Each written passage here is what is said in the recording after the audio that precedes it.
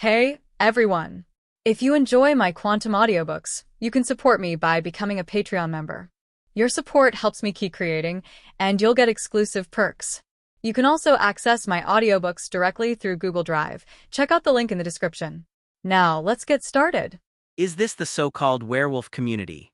Ethan looked at the dozens of crooked and crowded houses in front of him and felt that it was too bad. There was only a width of 2 or 3 meters between the buildings. It was estimated that the sun could not shine in. I don't know how it was designed. Compared with them, Weiskai's house can be considered a mansion. Yes, this is the werewolf community. The leader is Fenrir Greyback. He sometimes sends some werewolves to sell stolen goods here. Borgin did not dare to hide it at all. The werewolves seemed to be very powerful, but without a strong leader they were destined to be insignificant. They sold them without any worries. Mike, take people with me. Do you want to come, Mr. Borgin? I'll go with you. Borgin immediately nodded and agreed. He dared to attack the werewolf community with more than a dozen brothers. This was a great opportunity to check Ethan's strength. Although it has been determined that Ethan should not be provoked, it is still unknown how strong he is. The last time he hammered the oar, it was too easy. Yeah. Ethan nodded and then walked in front. On the left and right were Mike and Borgin, followed by more than a dozen younger brothers. Mike was barely a good one among this group, and now he has a management position. He didn't bring them here to help. It would be too embarrassing to need help from others to fight a werewolf community. This trip was mainly for Ethan to show off and then bring a few atmosphere groups to himself and use force to deter. After all, this makeshift team has all kinds of people, and it is inevitable that some guys don't have a clear understanding of themselves. When they came to the entrance of the werewolf community, Ethan found that they didn't have the so-called warning here, and they really had no sense of crisis. Then let him give them a sense of crisis, and Ethan immediately pulled out the black magic wand with red metallic brilliance. Summoned the magic flame. As Ethan's voice fell, the hot black flame emerged from the tip of the magic wand, and it exploded in an instant, and the whole sky was covered with black flames. Borgin's eyes almost popped out when he saw this scene. How much magic power was needed, and what kind of magic was this? Borgin had no idea. It looked a bit like the shadow of the fire god's way, but the fire god's way was not black flames. The fire escape bodyguard was black, but this thing burned on the ground, not expanding in the sky. Besides, the temperature of the two magics was not so high. Just by getting close, Borgin felt that his wizard robe was about to burn. The brothers around him were not much better. Some were surprised, some were terrified, and some were in admiration. Ethan then waved the wand in his hand, and the black flames that covered the sky and the sun immediately dispersed, forming a huge wall of fire enveloping the entire werewolf community. The combination of fire escape bodyguard and fire god's way, Ethan did not add the characteristics of the fierce fire, mainly because the white flame was still too eye-catching, and it was also to distinguish it from the identity on the surface. With the barrier of the firewall, the werewolves were basically controlled by Ethan. Poor werewolves can't afford high-end goods like portkeys. Most of the werewolves were transformed and trained by Fenrir Greyback, and few of them have ever been to school. It is estimated that except for Fenrir Greyback, no one else has mastered this skill. Even if Fenrir Greyback teaches, he will probably teach magic like the unforgivable curses. No matter how you think about it, he will not teach the apparition, which is difficult to learn, has no lethality, and is very dangerous. Such a big commotion naturally alarmed the werewolves inside. Fenrir Greyback, who was still eating raw meat with blood on the table, immediately sent a signal. Then he took a wand and ran with dozens of werewolves to the entrance of the community, while the rest hid in the church. This untrained wolf cub can't help much. After walking out of the narrow corridor, looking at the black flames that enveloped the entire community, Fenrir Greyback, who was cursing just now, fell silent and dared not act rashly. Not to mention how strong the person who cast the spell was. Once these flames expanded, most of his wolf cubs would probably die. I thought the offender was the Ministry of Law, but it turned out to be his colleague who was also wanted by the Ministry of Magic. But Fenrir Greyback didn't understand how he had offended the other party. Mind Flayer, we have no conflict. What are you going to do? Mind Flayer, because Ethan was so good at the Imperious Curse and he liked to use it to control others. Some people secretly called Ethan the Mind Flayer. Later, this famous minister had come to the surface. This summer, due to Ethan's image appeared frequently, which led to the name of Mind Flayer being put on Ethan's head on the wanted poster of the Ministry of Magic. Ethan did not refute anything. Who said that I can only kill you after a conflict? A cold and cruel voice came from under the hood of the Voldemort. Fenrir Greyback frowned, really not knowing why the other party was crazy. There was something wrong with shouting and killing for no reason. We are all wanted criminals of the Ministry of Magic, so can't we be more friendly? I can bring werewolves to join your Witch Heart Association. Resisting the anger in his heart, Fenrir Greyback made his own compromise. No one has ever spoken to him like this, but now he can only bear it. And this is his biggest bargaining chip, and he can also think of the other party's only purpose for coming this time.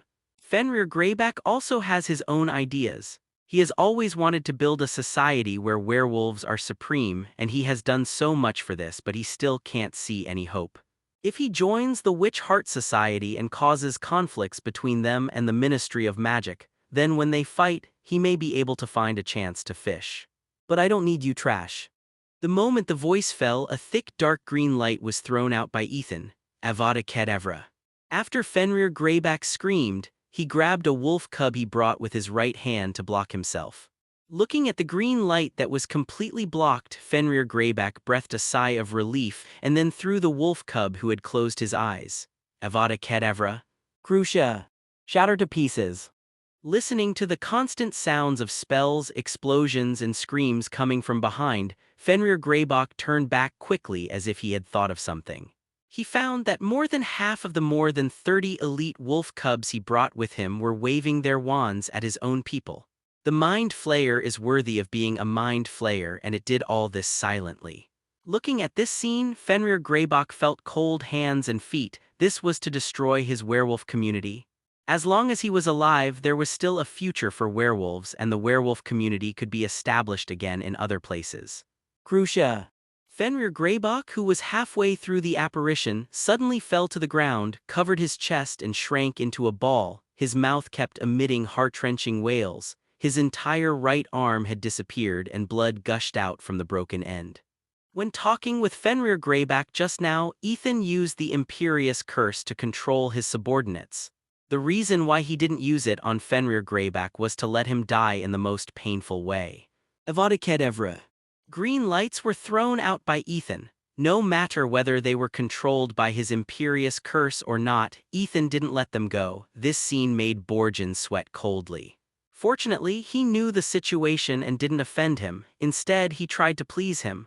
Otherwise, with this method that was more cruel than Voldemort, his fate could be imagined. At the beginning, Borgin also thought that Ethan was here to subdue the werewolves. But now he was wrong. He was here to eradicate the werewolves and had no intention of taking them in at all. Moreover, is that a ghost floating up? Why? Fenrir Greyback, who was lying on the ground wailing, let out a hoarse and angry roar. All the elites were dead, decades of hard work were destroyed, and he couldn't escape. He was the nightmare of many people, but the Mind Flayer was even more evil and cruel than himself. He didn't understand why he was treated like this and where he had offended the other party. Ethan walked a little closer and cast a small spell. Remember those girls in the afternoon. Are they your people? Fenrir Greyback, who knew the original, widened his eyes and looked at Ethan in disbelief. Crucio. Take him with me. After adding another Crucio to make him lose the ability to speak for a short time, Ethan ordered Mike. Yes, boss. Mike responded loudly immediately, his hands trembling with excitement. He was the kind of person who was born cruel. He joined the Wuxenhui just to be able to do whatever he wanted and show his nature. Now that he saw Ethan's operation, he directly put him in the position of an idol. And he looked forward to such a day for himself. The group came directly to the church, which was the place where Ethan perceived the most concentrated magic power. Thunder explosion. Ethan lightly tapped his magic wand and the orange-red flames quickly expanded, wrapping the entire church. The endless explosions, along with the sound of a large number of rocks falling, rang in everyone's ears.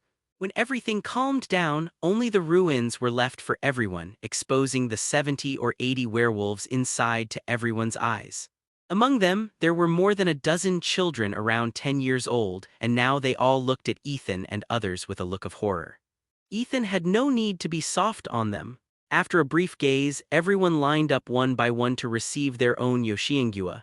Every person who fell had a satisfied smile on his face. No matter how they became werewolves, joining Fenrir Greyback's camp was a death sentence for Ethan. Now it's your turn. After Fenrir Greyback saw all the werewolves in his werewolf community die, Ethan walked over. At this moment, Fenrir Greyback's eyes were already dead and he didn't hear Ethan's words. Heartbreaking. He said he would die the most painful way, so he died the most painful way. After taking away all the spirits, Ethan took everyone away and let the fire wall fall down, turning everything here into ashes. From then on, there was no werewolf community. As for the exposure of Helheim's spirit, outsiders didn't know the specific effect, so what was the use of just seeing the spirit? Returning to the base of the Witch Heart Society in Nocturne Alley, Ethan focused his attention on the panel. Just now, when he was chewing the big melon, he also completed an achievement. It wasn't that Ethan deliberately brushed it, but the standard configuration of that identity was the 3 unforgivable curses, and the most lethal of them was the Kedavra. Big Melon Lover. The green light suddenly appeared, fear filled the heart, the fire of life was extinguished, the light of hope gradually faded, and the soul fell in trembling. Achievement Goal. Kill the wizard with Avada Kedavra, 100-100. Achievement Reward, Advanced Kedavra. After receiving it, Ethan finally understood what this so-called Advanced Kedavra was. Just like a certain game he played before, his big mouth can be chained, relying on curses, and Ethan used magic power. If he hit the opponent and took his life, he could find a target around the hit person and eject it. This ejection will last until there are no hostile targets nearby, or the magic in the Kedavra used by Ethan is used up, and the team will end it all. If this advanced version of the Kedavra was used just now, the dozens of people in the church could be solved by one Kedavra with enough magic power, instead of one by one. Mid-August, Ethan brought Penelope and Cassandra to Diagon Alley. Today they were here to buy books for this semester. Beauxbatons also started school in September. Fleur and Gabrielle went back the day before yesterday at the request of their father using a portkey.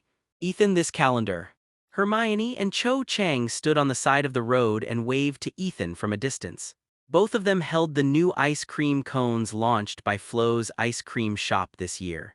After giving the ice cream cones to Ethan and the others one by one, Hermione took out the 2 newspapers under her armpits and showed them to Ethan. Is there still communication between the wizarding world and the Muggles? Look, he's on the Muggle newspapers. The first page of both newspapers published a large photo of a man with a haggard face and long and messy hair. The Daily Prophet reported that the Ministry of Magic confirmed today that Sirius Black is still at large. He is probably the most evil prisoner ever imprisoned in Azkaban. The Muggle newspapers recorded that Sirius Black had shot and killed 13 people 12 years ago. There was communication. We Muggle-born wizards went to Hogwarts to study, which was the result of communication from above. The Malfoy family used to serve the British royal family, and now they still have Muggle titles. It's just that because of the International Statute of Secrecy, the connection is now broken, but the Ministry of Magic's top leaders are still 93 and Muggle high-level contacts frequently. This is not something that cannot be said, Ethan told Hermione directly. I thought wizards and Muggles were 2 completely unrelated worlds. Hermione nodded thoughtfully. Black's matter was quickly forgotten by several people. His escape from prison was not a threat to them. No one here knew him. They only knew that he was a criminal and had nothing to do with them. Hermione was surprised only because Black could be on the Muggle newspaper. After putting away the 2 newspapers, several people began to wander around Diagon Alley.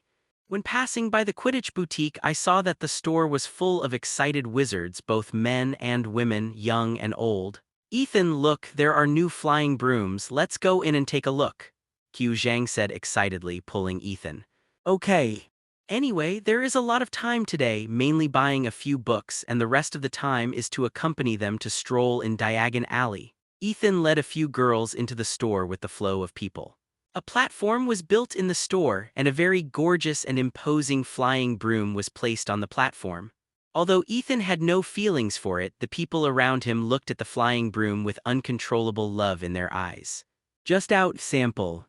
This is a square-chinned wizard nearby who is introducing the flying broom to his companions. This is the fastest flying broom in the world, right? Dad. A young boy shook his father's arm and his eyes were fixed on the flying broom. The people around were discussing the broom, but Qiu Zhang was the only one who liked Quidditch on Ethan's side and the others had no interest in Quidditch. If they had no interest in Quidditch, they basically had no requirements for the flying broom. After all, it was not that the Nimbus 2000 was unusable. It was just that there were more and more people, and people kept coming in from outside. Penelope, take them out first. I'll take Qiu Zhang to see inside. Okay. Penelope didn't want to stay in there anymore. There were so many people and there was a strange smell. If it weren't for Qiu Zhang, she wouldn't have come in. When they took Qiu Zhang to the side of the ring, they finally saw the sign on the side. Rocket crossbow. This latest high-speed flying broom adopts a streamlined design, a high-quality ash wood handle, diamond polishing, and a hand-engraved registration number. Each carefully selected birch branch at the end of the broom is ground into a streamlined shape, giving the broom unparalleled balance and exquisite accuracy. The rocket crossbow can accelerate from a standstill to 150 miles per hour in 10 seconds and can demonstrate magical braking effects. Price is negotiable. Price is negotiable, isn't it, just to raise the price?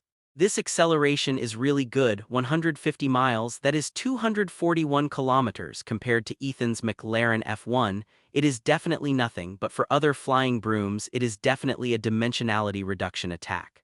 Seeing so many people gathered, the store owner also stood up and promoted the rocket crossbow again. The Irish International Club just placed an order to buy 7 of these fine products. They are the hot items of this World Cup. Ethan looked at Qiu Zhang, whose eyes were shining with stars and knew what to give her for Christmas this year. As for the price, Ethan is not short of money now. He got more than 1 million from Slez, and the head of the Tianlei family gave more than 70,000 in a quarterly dividend 2 months ago. After leaving the Quidditch boutique with Qiu Zhang, who was still reluctant to leave, Ethan and his group came to Flourish and Blots, which was only a few dozen meters away. This trip mainly bought textbooks for elective courses. Ethan, Cassandra, and Hermione all took 3 elective courses: Care of Magical Creatures, Ancient Runes, and Divination. Entering the bookstore, the place where the gold-stamped magic books were usually placed was now replaced by a large iron cage which contained about 10 sisters' tragic books. These books were all entangled together, tearing each other fiercely like a fierce wrestling match, and broken pieces of paper were flying everywhere. Ethan was silent. He didn't know which alchemist's work this was and what was the point of making it like this. Hogwarts is. Come to buy new textbooks. The manager on the side saw Ethan and others standing there and suddenly came over and asked. Yes. Hermione nodded seriously. How many books do you need? The manager's voice trembled a little. 3 books. The textbook for the 3rd grade is The Monster Book of Monsters, but the textbooks for the 4th and 7th grades are not this. Taking a deep breath, the bookstore manager put on the thick gloves on the side, picked up a cane covered with scars, and walked towards the cage door of the Monster Book of Monsters. Ethan and others watched him use the cane to separate the books that were bitten together and then grabbed one and dragged it out, but unfortunately he was still bit. 2. The Monster Book of Monsters were bitten on his arms and were taken out. I've been bitten for the 7th time today. The manager almost cried when he said this. This year's magical animal protection teacher must be sick. He actually chose this book. We also need 3 copies of Seeing the Future Through the Mist and The Beginning of Runes. Okay, the textbooks for the next Get Out of Class and the Ancient Runes class, right? The manager walked deeper into the bookstore to get the textbooks for Ethan and the others. Swish! The noise nearby attracted the attention of Ethan and the others. They turned around and found that a copy of The Monster Book of Monsters was torn by other books and the paper was flying all over the place. No wonder there are only more than 70 people in a grade, but they bought so many books. It turns out that most of them are consumables. Counting the ones that were bought and torn, Ethan estimated that when he bought the books there were about 200 books. This is a big loss. After Penelope and Qiu Zhang finished choosing their textbooks, they left, leaving only the manager who was looking at the wreckage of the books in silence. Then he went from Mrs. Primpioner's beauty and potion shop to Mrs. Malkin's robe shop, and also visited Eela Owl's shop and ink change stationery shop. Finally, he stopped at the entrance of the Magic Zoo. Ethan, let's go in and take a look. When I enrolled, I thought about bringing a cat to Hogwarts, but at that time there were not enough gold galleons and I was worried that I couldn't take good care of it in a new environment. But now, I think I can take good care of a cat. Hermione looked at Ethan excitedly. Although cats were not on the list of pets in Hogwarts, it shouldn't be a big problem. If it doesn't work, you can just keep it secretly. Okay, let's go in and take a look. Ethan was silent for a while but nodded in agreement.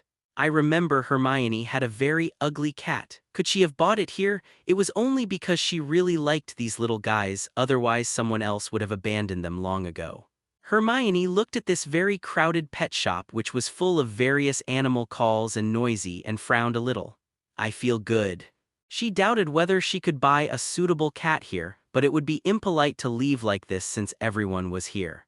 She had wanted to sell this cat for a long time but no one was interested in it. This cat has lived here for 3 years and the annual feed cost is not cheap. Ethan couldn't say anything against his will. As long as you like it. Ethan looked at Hermione strangely. She really met him, Hermione said excitedly. She really liked it more and more. The lady boss led the way in front and Hermione followed behind. Why is it so cheap? Please follow me, all cats are here. This is Crookshanks, it has some cat Kneasel blood. It is a very smart child. It only takes 3 gold galleons to take it away. Of course, you have to take good care of it. Cassandra and others on the side also looked at Hermione in surprise. They didn't expect her aesthetics to collapse like this. Hermione happily paid the money. Seeing that Hermione was so straightforward, the boss lady also gave her an extra cage. Because of its appearance, no one wants to take it home. It has been in my store for 3 years. If you are willing to take it away, I can give you 5 extra bags of cat food. The boss lady began to give gifts. If she missed this little witch, she really didn't know when the next one would be able to catch Crook's heart. And Ethan went to pet the magical animals. Since he came in, their eyes were focused on him. Of course, there were only some regular XXXX level ones here, and there was no one. Ethan, come and see this cat. He couldn't appreciate this cat. The thick ginger hair, bow legs, flat face, and thick tail like a bottle brush did not conform to the aesthetics of normal people. I want to buy a cat, do you have any recommendations? Unlike Ethan and others, the boss Liang was smiling at the moment. As soon as the few people entered the door, 10 middle-aged women wearing thick black-framed glasses came to greet them. Hermione was a little confused when she heard this. Since it has cat Kneasel blood, how could it be only 3 gold galleons? Isn't this equivalent to giving it away for free? After a while, Hermione held up a cat and shouted to Ethan with a strong excitement on her face. You've taken a fancy to it. How about it? It's cute. Welcome, what kind of pet do you need? On September 1st, Hogwarts opened. Ethan took Cassandra to a corner of King's Cross Station using apparition. After tidying up their clothes, they went to platform 9 3/4 together. Nagini was still in the box, following Ethan to Hogwarts. Although the Nibelungen could hold people, it was dead inside and it was better to stay in the box. Penelope went home a few days before school started, and she would use apparition to come here by herself later. After the Christmas holiday, Penelope applied for the apparition class, and now she has mastered it and passed the assessment of the Department of Magical Transportation. Coming to the pillar leading to platform 9 3/4, the patrol intensity of the Ministry of Magic today was obviously much greater than in previous years. Ethan, how was your summer vacation? Fred whistled at Ethan next to the red train. Not bad, I made a little money. Is Egypt fun? Ethan walked over with Cassandra. To be honest, it's not that fun. It was a sunny day, but before we even got to the scenic spot, a sandstorm started. We were covered in sand when we went out. Fred sighed. This trip was really not fun. Okay. Now that I know the situation, I will pay more attention next time I go. Ethan is still very interested in Egypt. The magic civilization there should be relatively developed. Many magical animals are produced there and there are books like the Emerald Record, 25 if he has time, Ethan will still go there. To be honest, I don't recommend you to go. Even if we enter the pyramid, we won't see anything. George shrugged. He was originally looking forward to it. Recently, a pharaoh's tomb has just been discovered. Under the leadership of Bill, George and Fred are also preparing to explore it to see if there are any magic or props left over from ancient times. The result is naturally that they didn't find a single hair, which made them quite disappointed. What else can be found in the open pyramids? If you want to find something, go to the pyramids that have not been opened or discovered yet. That's the only thing that is valuable. The fact that it is open to the public proves that everything inside has been taken away. Unless there is a hidden secret room or something, the incense collectors can find it. Yeah, why didn't I think of it at the beginning? Fred slapped his forehead. He should have explored the deep desert when he was in Egypt. Fred, George, did you take my rat tonic? Just when Ethan was talking to the twins, Ronald came over with Harry in anger. The rat tonic that I spent a lot of money to buy in Diagon Alley a few days ago disappeared from the table. The only ones in the family who could do such a thing were the twins. Originally, Percy was also within Ronald's suspicion, but he didn't dare to jump in front of Percy now. On the way here, he was getting angrier and angrier until now he couldn't help it anymore, so he confronted the twins. Why do we need your rat poison? We don't raise rats. That's right, don't you go find it yourself. Fred and George felt puzzled. They liked to play pranks, but they would not deny it if they did it. Besides you, who else in our family could do such a thing? Ronald didn't want to listen to their explanation. Maybe you should have looked for it at home before going out instead of shouting. What reason do we have to take your rat tonic? Fred glanced at Ronald and sighed. His temper was really getting weirder and weirder. Ethan, what are you all doing here? Hermione came over dragging a suitcase with Crookshank's cage on it, but the cage door was not closed. Ronald's rat tonic is missing, and I think Fred and George took it away. Is that so? Let's go in first. Hermione didn't want to bother with Ronald's troubles at all. It can be said that no one in Gryffindor had a good impression of him. Okay. Ethan was about to take the two girls on the train. Gurgle. Suddenly, a strange sound came from behind Hermione, attracting everyone's attention. Looking in the direction of the sound, Hermione's cat was crawling, staring at Ronald with sharp eyes, or to be more precise, the rat on Ronald's body.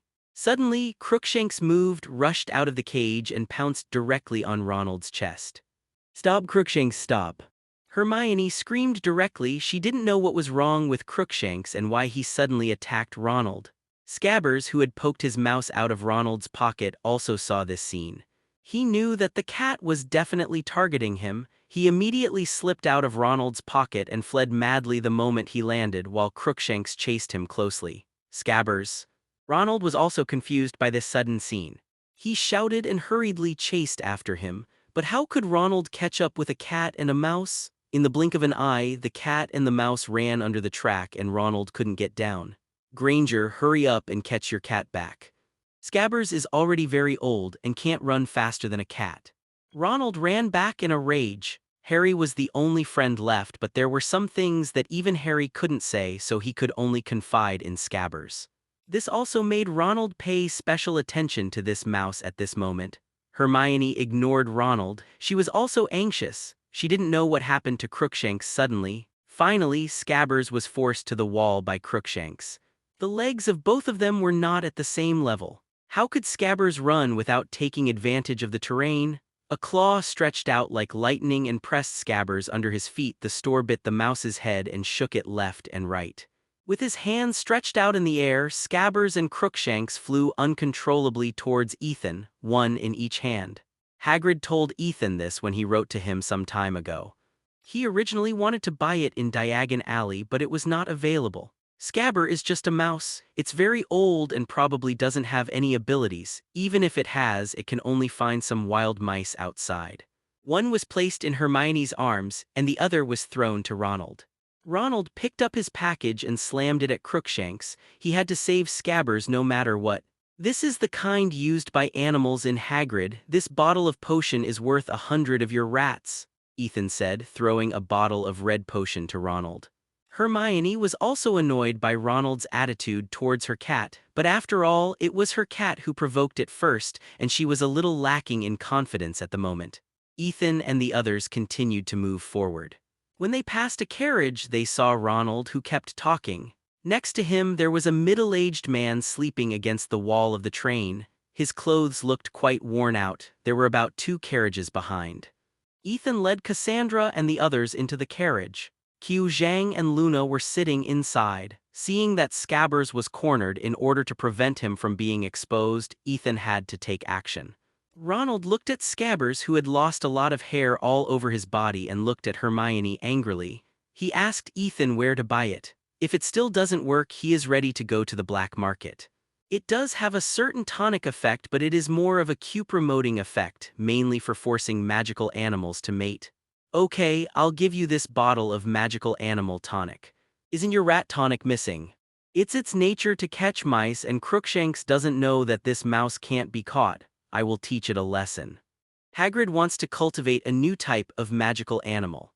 He needs to cross a fire crab with a man-headed lion-body manticore, so he asked me to prepare this potion. Get out of my way. Will it be a problem? Hermione took Crookshanks, who was still trying to jump forward, and stuffed him directly into the cage and locked the door. Watch your monster, don't let it get close to Scabbers again. You'd better pray that Scabbers is okay. If everything goes well, Hagrid should cultivate a blasting-tailed Scroot. Ethan waved his hand and said indifferently. After yelling, Ronald carefully put Scabbers back into his pocket. Crookshanks jumped to the side to avoid the package, put Scabbers in his mouth, stepped on it with his feet, crawled on the ground, and looked at Ronald and growled threateningly. I hope your potion can work. After taking the potion, Ronald left with Harry 737 without looking back. He didn't dare to argue with Ethan. Ronald made a sad voice and looked at the scene in disbelief. Hey, was that really the magical animal tonic you just now? Fred asked Ethan in a low voice. He knew that Ethan didn't have such a good temper. How could he give the potion to Ronald when Ronald was so jumpy? But with the reaction speed of a cat, how could Ronald hit it, not to mention that Crookshanks also has catkin blood? Okay, I also want to see what the consequences of Scabbers' estrus will be. No Scabbers. After hearing what Ethan said, Fred didn't have any objection. It was just a mouse? Ever since Scabbers went to Egypt, he has not been in good spirits, and even his color has changed. It is hard to say whether he can survive this year. How could he bear being treated like this by a cat? You can't win by fighting and you can't win by talking. Then several people got on the car. When passing a carriage, the twins were called in by Jordan. It's eaten by mice and Ronald won't eat it himself, so what can go wrong? We're here so soon today. Qiu Zhang put down the book in his hand, felt the train slowing down, and looked at Ethan with some doubt. The Hogwarts Express is taken several times a year. According to the usual time, it should be more than 2 hours away from Hogwarts. Unless the professors of the school upgraded this train with a young head during this summer vacation. Otherwise, it can't explain why the train is getting slower and slower, and now it even has a tendency to stop. It's still a long way to go. Cassandra glanced at the environment outside the window. It was not near the platform at all. Moreover, the weather was quite sunny not long ago, but now it was raining heavily. The window was all watery and gray, and the visibility was extremely low. The weather changed too quickly, which was a bit unusual. Not only Ethan, but also the little wizards in other carriages noticed that the train slowed down. Noisy sounds came from the carriages on both sides with all kinds of discussions. There were 2 main streams. The train broke down and encountered a black wizard who was robbing. Pop, the carriage door was opened and Penelope walked in from outside. I just found something wrong when I was patrolling outside. There is something in the clouds outside. Ethan, you should pay attention later. Penelope came to remind him. Because she had been patrolling on the aisle, she just saw something floating in the dark clouds, and then there was a strong wind and heavy rain. At this time, the train slowed down. Something unexpected must have happened. Okay, I know. Ethan nodded, indicating that he knew. The Dementors are coming. Ethan has been looking forward to them for a long time. Well, then I will continue to maintain order. And I don't know how the other prefects are communicating with the professors. After saying that, Penelope was about to leave, but at this moment there was a click and the train stopped. There was a ping-pong sound in the distance, probably because a lot of gifts fell from the gift stand. Then all the lights went out and outside it was cloudy and heavy rain fell. There was no light at all and the whole train was plunged into darkness. Penelope immediately cast a loud spell on her throat and walked out of the car. "I am the female president of the student union. Everyone go back to the car. Don't run around or panic. It's just that the effect is not very good." Not many people listen to Penelope's words at all and the whole scene is still in chaos. There is no way. Penelope can only find other class leaders to help maintain order together. It is obviously not possible to rely on herself alone. Ethan did not stop Penelope from leaving but used a lighting spell in the car. Even if her patroness charm is only half-baked now, safety issues can still be guaranteed. These Dementors were here to search for Sirius Black. They were under the control of the Ministry of Magic. Without orders, they dared not attack Sirius at will. Harry, it was purely because of his special experience that the Dementors' lethality to him increased greatly. Otherwise, they would have seen Dementors all the same, so why were others fine? There is something outside. Qiu Zhang shrank back suddenly. Just now, when she wiped the mist off the glass and was about to see what Penelope was talking about, she saw a black shadow with a cloak passing by. This guy was completely untouched by the ground, just like the legendary thing. What is it? Luna was not afraid at all at this moment, but rather a little excited. "No, I don't know. It looks like a ghost, but it's much bigger than a ghost. It looks like a Dementor, but why did the Dementor appear here?" Cassandra was also sitting by the window and she saw it just now. "I've never seen a Dementor before, but I heard they are the guards of Azkaban." Luna was very excited. She was curious about everything she had never seen before. "Luna, I think." Before Hermione finished speaking, she felt a cold breath coming. The temperature in the car dropped several degrees in an instant. The biting cold rose from the soles of her feet and the words she wanted to say were directly held in her mouth. Click! The door closed by Penelope was slowly opening at this moment. A hand so thin that you could see the gray-white bones was placed on the edge of the door and slowly opened it. The biting cold wind poured in from outside the door. Under the bright lights in the car, everyone could clearly see the thing coming in. Wearing a cloak, tall and big, almost touching the ceiling, and the eyelids were completely hidden under the hood. The part outside the cloak was gray and white, shining eerily, and seemed to be covered with mucus and spots like something that was dead and rotting. Hermione, who was sitting by the door, squeezed towards Ethan with some fear. Suddenly Ethan's temperament changed and his eyes became upright dragon pupils. The Dementor, who had been staring at Ethan, suddenly bent down and his exposed arms were shaking. A black and white halo flashed across the Dementor and then it disappeared into the carriage. "Ethan, did you catch it?" Hermione looked at the Dementor, who suddenly disappeared, and turned to look at Ethan. She also knew that Ethan was practicing space magic during the summer vacation, but she didn't know what it was. The Dementor suddenly disappeared at this moment, which must be Ethan's work. "Well, this Dementor is a good thing." Ethan nodded affirmatively, again. The familiar cold feeling came again. Hermione grabbed Ethan's arm and pointed in the direction of the door. At first, she was just afraid of its image, but when she faced the Dementor just now, Hermione felt that all her happiness disappeared, leaving only an empty shell. Following the same method, the 3 Dementors that appeared this time were still collected by Ethan.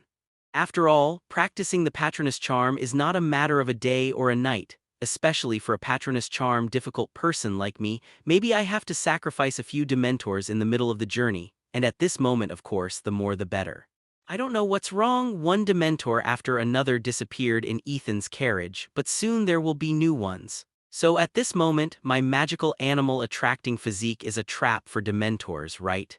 Ethan, are you sure this is okay? Unlike others, Cassandra knows that even if Dementors are very unpopular, they can still be considered employees of the Ministry of Magic.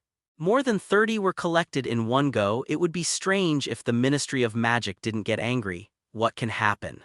Just say I killed them later. These are all benefits that are delivered to the door. How can I let them go? Ethan, do you want to use Dementors to help practice the Patronus charm? Suddenly she thought of something and Cassandra exhaled directly. This method is very unconventional and very evil. If used well, it is indeed possible to learn the Patronus charm under great pressure, but if you make a mistake, the soul will belong to the Dementors. Not bad. This is why few people use this method, even though they know it. It is easy to get yourself into trouble. One of them stood up and asked Ethan and others. Okay, we will report it truthfully. The Auror had a bitter smile on his face.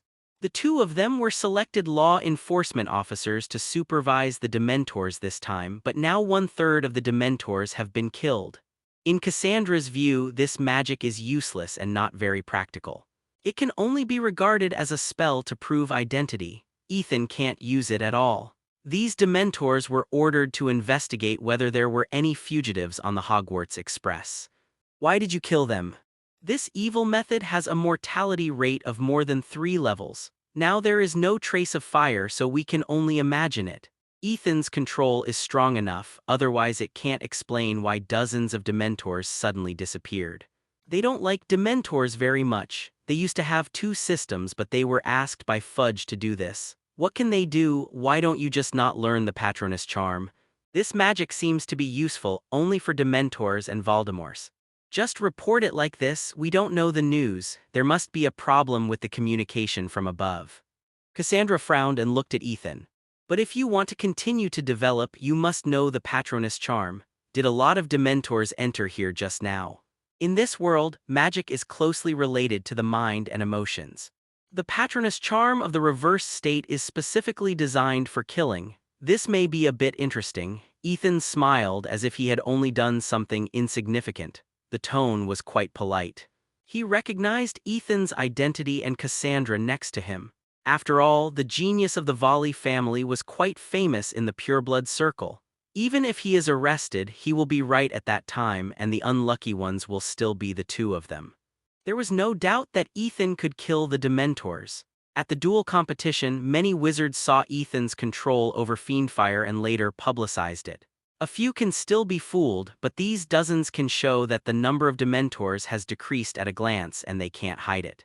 With a sigh, the 2 Aurors retreated and helped Ethan close the door. Don't you know that this method is very dangerous? Ethan and others also stopped talking. After a while, 2 middle-aged wizards in Auror uniforms came to the door. Just when Ethan and Cassandra wanted to discuss, there was a burst of hurried footsteps outside the door. This was not the Dementors. Those things were floating when they walked. Only 2 levels are successful. That's true, but dozens of them are too much. Punishment will definitely be inevitable. Indeed, there were a lot of Dementors. When it tried to attack me, I fought back and killed them. Is there any problem? And Fiendfire is the magic that can easily burn Dementors to death. Risks and benefits coexist. Otherwise, people like you and me may never learn the Patronus charm in this life. Ethan spread his hands helplessly. 5 levels have sequelae and dare not see Dementors in the future. We don't know whether the Dementors were ordered to investigate whether there were any fugitives on the Hogwarts Express. It appeared in our carriage and made us feel uncomfortable. According to the regulations, we can launch a counterattack when our lives are threatened. The Patronus charm is indeed not very strong, but if its definition is completely reversed, you can see what the effect is. There is no way to face Ethan. Can he still be arrested? It's not like he hadn't tried it before. He couldn't even cast the first stage of the Patronus charm. If he didn't put on some pressure or cheat, he would never learn the Patronus charm in this life. Without the obstruction of the Dementors, the Hogwarts Express was restarted. Ethan and others continued to talk about the Dementors. The atmosphere in the carriage was okay, but the other carriages seemed a little quiet at the moment. Obviously, everyone had not recovered from the fear of the Dementors just now. There was nothing wrong on the way, but the train was a little late due to the delay of the Dementors.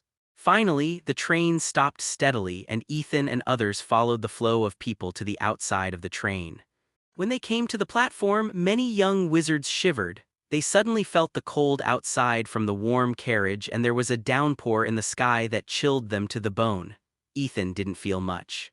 After all, his physical fitness was better than that of magical animals. How could he be affected by this little rain and cold? However, he still added a warming spell and a waterproof spell to himself and Cassandra. Fanning in the rain can be considered a hobby, but choosing to hold an umbrella in a rainstorm instead of using a spell to protect against the rain is a mental illness. First-year students, go. A familiar voice sounded from the side. Hagrid stood on the other side of the platform and greeted the panicked freshmen. As usual, Hagrid had to take them back to the Founder's Road. Ethan and others went directly to another rough, muddy path where there were more than 100 Thestrals waiting. When they took the Thestrals and entered the gate of Hogwarts, there were 2 Dementors standing guard on the left and right. When everyone got off the carriage and was about to go to the hall, Malfoy came over with a concerned look on his face, past Ethan directly, and stopped Harry and Ronald. "Poor Potter, I heard that you were scared by the Dementors and fainted. Are you okay?" "Nothing wrong." Hearing Malfoy say this, the left and right guards behind him laughed in a very cooperative manner. This immediately led most of the Slytherin snakes to laugh, and even many of the other 3 colleges laughed along. For a moment, the whole venue was filled with a happy atmosphere. After all, everyone was facing Dementors, but only Harry fainted, and he was also the savior. "Malfoy, you are here to cause trouble." Ronald immediately pulled out his wand. "I don't know what's wrong with him, now he always shows his wand. I just told a little truth. Isn't this okay? This is something everyone knows, am I right?" Draco gave Ronald a provocative look and turned to look at the people behind him. This summer, his father took him to change a wand and used a gold galleon to knock down Ollivander's wand with a horned water snake core. After all, it is a business. Although it is committed to selecting the most suitable wizard for each wand, there are always exceptions. For example, some young wizards do not recognize their wands, so they need to change them. Some people just spend money and use their power to pressure others. After changing his wand, Draco is much more adept at using black magic. He has learned the magic of the Shadowless and now has the confidence to beat Ronald to the ground without relying on his equipment. Harry was attacked by the Dementors, so he fainted, do you know? Ronald's chest was heaving violently with anger. If there were so many people in the same situation, he would take action. "Every time I meet him, nothing good happens." "Attack, you gave Potter a kiss, right? I know it's used to execute prisoners." It turns out that Potter is a CFDE prisoner of the Ministry of Magic. Draco looked at Ronald and Harry with a smug look. Since Harry refused to be friends with him and chose Weasley, this grudge has been formed. The little wizards around were not in a hurry to go to the auditorium. After all, the opening ceremony every year was the same. It was not as fun as watching the excitement here, VR. Ronald's face turned red with anger and his hand holding the wand began to tremble. He was not very good at speaking, and at this moment he could not find any good way to refute. "What are you all doing here?" A somewhat gentle voice came from behind the crowd. Everyone turned their heads and saw a thin wizard with gray hair coming out of the Thestral carriage, holding a tattered box in his hand, and his robe was full of patches. Lupin originally wanted to wait until the students left before coming out, but at this moment Harry was in trouble. After all, he was James' son, and he could not help him. "Professor, we have nothing to do, just chatting."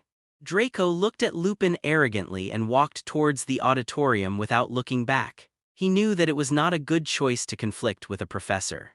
This defense against the dark arts professor, how long do you think he can live?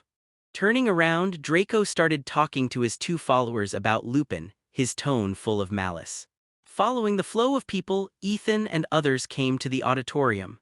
Today, the ceiling of the auditorium was a dark and cloudy sky, which was quite in line with the theme of the next few years. After all, it was accompanied by Dementors. "Potter, I want to see you." Standing at the front, Professor McGonagall shouted to Harry through the crowd. This was just a small episode and did not affect others. Everyone sat down at their own college table skillfully. Soon Dumbledore also came in with the professors. This year's sorting ceremony was still hosted by Professor McGonagall, but there was nothing worthy of Ethan's attention.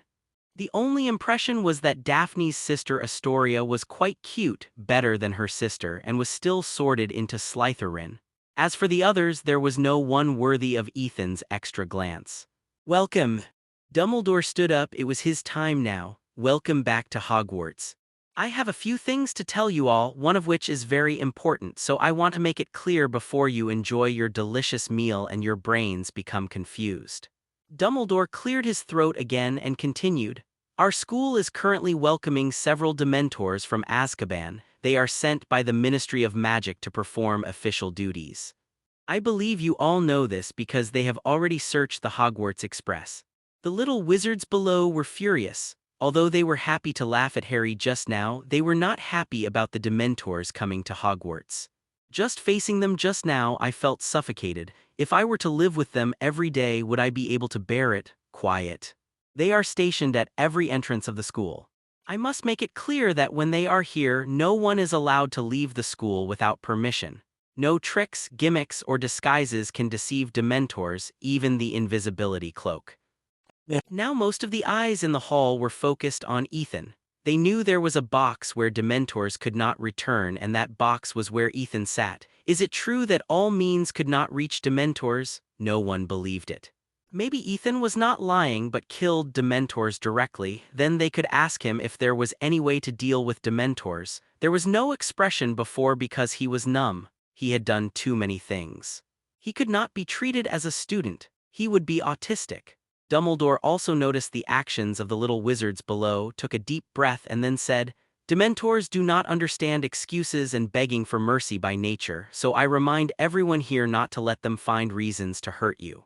I hope that the prefects and our newly elected male and female students will pay attention to ensure that no student will conflict with Dementors. After that, Dumbledore looked around the hall very seriously. He didn't want the Dementors to come to Hogwarts, but now that they are here, he can only try to reduce the harm caused by the Dementors as much as possible. Let's end this topic and change to something lighter. I am very happy to welcome 2 new teachers to join our team this semester. Speaking of this, Dumbledore changed his serious face and turned into a smiling face. First, it is Professor Lupin, who has happily agreed to fill the vacancy of the Defense Against the Dark Arts class. But the young wizards below were quite disrespectful, and only a few scattered applause broke out, and only Harry and his friends applauded. After all, Lupin's appearance was too bad. Wearing a patched wizard robe, sitting on the professor's chair seemed a bit out of place. But Ethan noticed the twisted expression on Snape's thin and yellow face that was not anger but hatred. As one of the 4 predators, Lupin, Snape's hatred for him was definitely second only to James. After all, one of their pranks almost made Champing bite him to death. As for our second new teacher, Rubeus Hagrid, he agreed to take this teaching position in addition to the position of gamekeeper. Another round of sparse applause rang out. Only a few Gryffindors and Hufflepuffs were clapping. After all, most wizards discriminate against half-bloods. Although Hagrid has worked at Hogwarts for so many years, except for welcoming new students every year, he has no intersection with most other young wizards and is a transparent person. But after seeing Ethan start to applaud, many young wizards also spontaneously applauded. From Ravenclaw to Slytherin, then Hufflepuff and Gryffindor, everyone applauded and the atmosphere seemed particularly warm. Hagrid looked at the scene below, his face flushed with excitement. Okay, that's all the important things. Now the banquet begins. As Dumbledore finished speaking, the 4 headmasters' tables were filled with delicious food and drinks. Only now did everyone's fear of Dementors fade. Until the end of the banquet, everyone walked towards their respective dormitories under the leadership of the prefects. Ethan, stay for a while. Dumbledore said to Ethan with a smile while standing on the stage. At this moment, only Ethan and Dumbledore were left in the hall. Ethan, you did a good job on the train. Dumbledore first gave his affirmation.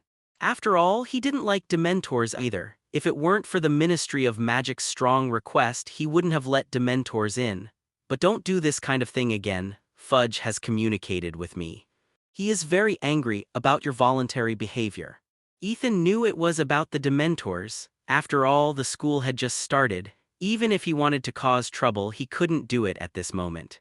Principal, I only found out afterwards that Dementors are employees of the Ministry of Magic, responsible for tracking down fugitives on the Hogwarts Express. You know, I was born a Muggle, and I didn't know about these things at all. According to the regulations, even if a young wizard is in danger, he can cast a spell outside the school. Facing the Dementors, I felt my life was in danger. I think I did the right thing. Ethan certainly couldn't admit it at this moment. I told Fudge the same thing, but whether your life is threatened or not, you know it yourself.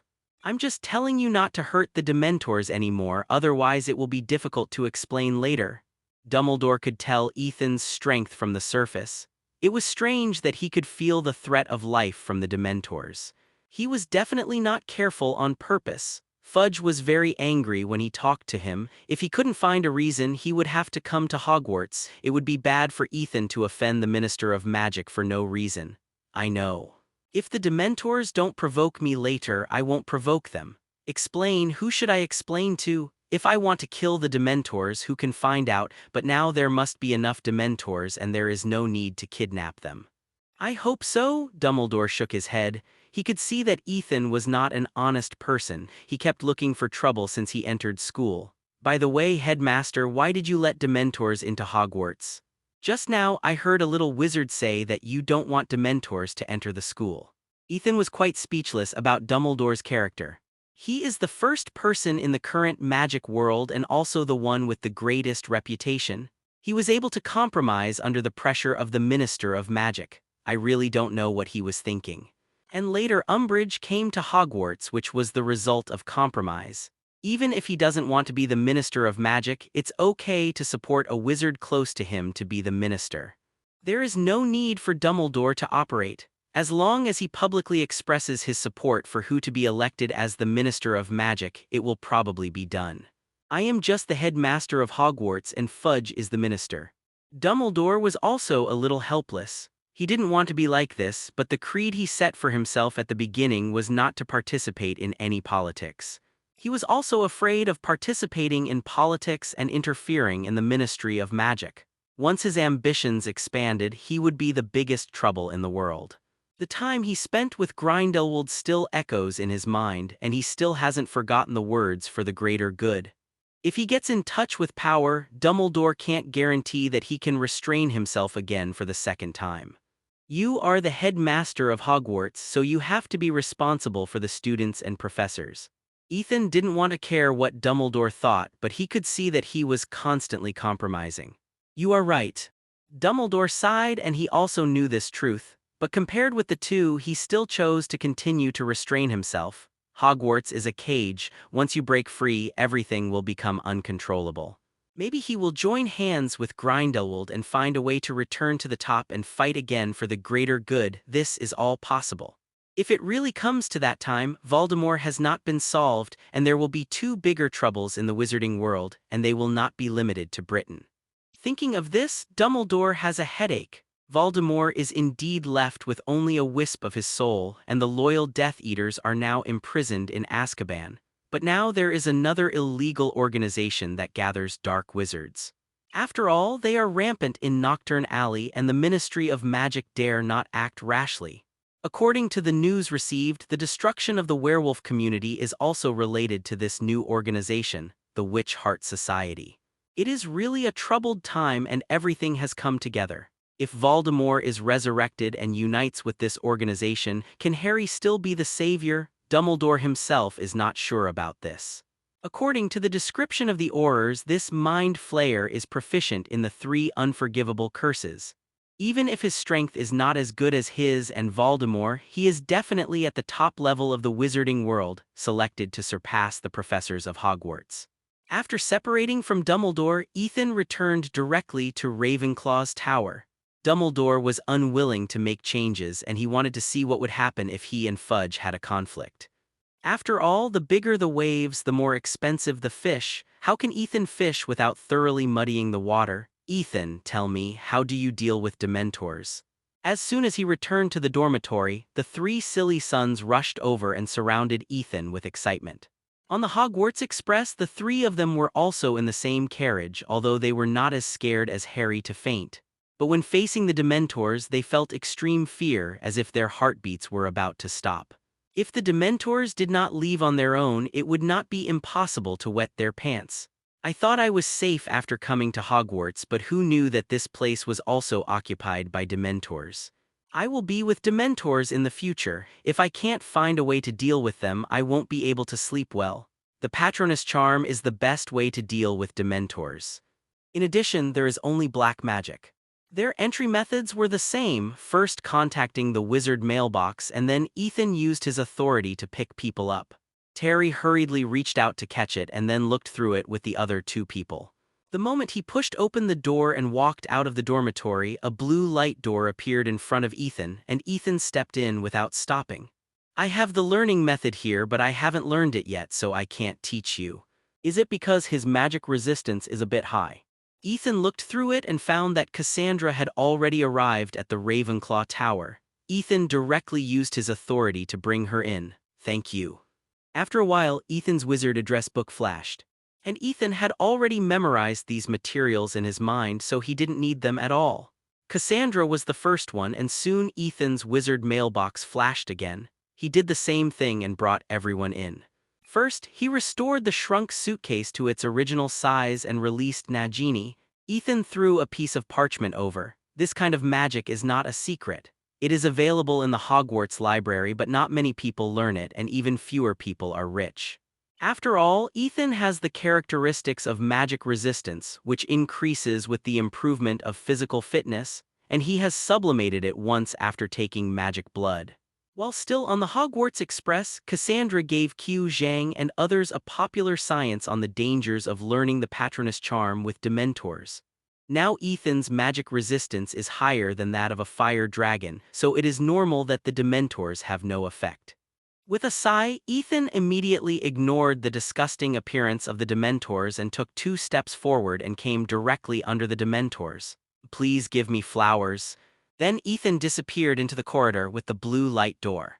And with the cold air from the Dementor's mouth hitting his face, this feeling became more obvious and brought Ethan a dead and lonely feeling. Later, she wanted to move around in Hogwarts, so she could only take the Polyjuice potion and transform into Cassandra and the others to go out. But the happiness was not absorbed, and he did not feel sadness or pain, which was no different from when he faced the Dementors on the Hogwarts Express. Ethan lit a ball of fire in his hand and threatened the Dementor in front of him. It had never seen such a request in its life, threatening itself to absorb its happiness. At the beginning, he just heard them say, "If I had learned the Patronus charm, maybe my position could be promoted now," so I asked them. Jean was born in a wizard family, so he naturally knew this magic. Unfortunately, even his parents didn't know it, let alone himself. With the cooperation of the Dementors, Ethan only felt that the temperature around him dropped a little and began to become gloomy.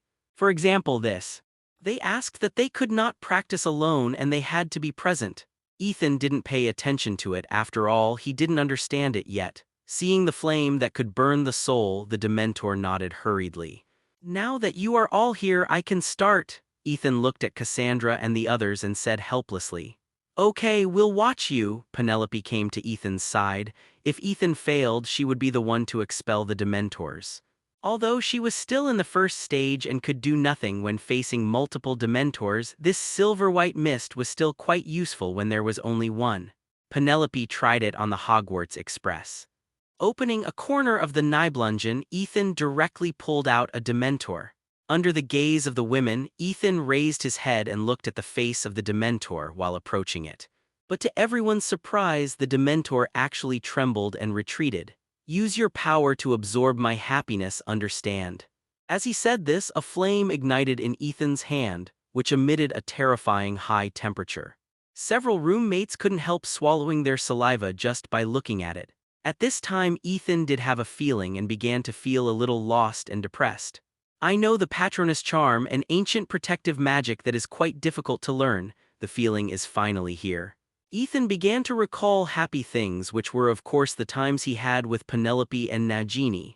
The happiness brought by this is the kind that cannot be described. Expecto Patronus? With happy memories, Ethan began to call for his own Patronus. A silver-white mist began to appear in the slightly dim Ravenclaw chamber. Although this mist was only a very thin layer, far less than Penelope's thick mist that was enough to block the vision. But Ethan finally stepped out of this scene and found a little clue, which is a good thing. "You succeeded just now," Cassandra said excitedly. She knew that the Patronus charm that Ethan had released before had no reaction. It seems that the method of using Dementors is weird, but it is really useful. It can really be considered as an entry. Ethan waved his wand, and a trace of silver-white seasonal air was dispersed. I just took the time to look at the panel which has been marked with the Patronus Charm level 1, which means that I have learned it. But this little bit is useless. To reach the entity, Ethan estimates that at least the Patronus Charm of level 5 or above must be used. We have to continue. The pressure of this Dementor is not enough. At least 3 or 5 will be needed. After all, I was not desperate just now. 60-90, how can a person exert his potential without great pressure? I plan to add a few more Dementors together. You just saw that a single Dementor has no effect on me at all. Ethan said his thoughts to Cassandra and others. I can't expel multiple Dementors. Are you sure you want to do this? Penelope frowned and looked at Ethan. For a magic, this is not necessary. It doesn't matter, isn't Cassandra here? If you can't expel them, let her use the backfire. Hearing Ethan's words, the Dementor beside him trembled noticeably. This wizard's heart is darker than his own. He is simply a demon. Why did he go to that carriage in the first place? He really regretted it. Okay, let me do it. She was sure that when Ethan was in danger, she would burn the Dementors. After Cassandra was ready, Ethan pulled out 4 Dementors in one breath, and there were 5 Dementors with the one just now. Fortunately, he had prepared enough stocks when he was on the Hogwarts Express, otherwise it would be really troublesome at this moment. The 5 Dementors lined up in a row, and after being threatened by Ethan, they were all willing to obey Ethan's orders. Let the 5 of them form a circle, and Ethan stood in the middle. It is worthy of 5 times the number of Dementors, and it is really 5 times the despair. Surrounded by cold, dead silence, despair, pain, and all kinds of negative emotions, Ethan felt like he was falling into an ice cave, which was much better than before. He tried hard to recall the happy time when he played poker with Penelope and Nagini, but he couldn't remember it. The happiness was fading and the despair was getting worse. He seemed to have sunk to the bottom of the water. The memory unconsciously came to the past life. He was completely sunk. Cassandra and Penelope were walking around uneasily. The 5 Dementors had been surrounding Ethan for such a long time, but Ethan still didn't move at all and had no intention of using the Patronus Charm. Just when Cassandra decided not to endure it anymore and set fire to the Dementors, Ethan suddenly opened his eyes. Expecto Patronus? In an instant, a ball of silver-white mist gushed out from Ethan's wand at an extremely amazing speed. Originally surrounding Ethan's Dementors kept screaming and retreating after they came into contact with the hazy eyes of Bai Yuan. Slowly, the silver-white mist enveloped the entire secret room. These Dementors had no way to retreat and could only huddle in the corner and tremble. However, although the silver-white mist was thick, it did not form any animal image, which means that the Patronus Charm was still not up to standard.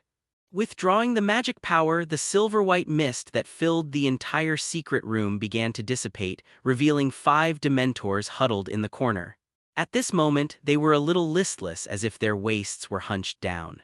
Judging from the size of the mist just now, Ethan estimated that his Patronus Charm was quite large.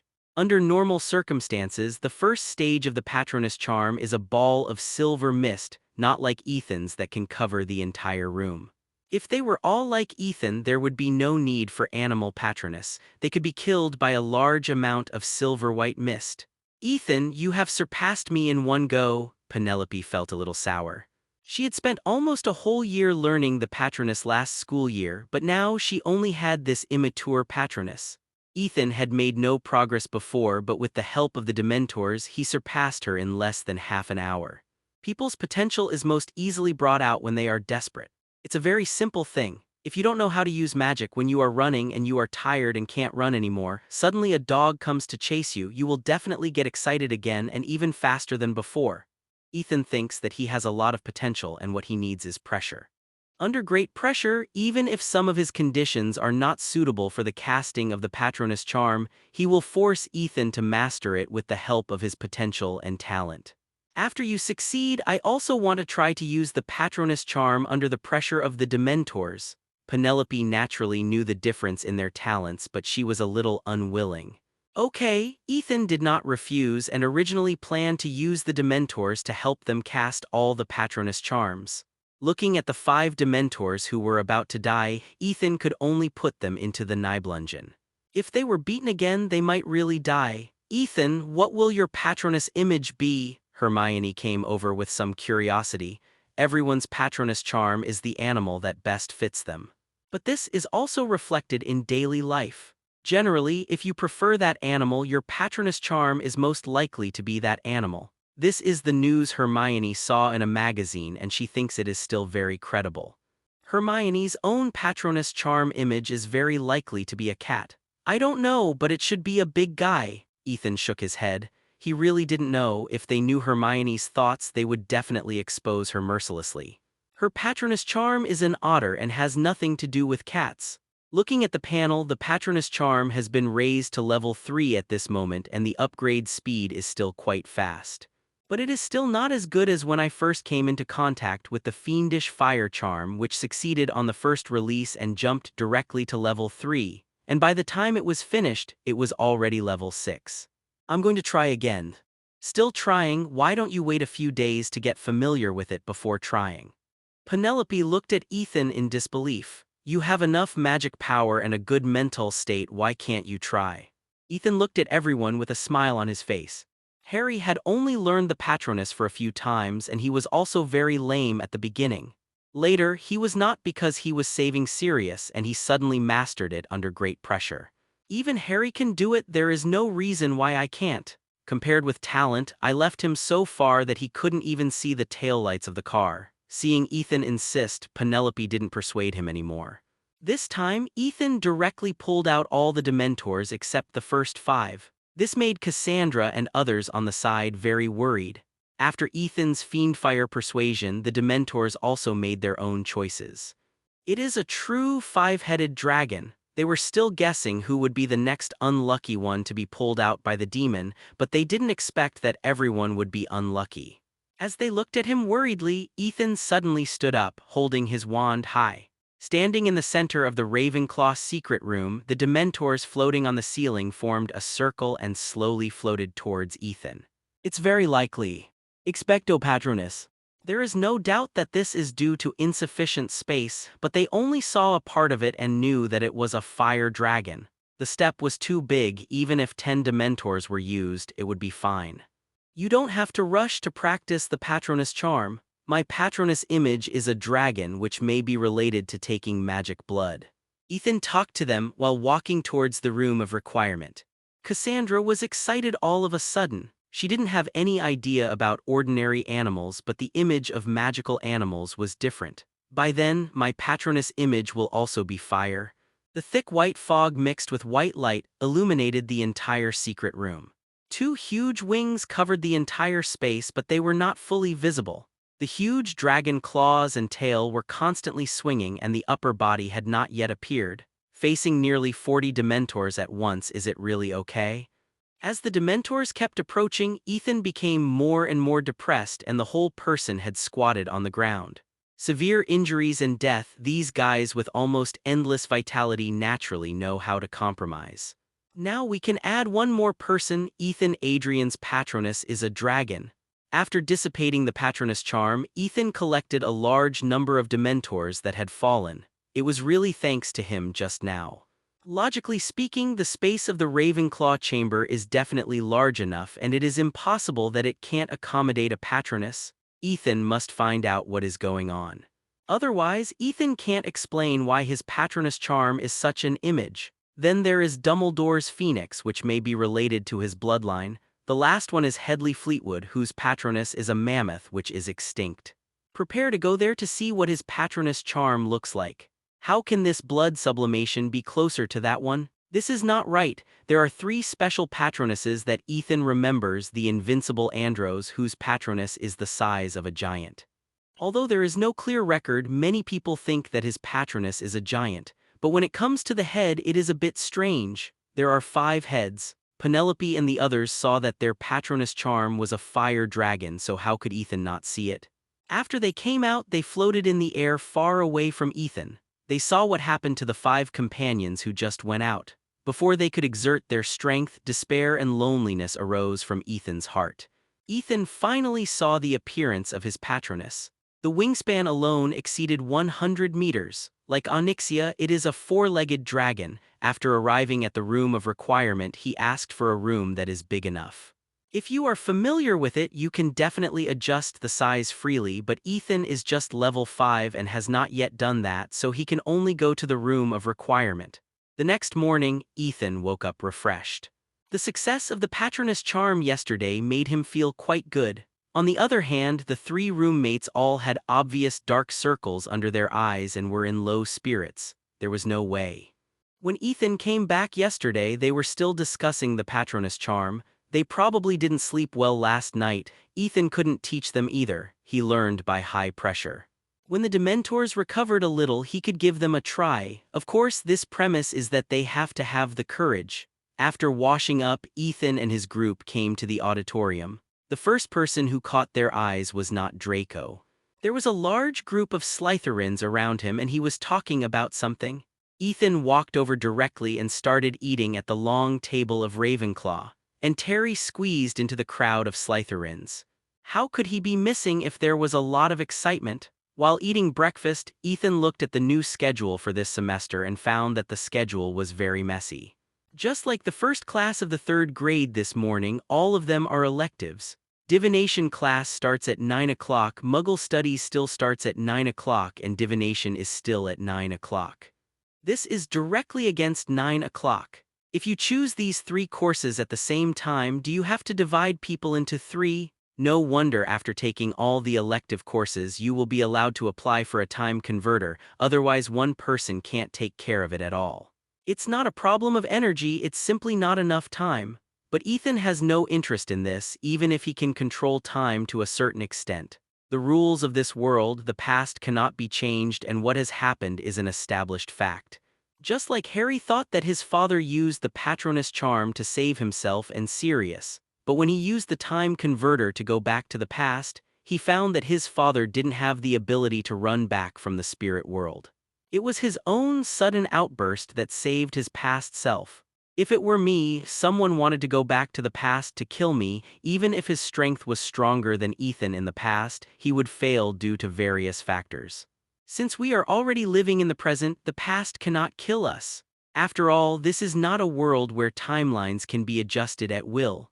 Knowing this, Ethan was indifferent to the time twister, otherwise he would have failed all the subjects and applied for the time twister. Ethan, who put down the timetable, suddenly heard a burst of laughter from the side. Turning his head, he saw Draco fainted on the ground, making funny faces at Harry. Apparently, he started to make funny faces again after seeing Harry coming. It must be said that Draco really loves Harry. "Hey, Potter." Pansy Parkinson screamed when she saw Harry walking towards Gryffindor without stopping.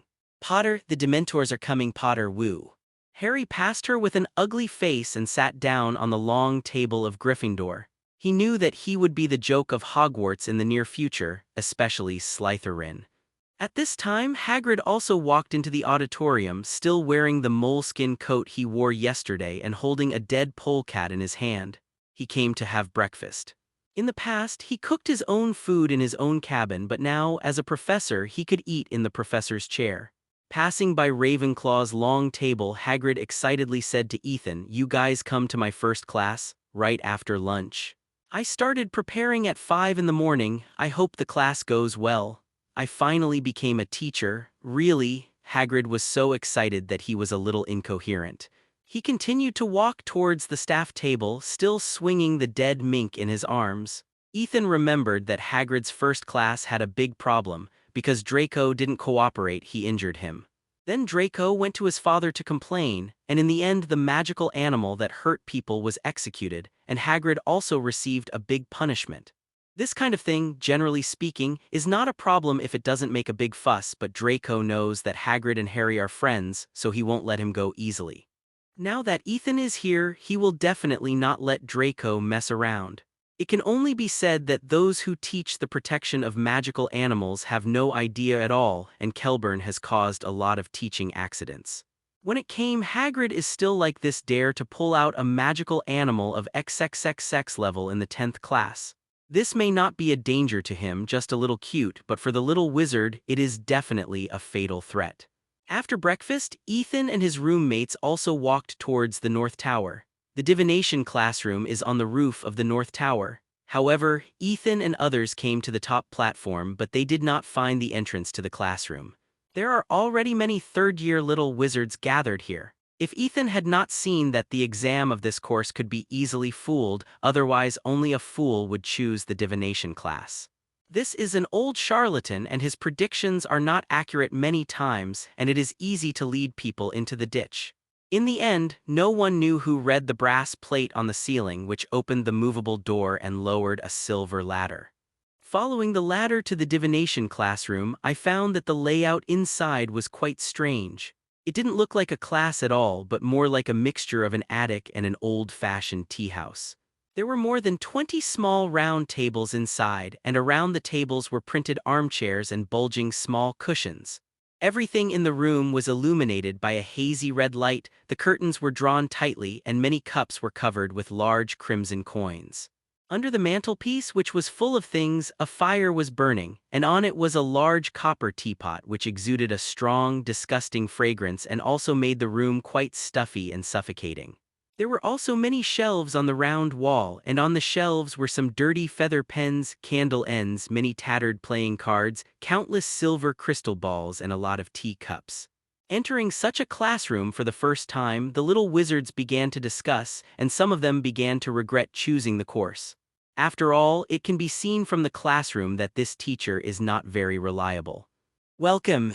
It's great to finally see you in the material world. A voice suddenly sounded in the shadows, a soft and vague voice. The first impression of the divination professor is a glittering big insect, because he is quite thin, wearing a pair of big glasses and a thin and transparent shawl dotted with many shining metal pieces. There are countless beads and chains hanging on his thin and long neck and many bracelets and rings on his arms and hands. "Sit down, my children, sit down." At her urging, the little wizards found a table and sat down. Ethan sat with Cassandra and Hermione. This frightened all the young wizards below. Ethan frowned. He had caused a lot of killings and played with a lot of souls this summer, but what would happen next? Turn to the 4th and 5th pages of the book, Seeing the Future Through the Mist. Soon the formal class began. She asked everyone to take a cup from the shelf in groups of 2 and then try and interpret according to her instructions. Ethan had a headache. Trelawney's predictions were sometimes accurate and sometimes not, just as unreliable as her appearance.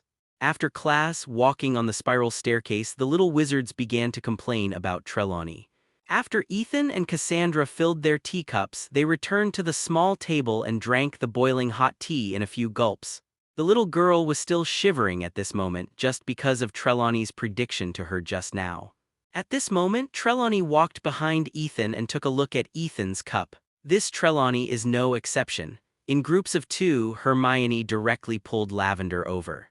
She also threatened Gryffindor Lavender, saying that her worst event would happen on Friday, October 16th. He immediately exclaimed. As he spoke, Trelawney stepped back in fear.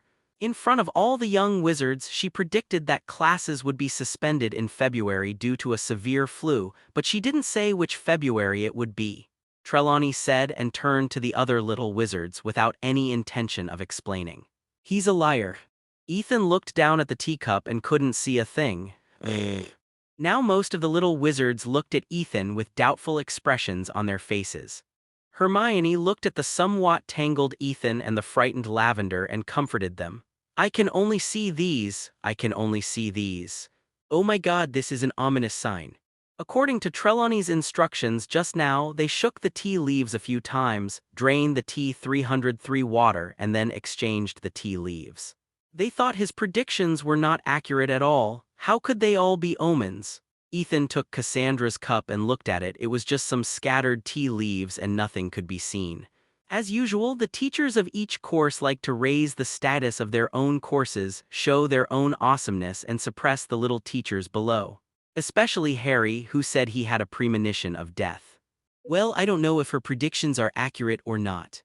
This made Harry silent. What exactly is it? Ethan, are you still thinking about the prediction just now? Then it was Trelawney's performance time. Everyone had bad omens and everyone had good luck. Ethan could understand killing, blood, and souls, but what did hell represent? You can tell by shaking the tea leaves a few times, and don't be afraid, Lavender. Her predictions must be false. In the afternoon, after lunch, there was the Care of Magical Creatures class. The class was held near the Forbidden Forest, but we had to meet at Hagrid's hut first and be led by Hagrid. The rain stopped at midnight yesterday and the sky was a refreshing light gray. There was wet grass underfoot which was very elastic. I said the professor of divination was a liar. Professor McGonagall said so in the last class. Hermione, who was following behind Ethan, puffed her cheeks, not understanding why Dumbledore would let such a professor teach in Hogwarts. He simply had no teacher ethics. If it were normal, which teacher would predict the death of a student every year? Trelawney was like this. She was not worthy of being a teacher. Don't think about her anymore. The future is still in your hands. Whatever happens, it will be what it will be. Anyway, Trelawney couldn't explain her own prediction. It was even hard to say whether Harry's prediction was really predicted by Trelawney or whether it was a trap set by Dumbledore for Voldemort. As long as you are strong enough, these prophecies will be useless. If Voldemort does not believe in this prophecy and if every step is not calculated by old Dumbledore, Harry, the savior, will be completely useless. Harry, what happened to Ronald today? He seems a little abnormal again. On the grass, Ethan looked at Harry with some strangeness. Ronald was not with Harry today, whether on the way to class or at other times. They only sat together in class. And Ronald in class seemed to be unable to sit still, as if there was a nail under his buttocks. I don't know either. Ronald almost fell down when he got up this morning. He said that it was because he practiced spells too late last night. I don't know whether it is true or not. Harry was still very worried, fearing that Ronald would go astray again. But when he asked Ronald, Ronald didn't tell him the reason, which was very annoying, and he couldn't talk to others. So Harry was a little out of shape all morning and even didn't want to pay attention to Malfoy's provocation. Pay attention, it seems that he is not feeling well. Go to Madame Pomfrey if he is not well. Ethan seemed to have thought of something and ran away immediately after he finished speaking. Could it be that the bottle of veterinary medicine I gave him yesterday took effect? I originally planned to play a trick on Peter Pettigrew and let him find the mouse to be happy, which might leave him with a psychological trauma. Although his image is a mouse, his thinking is that of a human being, and he has lived as a human for decades. It is probably a bit difficult for him to accept being happy with a mouse. By the way, I can also trick Ronald, who is getting more and more angry, and let him worry about his mouse again. After all, after venting this super strong veterinary medicine, Banban will only be more depressed. But I didn't expect this trick to be so big. Peter Pettigrew, who took the veterinary medicine, didn't go to find the mouse but Ronald. You know, Ronald's dormitory is a 5-person room. Isn't he afraid of being discovered? What did you whisper to Potter just now? Cassandra asked curiously, looking at Harry's look around. I knew it must be something bad. Nothing. Ethan shook his head. It would be shameful to tell this matter. Even though such things are not uncommon in this country, Ethan can't accept it. When they arrived outside Hagrid's hut, he was standing outside waiting for his classmates. He was still wearing the moleskin coat he saw in the morning, and Yaya was still squatting at his feet. But after seeing Ethan arrive, Yaya quickly abandoned Hagrid and ran to Ethan's side. Hagrid waved to Ethan, still looking a little nervous, his face a little collapsed. When the time was almost up, Hagrid shouted to the students outside, come on, hurry up. I have something good to show you today. This class is wonderful. Is everyone here? Come with me." Hagrid was a little incoherent, but Ethan could understand that a student who was expelled from Hogwarts could now be a professor, which far exceeded his expectations of himself. After the classmates gathered together, Hagrid led everyone to a path. It wasn't far and they arrived at their destination in about 5 minutes. This was a small enclosure that Hagrid had cleared and there was nothing in it now. Everyone gather around this fence. Oh right, make sure you can see. Okay, first you need to open your textbooks.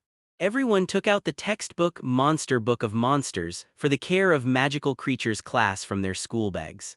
Ethan found that most people's books were tied with ropes. And even if they were tied, they were not very quiet and kept making a fuss and trying to bite something with their mouths.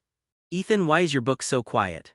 Terry, who was standing by, looked at the book in his arms that was tied up by a rope and had to be held tightly to control it, as well as the quiet books in Ethan's hands, and seemed quite confused. Suddenly Terry's eyes widened. Ethan, you won't kill it, will you? This time, Ethan became the focus and everyone was looking at him. Some little wizards were a little eager to move after hearing this. Since getting this textbook, it has become restless and it is not uncommon to be bitten. If this book can be quieter after it dies, they are willing to be the executioner. My book is not dead, you see. As he said this, Ethan poked the face of Monster Book of Monsters with his hand, and the mouth on it opened and closed a few times, proving that he is not dead yet. Then how did you do it?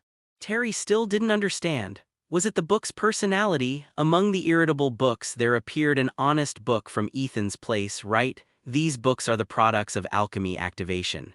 I just made 10 small changes to them. After knowing that it was made by alchemy, many people started to think crookedly, such as destroying the magic patterns on it. Would it return to normal?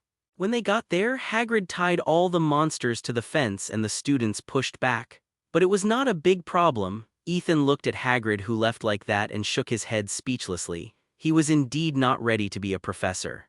For this, Ethan could only use alchemy to transform them. Lavender Brown suddenly pointed to the opposite side of the paddock and screamed. Terry looked down at this dishonest book and his expression was a little broken. Oh, how stupid we are. Then the thick index finger stroked down along the spine of the book, and after the textbook trembled in Hagrid's hand, it lay quietly in Hagrid's palm. Malfoy. He really couldn't figure out which boring guy would use alchemy to make such a bad book. They had the body, hind legs and tail of a horse, but the front legs, wings and head were like eagles, the beak was the color of steel, the pair of bright big eyes were orange, and each eagle claw on the front leg was half a foot long, which looked intimidating. After all, no one could guarantee that the beaks and claws of these big guys would not fall on them. Hurry up, over there. Why did it turn out like this? The main reason was that he was tormented by this book, and he also despised Hagrid's identity, which caused him to lose his mind for a while. I forgot that Hagrid and Ethan had a good relationship. Now that Ethan called him like this, he almost regretted slapping himself. It's true that he had teased Harry too much recently, causing his brain to be insufficient. You all have textbooks and now you need magical creatures. I will go and bring them here. Wait for a moment. Oh, that's. We should touch them. Why didn't we guess it? Everyone looked in the direction she pointed, and more than a dozen animals trotted over. Most people had never seen such strange-looking guys. Stop, don't do this, stop it. All the chains were held in Hagrid's hands, and he and these monsters slowly walked into the paddock. This is still those who had met Ethan, and those who had not met him in the elective course did not know what was abnormal. You can just touch it, just like me, starting from the spine. Hagrid saw someone really use a magic wand to cast a spell on Monster Book of Monsters, and immediately shouted. Hagrid left everyone with a bit of disappointment and walked into the Forbidden Forest. When he just bought this book, Ethan found that coercion was useless to them. After excluding the option that they were higher than the magical beasts of the XXXXX level, there was only one option, that is, these things had no thinking and reason. And each of them had a thick leather collar around its neck, tied by a long chain. Hogwarts had a large number of abnormal professors, including the Defense Against the Dark Arts professor who changed every year, the Divination professor who was an old liar and predicted someone's death every year, the Potions professor who was so biased that he didn't even wash his hair, and the Flying professor who was nominally a professor but was actually a Quidditch referee. He had just seen many dissatisfied eyes of the young wizards, especially those from Slytherin, who clearly thought that this book was very interesting and could make everyone like the Care of Magical Creatures course. Is this made by alchemy? Hagrid, while pulling the chain, urged these monsters to go to the fence where all the students were standing. Ethan made a gesture with his fingers that a certain countryman hated very much. Draco took the lead in sneering, looking at Hagrid with contempt.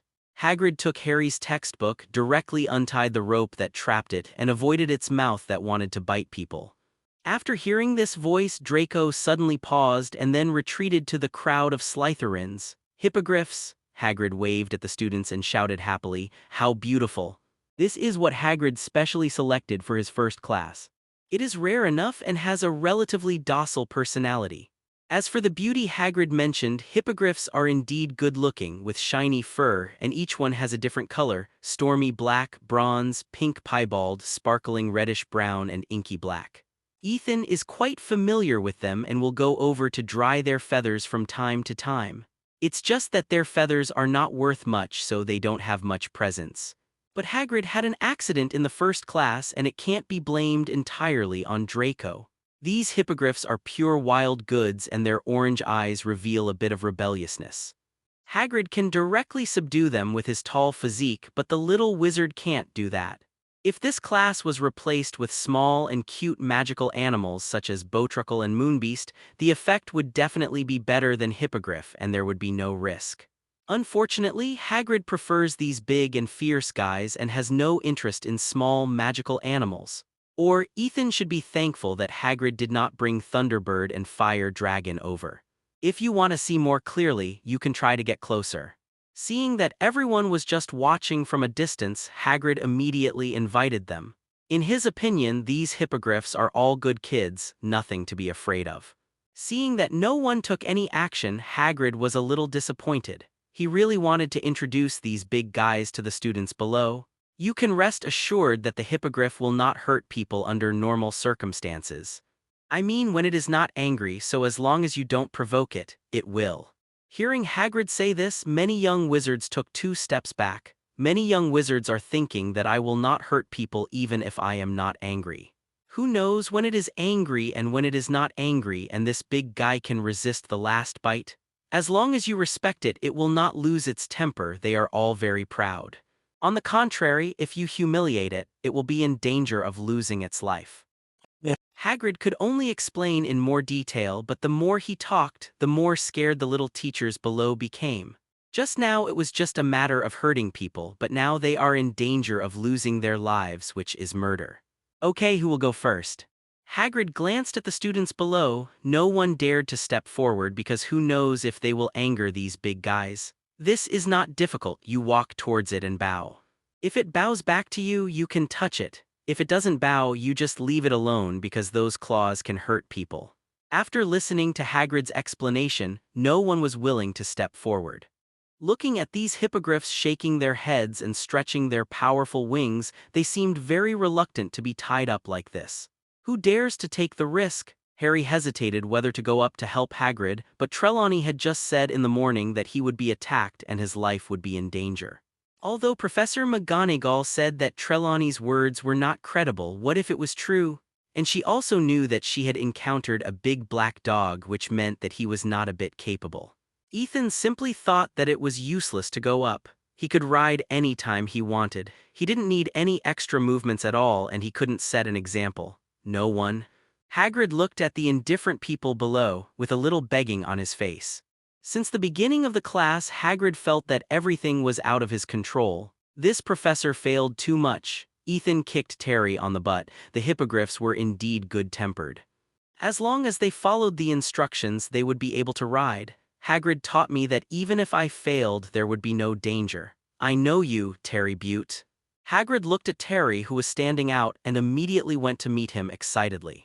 He had made a lot of preparations for this day, and at least he could accurately call out the names of every little wizard.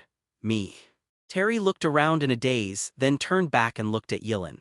Based on the feeling just now, he could determine the direction of the person who kicked him, and that position was Ethan. Ethan gave Terry a look that said you should be assured. I'll do it. Terry turned around and took a deep breath and shouted loudly. Ethan should not let him down, so he could only comfort himself in this way. Of course, if his legs were not shaking at this moment, the effect would be much better. Come on, let's see how you deal with Buckbeak. Hagrid untied a chain, pulled the hippogriff named Buckbeak away from its companions, and removed the leather necklace around its neck. Look into its eyes, Boot. It's easy now, you've made eye contact with it. Don't blink. If you blink too often, the hippogriff won't believe you. Hagrid looked at Terry and Buckbeak nervously, as this was related to whether he could continue with his first class. Terry's eyes were sore at the moment and tears kept flowing down his eyes, but he didn't dare to close his eyes. Buckbeak turned his mean big head and stared at Terry with the orange eyes of a wolf. Okay, Hagrid reminded loudly. Now bow, Butte, bow. Terry did not dare to neglect it and immediately bowed according to Hagrid's instructions and then raised his head. But Terry found that the hippogriff did not bow to him and still looked at him arrogantly. This, Hagrid was already a little worried. Step back first, Butte, step back slowly and easily, don't be in a hurry. When Terry stepped back about 7 or 8 steps, the hippogriff suddenly bent its scaly front knees and made an unmistakable bowing posture. Good job, Butte, Hagrid said ecstatically. Now you can touch it, pat its mouth right. As long as the hippogriff is willing to bow to you, it means that it recognizes you, and there will be no problem as long as it is not too excessive. And Terry heard Hagrid said this and walked towards the hippogriff cautiously and stretched out his hand to gently pat its mouth. The hippogriff, whose mouth was patted, closed its eyes lazily and seemed to like this look very much. The students below saw that Terry succeeded and cheered. This thing is still very beautiful and powerful. If it doesn't hurt people, no one will refuse to ride it. Butte, now it is willing to let you ride it. You climb up just behind the wing joint, remember. After Terry sat firmly, Hagrid also patted the hippogriff back. The little wizards below watched with great interest until the hippogriff took Terry around the field and flew a circle, and after landing they all applauded. The gap is really big. Doctor. Hagrid watched this scene and immediately reminded the little wizards below. Ethan stayed and persuaded Hagrid. If there were no accidents in the magical animal protection class of his grade, it would not be a problem if the accident was moved to other grades. Ethan randomly found a reddish-brown hippogriff and did not follow Hagrid's instructions and directly climbed onto the horse's back. Hagrid, try to teach some smaller magical animals in your future classes such as moonbeasts, bowtruckles, and billywigs, which are not very threatening. Under the eyes of everyone, Hagrid taught Terry how to climb onto the back of the horse in front of him correctly step by step. Due to Ethan's intervention, Malfoy did not dare to play some tricks and nothing happened until the end of the get out of class. Suddenly, 12-foot-long wings spread out on both sides of Terry and Terry could only hug the hippogriff's neck. Ethan is a special case, they know each other, don't learn from him. The little wizards nodded in understanding. They didn't want to compete with Ethan. Sure enough, in just a moment, the Thunderbird flew to Ethan's side and tried to get closer to him. These magical animals are Hagrid's lifeblood. Now everyone is not so afraid of the hippogriff and they all lined up in front of Hagrid to experience the feeling of riding a hippogriff. Ethan flew the Thunderbird for several circles before getting off, touching its head and feeding it some energy cubes. Only then was it willing to leave. Think about those pureblood nobles. If they were hurt by magical animals, they would definitely ask the Ministry of Magic to kill them. Ethan could only persuade him in this way. Hearing Hagrid say this, the little wizards could only give up this hope, but looking at Ethan, who had already moved to the back of the Thunderbird in the sky, they were full of envy. This was not the 2 adult Thunderbirds, but a little guy. It was probably when he ran over here to play and saw Ethan. The hippogriff under Ethan's crotch did not dare to make any extra movements and could only fly forward at the current speed. The little wizards below were already excited when they saw the appearance of the Thunderbird. Compared with the hippogriff, everyone obviously wanted to try riding the Thunderbird. But I think hippogriffs are very good. Hagrid looked at the hippogriffs on the side. It was indeed a failure at the beginning, but it was very popular later. Hagrid was sweating profusely when he heard this. He couldn't even ride it, so if these little wizards went up, they would probably be torn apart by the Thunderbird in a matter of minutes. Hagrid patted Terry's shoulders twice as encouragement and then said to the classmates, "If they followed suit and jumped up directly, something bad would happen. That was because I pushed Terry to help you and stopped Malfoy from making trouble. With a successful example, more people are coming forward now." He immediately made a clear explanation. The Thunderbird is not within the scope of teaching. Okay, now who else wants to try? Ethan, who had just ascended to the sky, heard a loud bird cry in the distance. Without turning his head to look, Ethan knew it was still a Thunderbird. Some students even asked directly whether they could ride the Thunderbird, but Ethan and others were now at the periphery of the Forbidden Forest. How did the Thunderbird come? Bang! The door of the principal's office was kicked open. Snape, wearing a cloak, strode in with a chill on his face that seemed to be able to freeze people to death. "Severus, what's the matter?" Dumbledore put on the glasses on the table and looked at Snape with a puzzled look. "Tell me, why did you let Remus John Lupin come to Hogwarts to teach the defense against the dark arts course? He is not trustworthy." Snape stared at Dumbledore. Not to mention the hatred between the two, Lupin's identity as a werewolf was not suitable for teaching at Hogwarts. What's more, the relationship between the four people at the time was known to everyone who had experienced that era. It is not impossible for the two to get together at this moment. And Dumbledore just found Lupin to be a professor at this moment when Sirius escaped from prison. Who knows what he was thinking? What's more, he just received a message that made Snape a little unbearable. Lockhart stayed for a year, but he also resigned. Now there is no suitable candidate for the defense against the dark arts professor. Who doesn't know the curse on the defense against the dark arts professor at Hogwarts now? Besides, Remus John is trustworthy. I trust him just as I trust you. Dumbledore was helpless. Every summer vacation he had to be busy looking for a professor of defense against the dark arts. If anyone is a little normal and knows a little bit, they will not agree to teach this course at Hogwarts. There was really no other way. Dumbledore went to Azkaban and proposed a sentence that was not too heavy as long as he was willing to come to Hogwarts to teach defense against the dark arts. The remaining 3 years of the sentence can be waived. The criminal agreed at that time, but he also died before he could last a year. It was really a blood loss. Later, when they went to Azkaban, these criminals would rather continue to stay in prison than come to Hogwarts to teach defense against the dark arts. After all, it was better to suffer for a few years than to live. As for those criminals sentenced to life imprisonment, the Ministry of Magic was unwilling to release them, and Dumbledore did not dare to take them in. This year, he had no choice but to find Lupin, who was still wandering around, and he invited him personally. Dumbledore saw what Lupin had done over the years and refused any help wandering around the wizarding world alone. He only did odd jobs on weekdays to barely make ends meet. With Lupin's strength, if he had any evil thoughts, he would not have lived so miserably. Dumbledore believed that Lupin would never be in cahoots with Voldemort. And Lupin's coming might help him figure out what happened in the end. Logically speaking, Sirius would never betray James. They were so good that they slept in the same bed. If he is really a pure-blood supremacist on Voldemort's side, Sirius will go back to be the eldest son of his black family. Isn't that great? It's just that I asked Sirius at the beginning, but he didn't want to say anything, as if his heart was dead. Now that Sirius has escaped from prison, this is a chance to find out everything. Just like trusting me, you really trust me. Snape looked at Dumbledore with a sneer on his face. The two of them are just a pure exchange of interests. Dumbledore doesn't know how many things he is hiding from him. Is it praising myself or belittling myself by putting myself on the same level as Lupin, a werewolf? Severus, I am...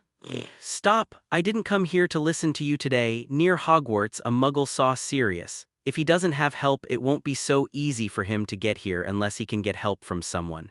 You know they are best friends. Snape's someone had to be named.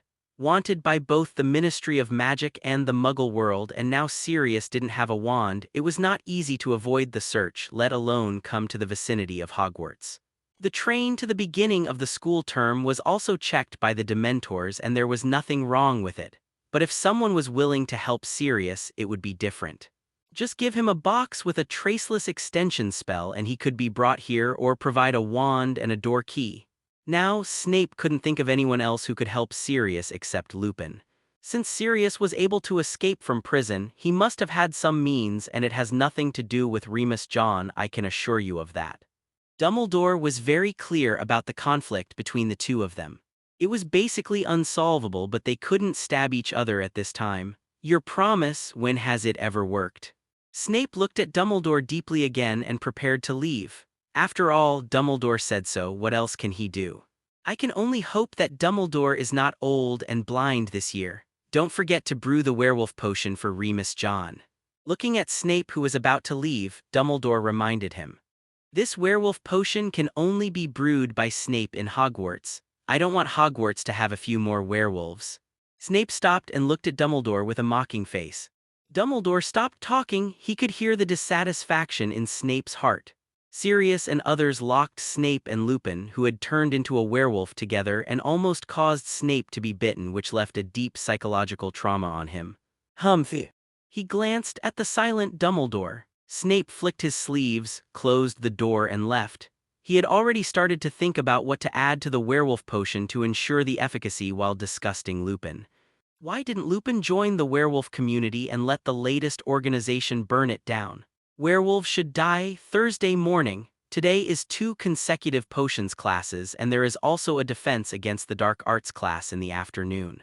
But everyone found that Snape's face was uglier than usual today, as if he stepped on stinky dog shit when he went out and it was still filthy. Today, put away your textbooks. Let's learn some knowledge that is not in the books. After scanning the students below, Snape waved his wand and densely packed potion-making steps appeared on the blackboard. This was definitely not a potion that Ethan and his peers should be exposed to at this age. Ethan only took a glance and saw that this was Wolfsbane potion. Ethan had seen the brewing steps but had never tried it. After all, he didn't have a werewolf under his command, so it would be a waste to brew it. Even in Bruno's magic potion alchemy shop, Wolfsbane potion was not sold. Werewolves were poor and couldn't afford it at all. Ethan suspected that this was Snape pointing at the little wizards at Hogwarts, just like in the original book when he went to substitute for Lupin and specifically talked about werewolves.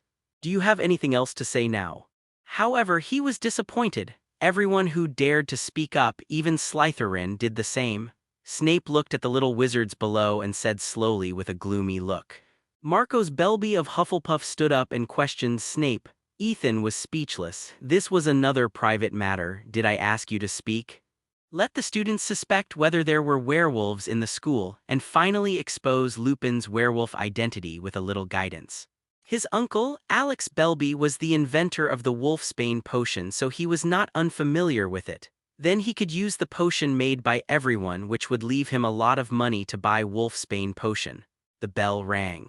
Naturally, no one in this class could successfully brew Wolfsbane potion. Let's not talk about the difficulty. There was not enough time. Besides, he knows a lot about werewolves. You can definitely ask him.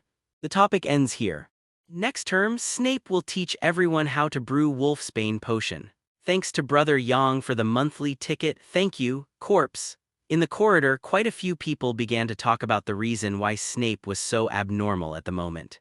Moreover, Snape also assigned a paper on how to add something to make the werewolf who took the Wolfsbane potion suffer without destroying the Wolfsbane potion. Snape looked around the classroom, expecting someone to stand up and answer him. If nothing unexpected happened, he would bring the topic to Lupin later. This year, it just continued to Professor Lupin, so there's nothing to be surprised about. Marcos, who stood up, has been deducted points, and the other little wizards dare not raise any opinions at this moment. Even many potion masters cannot successfully brew Wolfsbane potion. No one knows. If you were bitten by a werewolf in Hogwarts, wouldn't you know whether you turned into a werewolf? There were various speculations, and the most convincing one was that Snape was bitten by a werewolf this summer, so he wanted to teach everyone to learn Wolfsbane potion. Please give flowers. Sirius had already escaped. Some people were discussing the contents of the Daily Prophet that was delivered by Owl this morning. Before making the Wolfsbane potion, you need to know what the conditions are for a wizard to turn into a werewolf. Does anyone know? Since you have no objections, let's start the class. Ethan found that some of the steps were different from what was written in the book he had read before. It should be said that Snape is really talented in potions. It clearly stated that a Muggle saw Sirius in a village not far from Hogwarts, but when the Muggle called the hotline, the Ministry of Magic Horrors arrived at the scene. Professor Snape, this is not what we should brew. No one in the class took it seriously. Everyone knew that Snape wanted to be the Professor of Defense against the Dark Arts, so he was not very friendly to the Professor of Defense against the Dark Arts every year. 5 points deducted from Hufflepuff. If you have a little bit of the Belby family's potion talent, you will know that Wolfsbane potion is not difficult to brew. In this way, you can ask Professor Remus John Lupin in class in the afternoon. As the Professor of Defense against the Dark Arts, he has the obligation to teach you this knowledge. There was only one defense against the Dark Arts class on Thursday afternoon. When the young wizards gathered in the Defense Against the Dark Arts classroom, Professor Lupin had not arrived yet. Everyone took out the textbooks, quills, and parchment they brought with them and placed them on the desks. This has become a habit. Anyway, Defense Against the Dark Arts class involves reading books or something. After doing all this, everyone gathered in groups of 3 or 4 to discuss. The main question was whether Lupin would be a teaching waste like Lockhart and Quirrell. Although Lockhart proved his strength with the alchemical props he bought from Ethan and held a dual club, he really didn't teach the young wizards anything. He was busy with his drama in class, not to mention Quirrell, who was reading from the textbook the whole time. It can be said that the class that entered with Harry was the worst. Although there was a curse in the defense against the dark arts class in the past, the professor could at least teach something. In this class, the first 2 years were directly scrapped, and there are still a few years of scrapped time in the back. 3 minutes before class, Professor Bai Ping finally walked into the classroom. With a faint smile on his face, he placed the tattered old box on the podium. His clothes were still full of patches, but his complexion was much better than when he first entered Hogwarts, probably because he had eaten a few full meals. Looking at Lupin's appearance, most people didn't think Lupin could escape the curse of the defense against the dark arts class, and they were even more cautious about him. Good afternoon, please put your textbooks back into your school bags first. Today's class is a practical class and you only need to use your wand. Standing on the podium, Lupin looked at the little wizards below with a smile on his face. Lupin could naturally see what the students below were thinking. He had been through this stage, but he would change this impression. Not to mention whether he could escape the curse of the defense against the dark arts class, at least he had to really teach something to prove that he was not a waste. The little wizards put away their textbooks and looked at each other for a few times, and they could see the surprise in each other's eyes. This defense against the dark arts professor who looks the most inconspicuous actually wants to take them to a practical class. You know, there have only been 2 practical classes since the enrollment. The first one was the one when Snape substituted for the class, and the second one was a disaster. Lockhart released the Cornish elf and put himself in the school infirmary. Now this unreliable defense against the dark arts professor will not cause any more accidents. Okay, seeing that everyone was ready, Lupin immediately said, "Everyone follow me." Then he took the lead and walked out of the classroom. The classmates were confused and interested, and they all stood up and followed him. Anyway, there is a professor in front of him if the situation is not right. If he is really good, it will be great. "Ethan, he will not be another Lockhart," Terry whispered on the side. Although Lockhart and Snape had washed away a lot of shame, Terry still firmly believed that he was a fake. "Lupin is still quite capable, don't worry." It can be said that Lupin is the most reliable defense against the dark arts professor in Hogwarts in the past 7 years. Really? Terry still didn't believe it. Lupin was really too shabby. If he had some real skills, he wouldn't be so miserable. Under the leadership of Lupin, the little wizards walked through the empty corridor and turned a corner. What came into view was Peeves, who loved to play pranks the most, hanging upside down in the air, stuffing gum into the keyhole closest to him. No one knew where he got the gum. It was just that Peeves, who was concentrating on playing pranks, raised his head belatedly when Lupin was only 2 steps away from him. Then he twisted his feet with bent toes and suddenly sang a song. "Lupin, you crazy fool, Lupin, you crazy fool, Lupin, you crazy fool." Although Peeves is always rude and likes to play pranks, he is still respectful to students when facing professors. Everyone looked at Professor Lupin, wondering how he would solve it, but Lupin didn't say anything at this moment and he still didn't look smiling. "If I were you, Peeves, I would take the gum out of the keyhole. Otherwise, Mr. Filch, you can't go in and get the broom." "Pie." Peeves spat in front of Lupin, not taking Lupin seriously at all. It had teased Lupin a lot in the past, so why would it be afraid of his threats? Isn't he just a professor of defense against the dark arts? And Filch had been picking on Peeves a lot, so how could he get the gum out? He was just dreaming. Lupin sighed at Peeves, then turned to the students and said, "This is a very useful little spell, please pay attention." Lupin raised his wand to the height of his shoulder, pointed the tip of the wand at Peeves and chanted Wadiwasi. With a whoosh, the piece of gum that was stuffed into the keyhole popped out like a bullet and accurately drilled into Peeves' left nostril. "You can try it too." Hearing what Lupin said, everyone became interested and raised their magic materials to Peeves' mouth and shouted Wadiwasi. At once, a large number of small objects were shot at Peeves, such as the snacks that the little wizards carried with them and the small stones on the ground. Facing the rain of attacks, Peeves screamed, somersaulted into the air, and flew away cursing. It would definitely be a disadvantage for a ghost to face so many little wizards. Looking at Peeves fleeing in panic, Lupin smiled at the group of little wizards and said slowly, "The little wizards naturally found Snape when they entered. Although they were a little hesitant, they all went in. Maybe he came to listen to the class." When all the little wizards entered the room, Snape turned around, his eyes sparkling, and a sarcastic sneer appeared at the corner of his mouth. After glancing at the little wizards, he fixed his eyes on Lupin's face. "I originally hoped that Neville Longbottom could help me complete the first step of teaching. I believe he will perform very well." It should be said that Lupin is still quite capable. If he were not a werewolf and did not teach the defense against the dark arts class, he would definitely be a good professor. Thanks to the monthly ticket of 17,323, thank you. Don't close the door, Lupin. I'd better not witness this scene.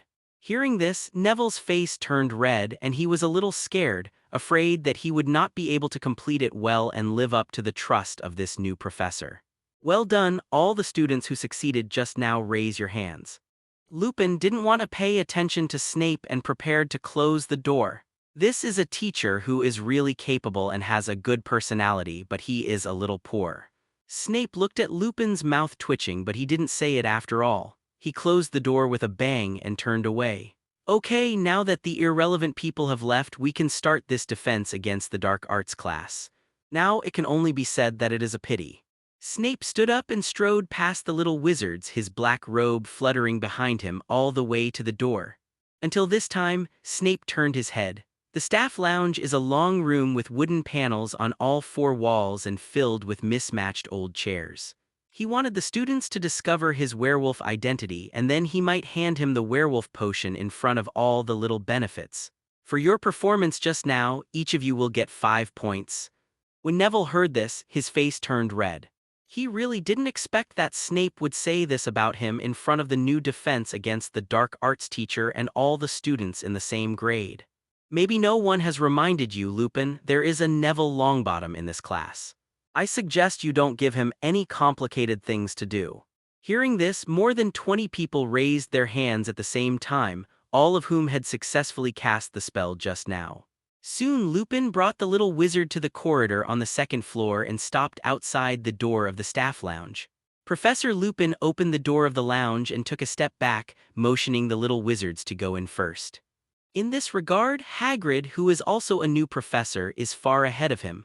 He was getting more and more concerned about adding some small things to Lupin's werewolf potion. But now there is a person who shouldn't be there.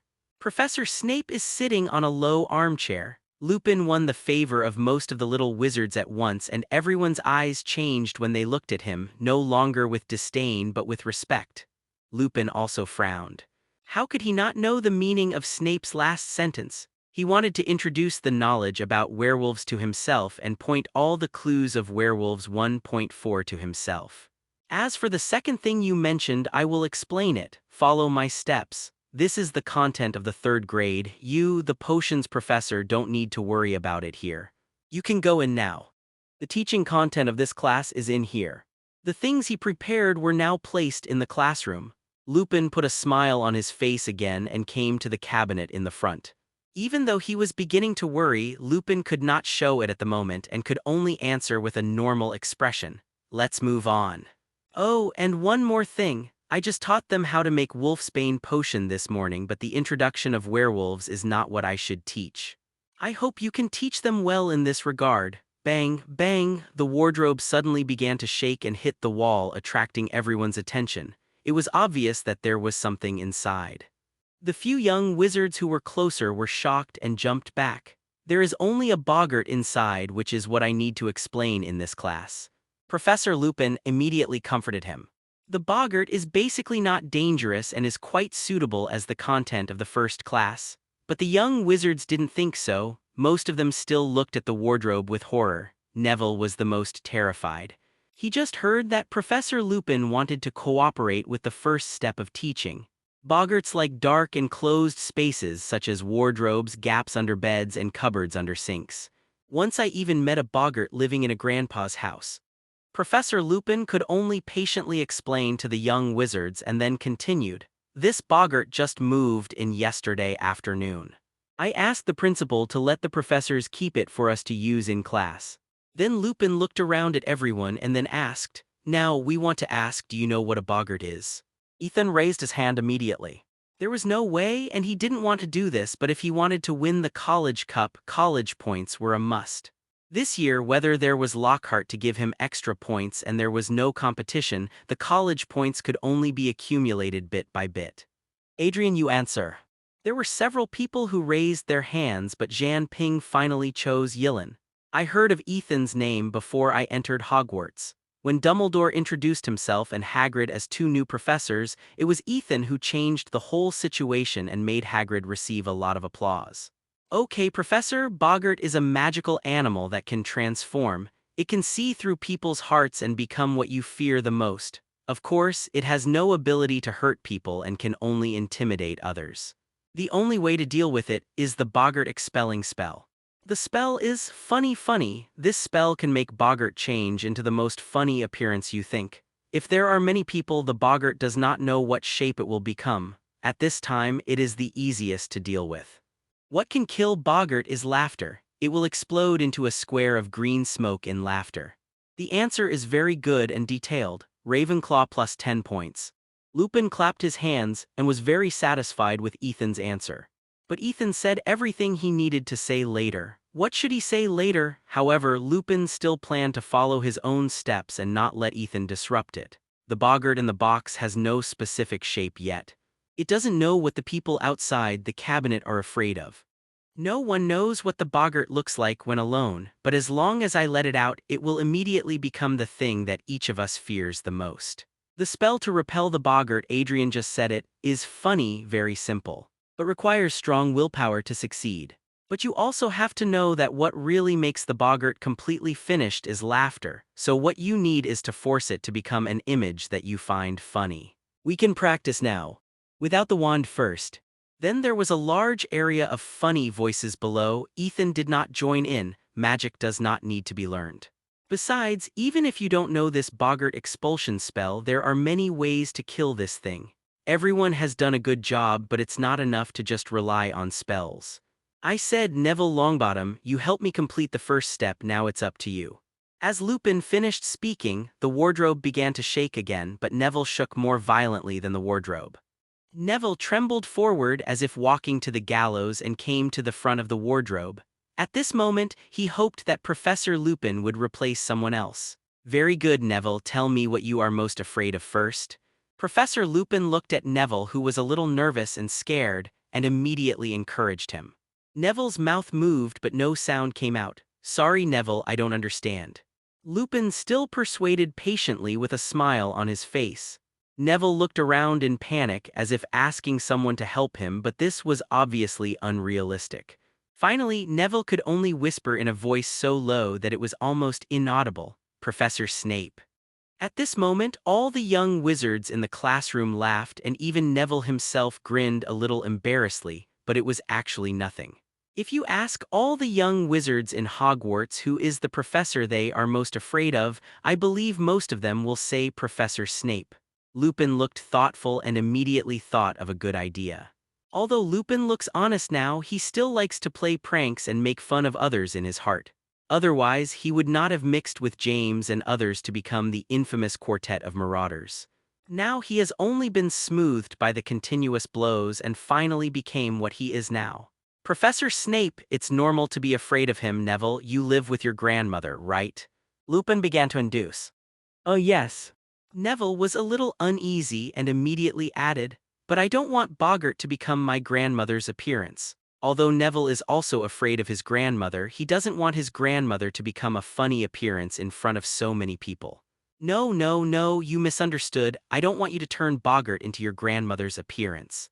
I want to ask, can you tell everyone what clothes your grandmother usually wears? As he spoke, Professor Lupin's face was already blooming with a bright smile. Although Neville was a little surprised that Lupin asked this, he did not refuse and immediately began to recall. Okay. She always wears that hat, a tall hat with a vulture specimen on it and a folk skirt, usually green. Sometimes she also wears a fox scarf. Neville has a bad memory and speaks haltingly, but this is already his limit. There is also a handbag, right? Lupin immediately added, They all experienced the Voldemort War, and Neville's grandmother also joined in with a wand at that time. Both sides were comrades. How could Lupin not know the image of Neville's grandmother? Okay, Neville, can you imagine these clothes very clearly? Can you see them in your mind? Yes. When Neville said this, he didn't believe it himself. Neville, when the boggart rushes out of the closet and sees you, he will become Snape. Then you will need to raise your wand and shout funny, funny, funny, and finally concentrate on remembering your grandmother's clothes. If everything goes well, the boggart-turned-Professor Snape will be forced to wear the vulture hat and the green dress holding the red handbag. The little wizards below laughed loudly. Even the little wizards in Slytherin were no exception. 680. Just thinking about Snape wearing such clothes, I feel like I can't stand it. If Neville succeeds, the boggart will shift its attention to each of us in turn. I hope each of you can think about what you are most afraid of, and then how to make it funny. The classroom suddenly became quiet. Everyone has something they are afraid of. This is what everyone is unwilling to face. Then Lupin began to make arrangements, asking everyone to retreat to the wall and give all the seats to Neville. But at this moment, Neville was pale and looked very scared, but he also rolled up the sleeves of his robe and raised his wand to prepare. Neville is not lacking in courage and responsibility. I count to 3, Neville. Professor Lupin pointed his wand at the door handle of the closet, ready to open the door at any time. 1, 2, 3, start. A series of sparks came out from the tip of Lupin's wand and hit the spherical door handle. Under the effect of the sparks, the closet door suddenly opened, and the hook-nosed Neville Professor Snape cursed fiercely from inside, staring at Neville with his cold eyes full of malice. Neville was also frightened and retreated repeatedly at this moment, but Snape, who was transformed by Boggart, was pressing forward step by step. Neville wanted to shout out the spell, but his throat was hoarse and he couldn't make any sound. Slip, slip, funny, funny. After retreating several steps, Neville finally shouted out. There was a crisp sound of snap, like being whipped. Snape began to stagger. His clothes instantly turned into a lace-long skirt, wearing a tall hat with a worm-eaten vulture on the hat and holding a big red handbag in his hand. The little wizards laughed. They really had never seen Professor Snape like this. Maybe we can record this scene, what do you think? Professor Lupin also tried to hold back his smile, looking at the little wizards below and said, if Snape hadn't specifically mentioned the werewolves, he wouldn't have done such an excessive thing, but there's no reason why he couldn't fight back now, right? Most of the little wizards below couldn't laugh anymore. If anyone dared to record this, Snape would probably hate them to death later. They still had some self-knowledge and didn't dare to do such a thing. I'll do it. Colin has a camera, I'll borrow it now. It'll be ready soon. Ronald raised his hand and jumped up, but when he landed, he covered his butt with a grin. He hated Snape so much. He liked to find fault with himself and Harry in class and even wanted to kill him last school year. Now that he had a chance to retaliate, he must do it. Not only did he have to do it, but he also had to do it well. Everyone in Hogwarts knew about it. Give you some time, go and come back quickly. Lupin also looked at this warrior with great appreciation. Snape is not very cunning and he can already see that Ronald and Neville will be targeted by Snape later. But it doesn't matter, they are both students, at most they will be deducted points and embarrassed. As a professor, Snape can't do anything more excessive. Yes. After answering, Ronald strode out but his mouth twitched, but this couldn't stop the joy on Yeon's face. Colin Creevey, born in Muggle, is now a second-year Gryffindor. He is an admirer of Harry and likes to follow Harry and take pictures of Harry. He often carries a camera with him. This is a magically modified camera that can be used in Hogwarts, and after soaking the photos in developing potion, the characters in the photos will move. Ronald saw Colin during lunch and knew that they didn't have classes at this time in the afternoon. Ronald ran out, but Snape, who had transformed into a boggart, was still here. Because of the boggart-repelling spell, there were a lot of laughter around, causing Snape to fall flat on his face with a bang, unable to get up even with his hands on the ground. The little wizards who had just managed to hold back their laughter burst into laughter again. At first, it was just because of the funny clothes. Now this action on Snape was too ridiculous. But while laughing, everyone looked at Neville with admiration. Neville didn't realize what was happening yet. Looking at Snape like this, there was no fear in his heart and he immediately laughed with everyone. It was only a few minutes before and after Ronald strode back, still holding Colin's camera. He had just asked Colin how to operate the camera. He didn't take Neville's C position.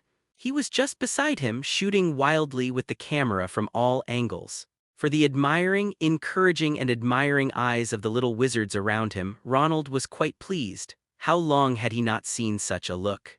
On the way here, he had thought about it. He would print out more photos when he got back. Maybe he could even sell them for some money. There were so many little wizards in Hogwarts who hated Snape.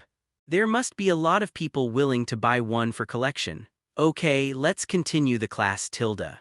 After Ronald took the photo, Lupin came forward and pointed out a little witch from Gryffindor. Then there was a riot of demons. Mummies and female ghosts were common. Until Ronald came on stage, the boggart turned into a mouse in front of him, and it was a mouse with one claw. Now everyone in Gryffindor looked at him in surprise. Isn't this Ronald's pet mouse, Scabbers? Why was Ronald afraid of Scabbers? He loved this mouse the most, especially after the start of the school year. If you are afraid of mice, why do you keep mice as pets? Slytherin had already laughed, especially Draco and his 2 followers. Harry's eyes also revealed disbelief. He knew Ronald was afraid of mice, and he was definitely not afraid. On the contrary, Harry, who had lived in the Weasley family for quite a while, knew that Ronald was really afraid of spiders, so what was going on now? Ronald was also stunned on the spot, not knowing why. But seeing that the mouse was about to run to his feet, Ronald could only raise his wand. Funny. The mouse under the spell immediately swelled up and became a fat mouse with its limbs invisible and could only roll on the ground. Hermione Granger, come on up. Harry, who was about to take over Ronald's class, stopped immediately. Was he skipping over him? Lupin didn't even look at Harry. He knew that if Harry met a boggart, he would most likely become a Dementor. On the Hogwarts Express that day, he was in the same compartment with Harry and Ronald. Now that he has encountered the Dementors, Harry will inevitably faint again, and he will be the one who will be embarrassed. Hermione stepped forward nervously, and she didn't know what she was afraid of. The boggart turned into a piece of parchment and floated into Hermione's hands. Many people are quite familiar with this thing, because every summer vacation an owl will send a copy to the little wizard's home. Hermione's hands were shaking as she held the parchment. It was written on it that her achievements in various subjects were all T. Funny, Hermione yelled angrily, and then all the grades on the screen turned into 0, and then she breathed a sigh of relief. Ronald, why are you most afraid of Scabbers? What's going on? Although Lupin didn't let him go up, which made Harry a little dissatisfied, Ronald's matter was the most important now. Ronald has been abnormal since the beginning of this semester. He is still afraid of Scabbers now. Don't let him happen again. Ronald stammered and couldn't speak. He didn't understand why he was afraid of Scabbers when it was obviously spiders. It was the day he returned to school that he felt that Scabbers seemed to have done something to him, but he couldn't remember it. And the next day I felt sore all over, very tired, as if I hadn't slept all night, and my butt was a little painful and my pooping became smoother. I have had this feeling every morning these days, but I don't know what's going on. Now Ronald is almost used to it. Except for the pain in my butt, other feelings are actually good now, and the pain has been reduced a lot. It is estimated that even the pain will disappear after some time. In the past few days he also thought about what happened, but Ronald gave up quickly. After all, Banban is just an old and dying mouse. What can it do to him? Can it bite his butt? But if so, he should wake up at night. Ronald, if you have anything, tell me. Harry took a deep breath and was ready to welcome the bad news. I don't know, really, Harry, believe me. Ronald was also a little anxious. He only had this friend who could talk to him now. Maybe you are afraid that Banban will die of old age. After thinking for a long time, Harry could only come up with this reason. Since he didn't know, he must be too worried about Banban's lifespan and subconsciously didn't want to face it, so he was afraid of Banban. I think so. Cassandra turned around and looked at Ethan a little embarrassedly and then walked off the stage. Funny. Ethan, I didn't expect you to be afraid of this. I think the stargazing pie is not bad. As soon as Ethan came down, Terry and others immediately surrounded him. However, before it could finish, Cassandra took the lead and didn't give it any chance at all. Everyone looked at Cassandra strangely. Ronald, that weird guy Lee Lai who just appeared, was afraid of his pet mouse. When I was about 5 or 6 years old, I was taken by my parents to play in Cornwall. Dinner was at a farm and such a thing was served. Ethan tried it out of disbelief and almost went to verify whether he could continue to travel through time. I said, "You will, in the future, and it's your own." This dress, Ethan saw Cassandra wearing it and copied it. Boggart was also the last one to be finished by Neville, and he turned into women's clothes. Snape turned into wisps of smoke and laughter. It was almost time for the get out of class to end, and it was finally Slytherin's turn. The above practice did not stop with the conversation between the two, and these little wizards also burst into laughter. This Ethan is really a new version that they have never seen before. Soon it was Ethan's turn. Ronald was relieved after hearing Harry say that. To be honest, Ethan really didn't know what he was afraid of. Under the effect of the spell, the stargazing pie quickly turned into a chicken pizza. This level is a troll, which is the lowest level. Cassandra walked up calmly, and then the round body of the boggart gradually turned into a person, and it looked more and more like Ethan. Ethan could guess what the boggart had wanted to say when he turned into himself, but you can't just change into women's clothes. Ethan, who turned into a boggart, stood opposite Cassandra with a cold and impatient face. The waiter also swore that this was absolutely authentic. In an instant, the people who were opposite to Cassandra, Ethan put on a white dress with a bang, and a look of fear appeared on his face, and he retreated timidly. Funny. It means that your brain is the same as a troll, only the size of a booger, which is the greatest insult to the little wizard. Thanks to the monthly ticket from the great fox god, thank you. You, Cassandra, are afraid of Ethan, and you are with him every day. As the bell rang, this defense against the dark arts class ended. In response to this, Ethan didn't want to say anything. There were indeed many people in Great Britain who liked to look up at the stars, but he couldn't adapt to it. Until he saw the densely packed sardine heads on the pie in front of him, all of which were still dead and unwilling to close their eyes, the long-lost memory was awakened. Ethan, who was below, was stunned when he saw this scene. What was Cassandra? Finally, another Ethan Adrian appeared in front of everyone. Most of the young wizards were satisfied with this class and really recognized this defense against the dark arts professor. After class, Ethan returned to the Ravenclaw dormitory. He took out the wizard mailbox and started to communicate with Dennis, mainly to acquire enough boggarts. This kind of strange magical animal is not small in number, but it is not easy to be discovered. Even if someone sees it, they will be expelled directly. This thing has no use in potions and is not qualified as a collection. I really can't think of what it is used for. For useless things, naturally no one will capture them. After all, there is no profit to gain. But Ethan took a fancy to its characteristics, which can be transformed and become the image in your mind. Secondly, this thing should also have a kind of alternative legilimency. Otherwise, you can't see through the most feared things in the hearts of others. These things seem to have no effect because they have no lethality. If these abilities are placed on Dementors, it will be different. Dementors absorb happiness and bring despair. When they absorb deeply, they can even absorb your soul. If Dementors have the ability of boggarts, their power will be even higher. This is also what I thought of during class. Originally, Ethan had no use for Dementors except being a sparring partner. If he could find a way to combine with boggart, it would be interesting. And they are not the ordinary magical animals with life but spirits. If he could combine the spirit created by Ethan's ancient magic Helheim with them, it would be even better. Last time, after I went to the werewolf community, I harvested more than 100 spirits, of which about half were sacrificed to Nibelungen, and the ones under my body were all in Nibelungen, together with Dementors.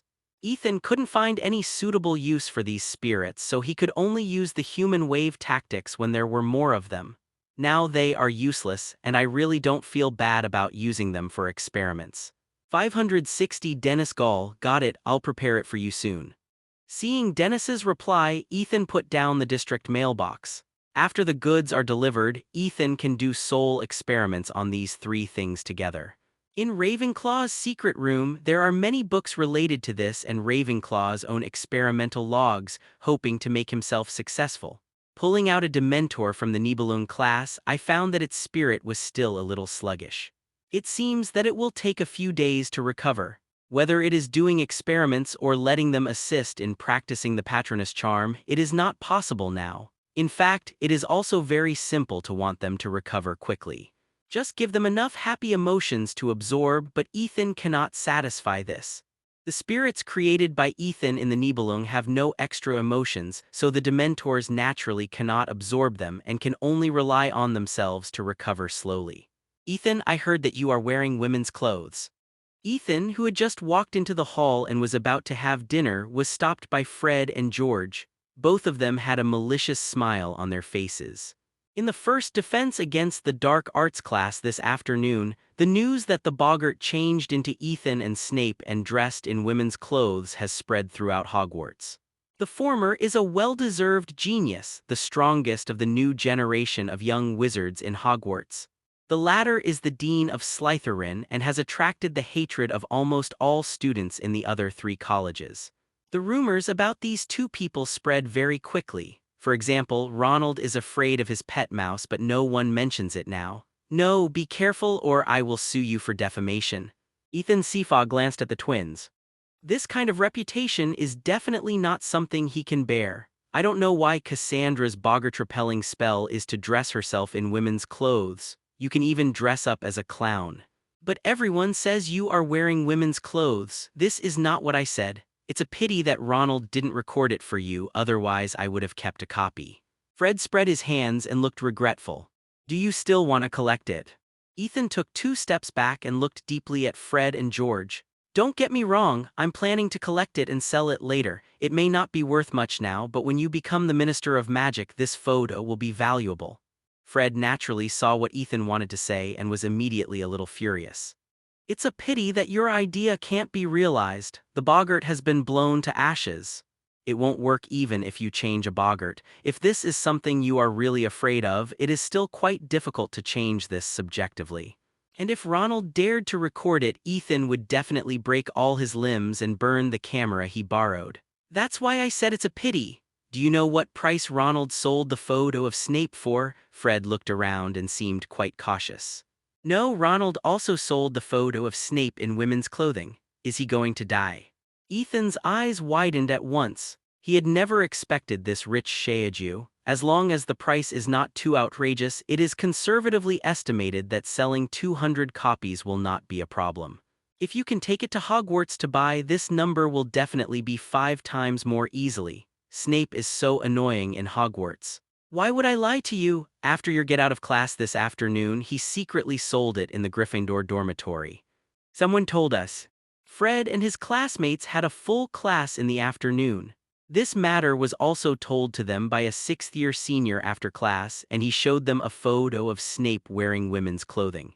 Looking at the photo of Snape wearing a lace long skirt, a tall hat with a worm-eaten vulture on the hat, and a big red handbag in his hand, he fell to the ground and couldn't get up. He kept struggling and his face was full of fear. The 2 laughed so hard that they couldn't straighten their backs. They didn't like Snape, so they decided to collect 1 photo each. When Snape bothers them in the future, they can look at this more. What's the price? How many galleons did he make this time? Ronald recorded Snape's photo in women's clothing, which offended him. Even if there was no record this time, Ronald and Harry were on Snape's blacklist and were often targeted. The situation was not much better. It was like this anyway, so they might as well make a fortune with Snape. He really had some brains. 1 gold galleon per photo, more than 30 have been sold so far, and this is only in Gryffindor. I guess more will be bought later in the evening. What a pity, it would be better if we were taking this class. Even if I teach you, you can't turn it into a house in the period. After cleaning the dust on the back of Cassandra's wizard robe, Ethan took her to stroll on the path again with an unspeakable entanglement in his tone. Ethan pressed Cassandra against the tree trunk and pressed his head against it. That's not necessarily true. Aren't there many little wizards in Hogwarts who are afraid of Snape? I don't know. I haven't seen Scabbers in the past few days, but I think he is not dead yet, otherwise Ronald would have screamed. But if it were us, the one most likely to become Snape would be our mother. It's good to know. You can't escape in this life. Ethan still wanted to test the 2 of them. After all, Ronald was really in trouble. Couples coming here for dates are not uncommon, and it is not abrupt for Ethan and his partner to walk here. Fred and George looked at each other. They were most afraid of their own mother. After separating from the two, Ethan went directly to the long table of Ravenclaw. But after coming here, many people were still discussing the defense against the dark arts class for the 3rd grade in the afternoon, and Ethan was the focus of their discussion. It seems that they really don't know what happened to Ronald, and they probably don't even know that Ronald's boggart transformation today. Ha ha. Even before today, she didn't know that what she was most afraid of was a. Cassandra laughed out loud. I think it's very suitable. Holding Cassandra's hand, the two walked together on the path outside. After finishing dinner in silence, Ethan went directly to the long table of Slytherin, called Cassandra out, and took her to the open space outside Hogwarts Castle. It was beyond Ethan's expectation.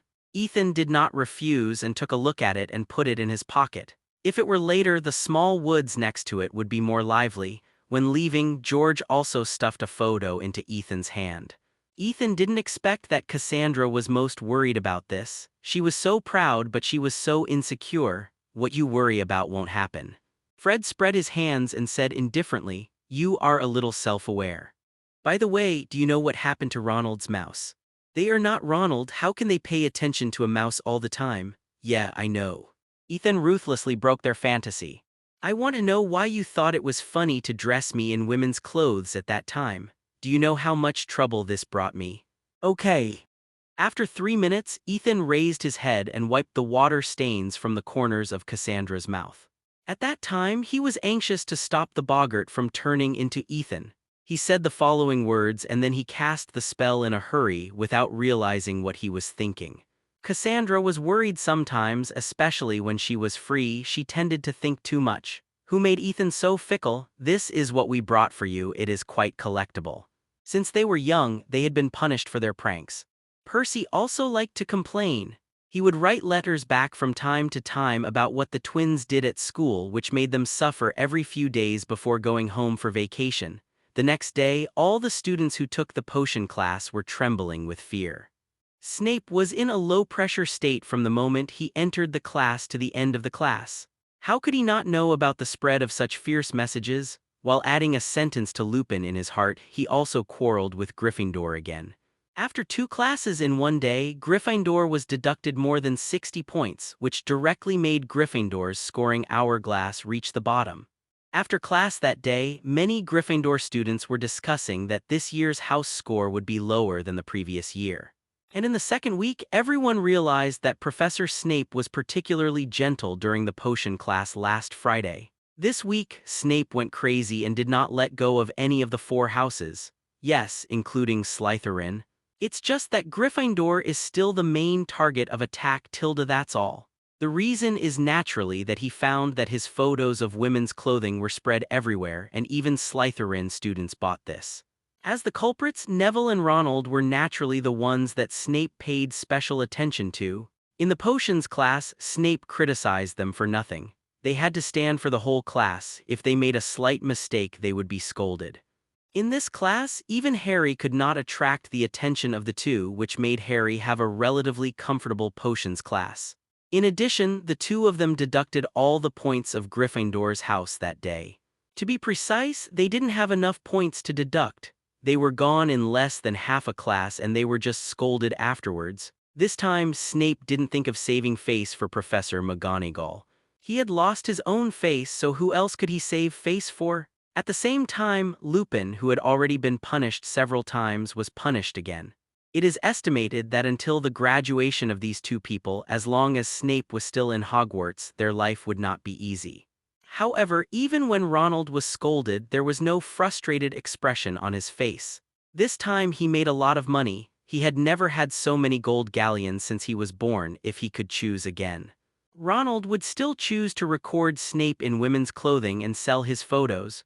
Only Neville had a bitter face and he seemed to be a little bit sexless. The second week's defense against the dark arts class was also good. The third graders talked about how to deal with ghouls. It was also a practical class. Professor Lupin brought the ghouls himself. In his class, he was never stingy with extra points. All 4 colleges were adding extra points, but he still preferred Gryffindor. This also made many young wizards look forward to his class. In just 2 weeks, Lupin made a big change in his reputation.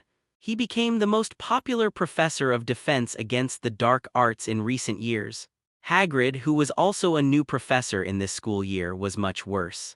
In the Care of Magical Creatures class last week, he was still introducing hippogriffs to everyone, and there was also a writing project. Although it caused a lot of problems at the beginning, it turned around later. But this week, the Care of Magical Creatures class went from exciting to boring. Hagrid actually taught the little wizards how to take care of flobberworms. I don't know who will like this kind of caterpillar. Anyway, Hagrid's reputation has taken a sharp turn for the worse. Everyone basically has no expectations for the Care of Magical Creatures class later. Taking care of a caterpillar, this thing is common in potion class. Some potions require flobberworms and they have to be sliced before adding them to the potion. You ask them to kill and slice them and they can take care of them one by one, but they really don't know how to take care of them and they don't want to learn.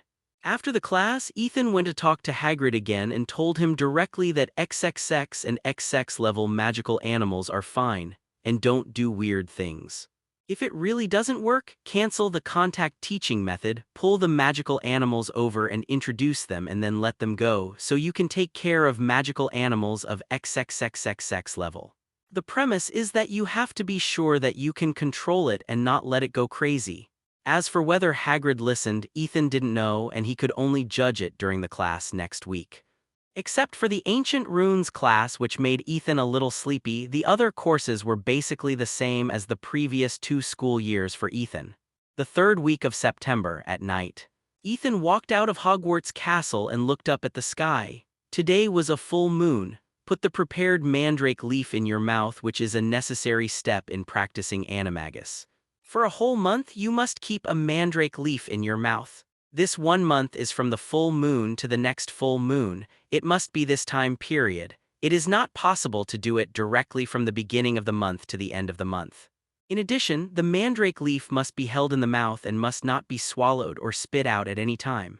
If this happens, you can only start this step again. 1 month later, when the moon is full, take the leaf out of the mouth, fill a crystal vial with saliva and soak the leaf in it to receive pure light. If it is cloudy that night, the leaf will be scrapped, a month's time will be wasted, and everything will have to start from the beginning. If there is moonlight, you need to add a hair and a teaspoon of dew to the crystal vial illuminated by the moonlight. This dew must also be collected from a place where there is no sunlight or human contact for 7 days. And after completing this step, add a pupa of the ghost face moth. After completing this step, the rest is left to time.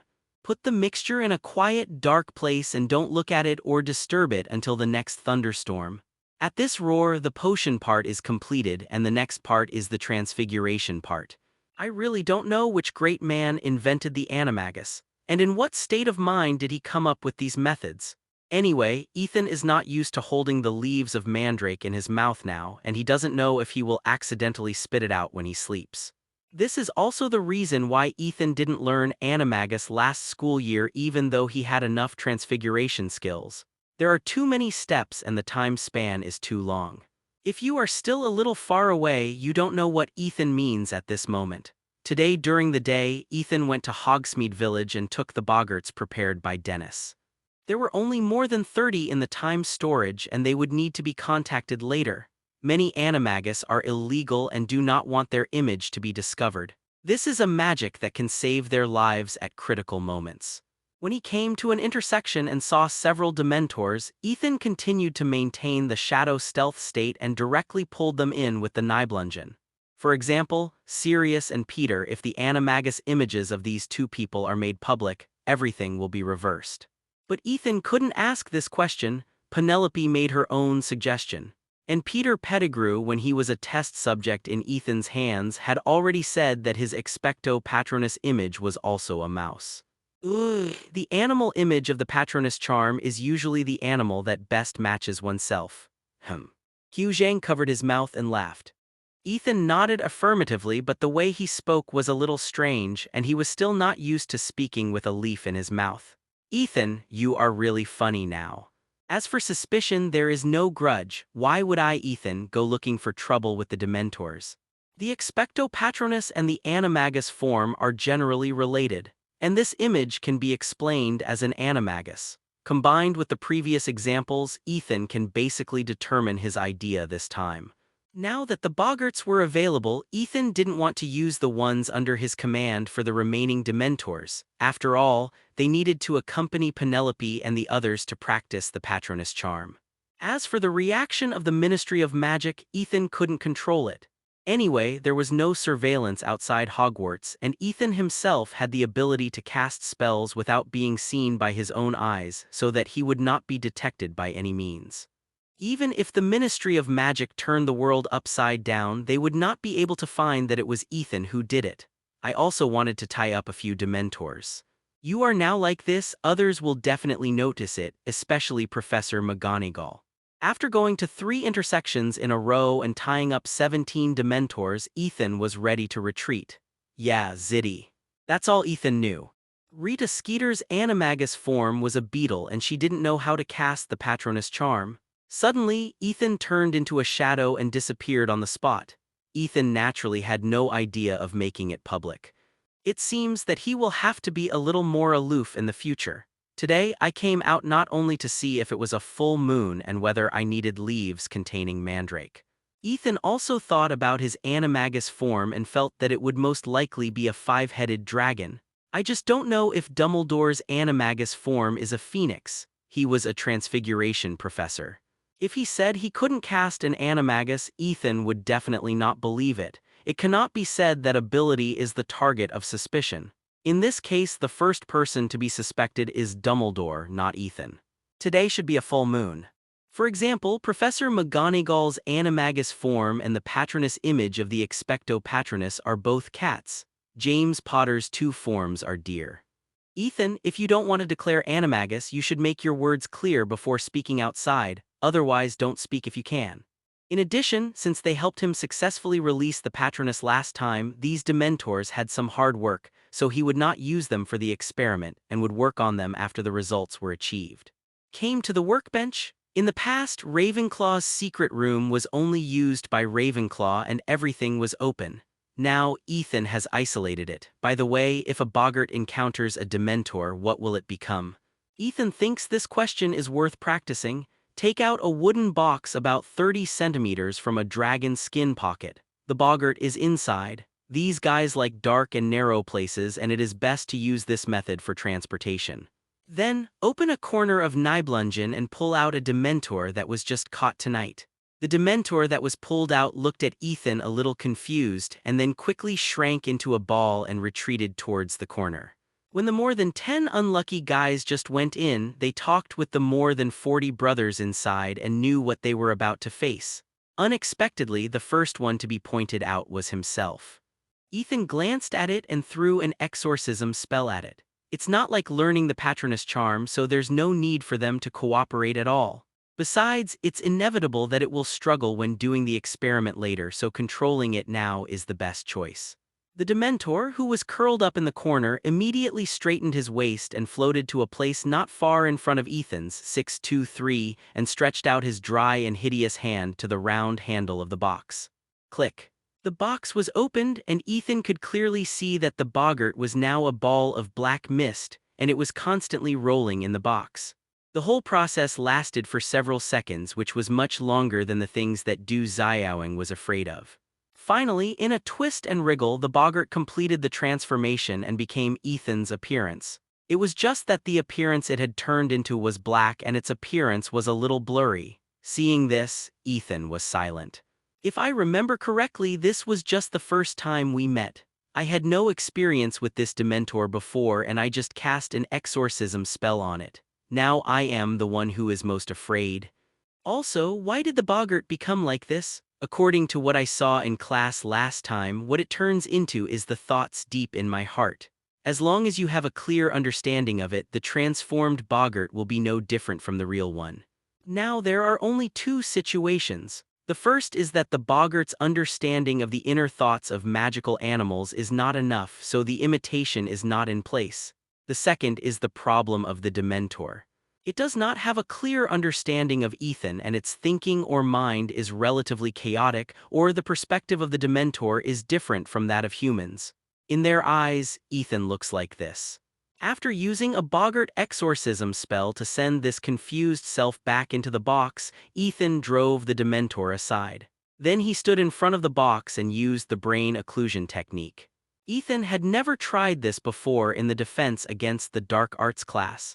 After all, if it succeeded, the boggart would not be able to transform into what Ethan feared. Lupin was sure that Jin suspected that Ethan had used some other means. After all, Lupin's strength and knowledge were not bad, and he could guess the approximate result with a little deduction.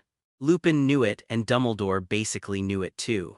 Learning occlumency in Hogwarts, who are you trying to defend against? After opening the box, the boggart inside did not come out immediately, and Ethan looked down. This thing has no image now. The whole process lasted for more than 3 minutes, and the boggart still did not complete the transformation. It seems that occlumency is still useful for boggart. However, when dealing with boggart, the boggart exorcism spell is the first choice just because it is the simplest. After using occlumency to construct a false image in his mind, Ethan came to the boggart again. This is a more advanced application of occlumency, which can set up a false idea while building a defense, giving the other party a misleading use of the soul reader. There are not many people who can do this, but Snape will definitely do it. As a gold medal undercover, if he can't even do this, he will definitely not be able to gain Voldemort's trust. This time, after Ethan constructed a false image of fear in his mind, the boggart quickly responded. Waist-length golden curly hair, dark green pupils, delicate face, Hogwarts standard wizard robe, it is Cassandra today. Funny.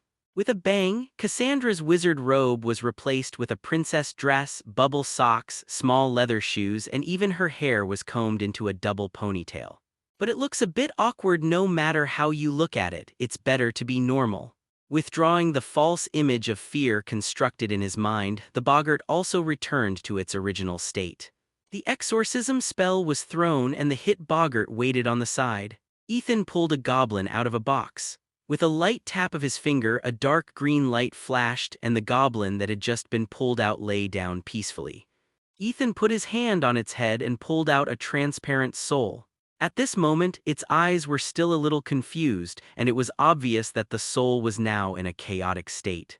This time, no curse was cast to make it into a spirit of Helheim. Instead, a magic recorded in Ravenclaw's notes was used, which was specifically for souls. Kill a life, take out its soul, and use it as a knife.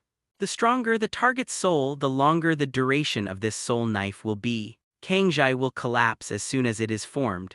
The main function is to cut souls, that is, you can cut your own soul or the souls of others. It is a necessary spell for soul experiments. Put this knife with a dark blue light aside. According to Ravenclaw's records, the goblin's soul can last for half an hour.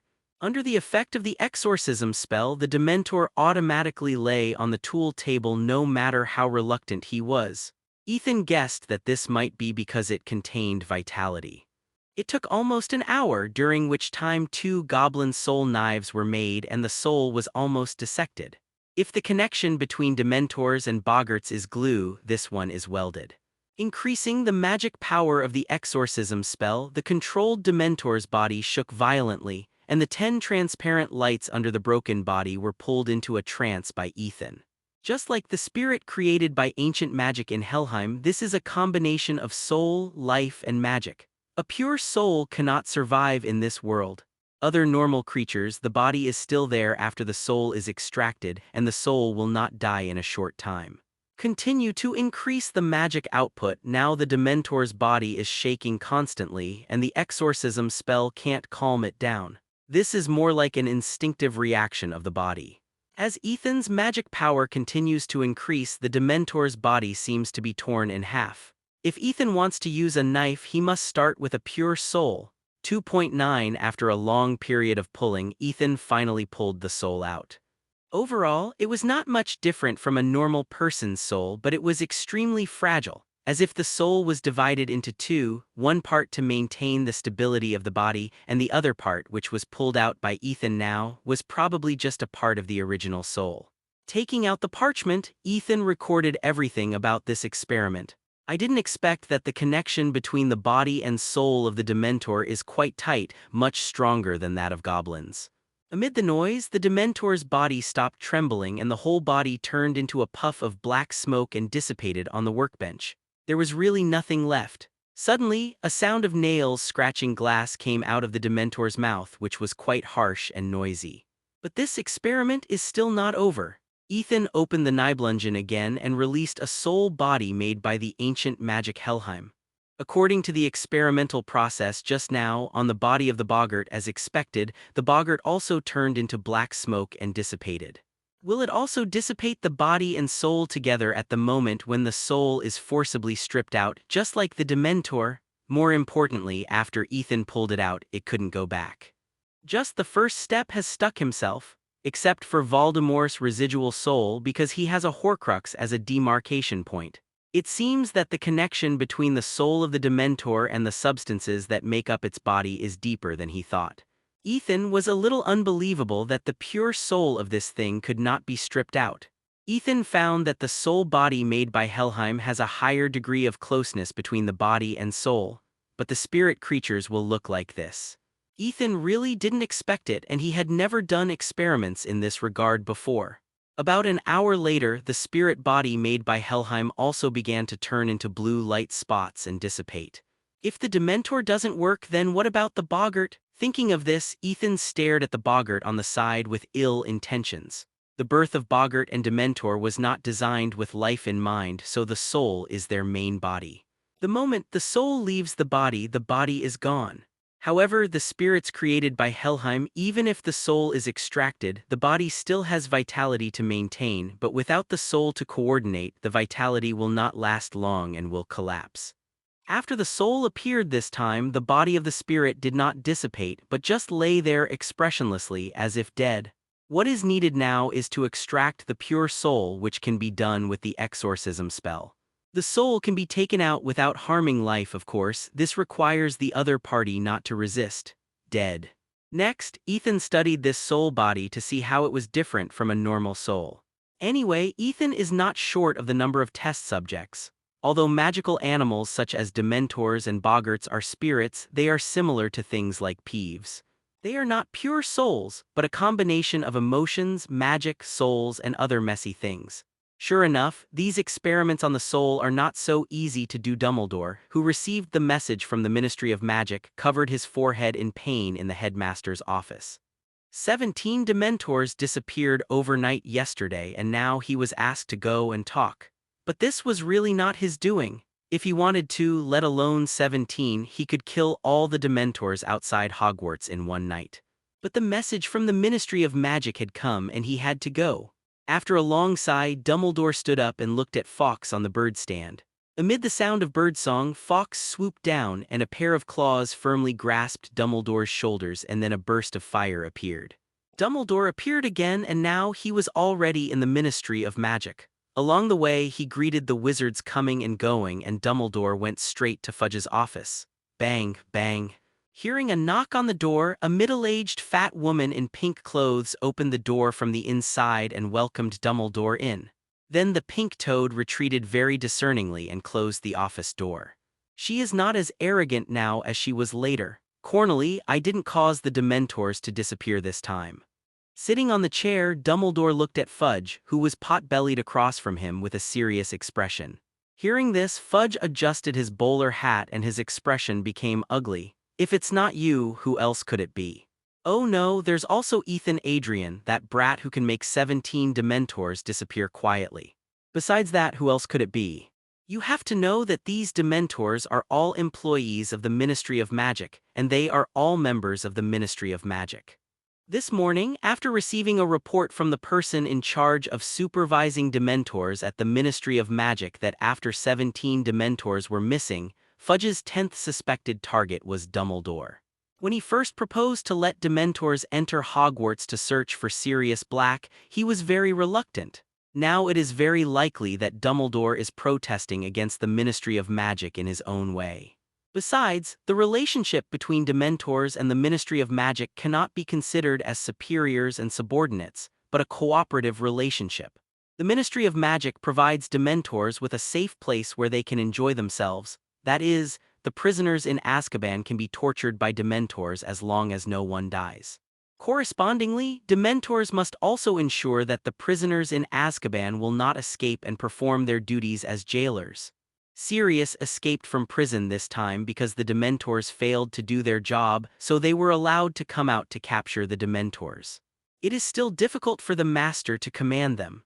Originally, Ethan killed 1/3 of the total number of people taken out this time. Whether they stayed in Azkaban or went to Hogwarts, they all had a lot of opinions about the Ministry of Magic. Fudge had a hard time to appease them. As a result, it has only been half a month and something happened again. How can you let Fudge explain this to the Dementors? If the Dementors have opinions and cause a strike, and eventually there will be loopholes in the defense of Azkaban, allowing those criminals to find a loophole and escape. Not to mention what impact these criminals will have on the wizarding world after escaping. There has been no large-scale jailbreak since the establishment of the Ministry of Magic. If such a scandal occurs during his tenure, he, the Minister of Magic, will probably be recorded in history and be awarded the title of the worst Minister of Magic in history. Fudge will never allow such a thing to happen. Cornely, you have to know that we are not the only two who can deal with Dementors, and many magics can work on them. Adrian should have used the fiendish fire curse, but he controlled it better, so there was no trace left on the train. But some spells targeting the soul will be more restraining against Dementors. Dumbledore looked helpless. First of all, he definitely did not touch the Dementors unless he was sleepwalking. As for whether Ethan did it, Dumbledore couldn't judge it. The main thing is that these Dementors are not in Hogwarts now, and the two sides can't see each other, so how can there be a conflict? If Ethan is unilaterally looking for trouble, it doesn't make sense. After all, it was the Dementors who suffered the loss last time, and Ethan and his group didn't suffer any losses at all. Dementors can't get any benefit anywhere, there's nothing worth Ethan's concern, so there's really no need to risk offending the Ministry of Magic to attack Dementors. But if it wasn't Ethan, who else in Hogwarts could quietly get rid of 17 Dementors? Severus and the others couldn't do it. If it was easy to expel them, they could easily do it with more Dementors. But without alerting the Ministry of Magic staff and other Dementors, it's not easy to quietly deal with 17 Dementors. The silver-white light of the Patronus can be transmitted far away, which can easily attract the attention of people around, especially in open areas. So far, Dumbledore has difficulty in determining who the real murderer is. After hearing what Dumbledore said, Fudge suddenly fell silent. This made him think of a possibility. Being proficient in the dark arts is still related to the soul. Who else could it be except that ugly B******** D without a nose? Instantly, Fudge could not hide the panic on his face and could only comfort himself with words. No, this is impossible. Everyone knows that he is dead. This is impossible. As for blaming the Dementors, they are also trying to maintain the stability of the wizarding world. They just have low IQs and made some mistakes. Why do you bother with these beasts? Fudge readily agreed immediately since he only said that they could not enter the castle. Obviously, Fudge has made up his mind now.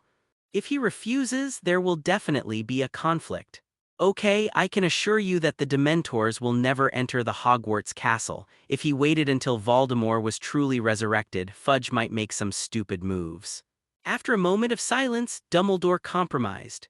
Dumbledore was not sure where Voldemort was now, and he was not sure how many people had gathered around him, but what was certain was that he had not resurrected yet, otherwise he would have made some noise. Dumbledore knew Voldemort's character. The first thing he did after his resurrection was to protect Ethan and Harry. Now that neither of them had encountered any accidents, it could be judged. However, Dumbledore never expected that Fudge would degenerate so quickly. The Fudge who dared to fight and had ambitions in the past was really gone. The power of the Minister of Magic and the comfortable environment at the moment made him greedy for power and cowardly. In just 3 years, Fudge seemed to have completely changed into a different person. Power is really a delicious poison. At the same time, it also made Dumbledore more certain that he must never touch such power. Dumbledore knew that as long as he showed a little bit of such thoughts, whether it was his old friends, students who graduated from Hogwarts, or officials of the Ministry of Magic and members of the Wizengamot, the majority of them would definitely support him, and he would be able to ascend to the position of Minister of Magic in an instant. But I can't do this, and I can't even release any information about this. There was no need to argue anymore. Fudge was scared by Voldemort, and he was not as good as a little wizard in this respect. Dumbledore also heard the underlying meaning of Fudge, but at this moment he could only nod in agreement. Originally, there were only 2 Aurors who were responsible for supervising and controlling the Dementors, and the Dementors were stationed on various necessary roads in Hogwarts. Albus, you can leave first. I still have to appease the Dementors and then arrange for the Aurors. I don't have time to send you out. If the little wizard is accidentally injured outside, it cannot be blamed on the Ministry of Magic. Fudge's voice became louder and louder, as if in this case what he said was true. Dumbledore replied with some disappointment, but now it seems that such a small number of people is obviously not enough, otherwise such a thing would not have happened. Fudge, who had already convinced himself in his heart, looked up at Dumbledore again. As long as Sirius can be caught, all the difficulties he is facing now will be solved. The disappearance of the Dementors will also be blamed on him. Fudge looked at Dumbledore anxiously at the end, hoping that he could give him a positive answer. If he had taken office at that time, he would be just as helpless. I will arrange a team of Aurors to go to Hogwarts. You won't refuse, will you? Fudge really couldn't imagine what he would do if he came back during his tenure. Voldemort, you're right, it can't be him, he didn't come back. That's Sirius Black, it must be him, he was hiding nearby and killed the Dementors. Maybe. Albus, you said it is absolutely impossible for him, right? This is all to catch Sirius Black. Okay, but you still can't disturb the students' lives. And the Dementors, I will also replenish them. He must have learned some vicious black magic when he was at home, otherwise he couldn't have escaped from the heavily guarded Azkaban. Fudge, who had experienced that era, knew very well that the Ministry of Magic had been overwhelmed. If the Savior had not appeared, it would be hard to say whether there would be a Ministry of Magic now. It's not that he is back. I can tell you this very seriously.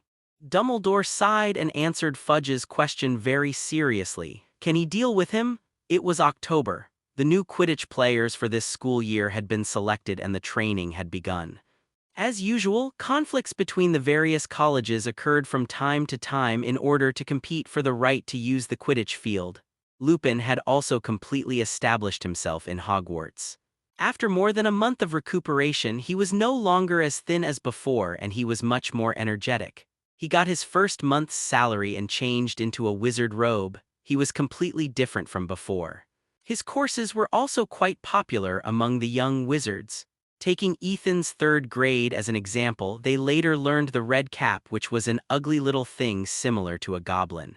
It lurked in places where blood had been shed, such as the dungeons of the castle and the abandoned battlefield tunnels. They liked to attack lost people with big sticks in these places. After the red cap, they learned the Kaba, a reptile that lives in water. It looks like a monkey with scales and webbed hands ready to attack people who wade through their ponds at any time. It can be said that every week's defense against the dark arts class is worth looking forward to. 1 theory class and 1 practical class have already caught the attention of the young wizards in Hogwarts. Hagrid is doing well now after being taught by Ethan. He pulled the Bullid Chimera over as a model to introduce its abilities, habits, living environment, etc. He also brought a fire crab later. This is a magical animal of XXX level. Although the name is crab, it actually looks more like a turtle. The shell on its back is inlaid with jewels, which is quite gorgeous and also has a high value. This is also an alien species. Hagrid also spent a lot of effort to get it. He originally planned to use it for breeding, but now he uses it to teach students first. These 2 magical animals also attracted the attention of the young wizards in Hogwarts, which made Hagrid feel much better. Only Snape's mood is still quite bad. Every time he teaches, it seems as if he is going to kill someone. Until now, the Gryffindor house score has never exceeded 30 points. After all, Neville and Ronald are the focus of attention in the 3rd grade potions class, and no matter how many points are deducted, it is not enough. The little wizards in Gryffindor know that they will not have a chance to participate in the House Cup this school year. There is also divination class, which most people don't like. They originally thought that Professor Trelawney was very mysterious, but after Professor McGonagall's explanation, everyone knows that she is an immortal liar. Only two Gryffindor girls trust her very much, one is Lavender Brown and the other is Parvati Patil. These two are Hermione's roommates. Hermione has complained countless times, but no matter how she persuades them, they won't listen. And every lunchtime, the two of them like to go to Trelawney's classroom on the top floor of the tower. They always like to wear a mysterious smile on their faces. Many of the little wizards in Gryffindor think that these two are confused by Trelawney. In addition, Hermione also had a big quarrel with Ronald. The reason is that Hermione took Crookshanks to the common room to read and Ronald was there at that time.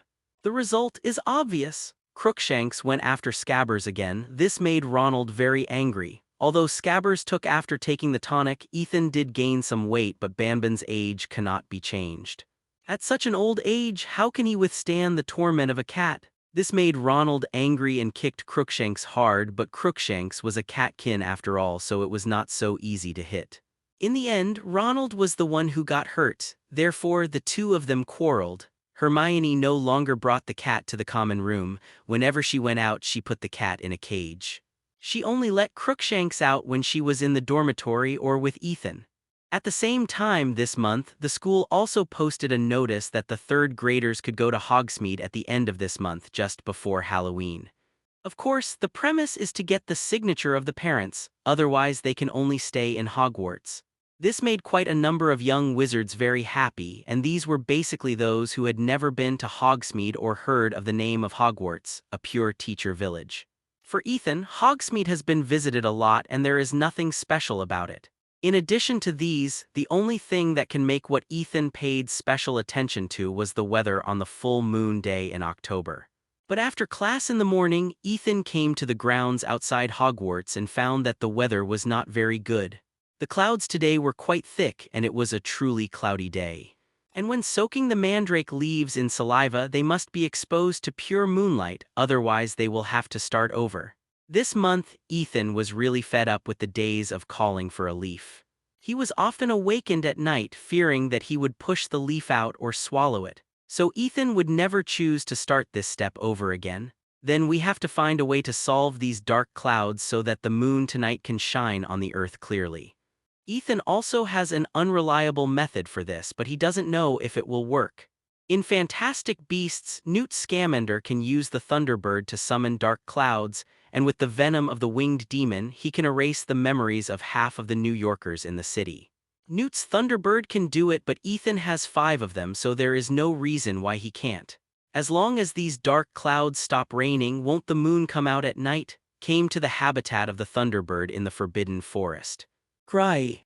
Ethan heard the cry of the Thunderbird from a distance. When he got closer, Ethan found that the 3 little Thunderbirds were being scolded for something they didn't know. The big Thunderbird flapped its wings once every 2 calls, and the rain and dew were evenly distributed without falling on any of them.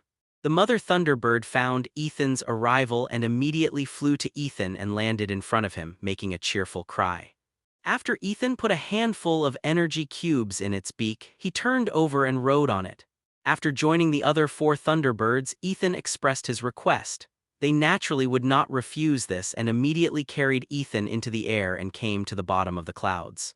Here they kept flying, circling and chirping, and the clouds became darker and darker and the elements began to flash in the clouds. At this moment, Ethan also used the weather spell and directly controlled a large area of dark clouds. The drifting rain fell with thunder, and the Thunderbird took Ethan to shuttle between lightning and dark clouds. Ethan found that he was becoming more and more proficient in controlling the weather spell, and his level was really soaring at a speed visible to the naked eye. Moreover, on the back of the Thunderbird, these lightnings also deliberately avoided him. Of course, Ethan was not afraid of these lightnings. With the talent of lightning affinity, Ethan could use magic to control these lightnings the moment they came into contact, not to say that he rolled them into a circle in his hand, but to use the magic wand to command them to which direction to bombard. After the heavy rain fell in the whole area around him, Ethan asked the Thunderbird to send Ethan back. Ethan didn't need to worry about what happened next. According to the current trend, it would only take 1 or 2 hours for the dark clouds to disappear. I just don't know if the Thunderbird can be used to assist in the condition of waiting for a thunderstorm with lightning after burying the leaves and saliva of the mandrake. If it can, it will be very simple. We can start in 2 days when the clouds are thicker. However, Ethan gave up after just thinking about it. It is best to leave this step to nature. It is unknown whether there will be any mistakes in this environment that uses magic to change. Today's condition is moonlight, so it is natural to change the weather now. After all, the Thunderbird affects the layer, not the light. When it was night, Ethan went to the nest of the A-tide giant spider in the Forbidden Forest alone. Due to the heavy rain in the morning, the weather cleared up in the afternoon. Now the moonlight shines on the earth and tomorrow will be another good day. Taking out a crystal medicine bottle, Ethan spitted saliva into it until it reached 2/3 of the bottle. Then he took out the leaves of the mandrake grass and soaked them in the crystal medicine bottle filled with saliva, and aimed at the moon, allowing it to fully receive the pure gaze. It should be said that it is worthy of the leaves of the mandrake grass. After a month, the appearance has not changed much. If it were an ordinary leaf, it would have rotted away long ago. After 10 minutes, Ethan added a strand of his own hair and a teaspoon of dew. This dew was collected by Ethan in the depths of the Forbidden Forest. It has never seen the sun, let alone a place where humans have never touched it. Finally, he added a pupa of a ghost-faced hawk moth and buried the mixed liquid under 10 rocks not far from the nest of the A-tide minister spider. And he ordered the A-tide giant spider not to turn over this land nor to pass by or eat there. The last day of October is Halloween Eve, which is also Saturday. Everyone gathered in the hall early in the morning, excitedly discussing the matter of going to Hogsmeade Village. Mainly the third-year wizards surrounded the seniors, begging them to introduce some fun projects. There are only a few shops here, but as the only pure wizard village in Britain and the largest gathering place for wizards, you can only find what you want here if you have enough gold galleons. After breakfast, Ethan, Cassandra, and others gathered together, and Penelope and others were also there, and they went to the gate of Hogwarts together. Filch had been waiting here for a long time, holding a long piece of parchment in his hand. When the time came, Filch took the parchment and began to check everyone's name. Only those on the list could go to Hogsmeade. Harry, because he had reconciled with his aunt's family, naturally got the guardian's signature.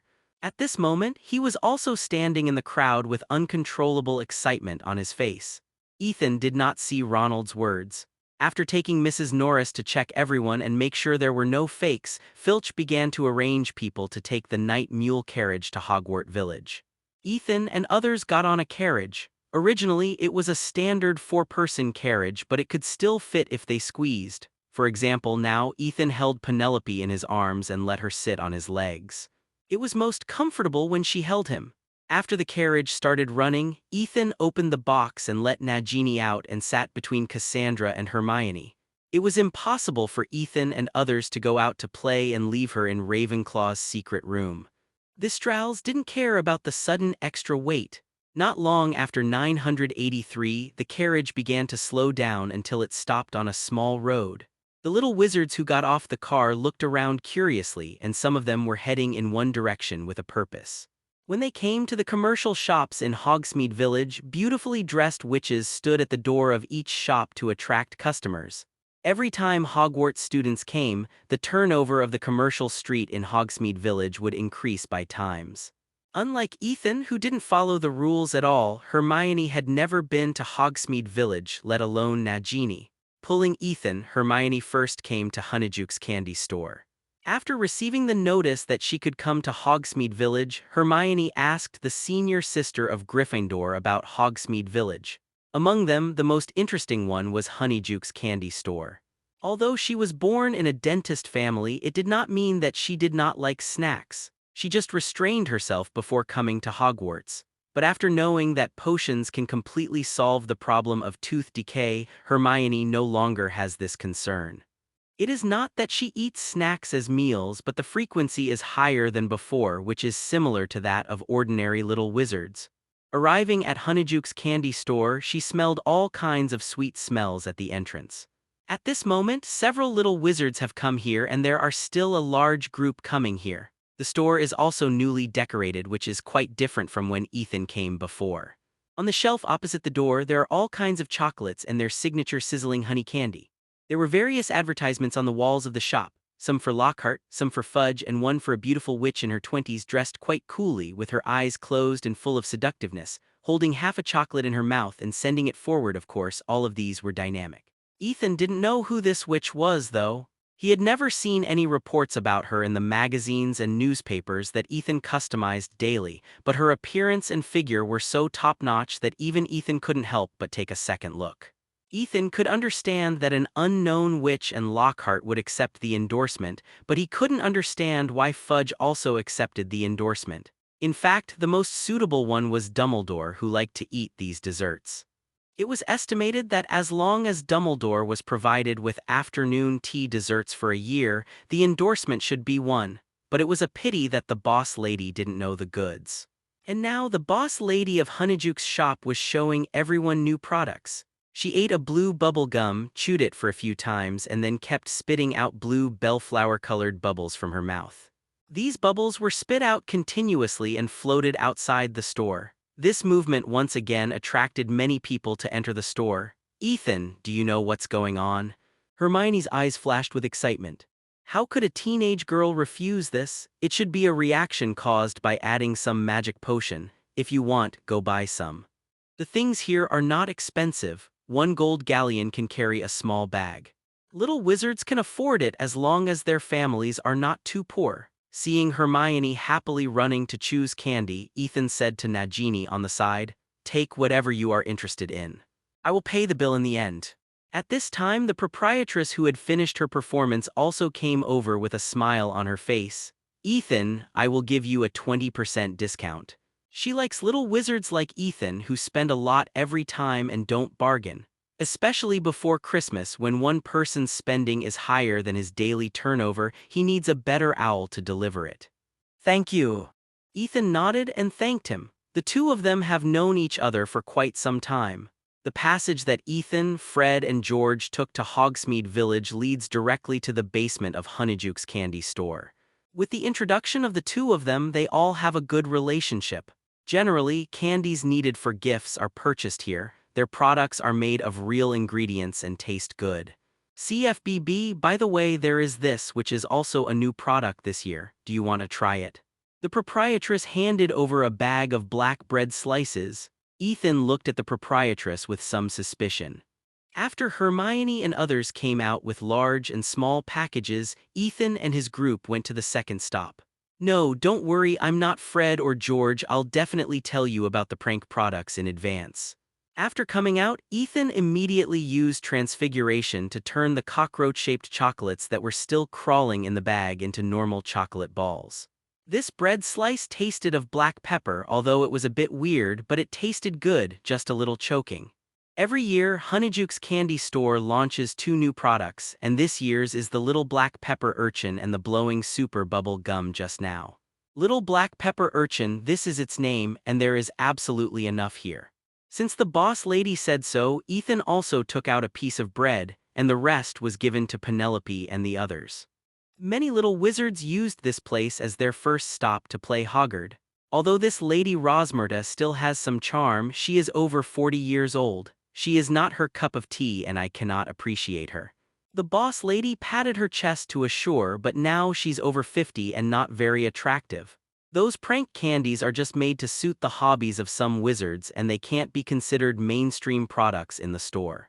This pretty widow is the most beautiful lady in Hogsmeade. She receives countless love letters every year and many of them are from the young wizards of Hogwarts.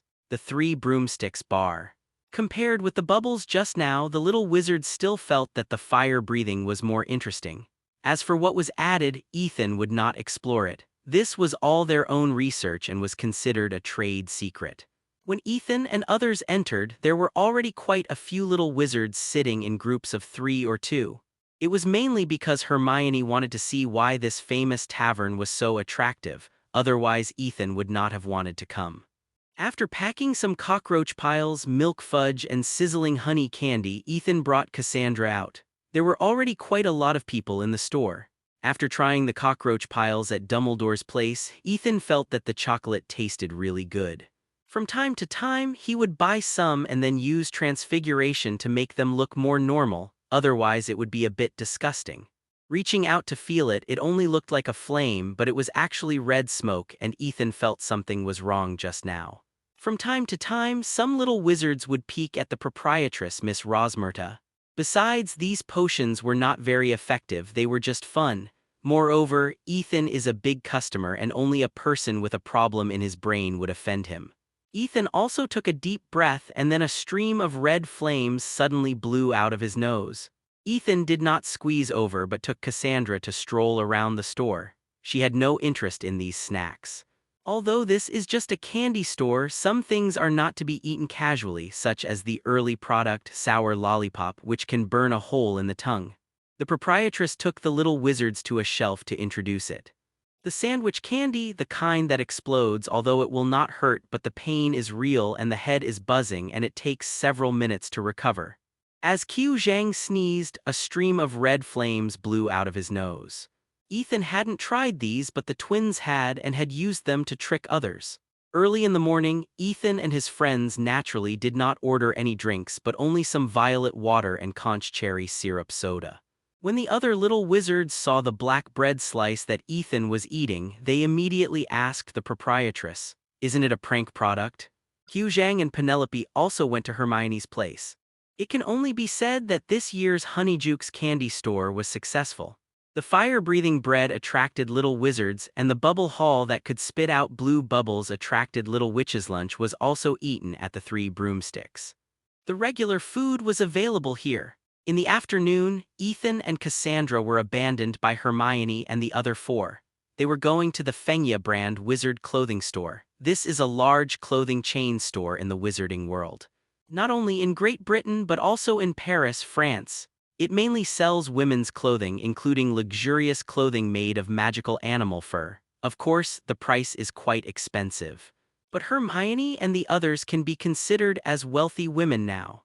Last school year, they won thousands of gold galleons in the wizard duel competition held by Lockhart, and they can fully afford these consumptions.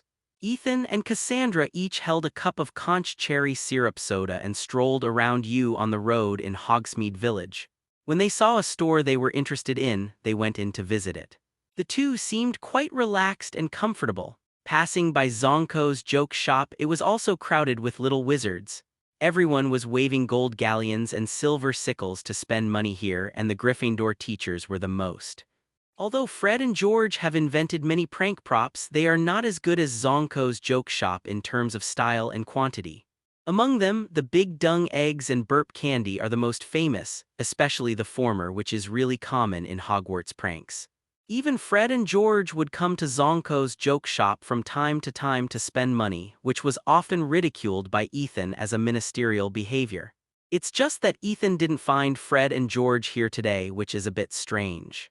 Didn't they come to Zonko's joke shop when they came to Hogsmeade Village, George? Ethan looked at the figure in front of him and shouted in confusion. Usually Fred and George acted together, and Ethan also distinguished the two based on their talking preferences and other small features. If it depended on appearance, their mother Molly couldn't tell who was Fred and who was George. Now there was only one person standing alone on the road outside, and Ethan could only rely on his senses to guess. "Ethan, can you tell me and Fred apart?" George turned around in surprise and looked at Yilin in disbelief. Even his mother couldn't do it, but Ethan, a friend he had known for several years, did it. "Whose problem is this?" "It's mainly based on guessing, but it seems that I guessed right. By the way, why are you here alone? Where is Fred?" Twins have always been inseparable, and if one is here, the other is not far away. George is alone now, which seems very strange. There. George pointed to a store not far ahead. Ethan looked in the direction of George's finger and the sign read Madame Puddifu's Tea Shop. This is another signature shop of Hogwarts.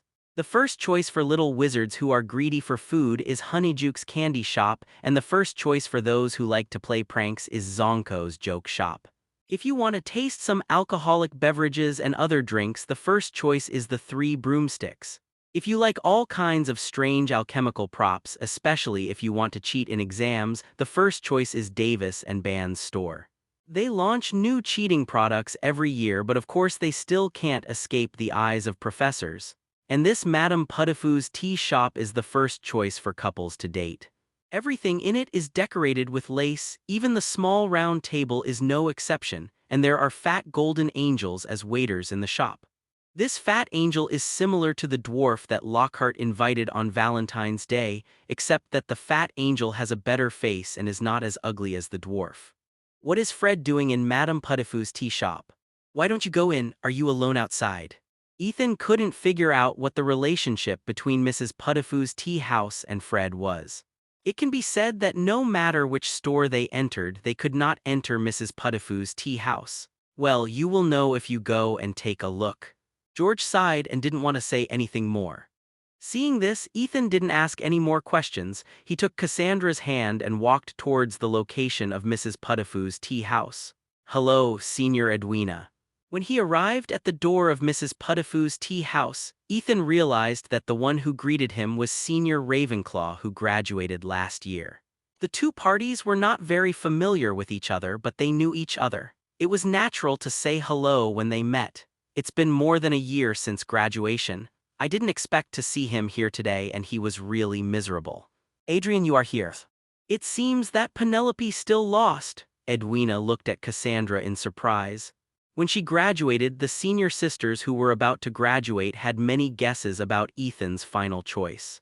They didn't expect that the winner would be the Slytherin one. "You can't say that, Penelope hasn't lost yet." Ethan glanced at Cassandra, or to be more precise, Cassandra lost. "How have you been recently?"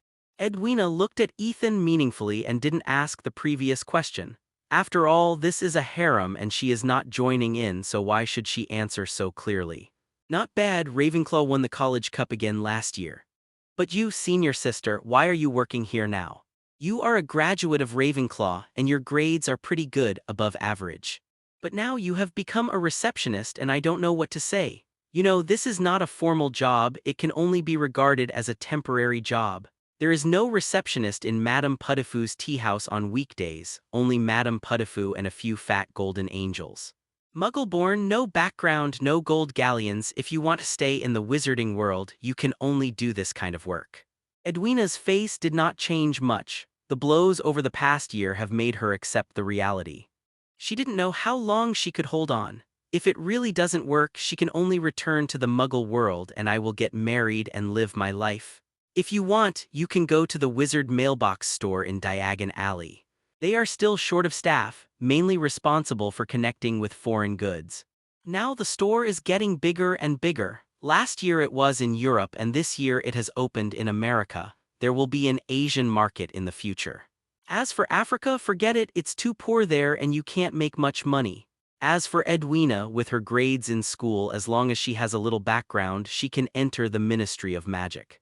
Now she is definitely qualified to come here to work. Then I'll take it seriously, I'll go after I finish today's work. The joy on Edwina's face flashed by. She didn't expect that she could get a job by coming here as a temporary worker. You know, it's hard for little wizards like them who were born in Muggles to get a formal job. Even the drivers of the night bus and the salespersons in major stores have to fight for such jobs. And it is not certain that they can grab it because generally Hufflepuff graduates are given priority. After all, they can take care of the younger students of their own college who would choose other colleges. "I will contact them after I go back tonight, you just need to go tomorrow."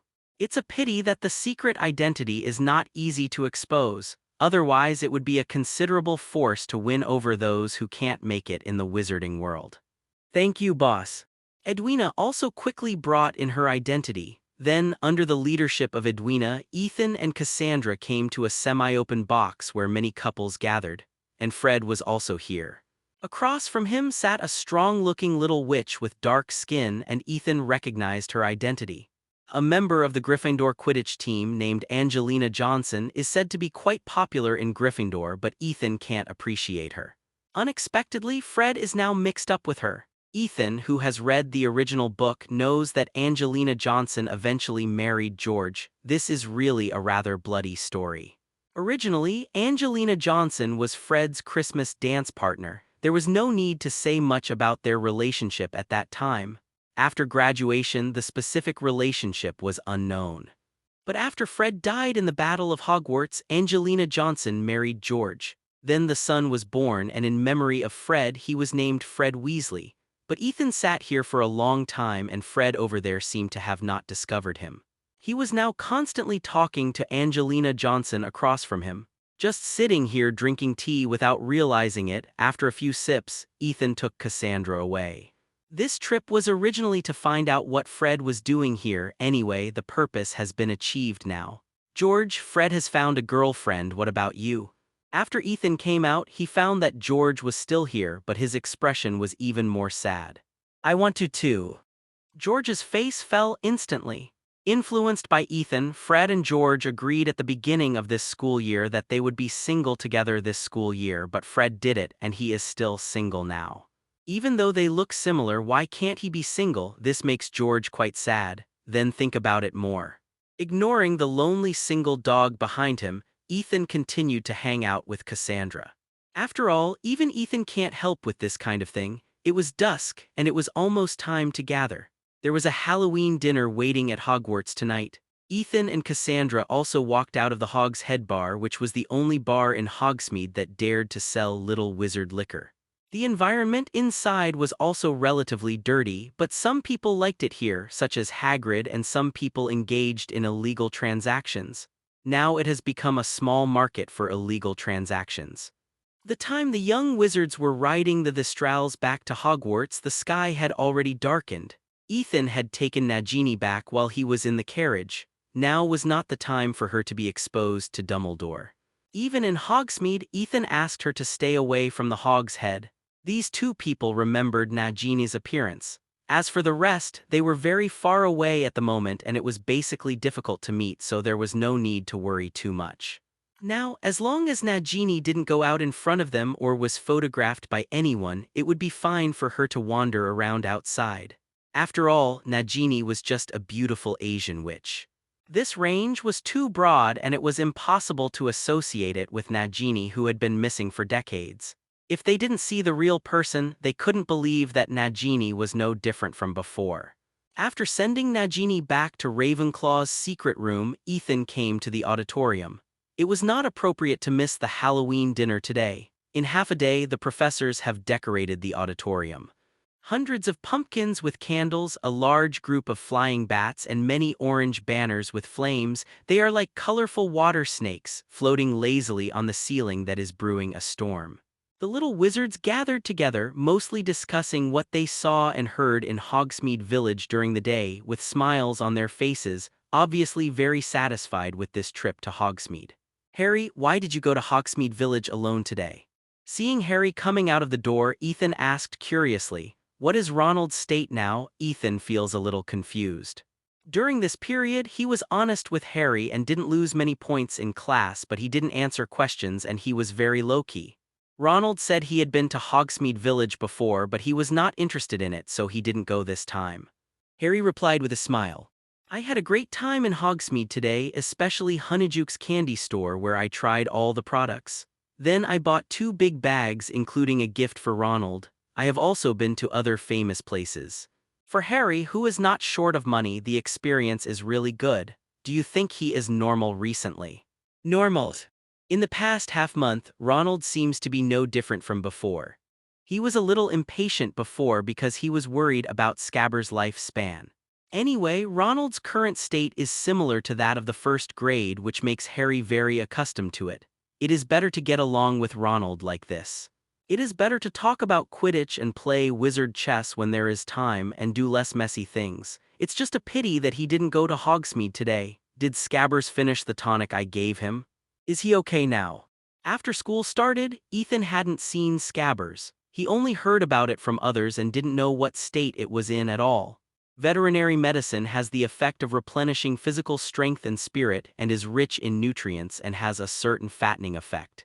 It's not bad now, a little chubby. Ronald drank the tonic you gave Banban half a month ago and the effect is still very good. Ronald actually wanted to buy some from you earlier but didn't know how to ask. I just feel that you gave Banban a little too much tonic. When I was sleeping at night, Banban ran to me and bit me several times. Speaking of this, Harry also sighed. He was listless some time ago and his fur was dull, as if he was going to die at any time. But now it's not good to be too energetic, it disturbs his sleep. If Banban hadn't lost one claw, Harry would have felt that Ronald had changed into a mouse. Okay, just be normal. Hermione complained to me about Crookshanks and Scabbers several times. Ethan's mouth twitched, but he didn't voice his concerns in the end. There's something wrong with Ronald and Scabbers being normal. Ronald has money, but he doesn't go to Hogsmeade, doesn't spend money, doesn't show off. His mother doesn't believe it, and Scabbers, knowing that Sirius escaped from prison, came to the vicinity of Hogwarts. His target is definitely his favorite. Now he can still be lively. That's weird. Both of them are not normal. Since Harry thinks they are normal, let them be normal. Ethan, you don't know how many interesting things there are in Hogsmeade. When they came to the Ravenclaw table, Terry pulled Ethan to talk. What did you find out? Ethan knew Terry's character. He liked gossiping and was very good at finding out. During this period, he had asked a lot about Hogsmeade. There is a black dance hall without a sign. Have you been there? Terry smiled. He had to ask a senior for a long time before he was willing to take him to see it. He believed that even Ethan would not be able to find the place without an acquaintance to lead the way. No. Ethan had long known that there were some shady industries in Hogsmeade Village, but he didn't pay attention to it. It had nothing to do with him. Tickets are 1 gold galleon. There are striptease by Vila, massage and backstepping services by centaurs, and foot washing services by murlocs. Terry lowered his voice and whispered in Ethan's ear. The striptease by Vila is still worth watching, but are you sure that the backstepping services by centaurs won't step on you to death? Can you enjoy the foot washing services of such an ugly murloc? Ethan looked at Terry with difficulty. If it's a striptease by Vila, Ethan also wanted to see it. After all, there are no ugly Vilas, of course. The premise is not to make them angry. Zing will scare you in a minute. Centaurs, once they grow up, weigh at least half a ton.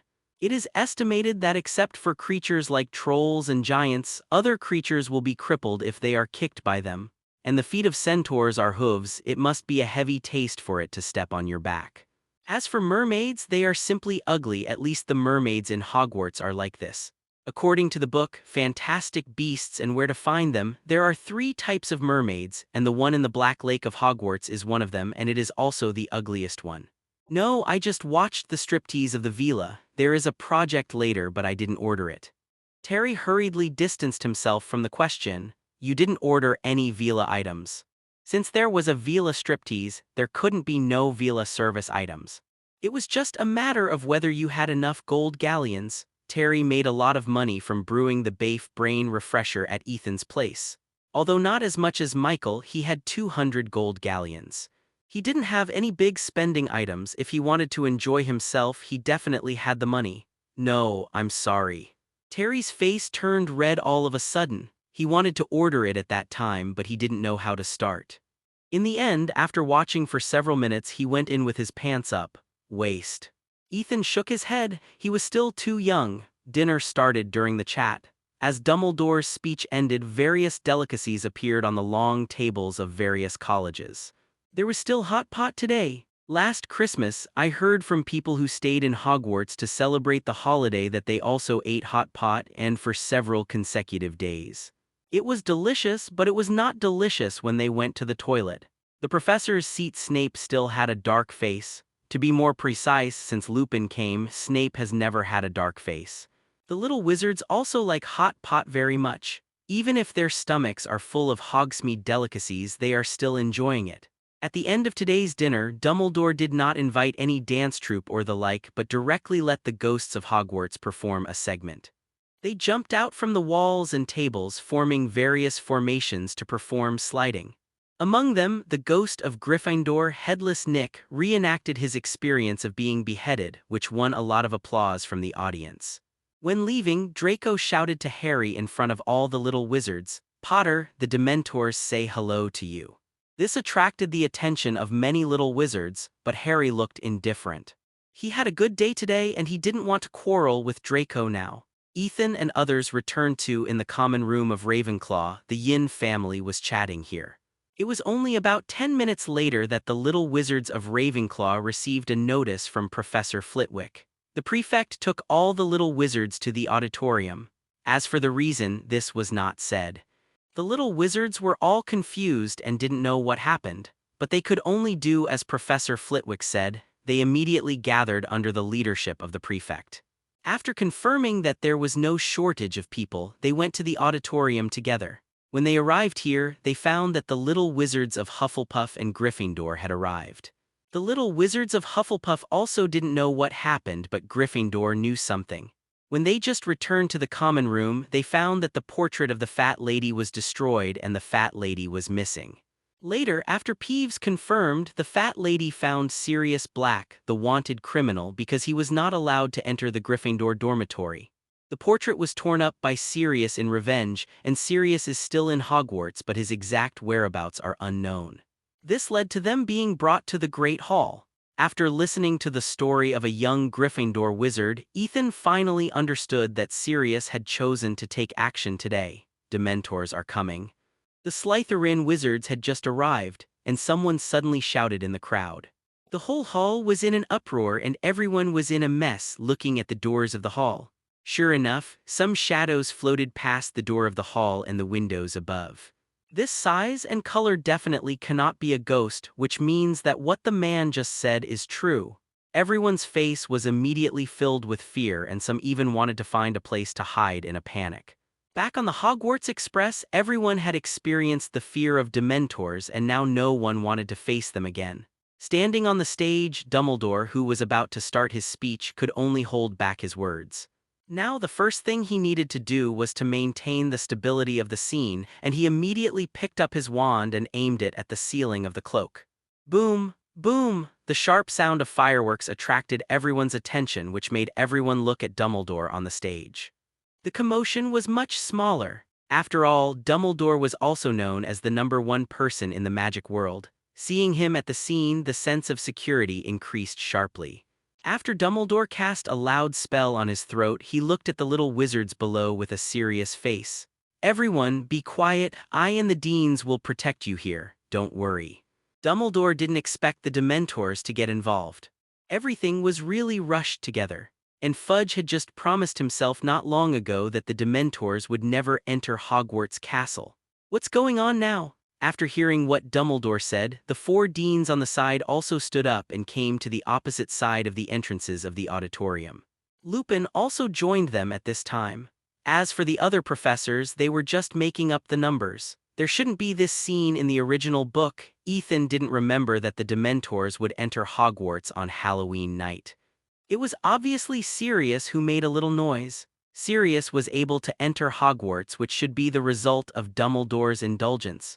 There is a passage under the Whomping Willow and the Shrieking Shack can directly reach Hogwarts. This Whomping Willow was planted by Dumbledore for Lupin. Unless Dumbledore has lost his memory due to Alzheimer's disease, he must know this location. But he did not block this passage, nor did he tell others and let Sirius go in and out freely, which is equivalent to the blockade of the Dementors on the ground being directly useless. The reason for this is probably to train Harry. After all, this is the savior he chose, and now Harry is obviously unqualified. Harry didn't get any training throughout the second year. Dumbledore agreed to Lockhart to hold a duel competition, probably because he wanted to train Harry's practical ability. Who let Harry be a sandbag and shield on the stage prepared for him in the first year. But in the second year he didn't learn much, just a disarming spell, and was almost killed by Ronald. He is already in the 3rd grade this year. If he is not trained, there will not be enough time. That is why I want to take advantage of Harry's hatred for Sirius and let him catch Sirius himself, so as to train his courage and strength and enhance his self-confidence in the process. Sirius will basically not hurt Harry in the process, which is absolutely a perfect candidate for the trial. With the protection of the various deans and Dumbledore, it is not so chaotic now, but everyone is still discussing this matter. Why did the Dementors enter Hogwarts? Luna stood next to Ethan and asked curiously with her big eyes. She was pulled over by Ethan. Others still had some means to deal with Dementors, but Luna could not do anything except running when facing Dementors, but she could not run faster than Dementors that could fly in the sky. So Ethan took her with him. It is highly likely that they have found Sirius's trace. That was all Ethan could say, but in fact, it was impossible. Sirius, who had turned into a black dog, walked out in front of the Dementors without being noticed. In fact, there were only 2 possibilities. Either the Dementors had not absorbed happiness for a long time and were hungry and rioting, or someone deliberately brought them in.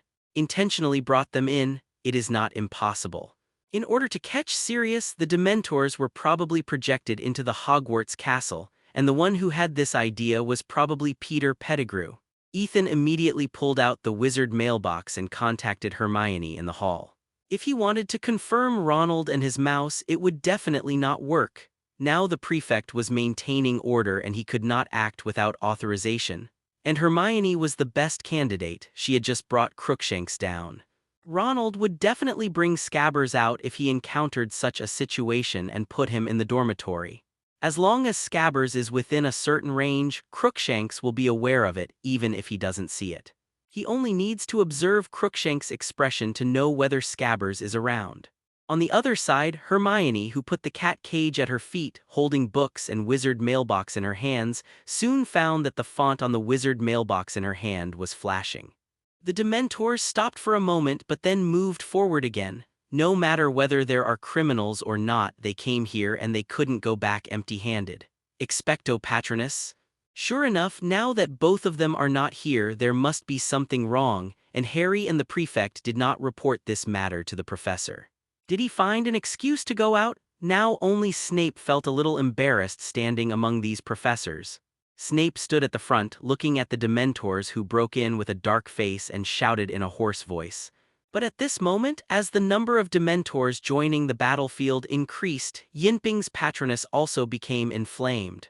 Hermione Granger, Ronald Weasley is not in the Gryffindor team and Scabbers is not nearby. This silver-white mist quickly condensed into the image of a wolf aiming at the Dementors in front and rushed over. As the voice fell, the silver-white cat, raven, and honey badger rushed out at the same time. Isn't this telling those who know something that I, Snape, as a licking dog, didn't get her, and I was still thinking about her after she got married, and now I'm still licking her after Lily died? A scream attracted everyone's attention. Professor Lupin waved his wand and a ball of silver-white mist appeared at the tip of the wand. So after that, once they encountered a situation, they agreed to gather together to face it, which was better than dying unclearly. There is no criminal you are looking for here. Lupin took a few steps forward. Although he didn't know why Snape didn't use the Patronus 907 spell, the Dementor was almost rushing to his face. If it was just Snape, it wouldn't matter. But now there are so many young wizards he can't just watch. In front of all the young wizards, the silver-white wolf used its fangs and claws to beat the Dementors back one after another, which immediately made Lupin's image taller in their hearts. In the past, they just thought that Lupin's teaching was good and interesting, and he was a qualified defense against the dark arts professor. But now everyone recognized Lupin's strength. It's just that Lupin's move now is like poking a hornet's nest. Suddenly, the whole auditorium was dark outside and countless dark shadows gathered in retreat. Dementors didn't understand the meaning of unity at all, and the death of their companions had nothing to do with them. But Ethan's 2 consecutive actions forced them to start huddling together for warmth. On the Hogwarts Express, they had collected more than 40 and later tied up 17 more. None of the remaining Dementors knew if they would be the next one. Even if you don't deliberately absorb it, just walking around here you can get a lot of happy emotions. We don't believe it. Seeing that these Dementors are still moving forward, Snape is a little troubled. It's not that he can't deal with them, but he doesn't want to expose his Patronus image, especially after the Patronus turns into a doe. Originally, he came to the dinner party halfway through today. The more I think about it, the more doubts I have. Expecto Patronus. Even the Dementors that Fudge had specially transferred from Azkaban later joined them. After all, who is not afraid of death? With the help of several other Patronuses, Lupin's pressure was greatly reduced. He tried hard to control the Patronus and rushed forward again. For a long time, life in Azkaban has been really miserable. It's okay when the criminals just arrived, but after a long time, the happy emotions provided are not right. In the auditorium, even though they were so far away, Ethan could feel a cold breath coming from there. How many Dementors were gathered outside now? We have to search in person to confirm whether there are really no criminals. Now there is such a good opportunity to eat delicious food to your heart's content. You say there are no criminals, there are no criminals. She opened it immediately. Although she was puzzled about why Ethan asked Ronald, she still looked aside. There were not many people in the whole Gryffindor. If you look carefully, you can easily know who is there and who is not. After confirming that Ronald was not in the data, Hermione squatted down and looked at Crookshanks's state. At this moment, it was lying quietly in the cage, which means that there was no scabbers nearby. They were tall, wearing tattered cloaks, and their faces were completely covered. The exposed part was only a little skin and bones. Seeing this image, the little wizards couldn't help but recall the scene on the Hogwarts Express. Not only Ethan noticed this, but also Professor McGonagall and Professor Flitwick on the side noticed it. At the main entrance, more than a dozen Dementors suddenly floated over, facing the direction of Slytherin College. Knowing the result, she immediately sent a reply to Ethan. Even this unpleasant happy mood has to be distributed according to the distribution. You can't eat it whenever you want. Immediately, everyone came to the position at the main entrance. Bang, bang, bang. The window above the auditorium, which was originally used for owls to pass through, shattered with a sound, and glass shards fell all over the floor. In the horrified eyes of the young wizards, one after another Dementors came out from the cracks in the upper window. Suddenly, the scene was in chaos and the small city was panicking and ran to the side passage. It seems that this Dementor can use his brains and knows that there are several professors guarding the main entrance in front. They can't break through, so they find another way, but they don't know that there is a Dumbledore standing inside. Ethan has seen Dumbledore raise the Elder Wand in his peripheral vision. Expecto Patronus. Taking the lead, Ethan launched an attack, and a large amount of silver-white mist gushed out from the tip of the wand without forming any shape, just a simple and majestic mist. Seeing this, Dumbledore also put down the Elder Wand and watched this scene with interest. He wanted to see what Ethan's Patronus looked like, and anyone who could cast the Patronus spell showed that he had love in his heart. Purely dark wizards could not learn the Patronus spell, but Ethan obviously exceeded his expectations. He had no image at all but was just strong enough to fly bricks. A large amount of silver-white mist directly enveloped all the Dementors that floated into the auditorium. There was a sound like nails scratching glass which Ethan had heard many times before. It was the painful wail of the Dementors. But the other little wizards had not heard it before. They covered their ears one by one with a look of pain on their faces. However, the panic on their faces was reduced a lot.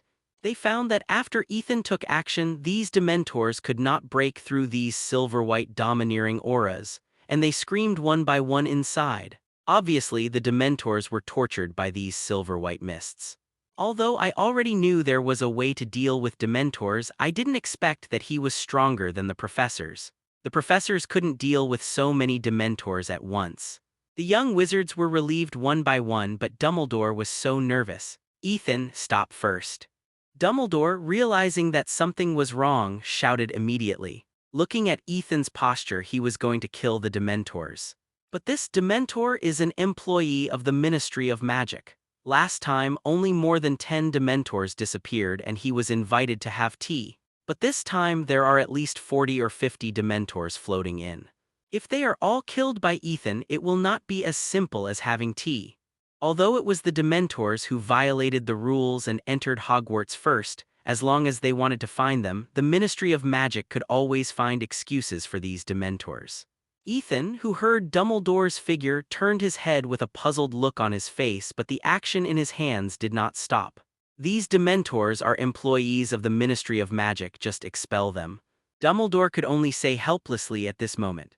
You won't be the one to have tea, and you won't be the one to be in trouble, so you are so unscrupulous, right? Dumbledore was really depressed. It's not easy to be the headmaster. Headmaster, it was the Dementors who attacked us first.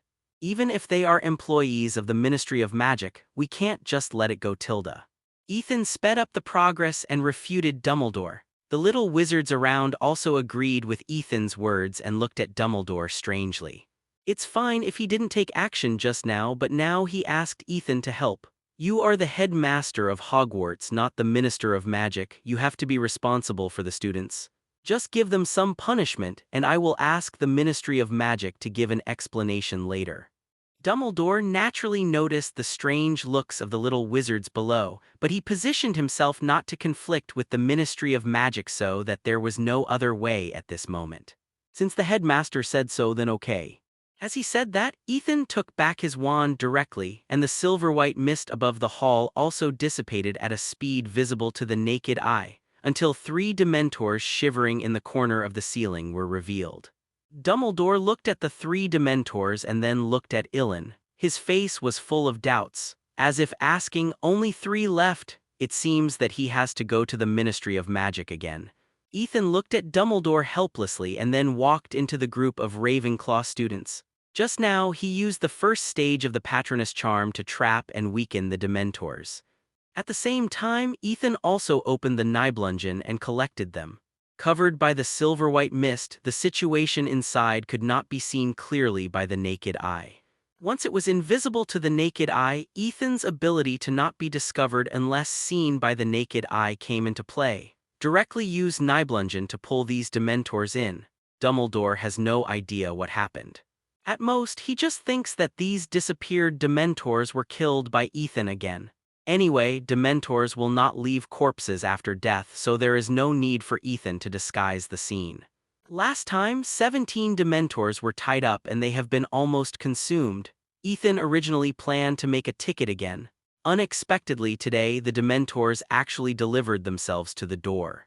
If Ethan does not accept it, he will be sorry for himself. And the Dementors outside who tried to force their way in also noticed the changes in the hall.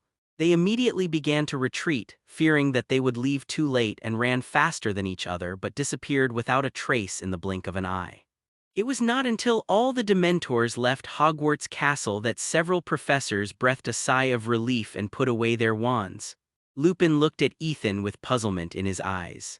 He had heard of Ethan's reputation before entering Hogwarts and knew that he was a genius. But there is a limit to genius. James, Sirius, and Snape were not geniuses, but none of them were as outrageous as Ethan. The power of the first stage of the Patronus was stronger than that of the second stage of himself and these professors. And seeing that his colleagues looked like they were not surprised, it was obvious that Ethan had done this kind of thing many times and made them accustomed to it. But because of an accident, Percy lost a few fingers, which made his practical performance plummet. Because Hogwarts did not have a precedent to abolish prefects, Percy could still be his prefect. Otherwise, he would not be able to keep his position as prefect, let alone the student union president.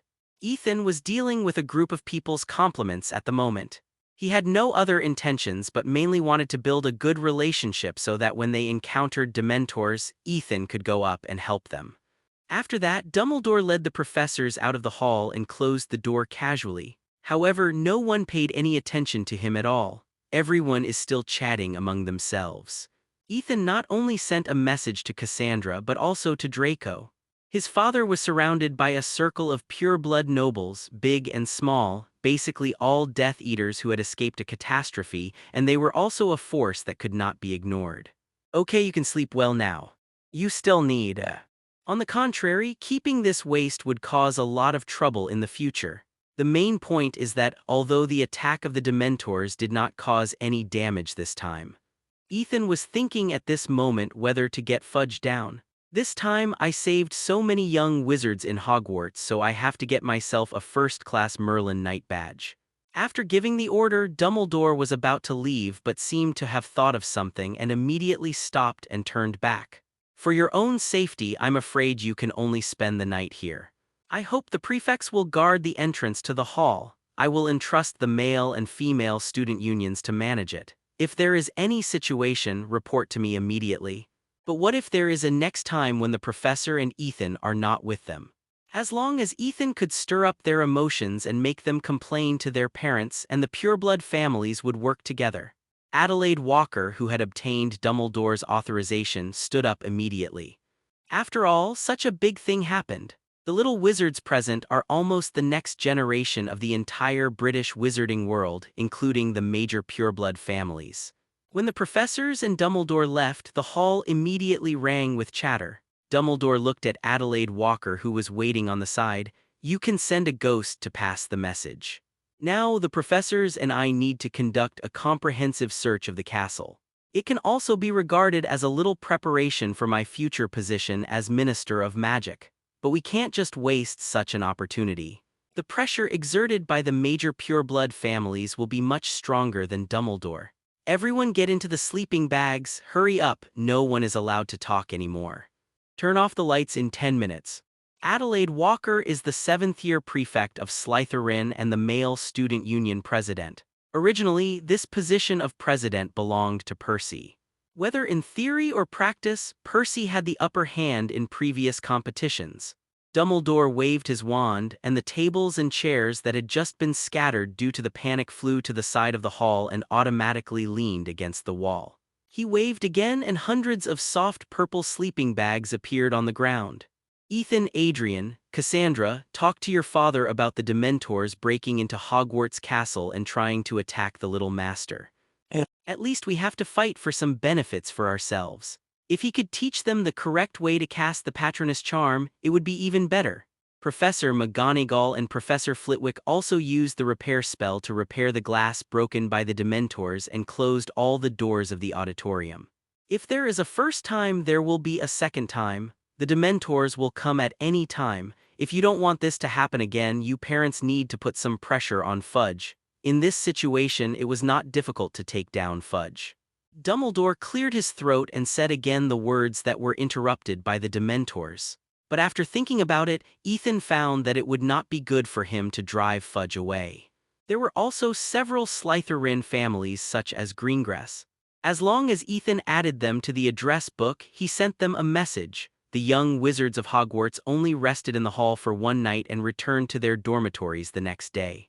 But the impact of this incident is far from over. The whole school has been discussing a topic these days: how did Sirius Black enter Hogwarts Castle? The second topic is Dementors. That night, it was proved that Dementors would enter Hogwarts Castle and attack young wizards. Ethan contacted some young wizards and asked them to complain to their parents. And in addition, many little wizards also contacted their parents spontaneously.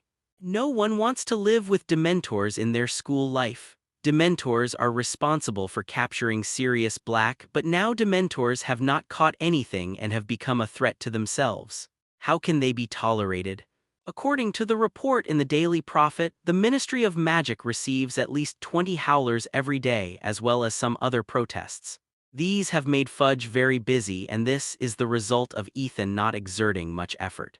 If the Daily Prophet were to make another wave of public opinion about Dementors and Sirius Black, and then let Cassandra's father and Ludo respond to it, it would make the matter bigger.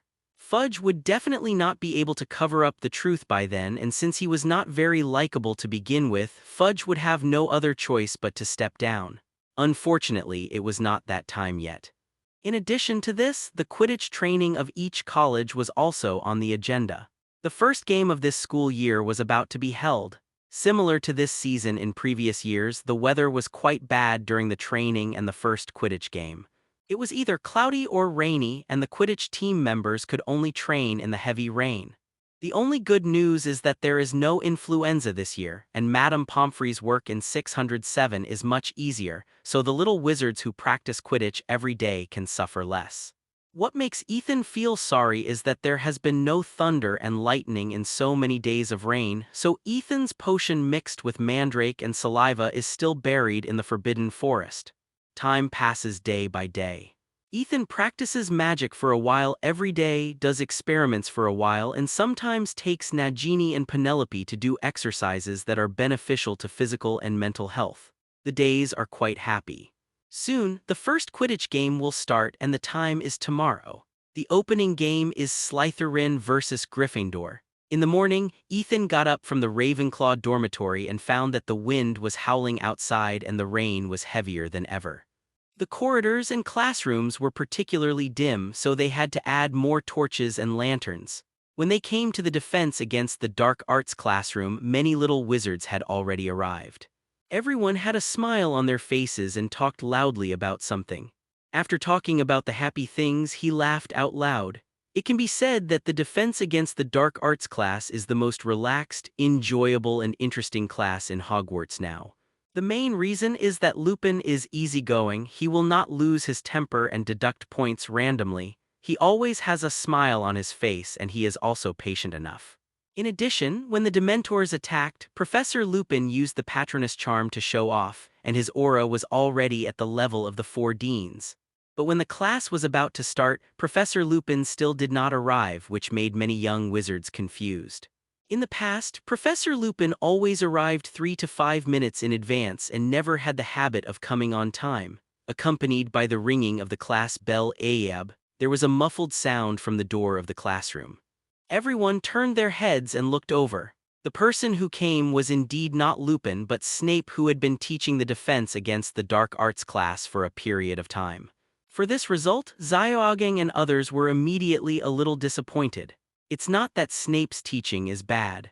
Compared with the previous defense against the dark arts professors, Snape's teaching is definitely quite reliable, but his personality is not likable. Snape walked into the classroom with big strides, waving the wand in his hand, and the windows of the classroom closed one by one.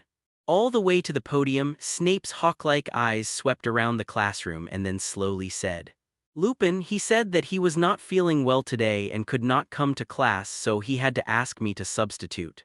After saying that, he showed that scary smile. The little wizards of Gryffindor sat up straight one by one, trying not to give Snape the opportunity to deduct points. Hearing Snape say this, Ethan remembered that last night should be the night of the full moon, but there was no need recently, so he didn't pay attention to it.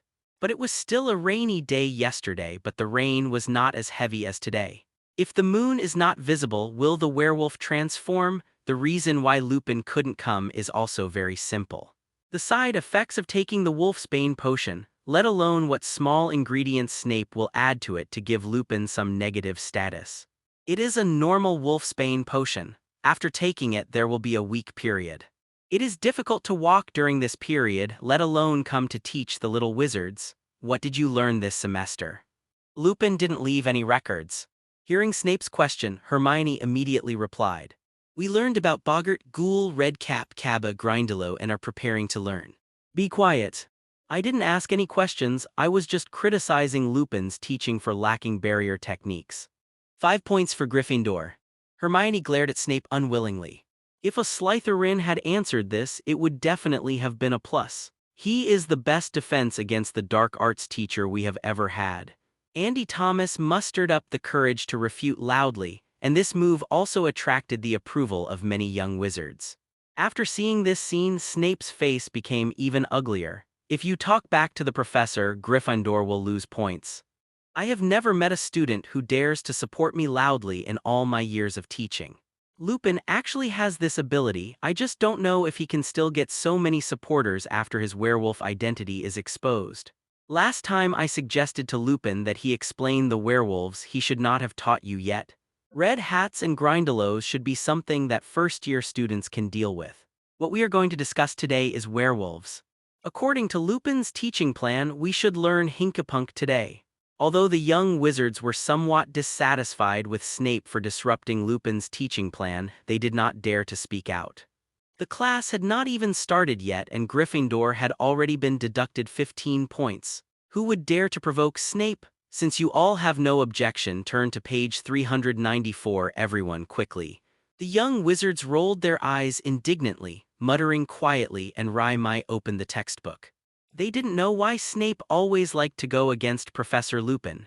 Do these two have a grudge? And this school year, Snape mentioned werewolves all the time, but Snape didn't find any werewolf characteristics. Can anyone tell me how to distinguish werewolves from real wolves? The young wizards did not move, no one raised their hands to speak, and even Slytherin fell silent. Obviously, Snape now has a tendency to bite whoever he catches. We said that we haven't learned which werewolf yet, now we are learning. But no one likes his teaching method, and every class is quite depressing. After Snape left, the little wizards started a heated discussion, venting their anger at Snape. Each of you write a paper for me on how to identify and kill werewolves. I require you to fill 2 rolls of parchment on this topic and hand it in on Monday morning. The next class is Snape's performance alone, and no one dares to interact with him. This statement was recognized by most people, and the few young wizards who speculated that Lupin was a werewolf could only let it go because they did not get support from others. By the way, let me remind you that although it was a rainy day yesterday, it was also a full moon and the side effects of Wolfsbane potion. I think you all know it in the potions class. Before Snape finished speaking, Gryffindor's Parvati interrupted him. Snape looked at the silent crowd and that kind of grim smile appeared on his face again. Silence. They have learned enough lessons. You are already in the 3rd year and you still can't tell the difference between werewolves and wolves. I must tell Dumbledore how badly you have learned. But Snape did teach a lot of knowledge, such as how to deal with werewolf bites and scratches, how to identify werewolves, and how to save yourself when you encounter a werewolf. Everyone missed Professor Lupin's class very much and everyone was looking forward to the next class not being taught by Snape. No one can answer me. Everyone knows that Snape's biggest wish is to be the professor of defense against the dark arts. However, some young wizards also associated it with Snape's last words and speculated whether Professor Lupin was a werewolf. The bell rang and the torturous class finally ended, but Snape did not let the little wizards leave. But this time, no matter what Snape said, the little wizards below didn't say a word. Raise your hand to answer, don't you know? And Professor Lupin offended Snape badly because of the boggart incident, so Snape specifically targeted Professor Lupin.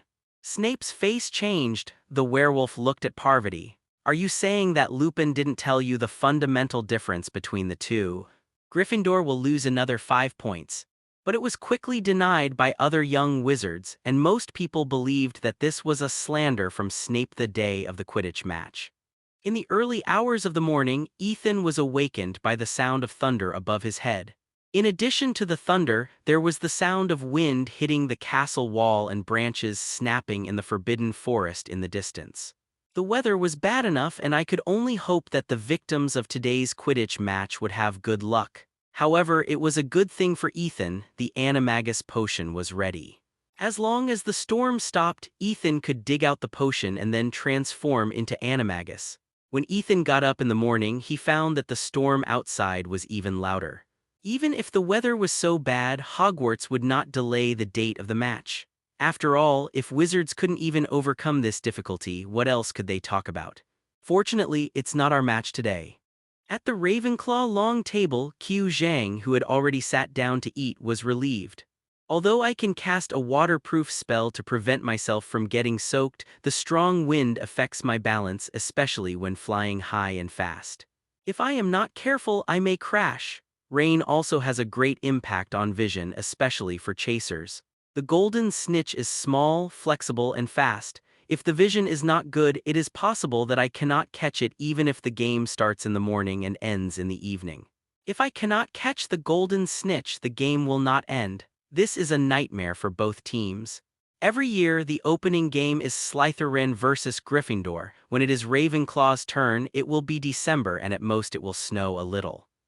Ethan sat next to Qiu Zhang, picked up the breakfast she had prepared and started to eat. This was all prepared according to Ethan's taste, except for some bread, it was all meat. If their team finds an excuse to escape from this game, won't it be our turn or Hufflepuff's turn? This is possible, but aren't there still honest people in the 4 colleges? Even if Slytherin plays some tricks, won't Hufflepuff take the lead? Gryffindor Quidditch captain, Oliver Wood, he will not back down. In the original book, the Slytherin team refused to play the game on the grounds that Draco was injured, and Hufflepuff eventually participated in today's game. Draco's injury was not serious. He drank a few bottles of potion and applied some white fresh water. He recovered in 2 or 3 days. This was just an excuse, but now they don't have this reason. If they want to find it, they can find it. It depends on whether Slytherin is really so shameless. After hearing what Ethan said, Qiu Zhang glanced at Hufflepuff, who was still discussing today's game enthusiastically without any signs of worry. Sure enough, they didn't think about these. The magic blood potion will be ready soon. Qiu Zhang is still looking forward to this. It is made of Catkin's blood. This is the result of her careful selection. Although the increase in magic resistance and physique is not large, the improvement in agility and perception is very strong. These 2 attributes are very useful for actual combat, and they are also of great help to Quidditch. It will be ready at the beginning of next month. Ethan started to make it the 2nd day after the school started this school year. After all, everything was ready. Ethan asked Dennis to get the blood of the Catkins from Hogsmeade Village and mail it to Hogwarts, ensuring that it could be used on the same day. The reason why it was so troublesome was that Ethan's place was not suitable for raising cats. If Ethan raised a cat, Hermione and the others would definitely get involved, and then they might not let Ethan draw blood, which would be completely putting the cart before the horse. The Catkins are only slightly larger than ordinary cats, and they have to be drained half to death every time blood is drawn, which is completely incomparable to big guys like dragons and thunderbirds. In order to meet the requirement of adding fresh blood once a week, Ethan used 5 Catkins to take turns to draw blood, otherwise the cats would die in the second week. According to the physique of magical animals, if they eat well, they can recover in more than a month. So far, 2 additions are enough. That will just be enough for us to catch up with the Hufflepuffs match. The second match was a week before the Christmas holiday. After taking the magic blood, there was time to adapt, and it was definitely possible to maintain the best condition. After breakfast, Ethan and Cassandra went to the library. There was still some time before today's match. It was not easy to practice magic or do research with such a short time, so it was better to read books. Going to the bookshelf and picking out a history of magic, Ethan took Cassandra to find an empty seat and flipped through it with great interest. Ethan has always been very interested in wizard history. At this moment, Ethan was immersed in the revival movement of wizards in the Middle Ages and the historical process of confrontation with the church. Until a little wizard shouted excitedly in the displeased eyes of Madame Pince, Ethan closed the book in his hand. He and Cassandra came to the gate of Hogwarts Castle, which was crowded with people at the moment. Gryffindors in bright red Quidditch robes and Slytherins in green robes were also here at the moment. Most of the little wizards were preparing raincoats or umbrellas. Ethan saw 2 Hufflepuff little wizards holding up an umbrella together and going out, but within half a minute the umbrella was blown away by the strong wind. Only a very small number of people can use magic to block the rain. This shows that the teaching quality of Hogwarts is really not good. Bubble head protection. Ethan tapped the wand in his hand lightly, and a huge bubble directly wrapped Cassandra's whole body. As Cassandra walked, the bubble also moved with her, and there was no sign of breaking during the movement of her feet touching the ground. The alternative use of the bubble head charm was originally intended to allow people to breathe underwater, but now it is used by Ethan to protect the whole body. Being able to withstand the strong water pressure underwater, it is naturally not a problem for the strong wind outside. It is also waterproof, cold-proof, and heat-insulating. This one magic alone can offset the effects of several other magics at this moment. Ethan, give me one. Fred, who was in the Gryffindor Quidditch team, saw this scene and immediately jumped up and shouted. Compared with Draco, Harry was worse off. His glasses were soaked by the rain, which seriously damaged his vision. Draco could dodge it, Harry just relied on his body to resist.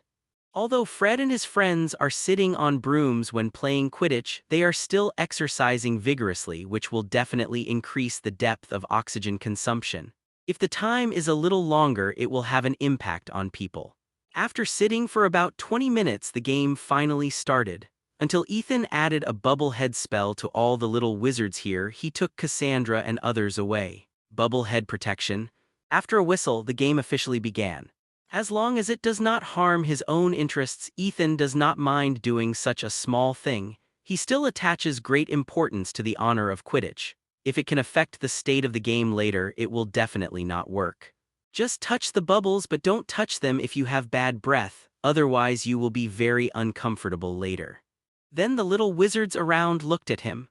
There were at least 100 people gathered here, and there were still a steady stream of little wizards on the way. Those who arrived early regretted why they rushed so fast. While spraying bubbles with his wand, Ethan explained loudly to the little wizards. As time passed, one by one, the little wizards touched the bubbles and completed the whole body bubble head spell. After saying thank you, they walked into the wind and rain to the Quidditch venue. Point 0. If I cast a bubblehead curse on you, it will affect your actions in the game later. Are you sure you want it? If you are not in good condition at that time, it will still be a small loss. If you fall off the broom due to lack of oxygen and coma, it will be a lot of fun. At this time, the influence of rain and strong wind came out. Both of them were hit by the running bludgers several times. In that case, forget it.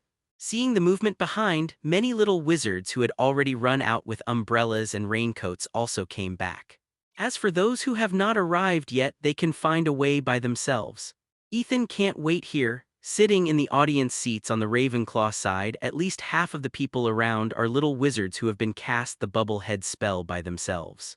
Harry and Draco reached the highest altitude at the first time and began to look for the golden snitch. Several times in the sky, Harry was almost hit by the bludgers. Then Ethan cast a Bubblehead spell on himself, Hermione, Penelope, and others. Fred refused with a smile on the spot. In this state, let alone catching the golden snitch that was only the size of a walnut and extremely flexible, it was difficult to ensure his own safety. Seeking flowers. The 14 people from both teams rushed into the sky at the first time. They all used the Nimbus 2001. In addition to the latest but not yet popular rocket crossbow, this is the best flying Dr. Broom. No one knows how long the game will last. If there is no intense action, the air here will definitely be enough to support for a while. Compared to umbrellas, this spell is a better choice in every way. When you go into the water, the Bubblehead curse is originally used temporarily for a short time. For a long time, the cheek grass is usually used. This is mainly for reputation. Ethan thought for a while and thought of a solution. Bubbles gushed out from the tip of Ethan's wand and floated towards the little wizards. As usual, Mrs. Hooch was the referee and Lee Jordan was the commentator. In the heavy rain, the game still continued.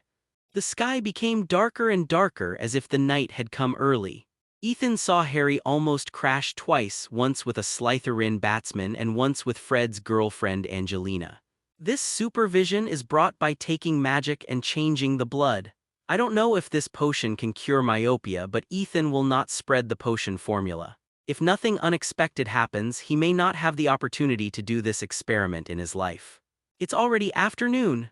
At this moment, everyone is still watching the game in the field with great interest. For lunch, everyone also eats some snacks prepared in advance. They bought some small things when they went to Hogsmeade some time ago. After all, it always feels wrong to come out to watch the game without preparing some food and drinks. As for the Quidditch players, they can only starve. With a flash of lightning, Mrs. Ho blew the whistle, which means someone applied for a timeout. Everyone else controlled their brooms and headed for the umbrellas beside the Quidditch pitch. Only Harry was still running around on the field. It was Wood who came back to the field and brought Harry back to the 770. Arriving under the big umbrella beside the Quidditch pitch, Harry immediately took off his glasses and wiped them with his robe. When he was flying in the sky just now, everything was blurry and he couldn't even distinguish his teammates, let alone catch the golden snitch. What's the score? Harry couldn't see the scoreboard clearly due to his obstructed vision, and he didn't have time to observe these. Not only did he have to find the golden snitch, but he also had to avoid the bludgers, and Draco would sometimes do some tricks. Harry had never felt that a game could be so difficult. We are leading by 50 points. Wood was a little proud when he said this. He strictly required his players to train regardless of wind or rain, and Slytherin would only come out when the rain was not too heavy. Once the weather was too bad, only the Gryffindor team would be left on the entire Quidditch field. Hard work is rewarded. Now Gryffindor is adapting to the weather. They were evenly matched, but now they are leading by 50 points. That's good. Harry was relieved to hear the result. If we can't catch the golden snitch, the game will have to continue even in the middle of the night. It depends on you. As long as you catch the golden snitch, the game will be over and we will win directly. Wood looked at Harry with encouragement. He knew Harry's flying talent. Harry was the first to defeat Slytherin last year, whether it was catching the golden snitch or donating the Nimbus 2001 to the Gryffindor Quidditch team. But I can't see it clearly. Harry smiled bitterly and looked at several teammates. If the weather was good, he would definitely not be like this, but now there is really no way. He could only occasionally see a touch of gold passing by his eyes, but it was a bit difficult to find the exact location of the golden snitch. Everyone didn't know what to say. If Harry had to catch the golden snitch, it would be too embarrassing. By the way, who can use the Bubblehead charm? Use the Bubblehead charm on me. As long as my glasses are not wet by the rain, I can see the golden snitch and catch it. Looking at his frustrated teammates, Harry noticed the spectators above who used bubble raincoats. As long as the bubble head charm can cover his head and prevent the rain from getting in, he didn't expect his teammates to be able to cast advanced spells like Ethan. I can, but Ethan just said that this will affect the game. Are you sure you want to use it? As a 7th-year student would naturally learn the bubble head charm and cast it well, but it can only be a regular spell. Use it, it's much better than not being able to see anything now. Harry nodded affirmatively. Okay then. After a brief thought, Wood agreed. This year is his last year and he doesn't want to have any regrets. Bubble head protection. This way I can see. After Harry ran into the rain with the bubble on his head and tested it for a while, he quickly ran back with a hint of surprise on his face. Okay, let's take advantage of this moment and go for it and take down Slytherin in one go. Wood shouted excitedly. After returning to the court, although Harry was still hit by the cold rain and shivered in the strong wind, he could see. After dodging the bludger once again, Harry shuttled through the storm looking for the golden snitch. Boom! A huge Z-shaped lightning struck the Quidditch field and Harry realized that he had to hurry up. Lightning is most likely to strike at high altitudes. If it strikes a person, Madame Pomfrey will definitely not be able to save him. Just as Harry was about to return to the center of the field through the light of lightning, he saw a big black dog with shaggy hair sitting in the empty seat at the top row. This sudden discovery caused Harry's frozen hands to slip on the broom and he fell several feet down. When he stabilized his body, he looked and there was no shadow of the black dog. Harry! Just when Harry was about to look for the black dog's trail, Wood's painful cry came from the Gryffindor goal. Harry, behind you. Harry looked back quickly, and Draco quickly flew across the court and flew towards him. Between him and him there was a small golden dot besides the heavy rain. Ethan on the other side was squinting at the thick clouds. There were many creatures with magic gathering above the clouds. As expected, it was still the Dementors. I thought these Dementors would be more honest after being beaten. Unexpectedly, they were still so brave. As for the reason for coming, it was that they couldn't stand the temptation of delicious food. Compared to the lifeless auditorium that day, the excitement and high emotions of the little wizards who were watching the Quidditch game live were definitely as delicious as a full banquet for them. As a result, these Dementors who had been hungry for a long time could temporarily forget the threat to their lives and follow their instinct to come to eat. What are you looking at? Hugh Zhang, who was sitting next to Ethan, looked at Ethan in confusion. You are not watching the game but watching the clouds. The Dementors are coming. Ethan has already thought about it and will tie up some more Dementors as backup later. Anyway, Ethan doesn't have too many of these things. However, he still has to wait until the Dementors take action first so that he can have an excuse. For example, as a friend of Harry, seeing Harry get hurt and his emotions a little out of control, this reason is very good. No one can find any fault with it. Harry rushed halfway and suddenly found that the entire Quidditch field was terribly silent. Although the wind was still so fierce, it forgot to roar as if he had become deaf. There was also a familiar and terrifying chill coming towards him. Harry immediately realized that something was wrong. The moment he raised his head, at least hundreds of Dementors were gathering towards him. His thoughts began to get out of control. In the eyes of the audience on the sidelines, hundreds of Dementors emerged from the clouds in the sky.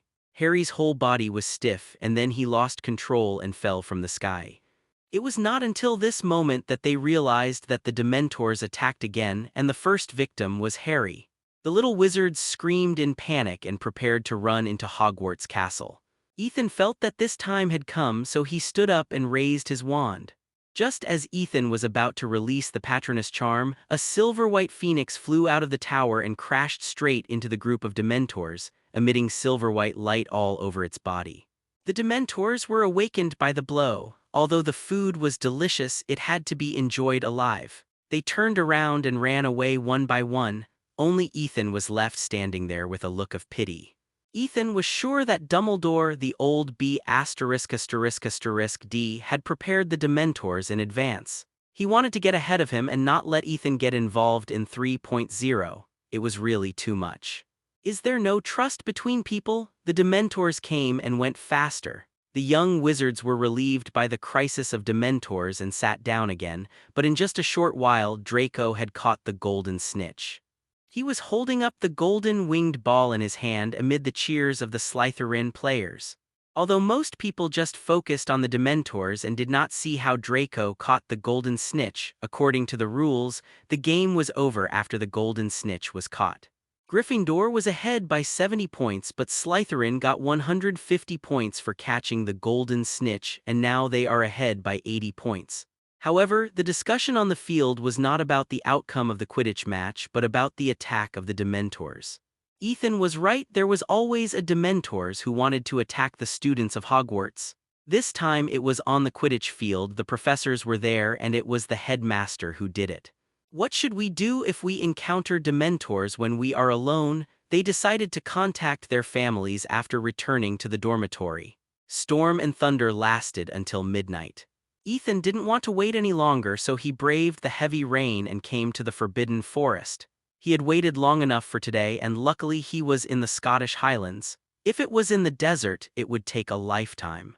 He blew the whistle and called an A-tide giant spider. Ethan let it drag him to their nest. As the overlord of the Forbidden Forest, the A-tide giant spider is only afraid of the fire dragon and the thunderbird.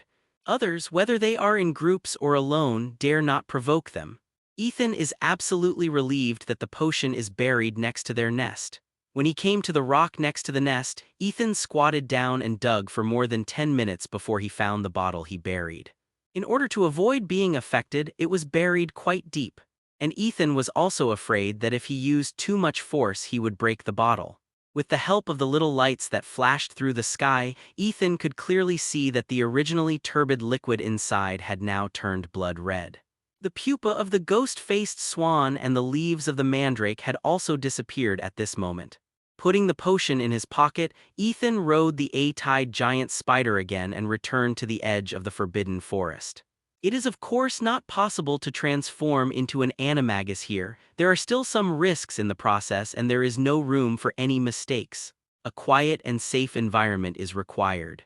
All the way to the room of requirement, Cassandra and the others are already waiting here. Ethan took out the blood-red potion and showed it to everyone.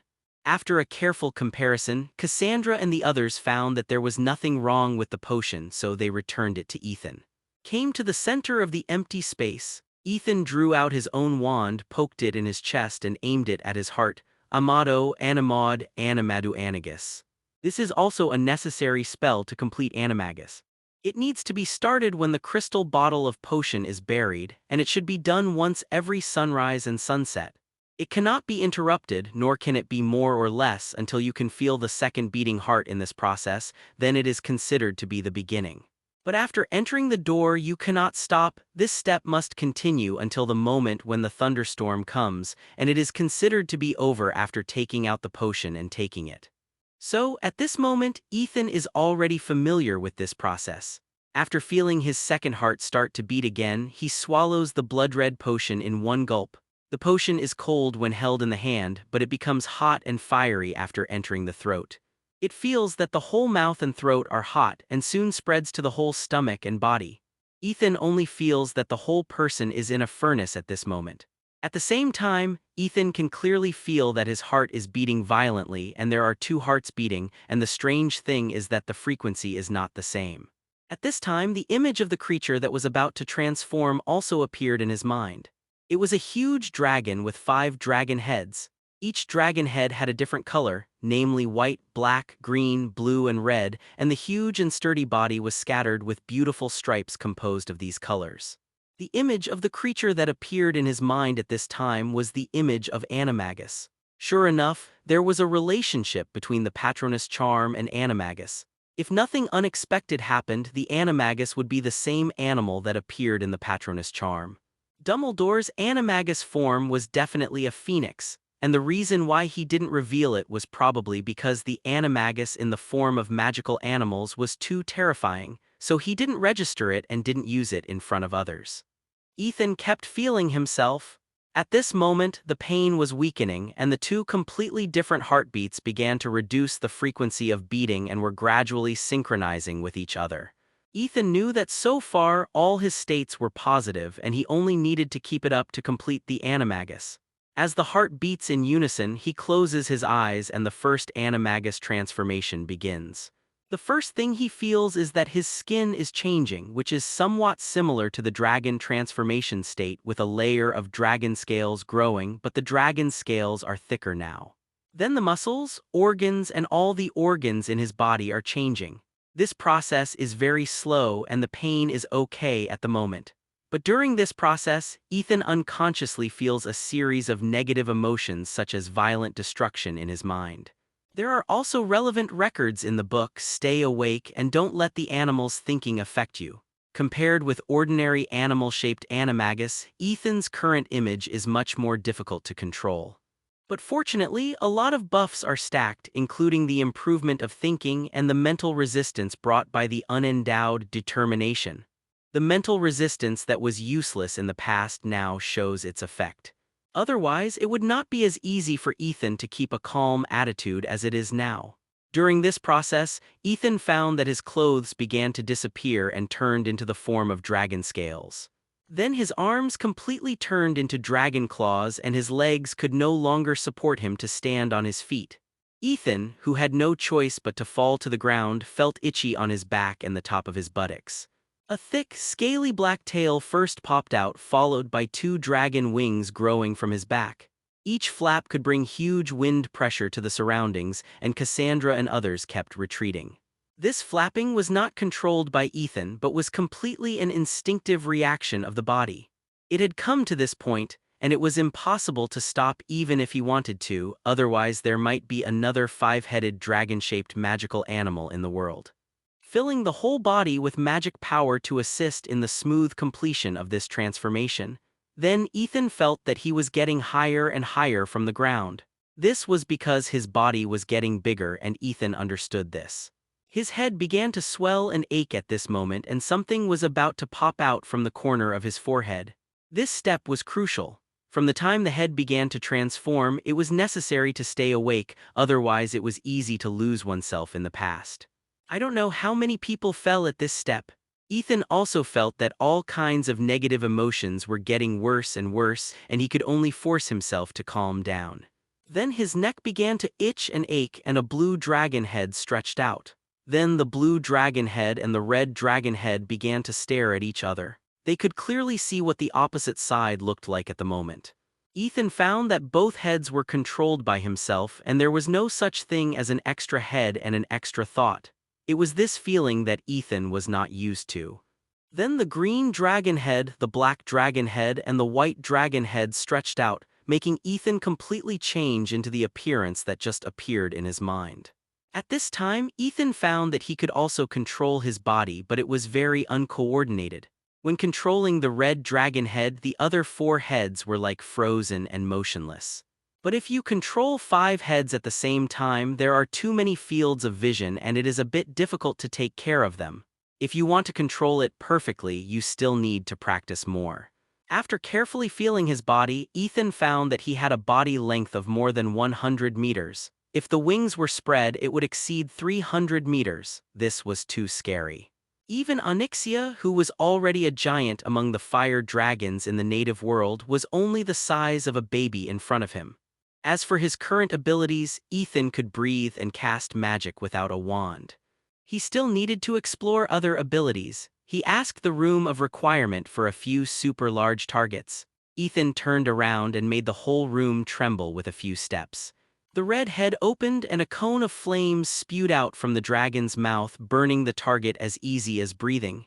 It was not difficult. The black head spewed out acid and the target was corroded directly. The white head spewed out cone-shaped cold air, freezing the target into a big ice ball. The blue head spewed out linear lightning with 963 damage, which was also good, and directly blew the target to pieces. The green head spewed out cone-shaped corrosive gas, which was similar to the black dragon, but one was liquid and the other was gaseous. After testing the basic abilities, Ethan planned to do something else. He immediately flapped his wings behind him and the whole dragon flew into the air, but it crashed right after taking off and it was a face break. The 5 dragon faces plowed marks on the ground and the whole dragon was in trouble.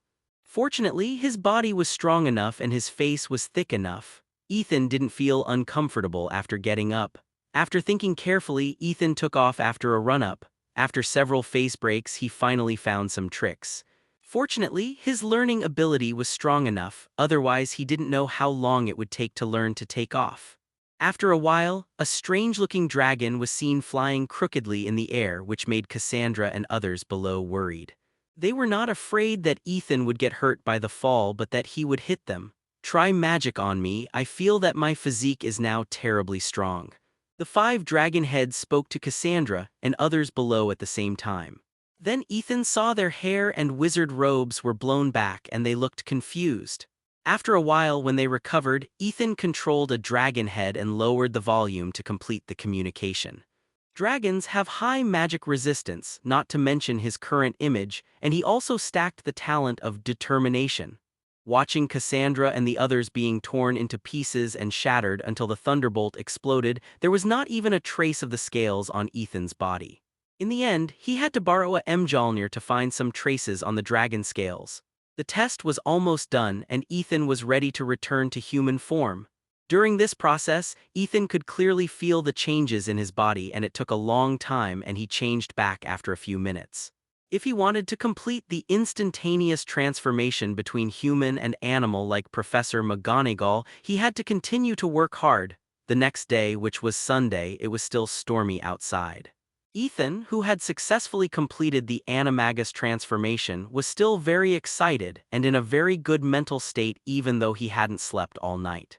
When he arrived at the auditorium, Ethan found that a large number of young wizards gathered on the bulletin board. What was Dumbledore doing again? Ethan had no intention of squeezing over. Yesterday's animagus transformation made him very hungry and he was eager to have a good meal. Besides, when Terry found out about this, he squeezed over immediately. According to his personality, he would definitely come back to spread the news after figuring out the situation. Sitting at the long table of Ravenclaw, Ethan, who was eating, attracted the attention of the young wizards around him. On his left and right sides, Penelope and Qiu Zhang helped to get food. I was really envious and cried. Besides, he was so handsome. Ethan used to eat a lot. He had to eat enough food for 4 or 5 people to be full. But now he had enough food for 10 people. He was still eating. He didn't seem to stop eating. Thankfully, Hogwarts didn't charge for meals and it was a self-service type. You could eat as much as you wanted. But they couldn't understand. Although Ethan was tall and strong, there were seniors who were taller and stronger than Ethan. But no one could eat like that. After Ethan finished eating, his stomach didn't bulge and he didn't get fat. Does eating more mean you have a higher talent? Ethan didn't care about what others thought. He ate for more than half an hour before slowing down. "Okay, I'm almost full." Ethan asked Penelope and Qiu Zhang to stop eating the bacon. Ethan had eaten all the food around him and he was almost 70% full, which was enough. I just don't know if this sudden increase in appetite is a temporary side effect of consuming a lot of physical strength and energy after using the animagus form. Or is this appetite the norm in the future? Will we become like this in the future? After Penelope went to the front to prepare her breakfast, she sat next to Ethan. There was obvious worry on her face. She was the type who ate less for 3 meals, especially meat. If her appetite suddenly increased, she didn't know if her body would also increase. Now the place where she should grow is big enough and she doesn't need more nutrition. I used to be a little worried.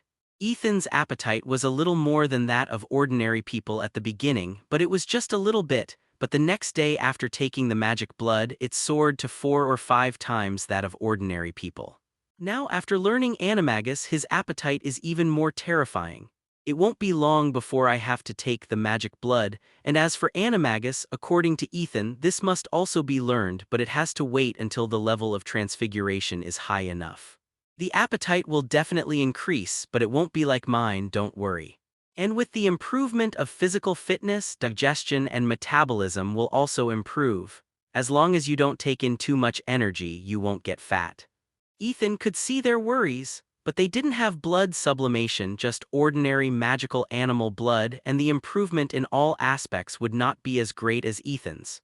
Qiu Zhang on the side was not so worried.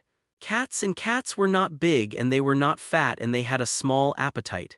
It was likely that there would not be any big changes after taking the magic blood.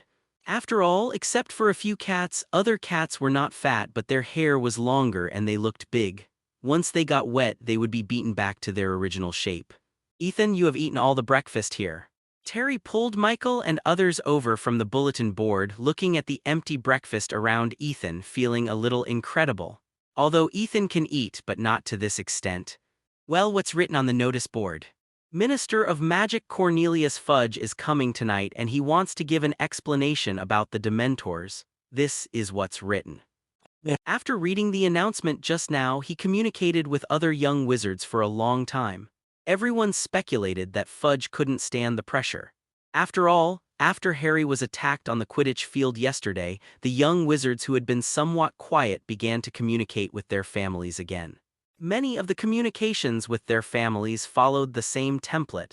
You can't go to school anymore, you will be attacked by Dementors at any time, if you can't do it you should transfer to another school. This template was first spread from Ravenclaw, but was soon copied by other young wizards. Being attacked by Dementors, let alone the issue of whether you will die or not, if you faint or wet your pants in public you may die socially. Not to mention that you can't survive in Hogwarts, it's not easy to survive in the British teacher world. It seems that Fudge finally couldn't stand the pressure. Who said it wasn't? I just heard them say.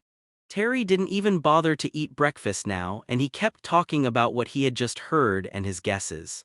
The little wizards around were almost in the same state discussing this matter and their faces were obviously excited. It was obvious that this round was won by his side. Fudge made his own choice to take the Dementors out of Hogwarts. After all, if the Dementors were not taken away, no one would listen to the explanation, and everyone would still tell their families about the situation. At 6:30 in the evening, Xiaogang and the others had gathered in the auditorium.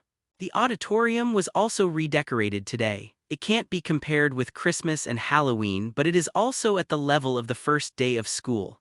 Dumbledore and his team of professors were already ready on the podium.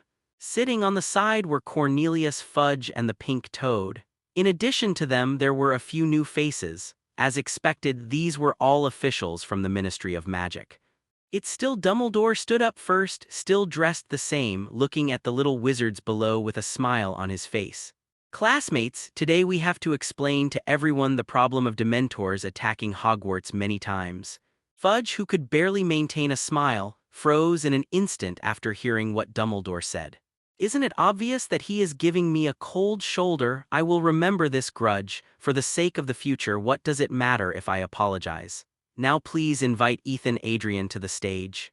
Fudge bowed to all the little wizards. His attitude was quite low at the moment, trying to be gentle and humble. If he had known that the Dementors would cause such a big mess, he would never let them come. Dumbledore smiled at Fudge. It seems that this reward has no advanced level and can only be obtained once. Before, I was too anxious and eager to catch Sirius Black, the most evil prisoner in history, so I did a lot of wrong things. I apologize to everyone again here and hope to gain your understanding. As for canceling the Dementors' patrol of Hogwarts, Fudge didn't care about this action that he had vigorously promoted. More than 20 pureblood families and the last wizard family have expressed their dissatisfaction in various ways. When the little wizards below heard Fudge say this, they neither applauded nor expressed any opinions. But this round, he really lost. Instantly, the whole auditorium burst into warm applause and Ethan walked onto the stage amid the applause.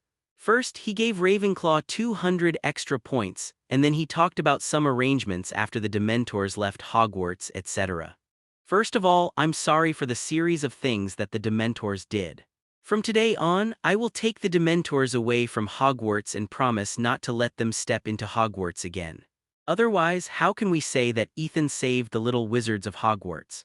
To be honest, Fudge didn't want to present this medal. If he can't handle it well, the position of the Minister of Magic will be unstable. Fudge took the Merlin Order badge brought by the Ministry of Magic members behind him and then put it on Ethan himself. But Fudge was the Minister of Magic after all, and he was not someone who could be pointed at by people like the king. This is really a compromise that can't be helped.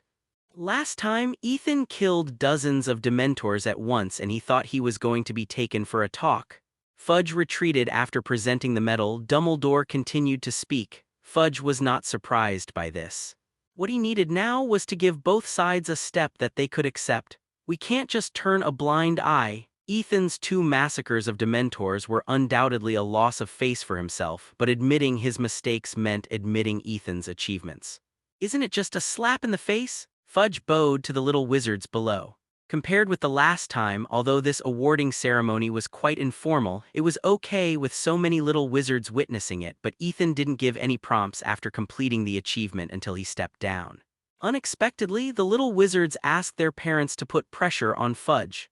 Not only did he not have to go to the Ministry of Magic for tea, but Fudge had to give him an explanation instead. This made Dumbledore feel quite good. Fudge forced himself to put on a fake smile and stepped forward. As for Dumbledore's smile just now was interpreted by Fudge as a provocation. Now, please invite the Minister of Magic, Cornelius Fudge, to come forward.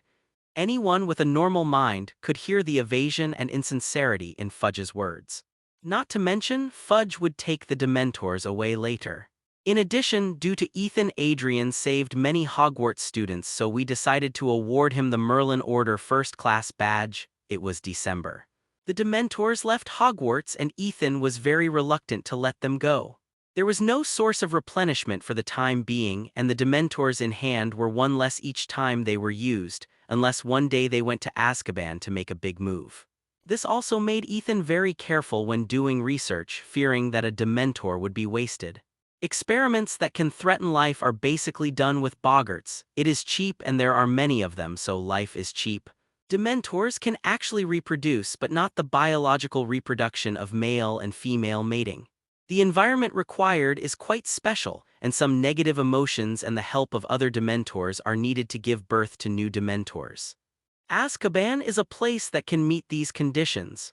Ethan naturally cannot meet these conditions and cannot reproduce on his own, so he can only focus on the Dementors in Azkaban.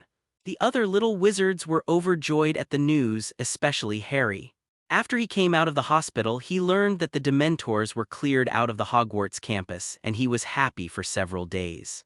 I just don't know if he can still learn the Patronus without pressure. In other words, if there are no Dementors in Hogwarts, it is not certain whether he will learn this spell. Of course, this spell is not good for the little wizards. Voldemort was useless. Ravenclaw's secret room in the small compartment of the tool table. Ethan used the goblin soul knife to carefully cut the boggart on the table. Now the body of the boggart left on the table is still 1/3.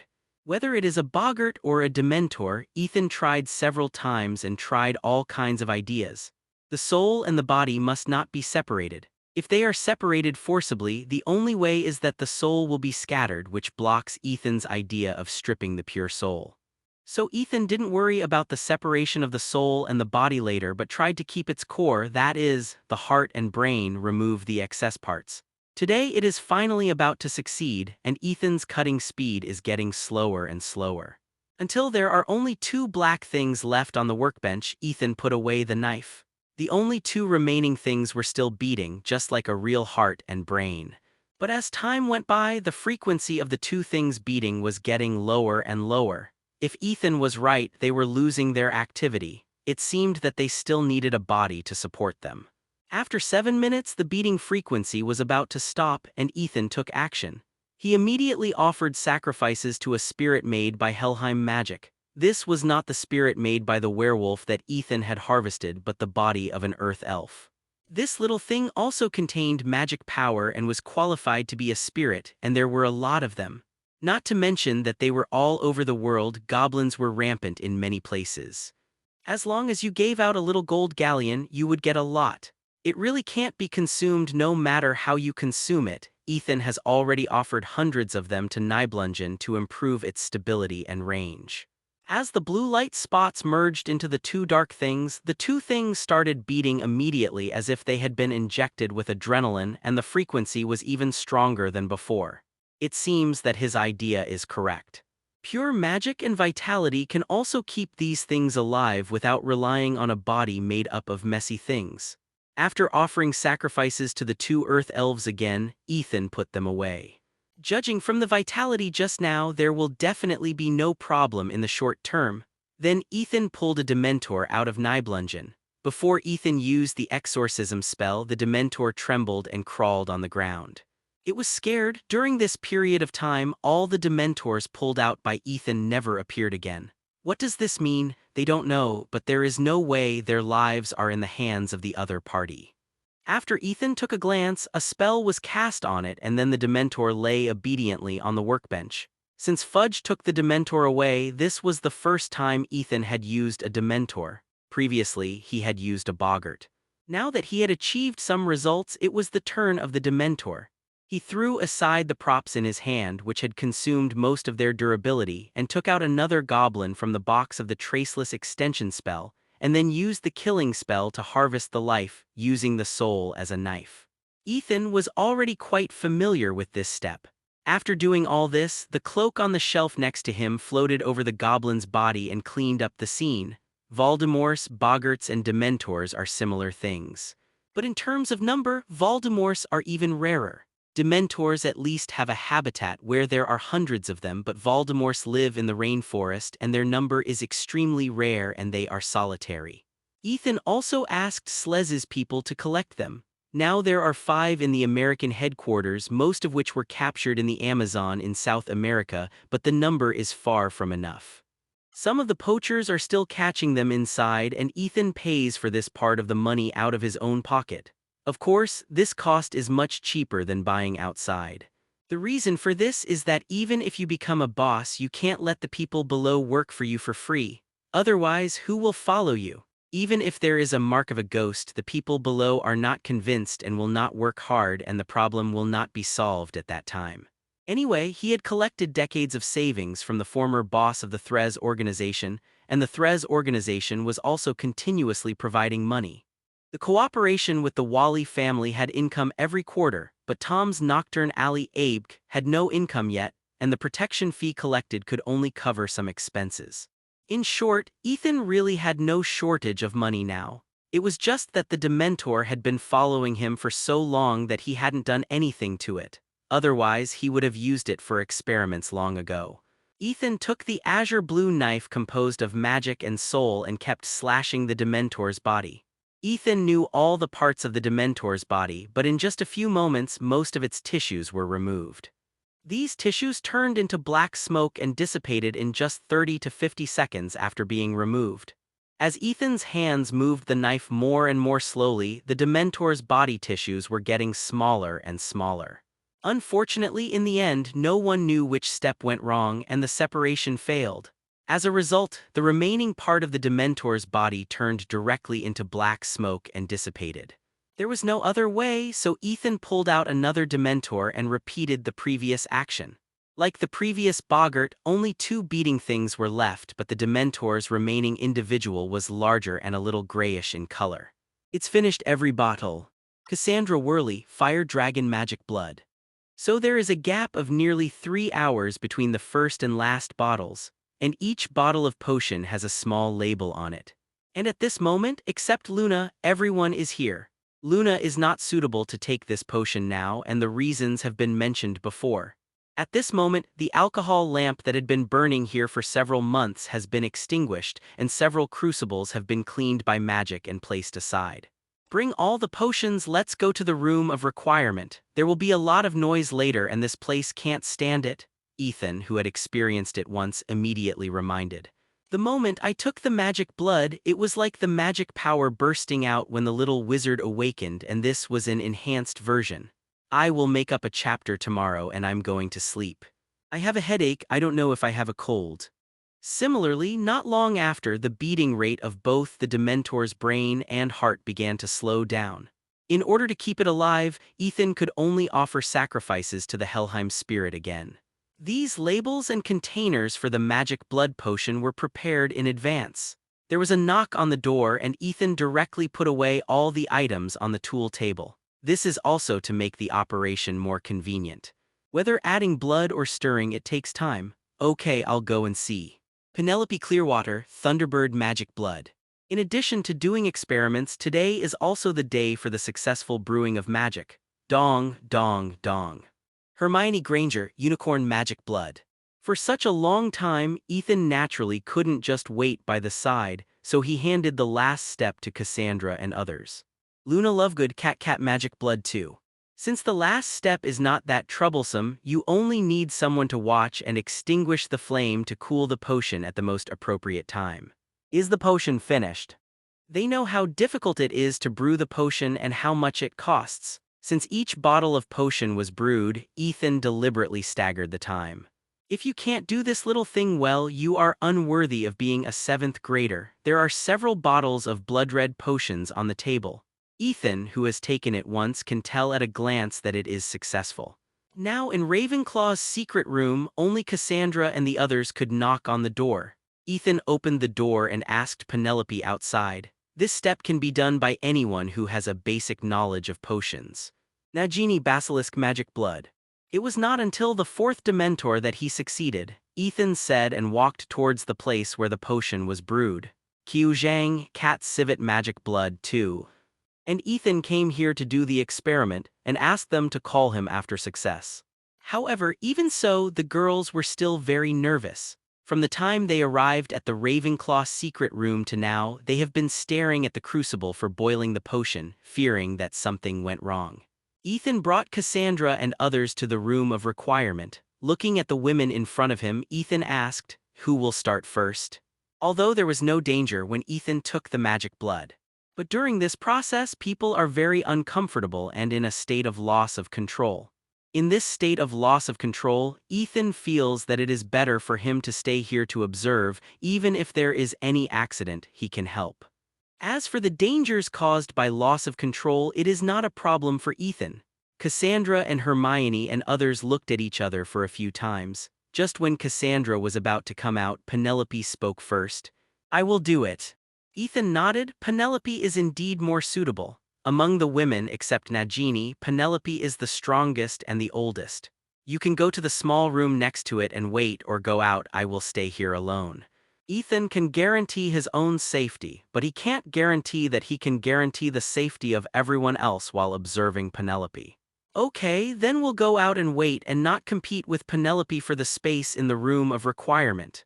Qiu Zhang made a decision quickly. Last time, Ethan told him in detail about the process of taking the magic blood. Naturally, he knew that after Ethan used the fire, the room of requirement continued to expand its space, which was also to prevent it from being destroyed by the violent magic and fire. This shows that the room of requirement has its limits. It doesn't mean that if you ask it to give you a world that belongs to you, it will give it to you. It is not something that cannot be damaged. After exceeding its upper limit, it can also be destroyed. If you ask for a room in the room of requirement at this moment, it will occupy a part of the magic and space share of the room of requirement. And there is an interesting thing about the room of requirement as long as there are people inside. The people inside ask not to let people outside in, then people outside can't open the door of the room of requirement by any means. Until this huge and empty room, only Ethan and Penelope are left. "If you are ready, you can start." Ethan stepped back, leaving the space in the middle to Penelope. Penelope nodded and then stared at the blood-red potion in her hand. More than 10 seconds later, she opened the bottle cap and poured a small bottle of potion directly into her mouth with her eyes closed. Then the first feeling was a strong smell of blood, followed by a tingling sensation from the tongue to the throat and stomach. It was as if the whole person was electrocuted, and it came from the inside of the body. The burning pain and electric shock made Penelope feel so painful that she wanted to die. Even though she had prepared to endure the pain before, she couldn't stand it at this time. And this was completely different from what Ethan said, but she had no time to think or explain it now. She squatted on the ground in extreme pain. Ethan, who was in this room, naturally noticed Penelope's abnormality but didn't think too much about it. "This is what I have experienced. When taking the magic blood, the body will undergo a transformation process which is quite painful. And it is best not to use magic potions to remove these pains, otherwise no one knows what adverse consequences will occur. So Ethan can only watch from the side and pray that everything is safe." Soon, Ethan felt a huge surge of magic power around Penelope, which is invisible, but Ethan can feel it. This is the explosion of magic power after taking the magic blood, and Ethan also experienced such a scene. During this process, Ethan also saw that the pain on Penelope's face was easing and the person stood up. The pain was already within the tolerable range, and Penelope, who was already able to move, followed Ethan's advice, drew out his magic wand and began to practice magic. Thunders shot out from the tip of Penelope's magic wand. The spears and giant hammers formed continued to ravage the entire space, and the surrounding ground was charred. At this moment, Penelope felt that he was omnipotent, which was more powerful than ever before. Ethan could only put on an armor to protect himself because he didn't know whether Penelopes did it intentionally or unintentionally, but some lightning always struck him. The whole process lasted for 7 or 8 minutes, and Penelope put away the magic wand. Ethan walked over and found that she was sweating all over her head, but the excitement on her face could not be concealed at all. "How do you feel?" Ethan asked curiously. "My magic power has increased a lot and my physical fitness should have improved as well. I feel stronger and my control and power over Mjolnir and Gungnir have been strengthened. This should be affected by the ability of Thunderbird to control lightning." Penelo was quite satisfied with the effect of the magic blood, and the previous pain was really not in vain.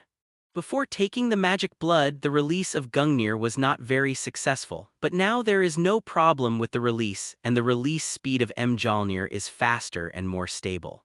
The improvement in magic power is even greater, directly doubling. If he were to fight against his previous self, Penelope was confident that he could defeat him within 3 moves.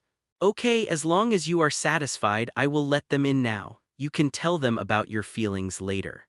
Ethan asked for a sofa, helped Penelope sit down, and then walked towards the door. Penelope took the magic blood and she can challenge some difficult movements when doing exercise in the future, which is a great thing. With a rippled smile, Ethan pulled Cassandra and others who were waiting outside the door in. Then several people surrounded Penelope and asked some specific details.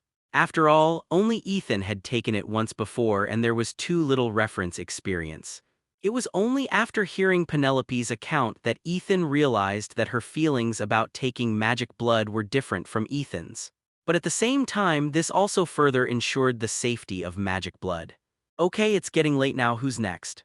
It took more than 3 hours to wait for all the magic blood to be boiled in the Ravenclaw secret room. Now it's more than 1 o'clock in the morning and the sun has risen and it's not over yet. "Let me do it." This is also made with Onyxia's blood, and the feeling should be similar to Ethan's. When everyone saw Cassandra stand up, they didn't mean to compete with her. They immediately took Penelope out of the room and went outside to wait. Cassandra didn't hesitate and drank the bright red blood potion in 1 gulp. The pain came immediately, and the potion bottle in her hand couldn't be held anymore, and it fell to the ground and shattered. Just as Ethan said at the beginning, the bloody taste was extreme, but Cassandra practiced the fiery curse. As for the complex magic, Ethan did not teach Cassandra, she was not up to the requirement yet. But after Nagini drank it, Ethan found that there was no discomfort on her face and her whole performance was quite normal. Doing experimental research on magic is a very dangerous thing. Luna's mother died because of an accident. Ethan exploded several times at the beginning. If he hadn't had a high enough ability to control the flame, he would have been blown half to death at that time. Even if he was directly blown to death, it is not impossible. Others are here to suffer, but you are here to enjoy, right? If it weren't for the subsequent explosion of magic, Ethan would have thought that the magic blood potion had failed to be brewed and had no effect. Finally, it was Qiu Zhang's turn and he also felt pain. During this period of magic explosion, Nagini practiced some conventional magic and black magic and did not practice 2 or 3 spells desperately like Cassandra and Penelope before. It was not the pain of burning or electric shock, but just simple muscle and bone soreness. Sure enough, different magic bloods have different manifestations after drinking. Her magic blood was from the basilisk, and Ethan didn't know how her body would react to the basilisk. Now that Cassandra has taken the magic blood, her ability to control fire will definitely improve, and she will be able to improve her proficiency in these 3 magics. Ethan can also slowly teach her how to fuse magic. After the fiery curse, Cassandra practiced the fire god's way, Whether it is the fiery curse, fire escape bodyguard, or fire god's way, they are all extremely dangerous and advanced magic. If you don't have enough proficiency and understanding, you will have accidents if you change their nature rashly. Thanks to the Big Brother Xinghai Yichen for the monthly ticket. Thank you, Big Brother, she. When she turned into a human form, this ability would be a little weak, but according to Nagini, she could burst out more magic power and achieve instant death.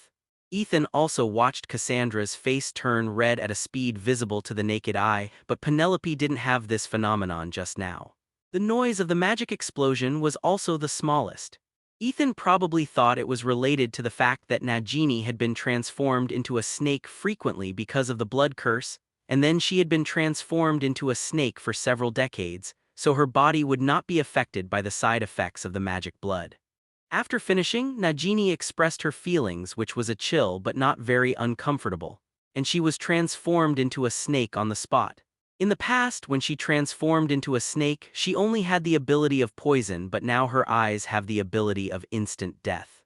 When it was Hermione's turn, she did not feel any discomfort like Nagini. Oh, yeah, please give me flowers. After Cassandra, it was Nagini's turn. Then there was a burst of magic power. Taking this opportunity, Hermione mainly practiced armor protection and several other protective magic. Only Ethan has a panel that can clear the learning speed of the process, otherwise it is difficult for others to detect this by feeling. From the throat to the stomach it was burned and painful, just like drinking a mouthful of magma, and then all over the body from muscles to tendons, there was no place that didn't itch and hurt. This time is the best time to practice magic. Of course, although Nagini did not feel too uncomfortable, her magic power and physical fitness were still improved. This was a bit outrageous. Later, like Penelope, Cassandra also began to practice magic after the magic power exploded. There was even a little enjoyment on her face, and Ethan looked like a ghost.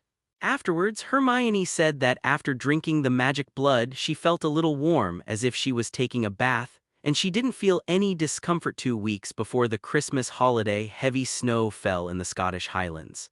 Only one night passed and the whole Hogwarts turned into a snow country the next day. During this period, Ravenclaw also played a Quidditch game with Hufflepuff.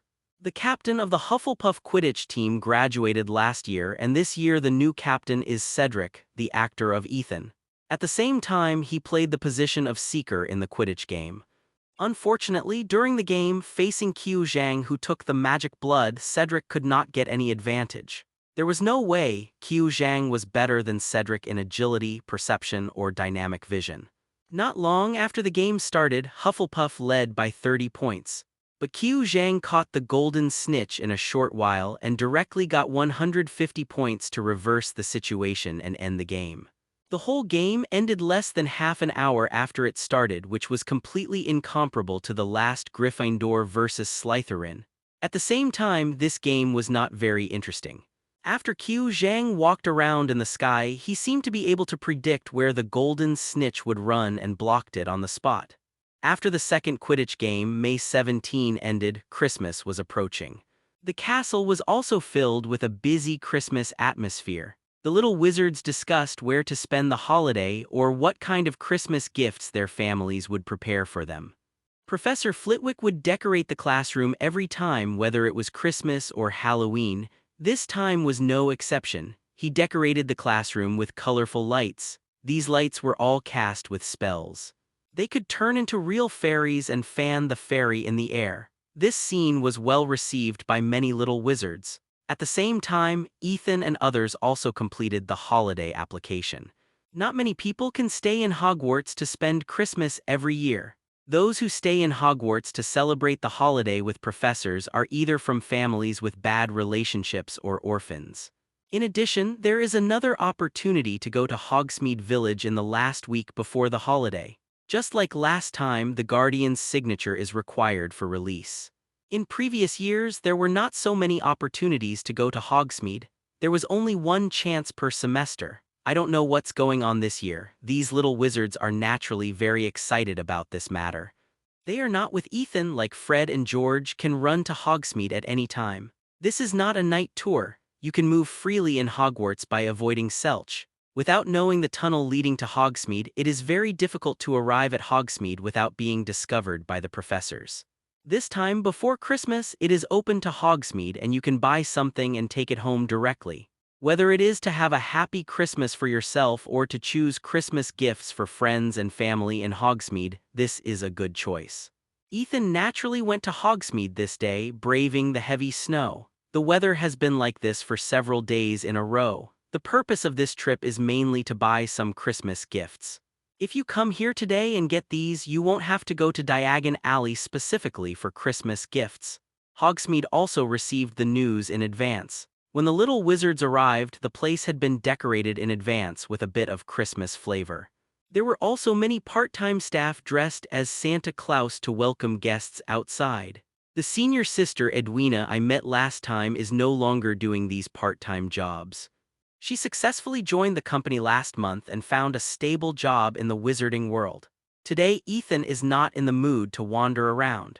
He originally wanted to go to the place Terry mentioned to enjoy the striptease of the Villa Kang Zhang, only needs 10 gold galleons for the ticket, which is very cheap. Maybe he can find some hidden Villa services here. As for the centaurs and mermaids, forget about it. Ethan can't bear it. But there is always at least one girl around him, which makes Ethan couldn't find a suitable opportunity, so he had to give up this tempting idea. Then he went to Hunajuke's candy store to buy some candies and snacks. This was the largest amount. Last year, Ethan received more than 200 Christmas gifts, which meant that he had to give out the same amount this year. Candies occupied a large part of the market here. Ethan almost bought all the popular ones on the counter and asked the boss lady to take out the goods from the warehouse with a smile. He bought some alchemical gadgets at Davis and Band's stores, mainly general alchemical products. Ethan didn't want to do it himself, so it was better to buy some ready-made ones. He went to Wenrinju Feather Pen Shop again. This is a shop that sells all kinds of feather pens, from feathers of ordinary animals to feathers made of feathers of magical animals, and some are feather pens specially for collection. Ethan also bought some here. The price was not expensive. This was more suitable than candy for the little wizard of Ravenclaw. Before leaving, he went to Zonko's joke shop to choose a few new products and 10 big dung eggs. The twins liked this. What could he do? But today, Ethan saw George here, but Fred was still nowhere to be seen. It was obvious that he had gone to find a date again. As for the rocket crossbow that Qiu Zhang was going to give him, Ethan had asked Tom to find someone to order one from the Quidditch boutique in Diagon Alley. It was guaranteed to be shipped before Christmas. It was estimated that when Qiu Zhang got the rocket crossbow, the Quidditch of other colleges would not have to play. At that time, Qiu Zhang would just have to perform alone.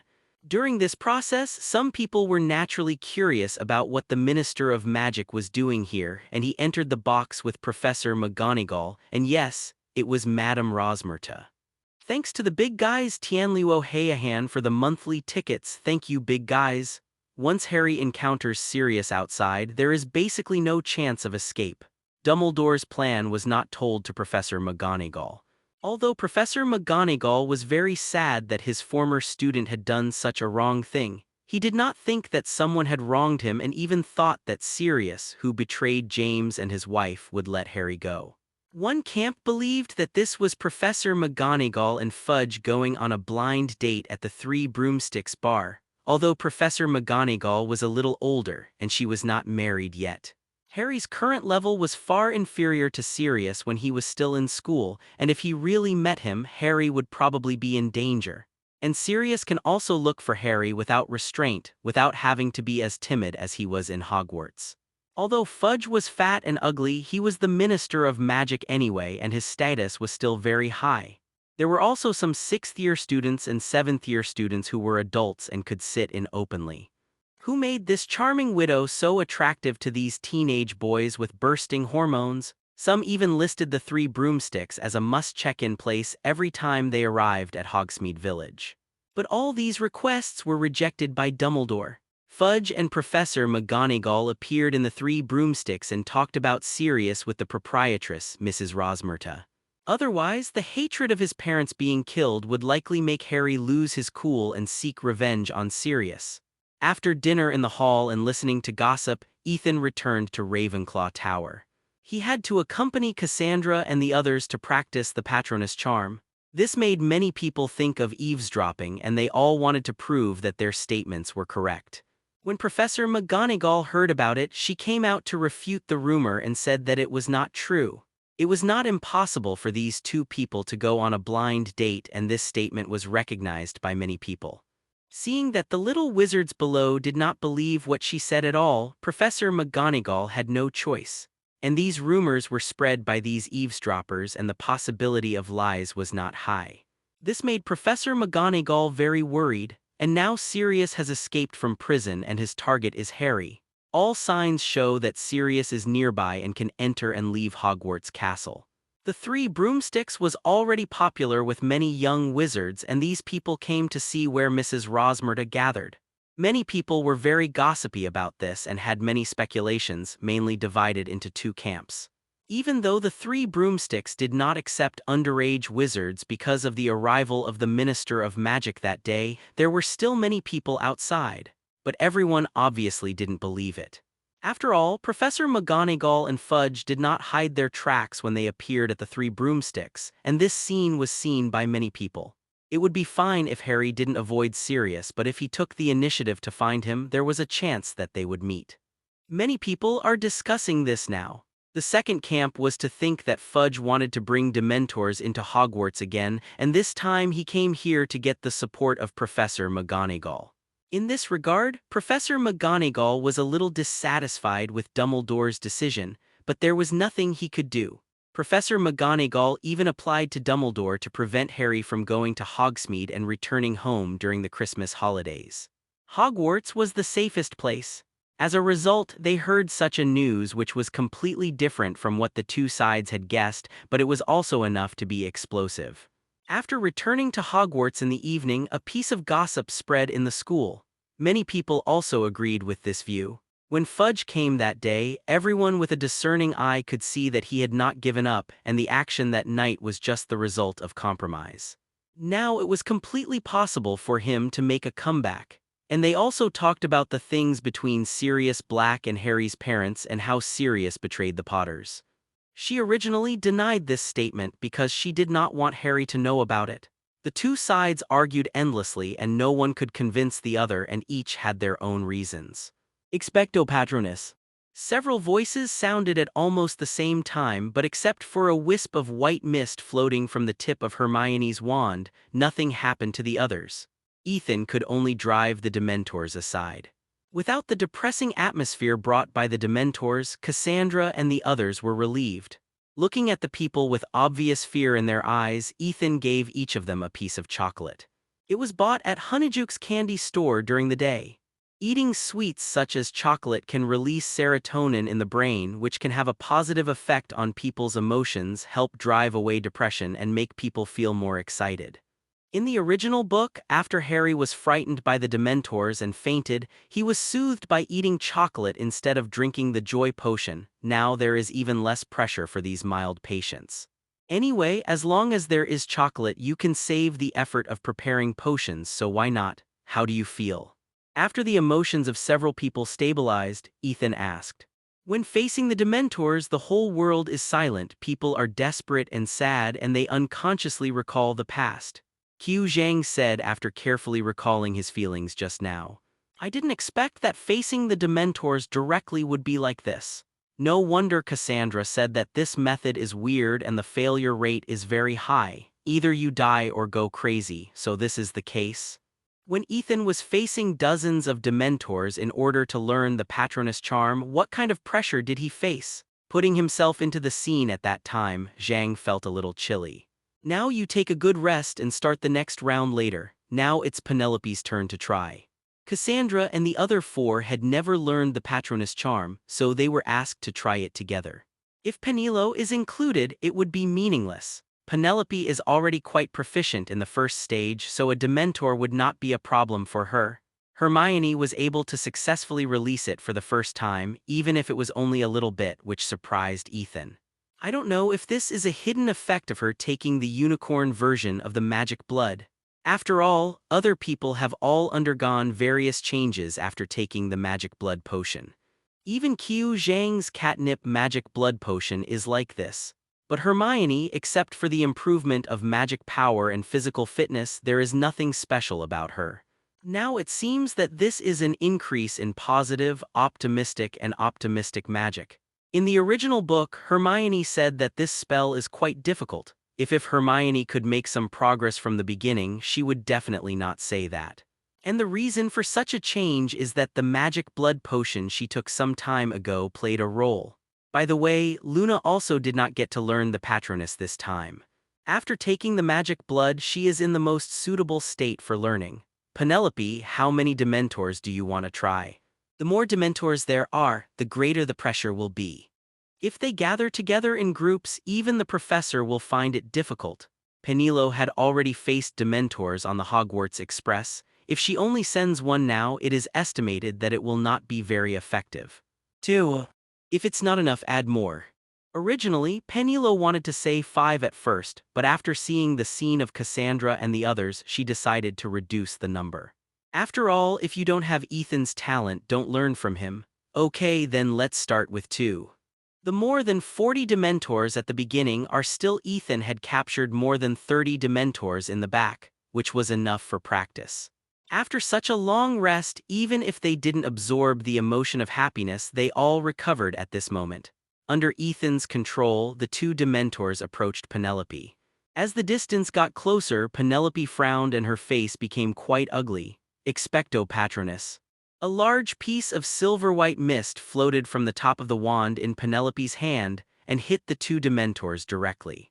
Under Ethan's control, the 2 Dementors retreated sharply and escaped, otherwise they would be injured again. There is no doubt that this is the image of Thunderbird. By the way, Ethan, didn't you say you could give us the key to your house? According to the rules of my family, it is very difficult to spend Christmas at Ethan's place. Yeah. Is it ready now? This was completed under the pressure of 7 Dementors. The image is a huge eagle with 3 pairs of wings. Rest for a while, eat some chocolate and come back later. Ethan shook his head and refused. They didn't have super high magic resistance and recovery speed like him. It would be inappropriate to be too tight. Hermione suddenly thought of something and said hurriedly. Penelope didn't refuse this either. She sat down next to Cassandra and the others and picked up a piece of chocolate on the table and started eating. It's better to rest now. Penelope knew that only when she was most desperate could she succeed. This is the door key. It was made more than a month ago. If you want to come over now, you can come anytime. Ethan took out 5 bracelets directly. The largest red agate in room 697 after being polished is the door key. This was not made by Ethan either. Instead, Ethan gave Hatch the method of making the door key and asked him to make it at home. House elves have strong spellcasting abilities and can learn many methods of wizards. Ethan gave him the method of making the door key. Anyway, Ethan has been studying at Hogwarts for such a long time, and Hatch has nothing to do at home except cleaning. This time can be fully utilized, and it happens that making a door key takes a lot of time.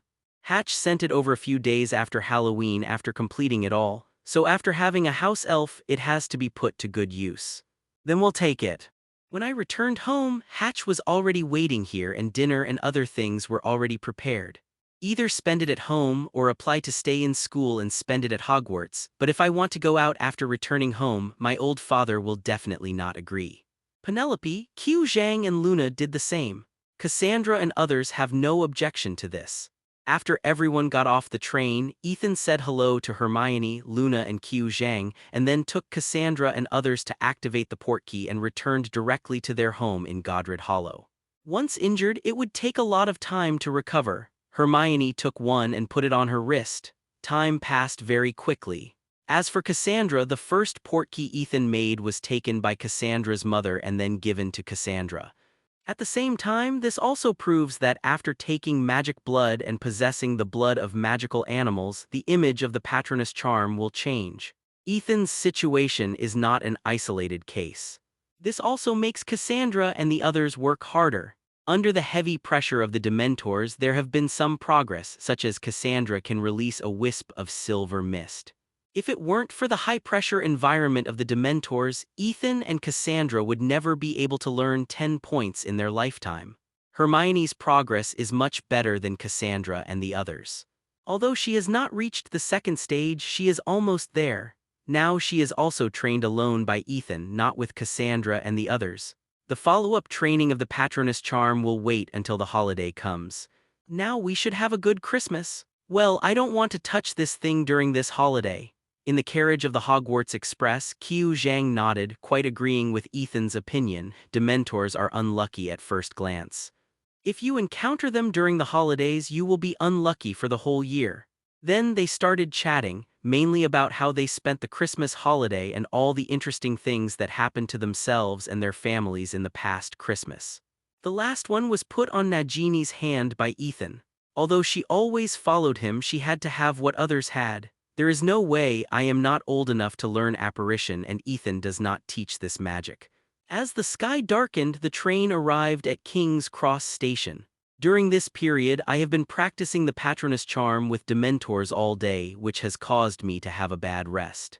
I am in a trance every day and often wake up in the middle of the night. Thanks to the big brother Ashao Nyan for the monthly ticket, and thank you, Minister.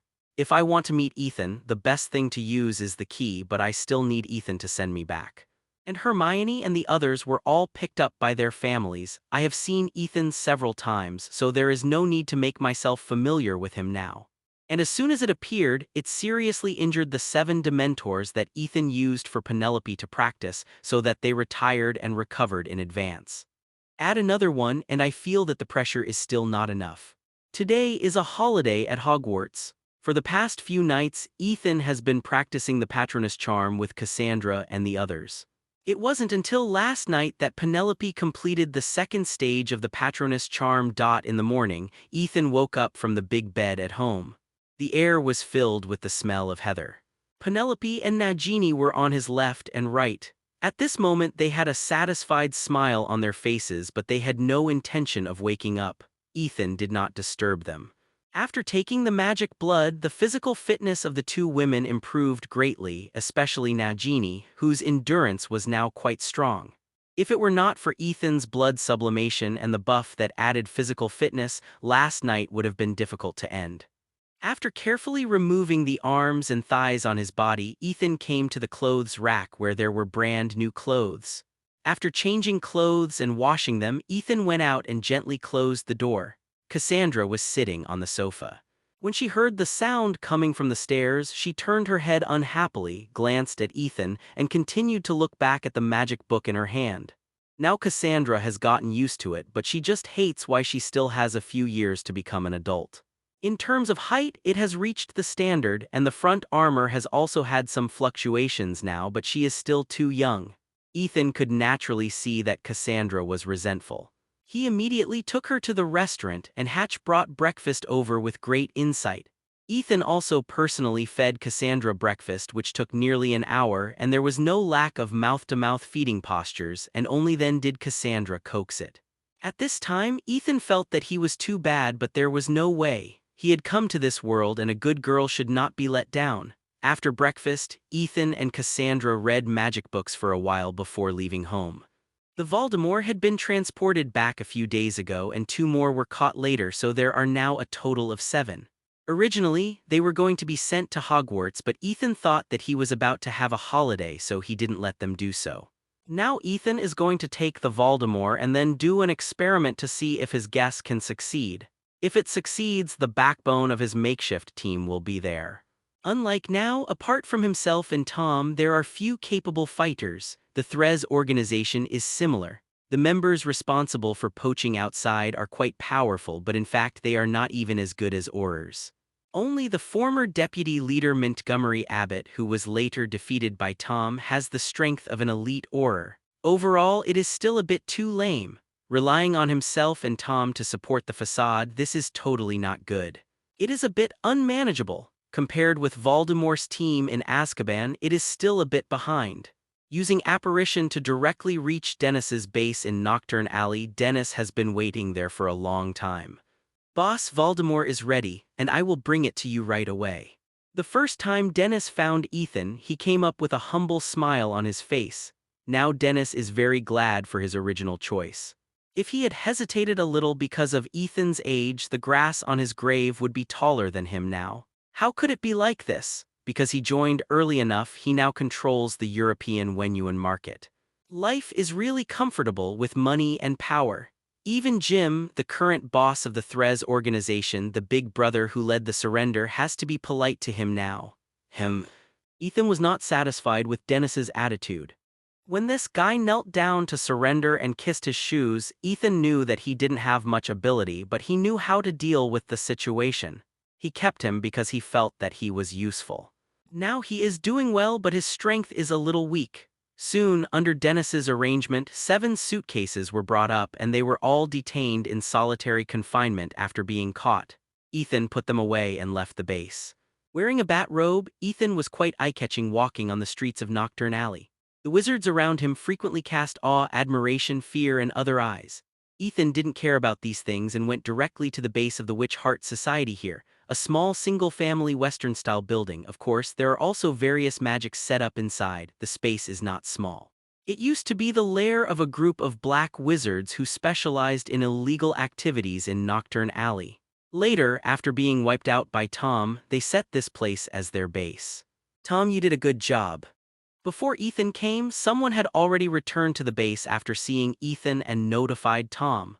During this period, the Witch Heart Society is steadily expanding and there are more than 50 members. This is all my job.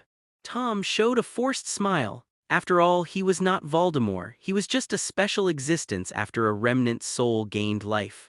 Although he had ambitions and pride, he had been silent as a diary for decades and now had life and a body. He cherished everything now and didn't want to go back to the old days. Even obeying Ethan's orders had become a habit for some time. If he was stronger than Ethan, he would not be like this.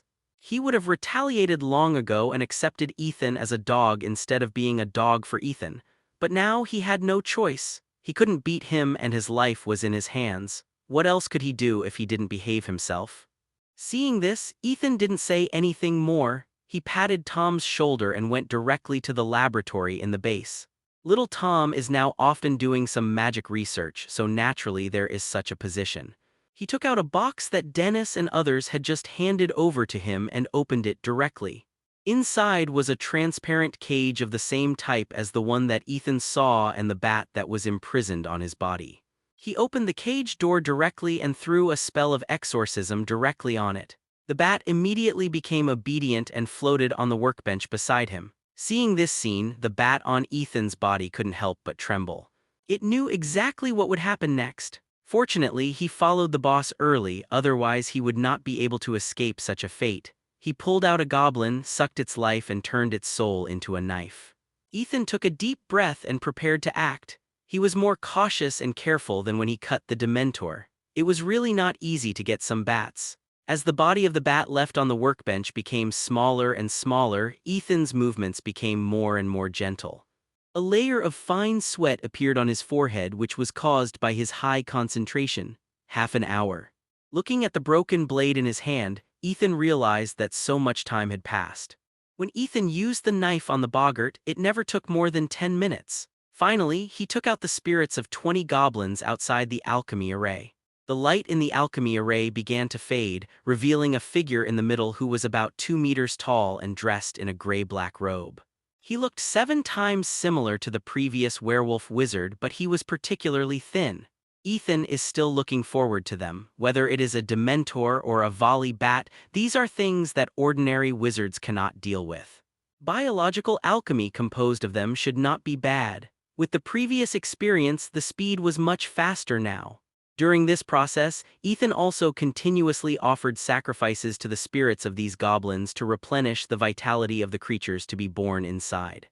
Now Ethan is depicting the alchemy array behind. There are quite a lot of creatures in this area. For example, the textbook Monsters Monster Book set by Hagrid this semester performs relatively simple life alchemy. The spirit of the werewolf wizard was pulled out of the Nibelungen. Now Ethan has kept the elite brought out by Fenrir Greyback. Ethan simply solved all the 6 Voldemorts under him at once. About 20 minutes later, Ethan had offered sacrifices to the spirits of 15 goblins. After more than an hour, Ethan spent a lot of materials to complete this huge alchemy array. At this moment, what Ethan needs to do is biological alchemy in terms of souls. If you want to replenish vitality, you can use the spirits of these goblins. Ethan found information about this from Nico. After sacrificing another goblin, Ethan took the blue blade and continued the task that had not been completed just now. But since it was successful, there was no other better way to deal with it. A huge circular array with 3 small circles and 3 inverted triangles in the middle. As for whether it will work, you have to experiment to know. It was that the specific abilities of Dementors, Voldemorts, and Boggarts were retained, but Ethan had no idea. As for the body, it was thrown into the alchemy array. The soul was directly stripped out with the exorcism spell. After cleaning up the scene, Ethan took the 7 alchemical creatures out of the laboratory and came to Tom. As Ethan activated the alchemy array, it first lit up with a silver-white glow and then turned into a color intertwined with black and white. Fortunately, before the blade collapsed, Ethan succeeded this time. Thanks to the monthly ticket of Big Brother 15,902, thank you Big Brother. But according to its current magic reaction, it was higher than Voldemort's and Dementors, and it was still in the spirit body without flesh and blood. But whether it still had the ability to cast spells in the previous spirit period, Ethan was not very clear, and everything would be known after the experiment. When the ancient wizards created these magical animals, they used various human tissues to ensure their activity, as well as the body tissues of magical animals for biological alchemy, and supplemented a large amount of flesh and blood in the middle to replenish its vitality, among which the flesh and blood of dragons was the best. Like the Boggart and the Dementor, Ethan still offered sacrifices to the goblin's spirit to replenish its vitality and prevent it from dissipating. Then Ethan began to draw an alchemy array on the ground, which was a type of life alchemy. The most famous ones are the Sphinx in Egypt and the Greek lion-headed mantis. These are specially made using alchemy to protect treasures. There were only 2 black thin cloth-like things under the table which were still filled with some black aura. With the 6 activations of the alchemy array, 6 more similar creatures appeared around the finished product. It was indeed successful. Ethan still had control over it. It seemed that this was the role of the Helheim spirit inside. He could still control them without using the exorcism spell. This is my latest biological alchemy. During this period, you can take them to experiment with their abilities and see if there is any potential to be tapped. Then Ethan placed the brains of Boggart, Dementor, and Voldemort as well as the stripped souls in their respective positions. They were all about 2 meters tall, wearing black and gray robes and were equally thin. Only their faces showed different appearances because of the different spirits used. There are still 3 days left until Christmas. Early in the morning, Ethan still climbed up from Penelope and Nagini, washed up, and went to the restaurant to prepare to have dinner with Cassandra. But Hutch handed Ethan the wizard address book, and the flashing light on the cover meant that someone was sending him a message.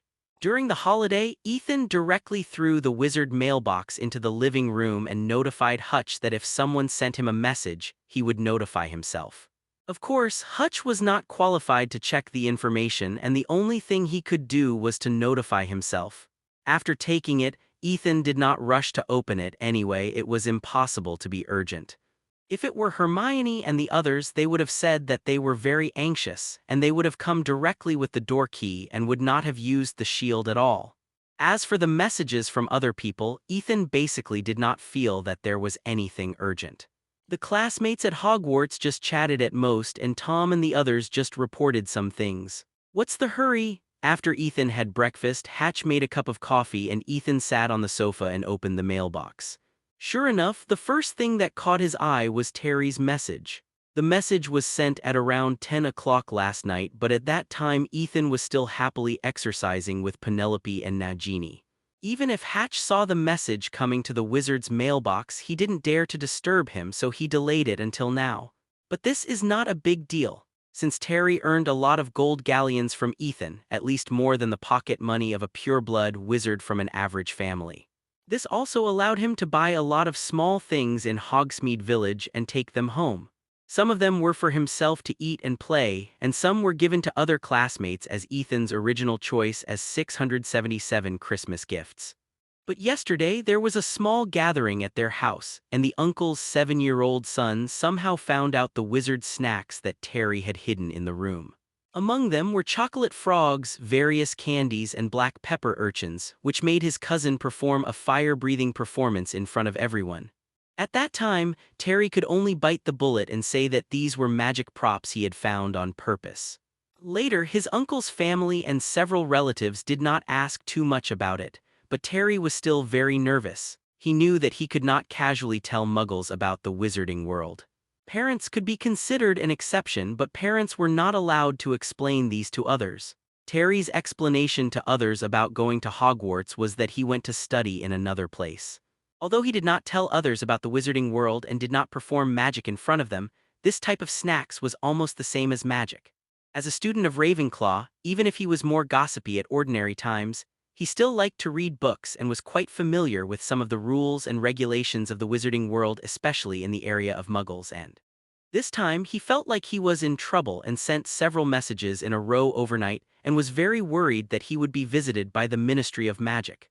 Ethan replied to him on the spot, saying that it would be fine as long as he insisted that it was a magic prop bought from outside and there was no need to explain anything else. As long as no magic was used, the Ministry of Magic could not detect it and the matter would be over. Terry replied just after Ethan sent the message. Judging from the time, he might not have slept all night. After Ethan comforted him a few more words, he turned the page. It was not a big deal at all. As long as he insisted that it was a magic prop, what would happen even if others suspected it? Age. The next one was Tom's message, which was sent in the morning. Last night, a pureblood family that wanted to come to Nocturne Alley was defeated, and the alchemical creatures made by Ethan performed quite well. Although the Witch Heart Society had fought with several pureblood families to gain a foothold in Nocturne Alley, some pureblood masters would occasionally make small moves after that. If you can't handle it openly, then use some tricks. According to the hidden rules between pureblood wizards, if you lose, you will have to pay a life-buying fee, which is similar to the previous Noble Wars. But little Tom and Voldemort are not such people. They are very narrow-minded. If I offend you, I offend you. Kill you and all your property will be mine. It doesn't matter whether the whole family is involved in this person or it is an individual's behavior. Anyway, little Tom directly marked the whole family. Yesterday, little Tom took Ethan's alchemical creatures to do a job and directly uprooted this medium-sized wizard family. These are the 4 wizard families that little Tom has uprooted. I don't know why they don't learn their lesson. They know that there is no life-buying fee here, but they still ask for it one by one. I can only say that there are brainless people everywhere. The following is a series of reports on the abilities of these alchemical creatures. They can cast spells without a wand, use legilimency, and are immune to most spells. They can also absorb the happiness and souls of others, bringing despair, and become stronger in the process. Tom also gave his own evaluation afterwards, saying that if you don't understand their abilities, even a whole team of Aurors can't take them down. They were also given code names from January to July, which is also convenient for calling. Although they are alchemical creatures and don't like to talk, they are not speechless and can think. Sphinx can speak human language. Little Tom is now trying to teach them to use magic, but this is just the beginning and it has not yet been concluded whether they have the ability to learn. Seeing this, Ethan also understands almost everything, that is to say, except for the Boggart's ability to transform, other abilities are more or less inherited. Absorbing other people's happy emotions and souls can enhance this potential is not bad.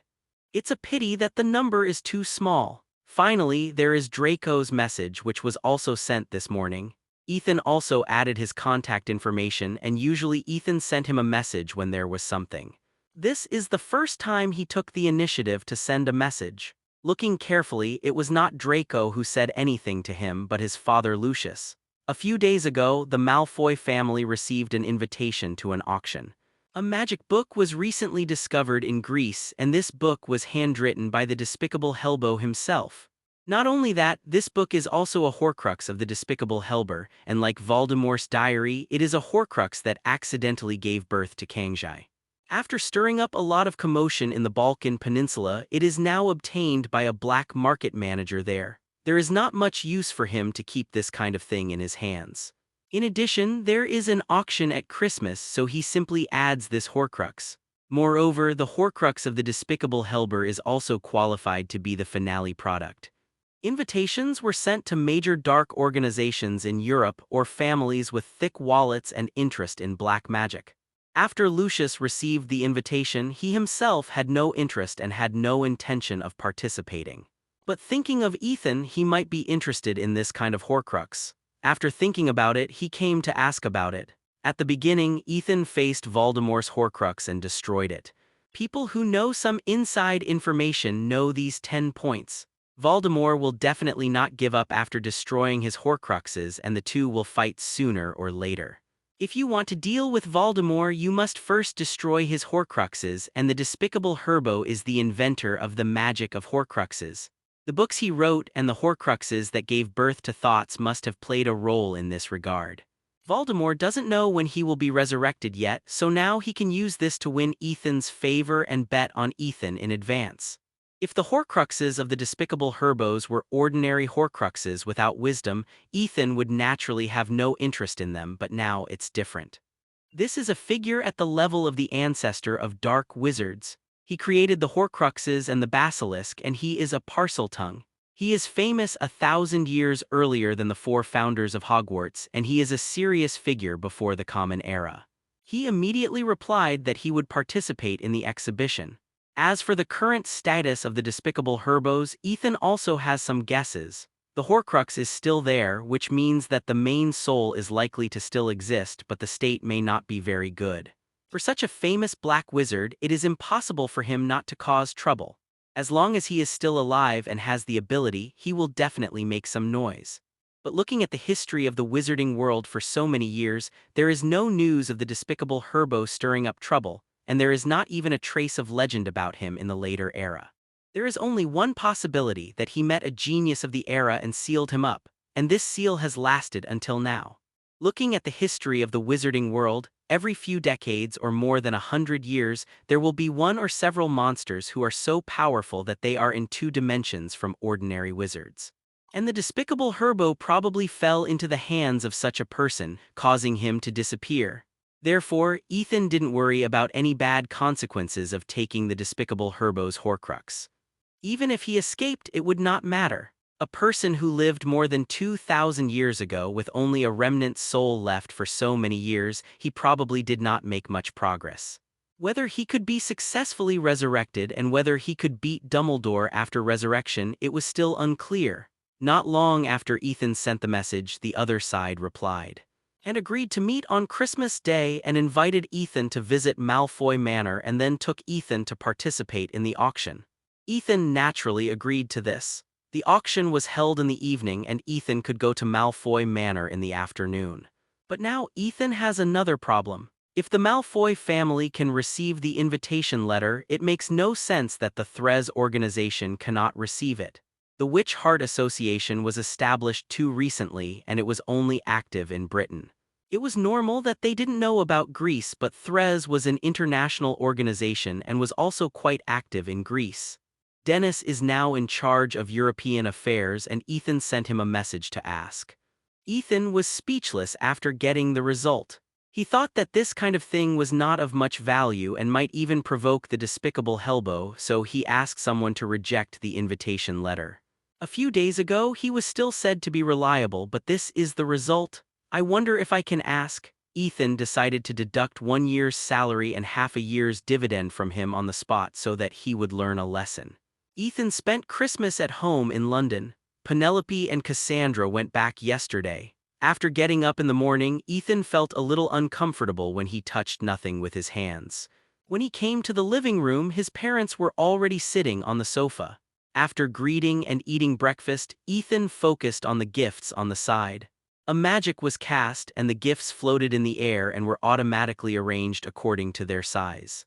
This year's gifts are more than 30 more than last year, but fortunately they did not exceed 300. Ethan was afraid that he would receive more than 100 gifts every year, and by the 7th grade he would have received more than 1,000 gifts. He was afraid that it would take days to open the gifts. This year's gifts were no different from previous years, all of which were similar. It was just that Ethan was not easy to handle the amount of candy he received every year. If he ate it himself, he would not be able to finish it in a short time, and he did not dare to eat it at all. Who knew if there were any potions added to it? It was not appropriate to throw it away. This meant that every Christmas, after Ethan returned to Hogwarts, he could only share the candy with other little wizards. After having lunch with his parents, Ethan prepared to go out. First, he needed to go to Nocturne Alley where he would meet up with Tom, and he had 7 Ethan's alchemical creatures. After the last battle, these alchemical creatures also got a nickname called ghosts. This is also based on their appearance. They never take off their gray-black robes, can float in the sky, are thin, and exude a dead smell. At night, they are really like ghosts. This also caused many people to think that they were relatives of Dementors when they first saw them. How are you teaching them to learn magic? Ethan, who came to the base, asked Tom curiously. Now they know all the magic they learned in their lifetime. I heard a few days ago that Tom was going to teach new magic, and I don't know how effective it is. Although they learn a little slowly, they still learn it. By this morning, the last one can cast the killing curse. Tom glanced at the ghosts behind him, not satisfied with them. They learn slowly, but they can study for 24 hours without sleep, so they can always catch up. Now they all know the killing curse, which is a great improvement for their strength. There were a few who already knew the killing curse, so Tom taught them other ones such as the Imperious Curse and the Cruciatus Curse. The 3 unforgivable curses were Tom's first choice for teaching. That's good, it's almost time now, come with me to the Malfoy's house. Yes, little Tom naturally didn't dare to refuse. Ethan opened a corner of the Nibelungen and kicked 7 ghosts directly in. Then he put his hand on little Tom's shoulder. He will take Ethan to Malfoy Manor. Malfoy Manor is in Wiltshire, England. This location is not a secret in the wizarding world. Pureblood families basically know its specific location. But Ethan knows the location but has never been there, so he can't reach it by apparition. When little Tom was still in the Horcrux state, he spent decades in Malfoy Manor and had a certain understanding of where it was. He can use apparition to reach it directly. Ethan only knew this after asking last night. And bringing the ghosts, Ethan also let them act as a facade. Everyone went out with guards, younger brothers, etc., but Ethan had nothing, which was very embarrassing. In addition, who said that you have to spend money to get items at the black market auction? At that time, it will definitely be uncommon for black to black. It's not like Ethan can't intervene. But with a distortion of space, Ethan found that little Tom had brought him to the study. Okay, this is indeed Malfoy Manor. He opened the Nibelungen and released the 7 ghosts, then opened the door of the study and went to find Lucius. Originally, in the communication on the wizard mailbox, they were greeted at the door, but little Tom took Ethan directly to the study, so naturally he didn't meet anyone.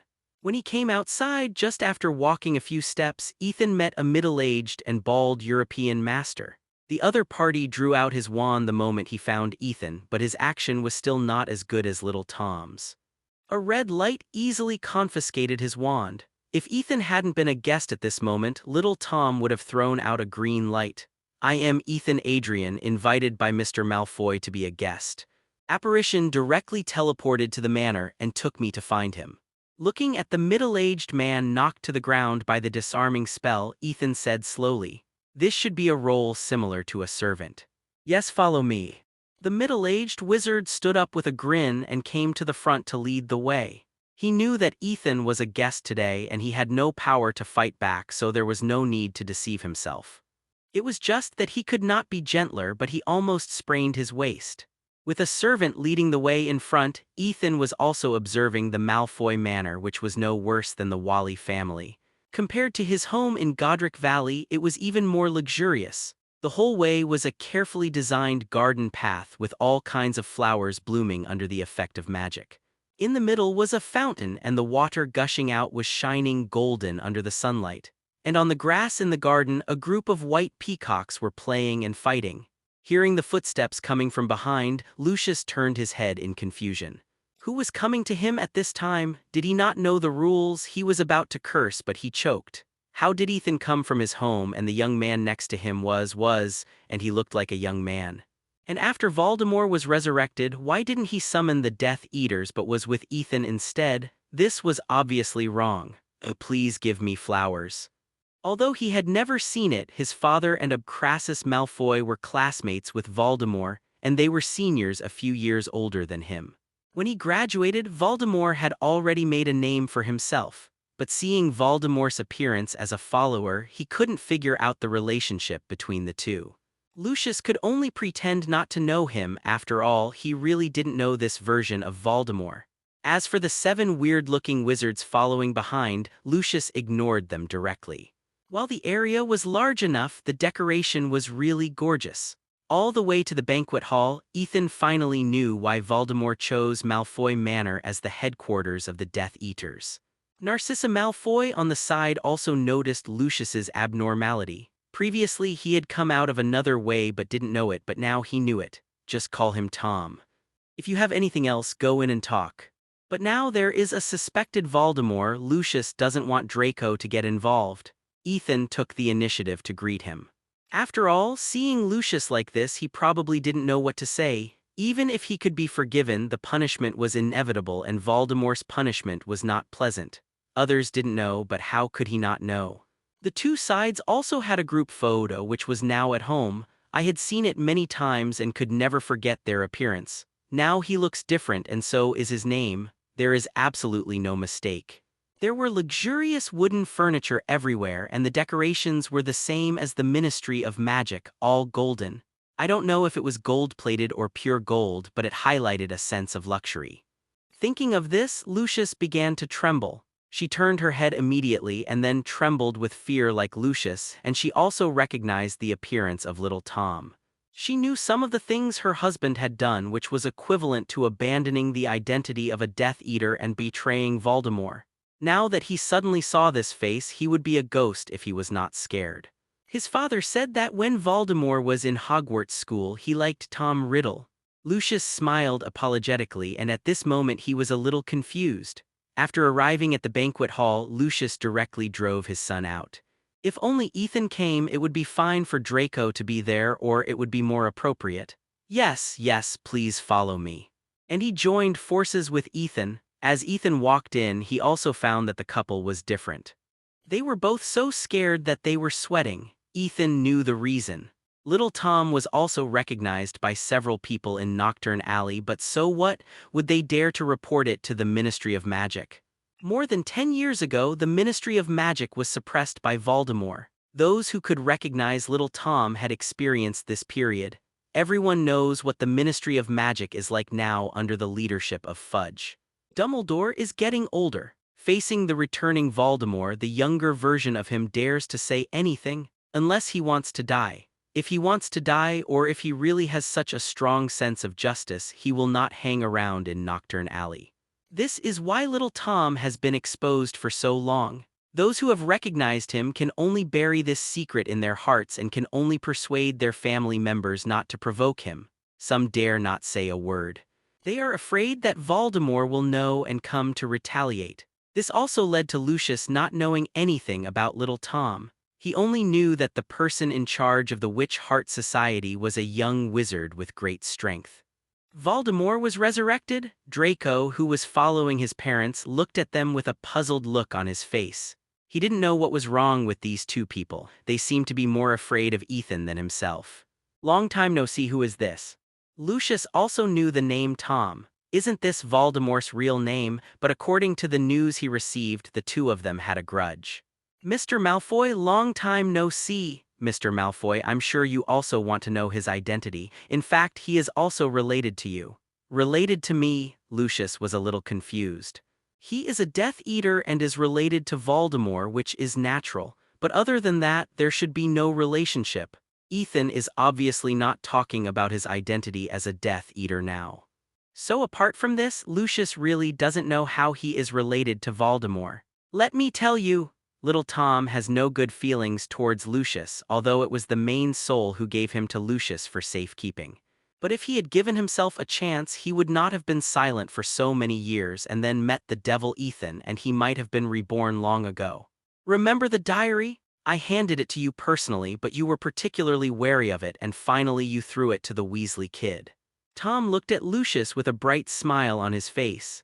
And the cold sweat that Lucius had finally stopped broke out again. He thought of a guess. This is Voldemort, but he can't be considered the Voldemort he knows. You are the Master's 000 Horcrux, but now you are. Lucius looked up and down, his tone full of disbelief. The records of Horcruxes are in the family collection, and he even knows how to make them clearly, but the one in front of him seems to be Voldemort in his student days. If he is not mistaken, he is definitely a person. On the contrary, I don't know if those 7 things are people. But how can a Horcrux become a person? If there is such an operation, can Voldemort have more? And is the remnant soul of Voldemort really Voldemort? Now Lucius's mind is in a mess. I am no longer a Horcrux, are you surprised? Tom stared at Lucius with ill intentions. No, that's not what I mean. Lucius really didn't know what to say this time. It seems that everything he says is wrong. Okay, you don't have to embarrass him, maybe we can work together in the future. Ethan didn't want to let Tom go too far. Yes, there will be opportunities to work together in the future. With the way Ethan gave him, Bakesue finally breathed a sigh of relief. Even if it was just Voldemort's Horcrux, the pressure on him at the moment was still great. After all, even if he only had 1/3 of Voldemort's strength, he couldn't compete with him. Moreover, now we don't know how much memory and magic the other party has inherited from Voldemort. If he has all of Voldemort's memories, what's the difference between him and Voldemort? Lucius, who only knows about Horcruxes but has never practiced them, really knows very little about this. As for Ethan, Lucius is now more certain that this ship is big and stable. In the case of a grudge against Voldemort's main soul, Voldemort's Horcrux was resurrected for the sake of his subordinates. What kind of ability is this? Even if it is just a Horcrux, his personality is definitely Voldemort's. He won't accept it for his own use without some tricks. I'm afraid Voldemort doesn't have the trick to give life to the Horcrux. And Ethan's chance to get this Horcrux was known to Lucius. Dumbledore said that Ethan went to chase the controlled Weasley kid alone, and that was only at that time. But the diary fragments that Dumbledore gave him were indeed real, and he could still confirm this. It can only be said that Ethan's research on Horcruxes and even souls is more profound than he imagined. Even if Ethan made a Horcrux, it is not impossible. The more he thought about it, the more Lucius felt that Ethan had a better future than Voldemort. When the right opportunity comes, he will definitely board this ship. He said that there will be a chance to work together in the future, which is not wrong. This Death Eater looks more and more hopeless. What did you say about the situation in Greece? We will go there tonight. Seeing that Lucius's mood had stabilized, Ethan continued to ask. The location is on Crete, which is the most chaotic place in Europe.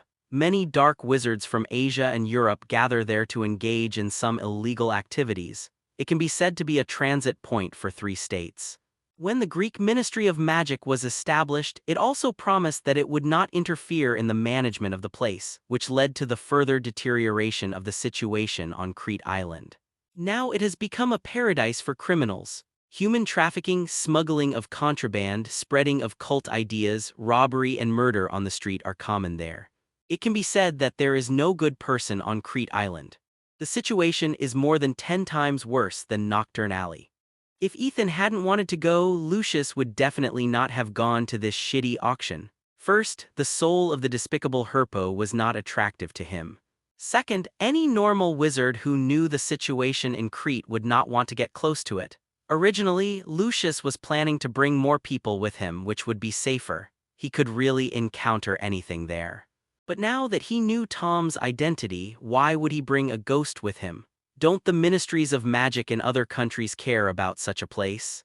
There should be a lot of wanted criminals of the Ministry of Magic there. Ethan was also a little surprised. He didn't expect that there would be such a lawless area in the teacher world. There is no record of these in the Hogwarts books. Ethan knew that Thrace was active in Greece before, but he didn't read the information about the specific situation in Greece. After all, Ethan didn't stay in the headquarters for long and left. The subsequent finishing was basically done by Tom. Ethan didn't ask if he knew the situation there.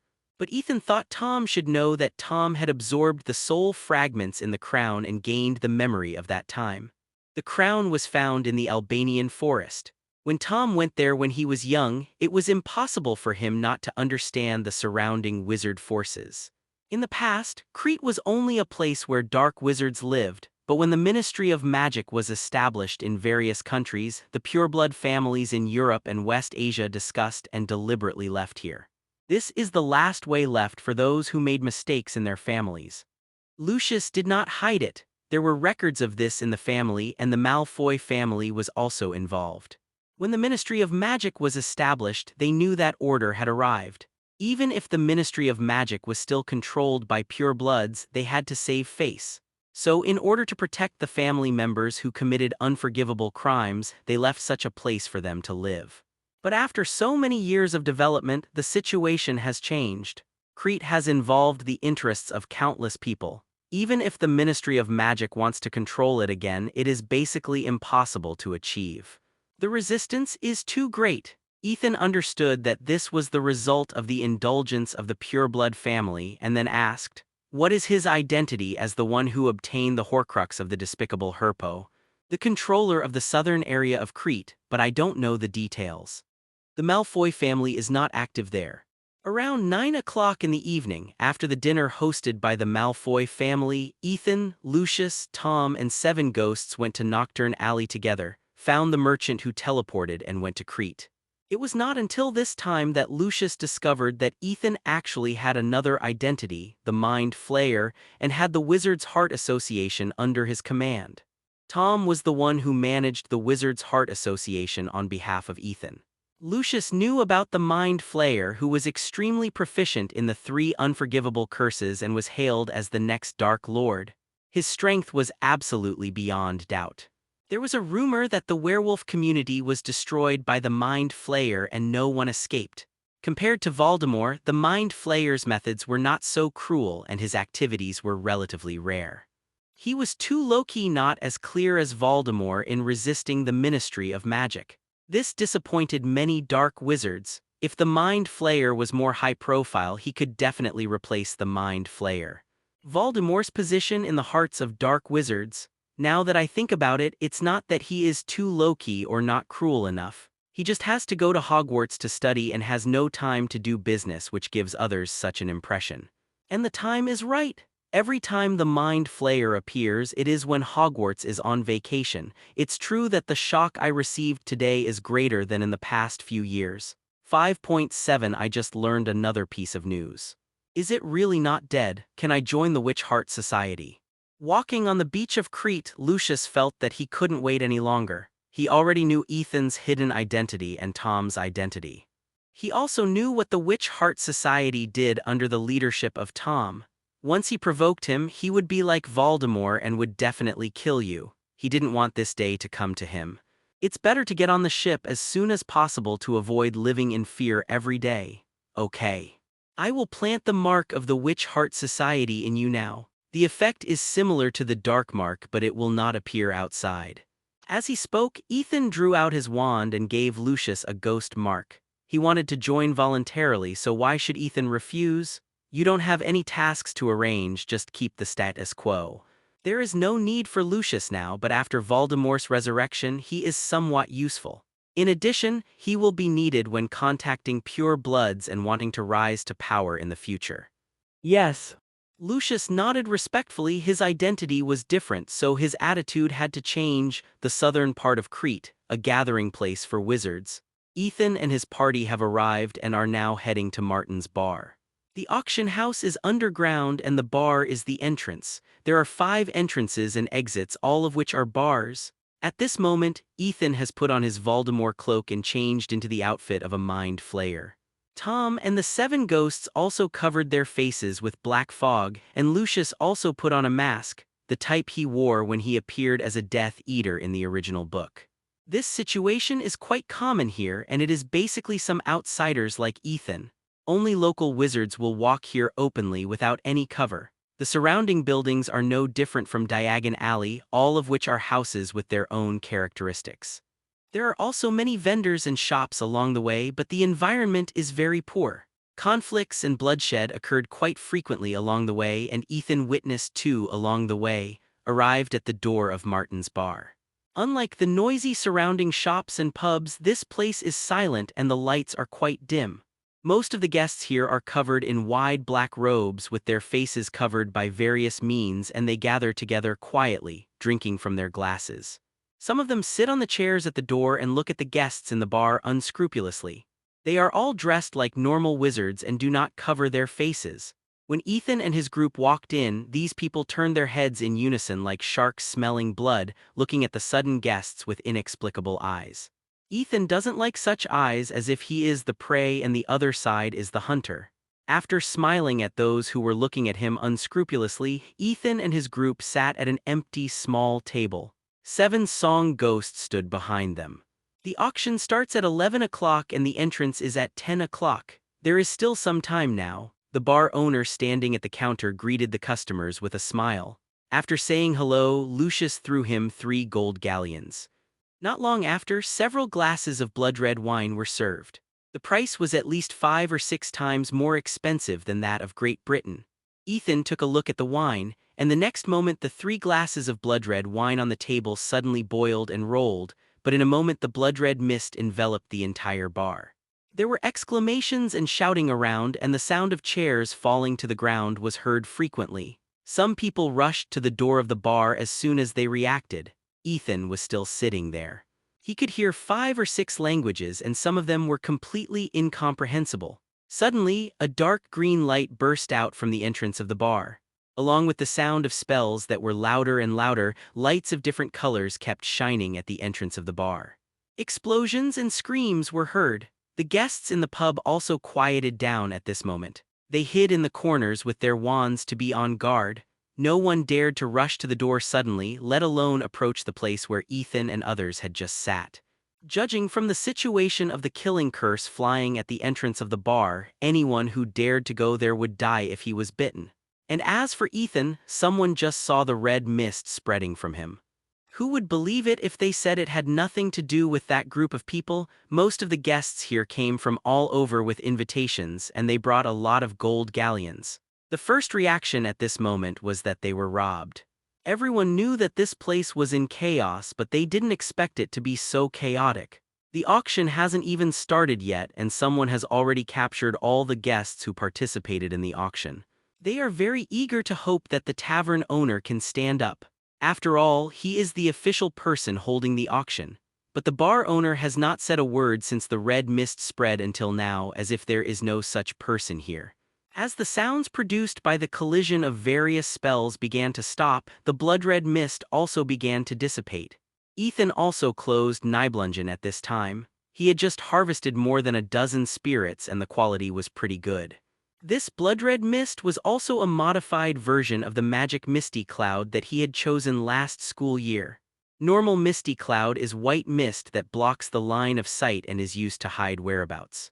But Ethan can use liquid to speed up this step and can also directly change it to black. He just used alcohol. As the blood-red mist completely dissipated, the people in the bar who raised their wands in a fighting posture could see the tragic situation at the door.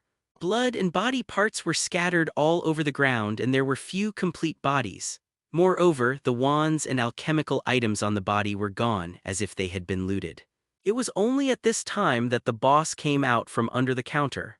After taking a look at the scene, he didn't even look at Ethan and continued to wipe the wine glass in his hand, as if nothing happened. A group of people in black robes suddenly came to the outside of the door. After taking a look at the current situation, they didn't say much and started to clean up the scene on the spot. A few breaths later, the blood and broken limbs at the door were cleaned up, and the broken tables, chairs, benches, walls, and doors were also repaired. After doing all this, he left without looking back. This kind of thing is common here. There are many familiar faces among the corpses on the ground just now. They are all locals who make a living by doing this. They have set their eyes on the big fat sheep from outside the area. After the auction is over, they will take action on the big fat sheep they have chosen. Now it is obviously a dead end, resulting in the group being wiped out. But as long as it does not affect the auction later, they will not intervene. After killing these scum, a lot of resources can be freed up. But I still have to tell the boss that among the guests this time, look at the wolf character. Ethan took a look at this group of people and knew that this was a professional cleaning team. Although the fight has subsided, these guests who came to the auction have obviously not calmed down. Some looked around vigilantly and came to their seats to continue sitting down, but they did not dare to drink the wine.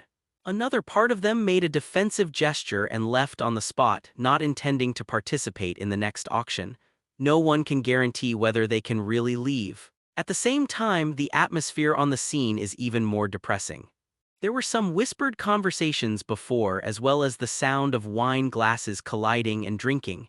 Now there is really nothing. Everyone sits in their seats silently. Except for looking at their companions, they look at everyone with extra caution and vigilance. Lucius looked at the empty wine glass in front of him and his heart was chilled. This is called not as cruel as Voldemort and being Loki enough, right? But he was beside Ethan the whole time, and he really didn't find any traces of Ethan casting any spells, except for the magic he cast on the wine after sitting down. Just because someone looked at them with ill intentions, he sent all of them to the west. His mind is even smaller than Voldemort. There were all closed boxes here. She opened the door of a box with a sign of no. 77, but did not expect Ethan and his party to go in. Ethan also looked at the situation in the private room, and everything that just happened. Lucius also knew that it must be Ethan's trick with the Imperious Curse. After all, the first battle of his debut as a Mind Flayer was based on the Imperious Curse. They were all guests who were preparing to attend the auction later, wearing large black cloaks to cover their faces. After that, the witch turned around and left without staying in the private room for long. There were no service staff here. As they said that, they lined up and made way for the middle road.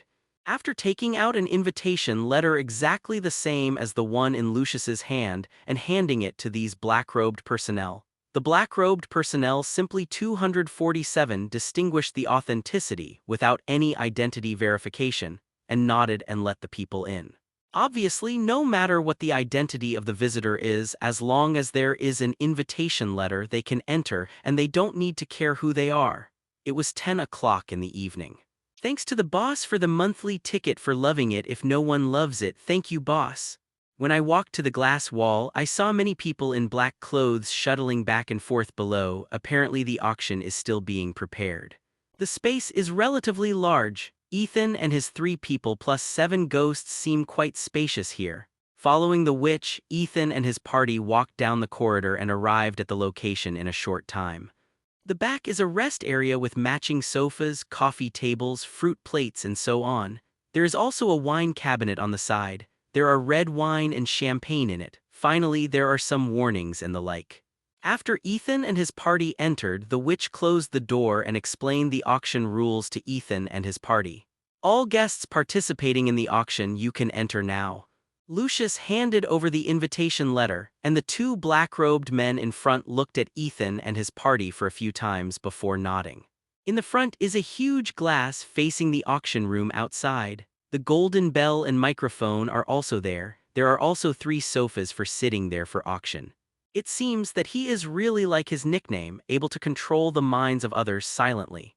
This gap is bigger than that between humans and dogs. Just thinking that this was someone of the same age as his son, Aozuyuki had the idea of going home and hanging Draco up and whipping him.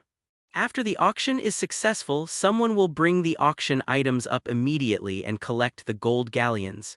Each increase in price must not be less than 100 gold galleons. For the auction quotation, there is a small golden bell on the side.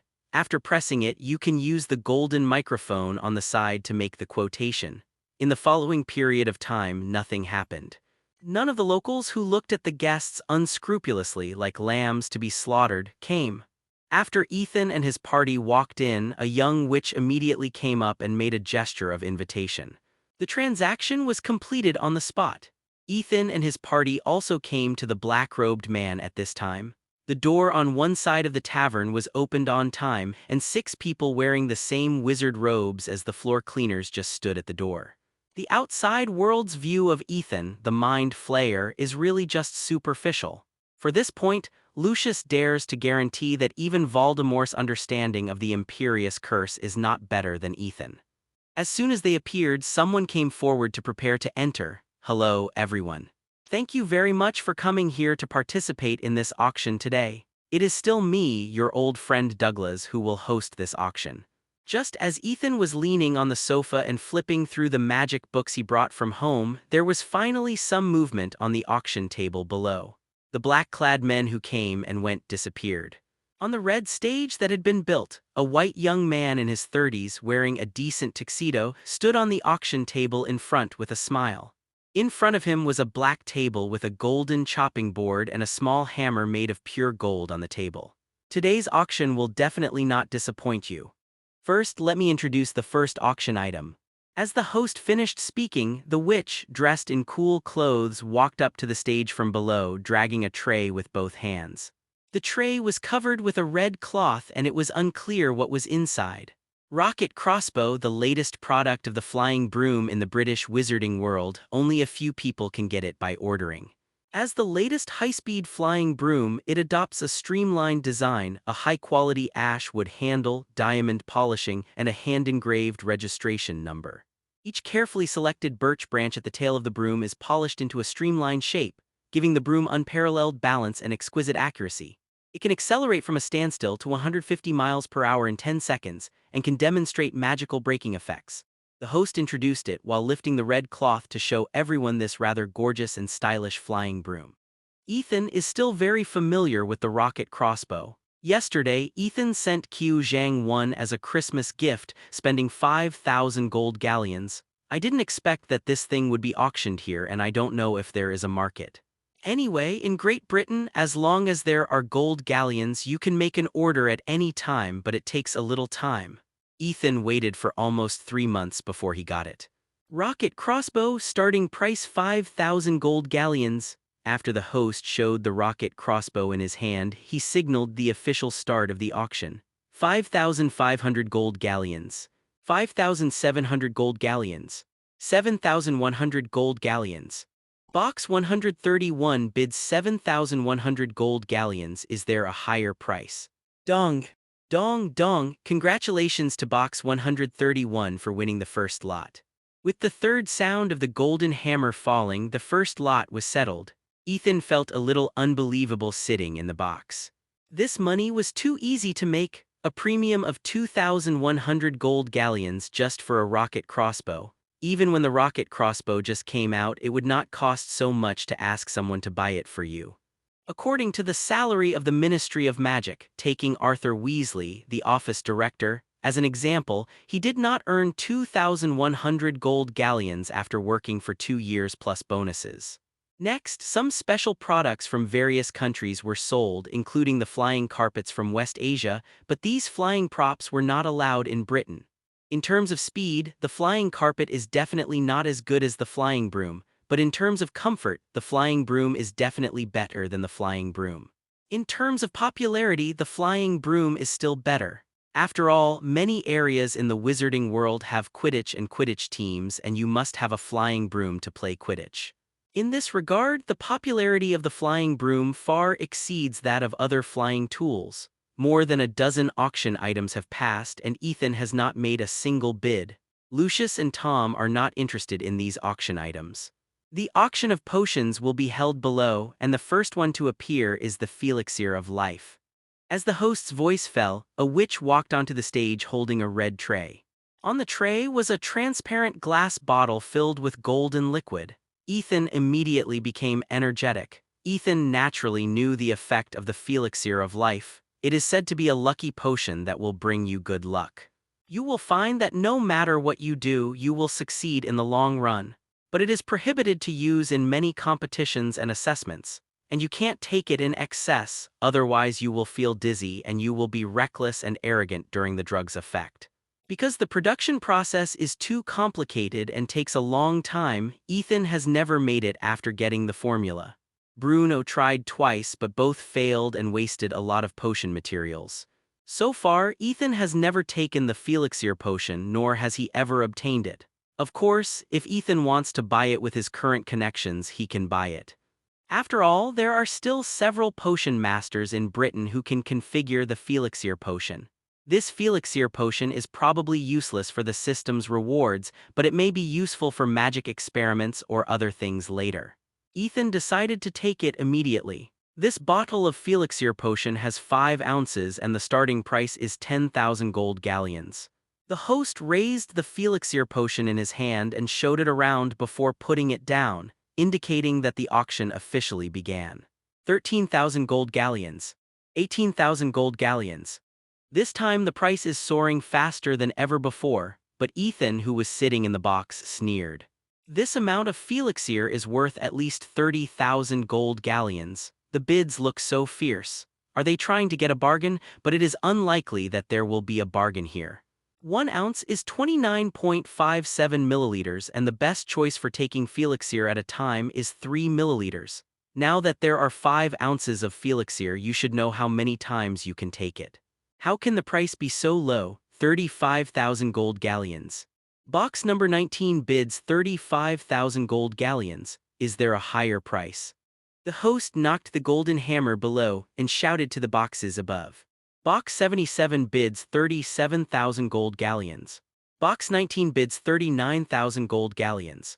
Box 77 bids again 40,000 gold galleons. Ethan bids this and doesn't plan to increase it. A few thousand extra is fine, but he won't be fooled if he bids more. The main reason is that he doesn't want to find someone. After all, he knows that only Snape can make the Felixir potion, but Snape will definitely not make it, even if Ethan pays.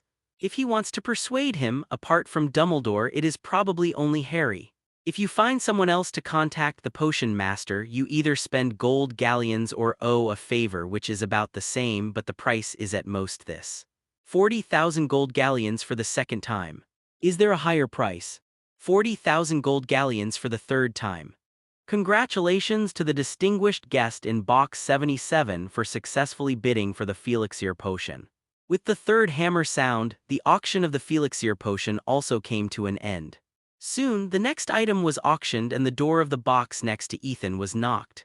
A ghost opened the door and then 5 people came in. The leader made the transaction and the 4 behind were protecting the Felix potion, and they were quite cautious. Although Ethan could easily get it for free with the Imperious Curse at this moment. But the highlight has not come yet and there is no need for that at this moment. After opening the dragon skin bag, Ethan took out 40,000 gold galleons and handed them to the wizard in the lead. After he checked and confirmed that the gold galleons were fine, he turned his head to look at his companions and nodded. After receiving the signal from his companions, the 4 security guards behind opened the box and handed the Felix potion to Ethan. After taking the bottle of golden liquid, Ethan identified it as genuine and the transaction was completed.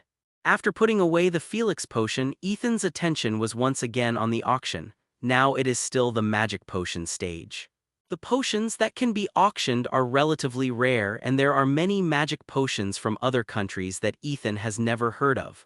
But in terms of effect, Ethan didn't see anything that he liked, so he naturally didn't buy it. There were also a few bottles of magic potions that failed to be sold. Next is the alchemy products. The works of alchemy masters from various countries can be seen here, and there are also many good products. But for Ethan, this is not attractive at all. As long as Ethan is given time and raw materials, all the products here can be made. In the auction of magical animals and some materials on their bodies, Ethan Ma Li Zhao made 2 bids. One was 10 eggs of runespore snakes. I don't know when I will need them. As long as the premium is not too high, Ethan doesn't mind taking them. The second bid was for the Smurf bat. There were 2 in total and they were auctioned together. The place where they were caught was the Albanian forest. 17,000 gold galleons were obtained, which was not too bad. This thing is not valuable, only Fuji keeps it as a collection and it is not very qualified as a collection. If you don't feed it, it will starve to death in less than a year.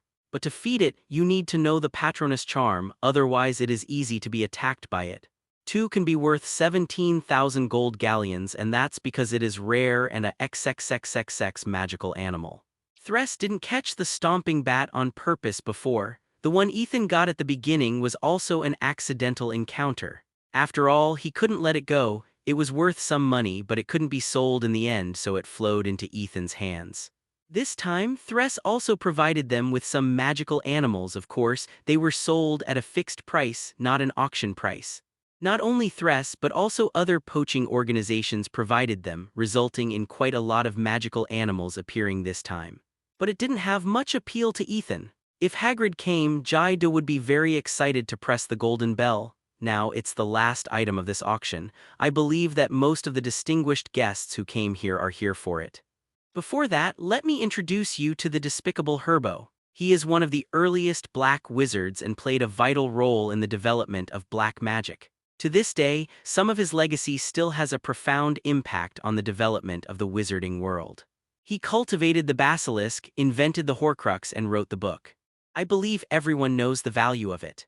Not to mention that this book was made into a Horcrux by the despicable Herbo, and it was born with its own wisdom under the influence of unknown factors, which allows us to communicate with this master who lived 2,000 years ago.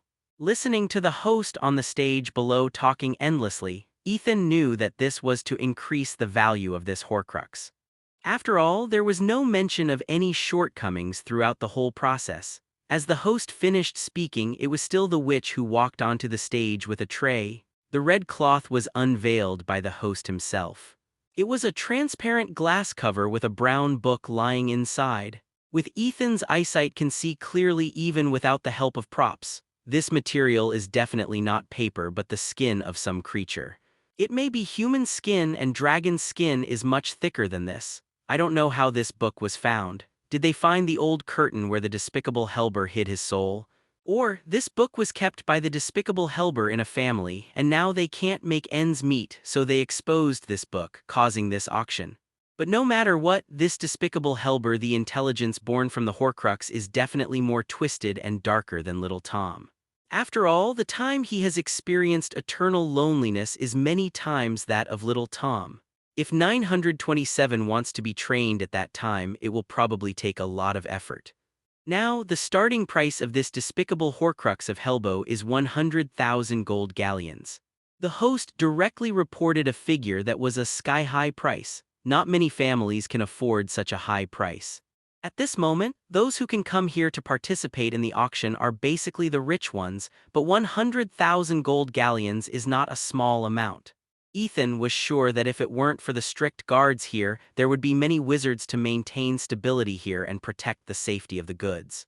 In addition, the anti-apparition magic was cast, and the solidification spell of the space prohibited the door key. Now there will definitely be a lot of people who will go out and grab it. After all, most of the wizards who can come here are dark wizards. How much can you expect them to abide by the rules? At this moment, they can sit down and auction honestly, which is enough to give face. 300,000 gold galleons. Box number 9 bids 300,000 gold galleons. Is there any higher price? Hearing that the first bid was so high and tripled directly, the host couldn't suppress the smile on his face at all.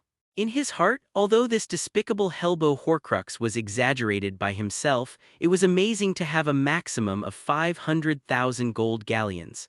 But now the first offer was so high that it was possible to reach 1,000,000 gold galleons. Although I didn't get any dividends, the benefits had nothing to do with me. If the price was high and the boss was in a good mood, he would give more bonuses. 500,000 gold galleons. Another voice sounded. Many wizards knew what a Horcrux was, but not many knew how to make it.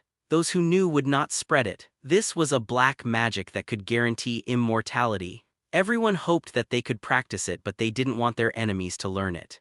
Not to mention that a Horcrux with wisdom was another despicable Herpo. If they could get the knowledge in his mind, the benefits would be incalculable. This made many wizards willing to spend a lot of money to bid for this Horcrux. 600,000 gold galleons. 700,000 gold galleons. 900,000 gold galleons. The competition on the field continued, and Ethan shook his head when he heard it. It was really crazy. Even if he robbed all the assets of the former boss of Thrace plus the profits he had earned through hard work over the years, he was still a little short of 1050 gold galleons. As a result, now the price of an auction has reached 900,000, which is far from the final transaction price. How many gold galleons do these pureblood wizard families or large organizations have? Box 31 bids 100,000 to 250,000 gold galleons. Is there anyone who can offer a higher price? The host shouted loudly below, hoping to forget to mention it. Although it has far exceeded his expectations, who would dislike the high price of their auction items in the auction house, Ethan also knew that this was almost the top. After exceeding 1 million gold galleons, the bids were much more cautious, and they were all increased by 10,000 to 20,000 gold galleons. And there are probably many people who are ready to get it for free, and some will not pay. 1,250,000 for the first time. 1,250,000 for the second time. The host's hammer was knocking very slowly at this moment, and he would look at the box above every time he knocked. Bang! Ethan's hand slapped directly on the golden bell and then said to the microphone, 1,300,000 gold galleons. Box no. 77 bids 1,300,000 gold galleons. Is there anyone who wants to bid more? 1,300,000 for the first time, 1,300,000 for the second time, 1,300,000 for the third time. Even though the hammer was knocking very slowly at this moment, the imagined sound did not appear again at this moment. Only the third hammer could be dropped. Congratulations to box number 77 for obtaining the despicable Hellbow Horcrux. As the host's voice fell, it also meant that the auction was over, and the rest was just clichés. Watching the servants below take the despicable Hellbow Horcrux away, Lucius took a deep breath, silently clenched the wand in his hand and prepared for battle. He knew that Ethan would definitely not pay honestly. Let's not talk about whether there are so many. Even if there are, it is impossible to give. After all, even if they give 1.3 million gold galleons, it is a big loss, not to mention Ethan, a young wizard with little experience. Bang, bang, the familiar knock on the door sounded, and it was still the ghost who went to open the door. But this time, it was not a 4+1 wizard combination but a 12+2 wizard combination. Obviously, this is also a precaution against the wizards who intend to buy for free, and this batch of wizards is definitely stronger than the previous ones in Ethan's perception. Sir, you can trade now. Please pay 1.3 million gold galleons first. A 40-year-old sturdy man on the left stepped forward and said to Ethan with vigilance in his eyes. But just as he stepped forward, his eyes changed from sharp and vigilant eyes to a happy and satisfied look. Of course I'm ready. As he said, Ethan smiled at the person on the right and then took out a dragon skin bag which was golden inside and obviously filled with an unknown number of gold galleons. The wizard on the opposite side waved his wand and gold galleons flowed out continuously until there were enough 1.3 million, and then the group stopped.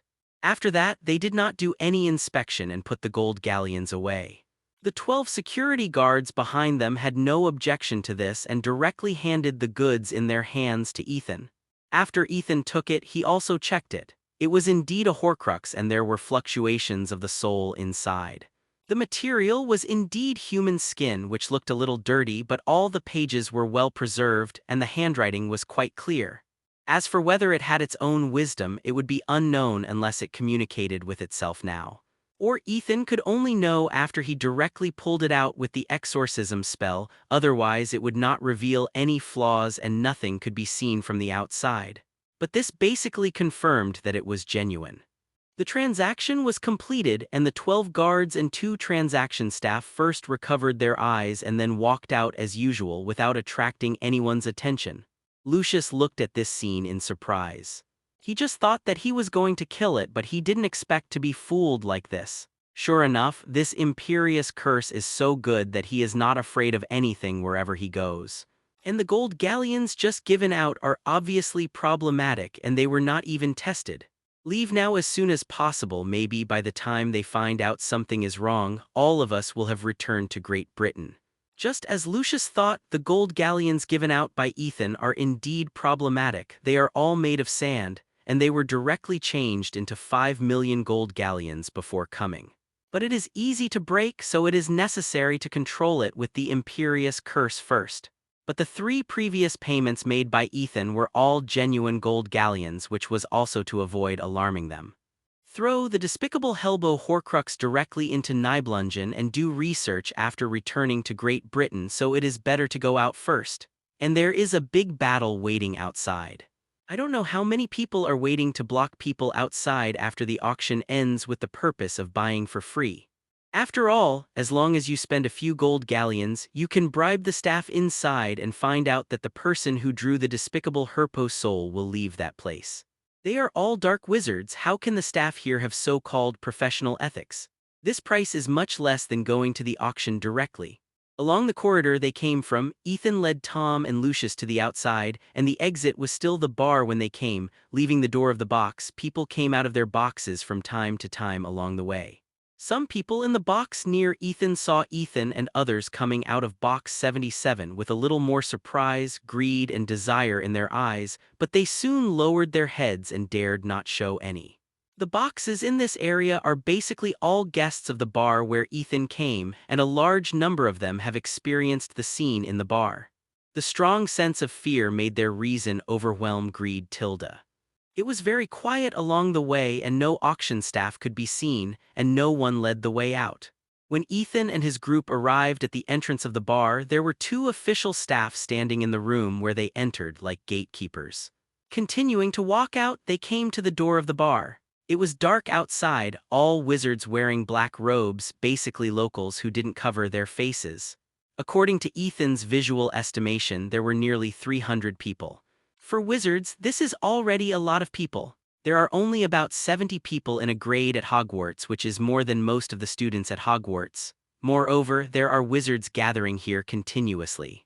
Most of them are disguised. They are guests who come to participate in the auction like Ethan, and they are also ready to buy for free. It seems that the insiders of the auction are selling information everywhere. Locals and foreigners can tell anything as long as they pay gold galleons. Ethan stood there without moving, but some people couldn't wait. They knew what would happen next. They didn't have the chance to get the despicable Horcrux of Helbo, so why stay here? But these people just moved their feet and hadn't walked out of the door of the bar, and a dark green light hit their feet. Obviously, this group of people outside will not let anyone go out. After all, no one can guarantee who has the despicable Horcrux of Helbo. Even after the auction, it can be handed over to people in other boxes to take out. In order to accurately block the Horcruxes inside, these people have made up their minds that as long as they are from this entrance, they will not let any of them go. The door key is invalid and can't be used here. Not far behind Ethan, a slightly panicked voice sounded. Originally thought that there were anti-apparition and space prohibition spells at the auction site, but I didn't expect that there were still spells outside. This person immediately regretted coming to this muddy water. He didn't get any benefits, but his life was in danger. After hearing this, many people around changed their faces. Many people planned to evacuate with the door key, but some were still waiting to see if there was a chance to pick up leaks. Bang! The door behind the entrance was directly closed. Until this time, a yellow-haired man in his 30s walked out of the crowd surrounding the bar in front. The reason why they waited until now to take action was because the moment the door of the auction was closed, it meant that all the guests inside had come out. This is their rule. If we act early, we don't know whether the real Horcrux winner will wait until the last minute to come out.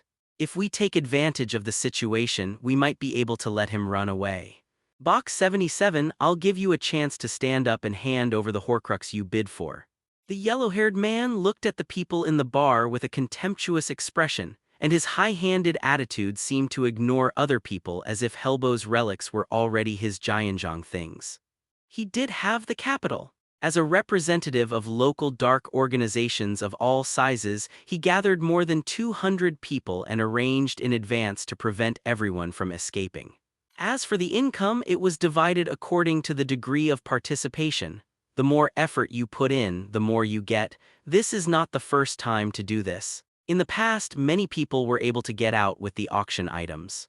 The main reason was that the scale and number of people who came to rob people on the road were much smaller than now, and those who came to participate in the auction were not alone, but had some skills. The reason why there were so many people this time was mainly because the value of the despicable Helpo Horcrux was far higher than the previous auction items. It was so valuable that it attracted almost everyone's attention.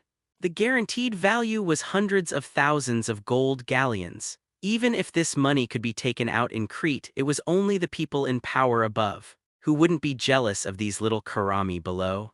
As for whether the auction would intervene, it would be fine if they paid a sum of gold galleons afterwards. This was all unspoken rules. People in box 77, don't you want to stand up? Now I give you a chance. If you don't stand up, if you are found later, the scene will not be so good. As he said this, the yellow-haired man turned around and looked at the outsiders gathered behind him with a disdainful smile. Please give flowers. There were dozens of dementors in there. They hadn't eaten for half a year. Their eyes were green with hunger. They couldn't absorb any emotions from the spirits created by Helheim's magic. The only unexpected factor was the group of wizards who had wiped out all the spies here before. They were really tough guys, so no one dared to go and get back at them afterwards. No. The people in box 77 later will not be able to leave just by handing over the despicable Horcrux of Helbo. The opponent's strength is not at the same level as their own people. If they stand up rashly, they might die on the spot with his methods. Ethan watched their performance and he was not in a hurry and continued to use the Imperious Curse to control the people on the other side. And he definitely didn't know the Patronus, which made him not have much resistance. I'm afraid he would be sucked into a human body within 2 minutes of entering. Don't want to come out? No one can guarantee their life when fighting with this kind of wizard, and they may not be able to keep it. The only thing the yellow-haired man is worried about now is that the group of people are from box 77. Lucius's hand holding the wand was sweating nervously. Although he was ready for the battle, there were too many enemies to face. When you fight later, just protect yourself, you don't need to worry about the rest. But if they were asked to stand up and report, they would be afraid of Ethan's revenge, because the previous scene was right in front of them. Ethan had already tried it. His strength was stronger than that of an average adult wizard, but whether he could beat Lupin was a question mark. After all, he was just a person who provided money and connections among the Death Eaters, and then came up with some strategies, not all Death Eaters known for their strength. After several times of magic power improvement, thinking ability improvement, and taking the magic blood potion, after the blood sublimation, the mental power and soul strength have been significantly improved. No one is willing to be the first bird to stand out, but this was just a little thought. Ethan gave up. Lucius was really entering Nibelungen, which was like a sheep entering a tiger's mouth. It was only a while ago that Ethan used it to practice the Patronus charm with Cassandra and others. They tasted a little bit of it, but it couldn't satisfy them at all. Ethan naturally noticed Lucius's abnormality, and he had no hope for him. Now Ethan can control a terrifying number of people with the Imperious Curse at the same time. Anyway, he has controlled more than 70 people now, which is far from his limit. Lucius, a living person, would probably have a lot of emotions once he entered, and he would definitely become the target of all Dementors. The despicable Helbo relics and 2 Voldemorts, Ethan threw them into Nibelungen Sea after weighing the pros and cons. They continued to stay in a daze and did not dare to make any extraordinary moves. The only pity is that the Imperious Curse cannot have a group ability like the Killing Curse. And the remaining part of the latecomers who did not experience the bar incident and did not know what happened saw that others did not move and did not dare to show it. Some wizards around Ethan were tempted to listen to this. Some of them were eager to leave, but their way was blocked. Now there were more than 200 people gathered here. If it didn't work later, he could send a signal and someone would come to support him at any time. Speaking of this, the yellow-haired man's face turned completely cold. If peaceful methods cannot solve the problem, then we can only rely on hard power. Ethan even thought about whether to take Lucius into Nibelungen. Although apparition and door keys were banned here, Nibelungen could still be opened normally. Anyway, there were no shortage of black wizards here, and there was no so-called family ties or friendships between them. If they died, and they could still earn a wave of inheritance. The only thing to consider was whether they needed to save face, and facing Ethan's group, it was obviously not necessary. But the more people came to support, the less benefits he could get in the end, so it was best not to use them if he could not ask for support. The number of people here now was indeed beyond Ethan's expectations. He originally thought that a few dozen people would be enough, but he did not expect so many people. In this way, even if the people in box 77 are found later, it can't be blamed on themselves. Can anyone report which group of people are in box 77? Otherwise, none of you can leave. He naturally knew what this group of people were up to, but did they have the ability to compete with the locals?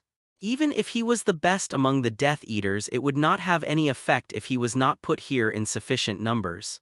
No one reported it, right?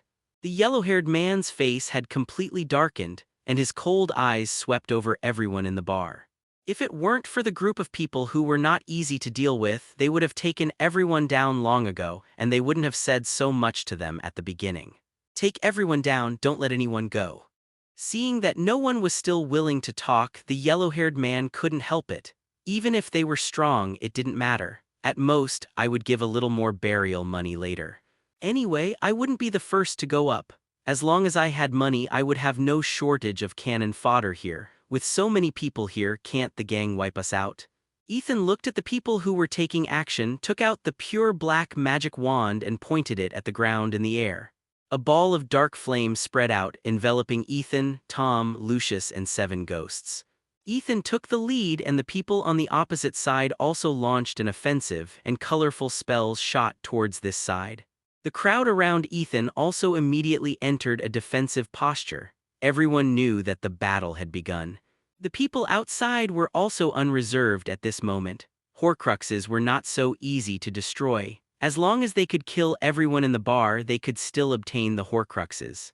If they held back, they would be the unlucky ones when the ruthless people inside recovered. Ethan didn't even look at the attacking spell. The circle of dark flames on the ground expanded instantly like an exploding bomb, and the whole bar became a world of flames. The wizards around them who picked up their wands and showed a defensive posture, while the dark words used as fuel in the flames instantly turned into ashes, further exacerbating the expansion of the flames. At this moment, the spells outside also came over, but they were not close yet. Ethan, just immersed in the flames, was completely melted. Boom! A violent roar sounded, and the bar was directly blown into wreckage by the huge magic power and the dark flames, and a long column of black flames rose to the sky. The interceptors outside the door retreated in fear, and they didn't expect to encounter a lunatic who would play such a trick of mutual destruction. And they also saw that this spell was true. In this kind of flame, they didn't think the caster could survive. Do you think it was Grindelwald who came? They didn't know whether the Horcrux could be preserved in such a flame. Come. Once he thought about the possibility of the Horcrux being burned, Huang Yang's already gloomy face was about to drip with water. If there is no profit, he will have to pay a large sum of money to the auction later, and he will have to pay a lot of it. Use all spells to end. Huang Mao forced himself to calm down and immediately shouted loudly to the wizards behind him. Although the temperature of the fire escape body protection is not as high as that of the fierce fire, it also has the characteristic that it is extremely difficult to extinguish once it burns. There are many buildings around, and these can burn. If the fire spreads, it will be even more difficult to extinguish at that time. The blame for the destruction is on this group of people. Unless you don't plan to stay in Crete, you can't deny the blame. Now, no matter whether the despicable Helpo's Horcrux can be preserved in this sea of fire, the first thing to do is to extinguish the flames while the fire escape protection has just erupted. The wizards around also knew the seriousness of the matter and did not say much at the moment and took action one by one. All curses are over. The magic wands in the hands of wizards glowed red, and then they were pressed against the ground. The red lights connected to each other and finally formed a net. The net was formed to trap the dark flames firmly in the center. Although Wan Zhu Jai Zhang was a relatively high-end spell and was quite difficult to learn, more than 50 people had successfully used it. With their help, the red light wrapped in the dark flames was shrinking the encirclement. No matter how the dark flames collided, roared, and rolled, it was difficult to break out. Lucius stood in the dark flames and touched his face. He was still a little frightened. Just when the dark flames broke out, he thought he was dead. Unexpectedly, he didn't die. There were only 3 of them left around, and those few things that he didn't know if they were human. Apart from that, no one could move. They all turned into ashes in front of his eyes. In addition to the unforgivable curse, Ethan's fire guard is also extremely advanced. The fire guard should be able to distinguish between friends and foes so that even if his own people walk through it, they will not be burned. In recent years, Baxius has only heard that Grindelwald has this ability.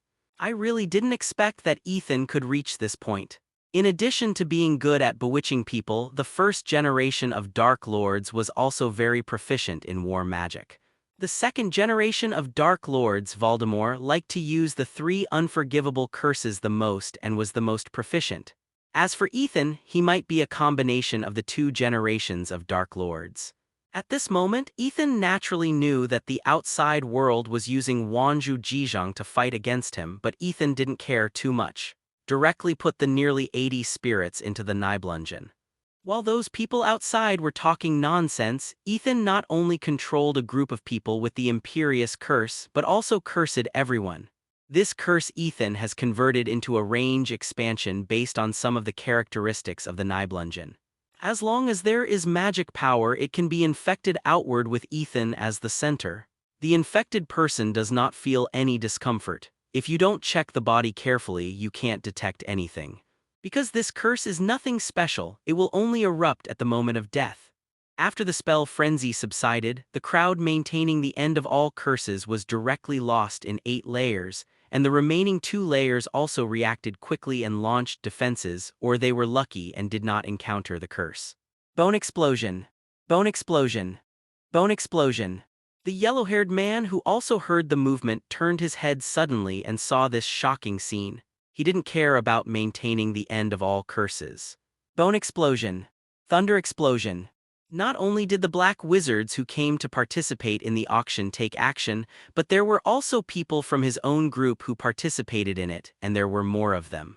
This place was a no-man's land, and Ethan had nothing to worry about. After coming out of the auction, Ethan had no intention of letting them leave. A protective magic prop was activated, and then he released an armor to protect himself again, and finally rolled over to find a suitable shelter for himself. Bastin, what are you doing? The flames were not extinguished and the Horcruxes were not sure whether they could be kept. He was doing this kind of thing. I am afraid that he was mentally ill. This made Huangmao unable to understand. Even if he had 0.8 careful thoughts to snatch the Horcrux, it was not now, but they survived, but they were not feeling well at the moment. They were more or less injured. According to some characteristics of black magic, even if they were not in danger of life for the time being, they were still feeling very uncomfortable. But he reacted, but others were not so lucky. Bastin and himself came from the same organization, and the relationship between the 2 sides was pretty good. Usually they could go for a drink together. I didn't expect him to join in. In this short moment, without the restraint of the end of all curses, the dark flames suddenly broke out in the sky, becoming a huge flame pot covering everyone in this area. After seeing clearly who was attacking, Huangmao was stunned. Avada Kedavra. Most of them were black magic with strong lethality. Whether it was the money they carried or the soul, these were Ethan's targets. Thanks to the monthly ticket from the big guy Zioao Shenhua Chj, thank you big guy. Corrode and decay. Maintaining the end of all curses consumes a lot of magic power, and you have to fight against the dark flames, which requires people to concentrate. In this case, it is quite difficult to react to a sudden attack from all directions. Avada Kedavra. Crucify. He was afraid that in this overwhelming spell, there were 10 dark green lights attacking him. Just as the red light representing the end of all curses further compressed the space of the black flame, hundreds of spells suddenly broke out from their almost defensed rear area. Bastin did not respond but wanted to treat him to a melon. The sky was filled with strange colors and this scene attracted the attention of countless people. Could it be possible that Dumbledore could come here from Hogwarts to challenge me? In addition, the apparition and the door key were useless. Maybe they could also try the temperature of the flame to see if they could get out. Black, white, red, green, burning flames, colorful water, overwhelming the group of people who maintained the end of all curses. The whole sky turned into a dark flame at this moment, and any way of ascending could not leave at this moment. Benson, they should be under the Imperious Curse. Remember the information about the bar a few hours ago? And now, you should turn around and take a look. Listening to the trembling words of a companion, Huangmao turned his head stiffly. At the location of the bar, there were still 10 black figures standing at this moment. The dark flames just now did not cause any harm to them at all. Seeing this scene, Huangmao also recalled the information he had obtained before. According to the analysis, the blood-red mist was a spell that obscured the vision. And those who killed each other and even blew up their bodies again even after they died were most likely under the Imperious Curse. But this group of black wizards who have been in Crete for at least 10 years have been silently under the Imperious Curse, and they have controlled so many people in a row without alerting others. It can be imagined that they have achieved a lot in the Imperious Curse, so they were particularly vigilant against this group of people and brought a lot of people. But unexpectedly, this worst possibility was encountered by himself. That group of people turned out to be the ones who had won the despicable Horcrux of Hellbow, and their strength was far beyond what had been imagined before. Ethan saw that the other side did not take the initiative to attack, so he would not be polite and wait. Avada Kedavra. A light that was much brighter than the normal green light shot out from the tip of the magic wand and quickly hit a city that was close to Ethan. He hadn't reacted yet. Shouldn't it be time for the two sides to talk? 8 only saw a flash of green light and then nothing happened. Ethan had started the battle again. More than a dozen wizards controlled by the Imperious Curse launched an offensive again under the vigilant eyes of everyone. Because they were backstabbed before, the surrounding wizards were well prepared and launched a counterattack. With the advantage of numbers, they quickly suppressed the crowd controlled by Ethan's Imperious Curse. But what they didn't expect was that before the guy who was hit by the Kedavra curse fell down, 10 green lights, the same as the one just examined, were electrocuted on his body. They were prepared for Ethan and his gang and for the people controlled by the Imperious Curse, but they had no defense against the fact that they would become corpses after being hit by the Imperious Curse. They had never thought that the Imperious Curse could be used in this way, and they naturally could not avoid it without defense. The green light flickered back and forth among the crowd, and every time it flickered, someone fell silently. As for the ghost-like things floating on their bodies after they fell, they did not have the extra energy to think about it. No one knew whether they would be the next target, and conventional defensive spells could not defend against the Imperious Curse. In addition to evading by moving flexibly, they could only use physical obstacles to cover or use spells to counter the waves. But facing this faster spell and not knowing whether it was aimed at them, countering waves and moving around were basically ineffective. Even if they wanted to find cover, there were more than 100 wizards on the other side attacking them, so it was not so easy to do. It was not until this green light harvested 13 lives that a lucky guy happened to dodge it, allowing the green light to hit the ground and blast out a hole which prevented the disappearance from continuing to harvest. Ethan also used the Kedavra curse in actual combat for the first time after it advanced. The main effect is that after hitting the opponent and taking the life, you can find a target around the hit person to ricochet. This ricochet will not end until there are no hostile targets nearby or the magic power in the Kedavra curse used by Ethan is used up. The speed of this ricochet is constant, which is the initial speed when Ethan used the Kedavra curse. When using it, Ethan predicted that it should be enough to ricochet about 30 times, but he didn't expect it to be dodged now. Avada Kedavra. Avada Kedavra. Ethan was possessed by Voldemort for a while and threw out several big melons in succession. One can make them exhausted and the rhythm of the confrontation is wrong. Now I am adding fuel to the fire. Lucius and little Tom were silent. Are we sure we learned the same killing curse? Especially little Tom, like Voldemort, he hates those who are keen on using the killing curse and has his own unique views on the killing curse. But now compared with Ethan's, his own killing curse seems like a piece of shit. Kill this guy first, otherwise we will all die. Seeing this scene, the yellow-haired man shouted loudly in horror. While fighting against more than 100 people who were hit by the Imperious Curse, he also had to guard against this killing curse that could lurk between wizards. The sky was sealed by the fire bodyguard. If he wanted to leave, there was no other way except to kill Ethan and his group, and looking at his posture, he never thought of letting his group go. He can bully people just because he is strong, right? However, the yellow-haired man's words did not work at all. Facing the desperate fighting style of more than 100 wizards controlled by the Imperious Curse, it was impossible to leave the battlefield rashly. He had to face the life-threatening death curse all the time and then face the stronger person. Is this looking for death? Didn't you see that dozens of people were burned to death in the first fire, and these people were not enough to be burned by the flames from the sky? And there was a reason why Ethan didn't burn it all at once. After the burning, in addition to the ability to give birth to spirits, the corpse and the magic props and gold galleons on the body were gone, and the golden things around him were a pile of proof. These were all gold galleons leaked from the burned purse. Although a lot of magic was cast on the gold galleons and it could withstand high temperatures, it couldn't resist the fire released by Ethan at this moment. Now it has become a large lump of alloy. Gold galleons are not pure gold, but the goblins added some gold when casting them. There are other metals besides gold galleons. You can't take them to Gringotts to exchange for gold galleons. They don't recognize them at all and will only buy them at a low price. In order to maximize the benefits, Ethan can't continue to burn them with fire. He didn't know how heavy the loss was just now. Wait, I'm willing to surrender. The situation on Lucius' side was not so good. Little Tom was killing people in the crowd. Wherever the ghosts went, they brought death and fear. What's more, the spell had no effect on his black robe. Ethan hated green very much. If it weren't for the usefulness of the killing curse, Ethan would not be inconvenienced. His reinforcement signal was also released, and it was so loud.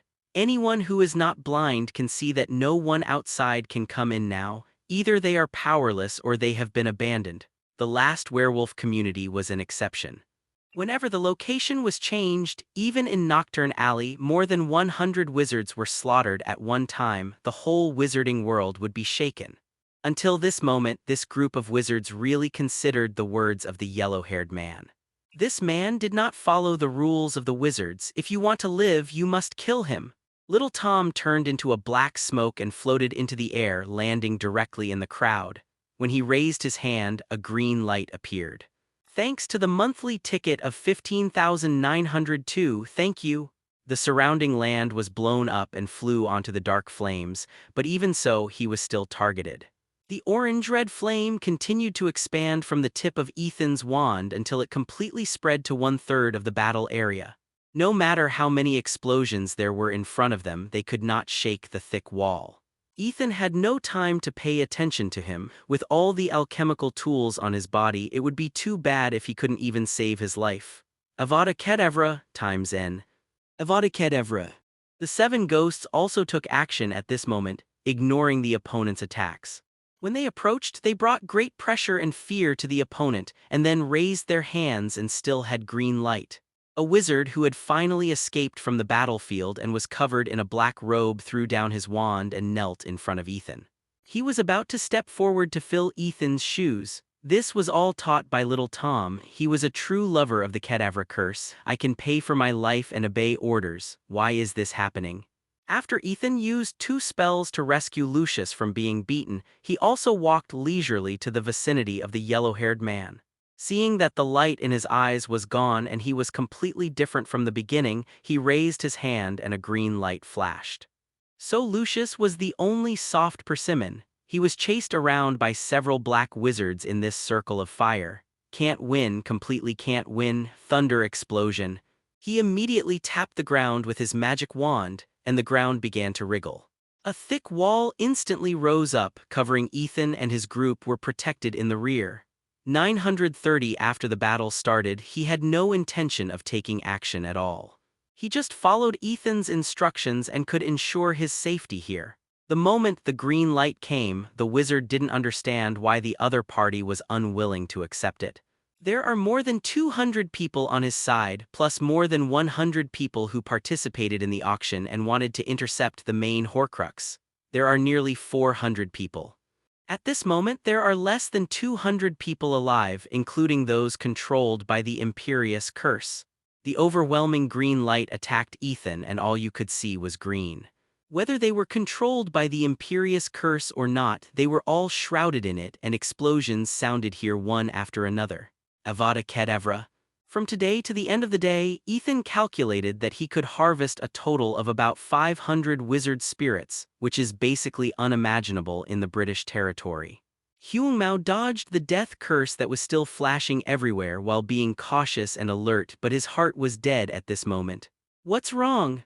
After watching him fall peacefully, Ethan started to harvest the ecology here. This no man's land also has its advantages. Here, Ethan has no intention of accepting people. Who knows what country they are from? What's the point of biting them? Not far from the bar where Ethan was fighting, on the terrace of the top floor of a 7-story building. A white old man with gray hair and a sturdy figure looked at the scene of the fight with a serious face, and 2 expressionless wizards stood behind him. "Boss, when we were putting gold galleons into the warehouse just now, we found some fakes." A young man in his 20s hurried over, his face full of panic. "How many?" The white old man turned around, and his aura made the younger brother a little breathless. 1.3 million gold galleons. The galleons used for the final auction item are all deformed sand. The younger brother said with some difficulty and buried his head even lower. Although this matter has nothing to do with him and the boss will not vent his anger on others, but if he loses his temper at this moment, he will definitely not end up well. Originally, he does not need to run for this matter, it is someone else's responsibility. But who made me a new member, so I have no right to choose freely? The white old man breathed quickly after hearing this. This is 1.3 million gold galleons.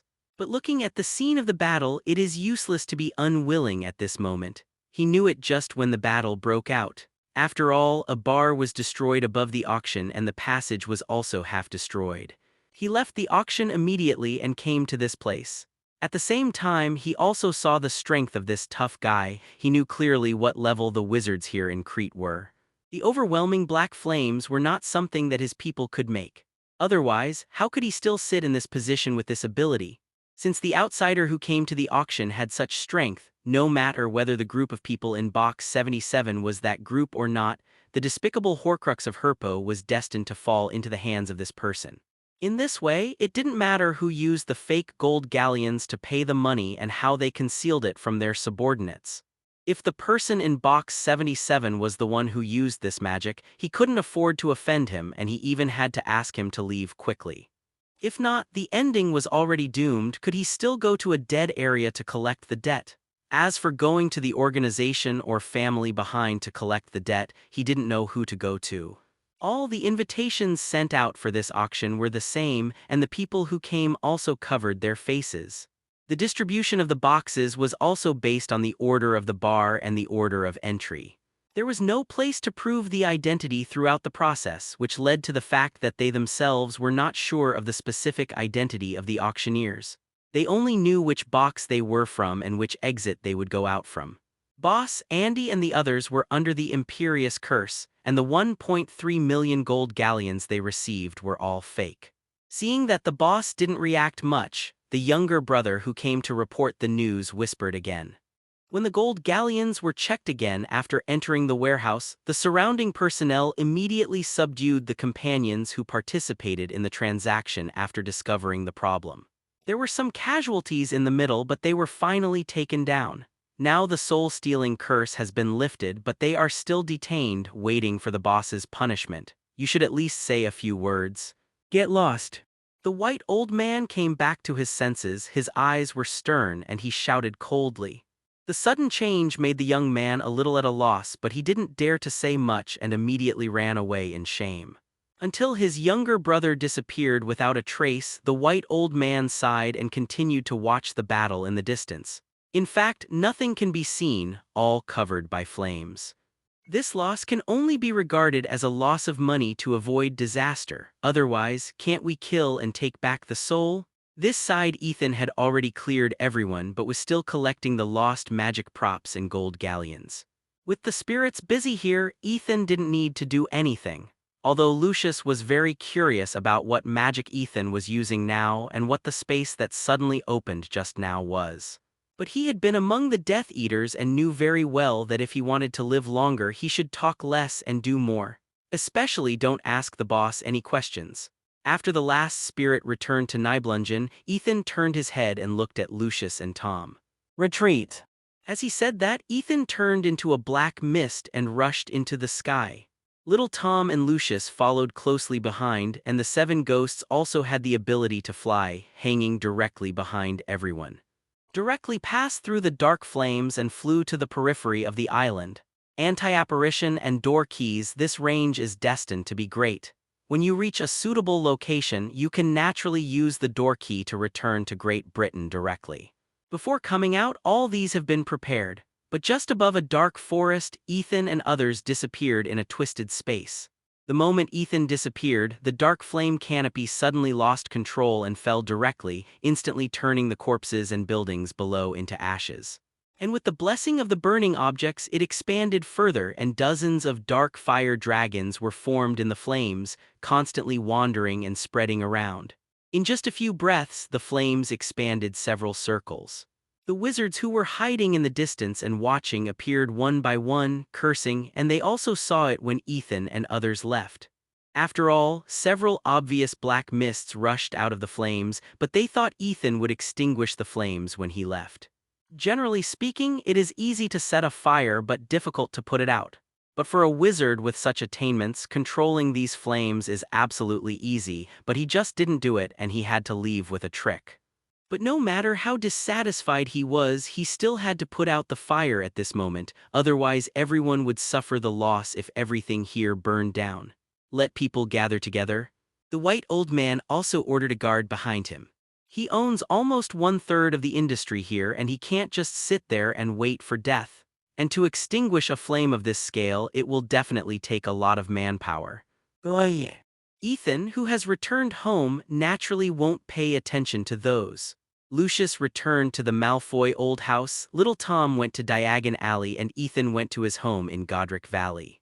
Yesterday was Christmas, and except for Hatch, everyone else in the family went home for the holiday and no one was here. The movement of Ethan's return also woke up Hatch, and after sending him away, he went directly to the spell practice room. Take out the despicable Horcrux of Helbo from the Nibelungen. After opening it, Ethan found that he couldn't understand some of it. These were all ancient Greek characters which were quite different from modern Greek characters. When the Malfoys gave him the Book of Balance written by Abu Musa Jabir ibn Hayyan, Ethan learned ancient Arabic specifically to understand it. Later, Nico gave him the Emerald Record, and Ethan also learned ancient Egyptian. Now he has to learn ancient Greek again. After thinking for a while, Ethan decided to take a shortcut. This is a Horcrux, and it is the kind that has been born with wisdom. If you need to know something, why not just ask directly? Why make it so troublesome? As for whether it will be honest, whatever knowledge you want to know, I can tell you. Don't you want to talk? If anyone knows a clue now, it can only be this Horcrux. Or how much memory did you inherit from your original body, and how much knowledge did you know? You can sense the outside world. Everyone knows that you are a Horcrux with intelligence. What's the point of disguising yourself now? Let's talk about your things. Do you know where your original body went? Forget it, it's been more than 2,000 years. What special spells did you have in your era? I don't know.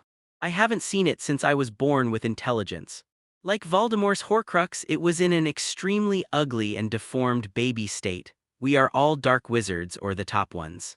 There is no need to use some tricks, otherwise the only one who will suffer is his Horcrux that can't exert any strength. This point Voldemort proved that he didn't know where his Horcrux was, and he could only sense something when it was destroyed. Thanks to the monthly ticket of Bookworm 2005, thank you. Ethan believes it will. Ethan was unable to pull it for a while. What do you want to say? It was like a real baby, but this baby was a little ugly. After spending nearly an hour, he finally loosened it a little and then suddenly pulled it away. Directly use the exorcism spell. Since he doesn't want to come out, Ethan will force him to come out. According to the original idea, 6 Horcruxes were the maximum. If there were 7, the soul might not be able to bear it and there would be a risk of collapse. And in that special space, according to his own observations and the other party's performance just now, it shows that he is extremely proficient in the soul and can control himself at any time.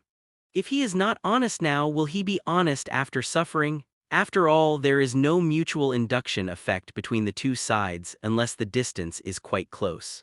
This despicable Helpo Horcrux was quite honest at the moment and did not do anything extreme to provoke Ethan's dissatisfaction. Since it came into Ethan's hands, this Horcrux has been silent. I don't know if it has discovered something or is too cautious. As he spoke, Ethan crushed the spirits of the three goblins, offering their magic and vitality to the despicable Horcrux of Helpo. When the ugly, deformed baby absorbed these, he had an intoxicated expression on his face.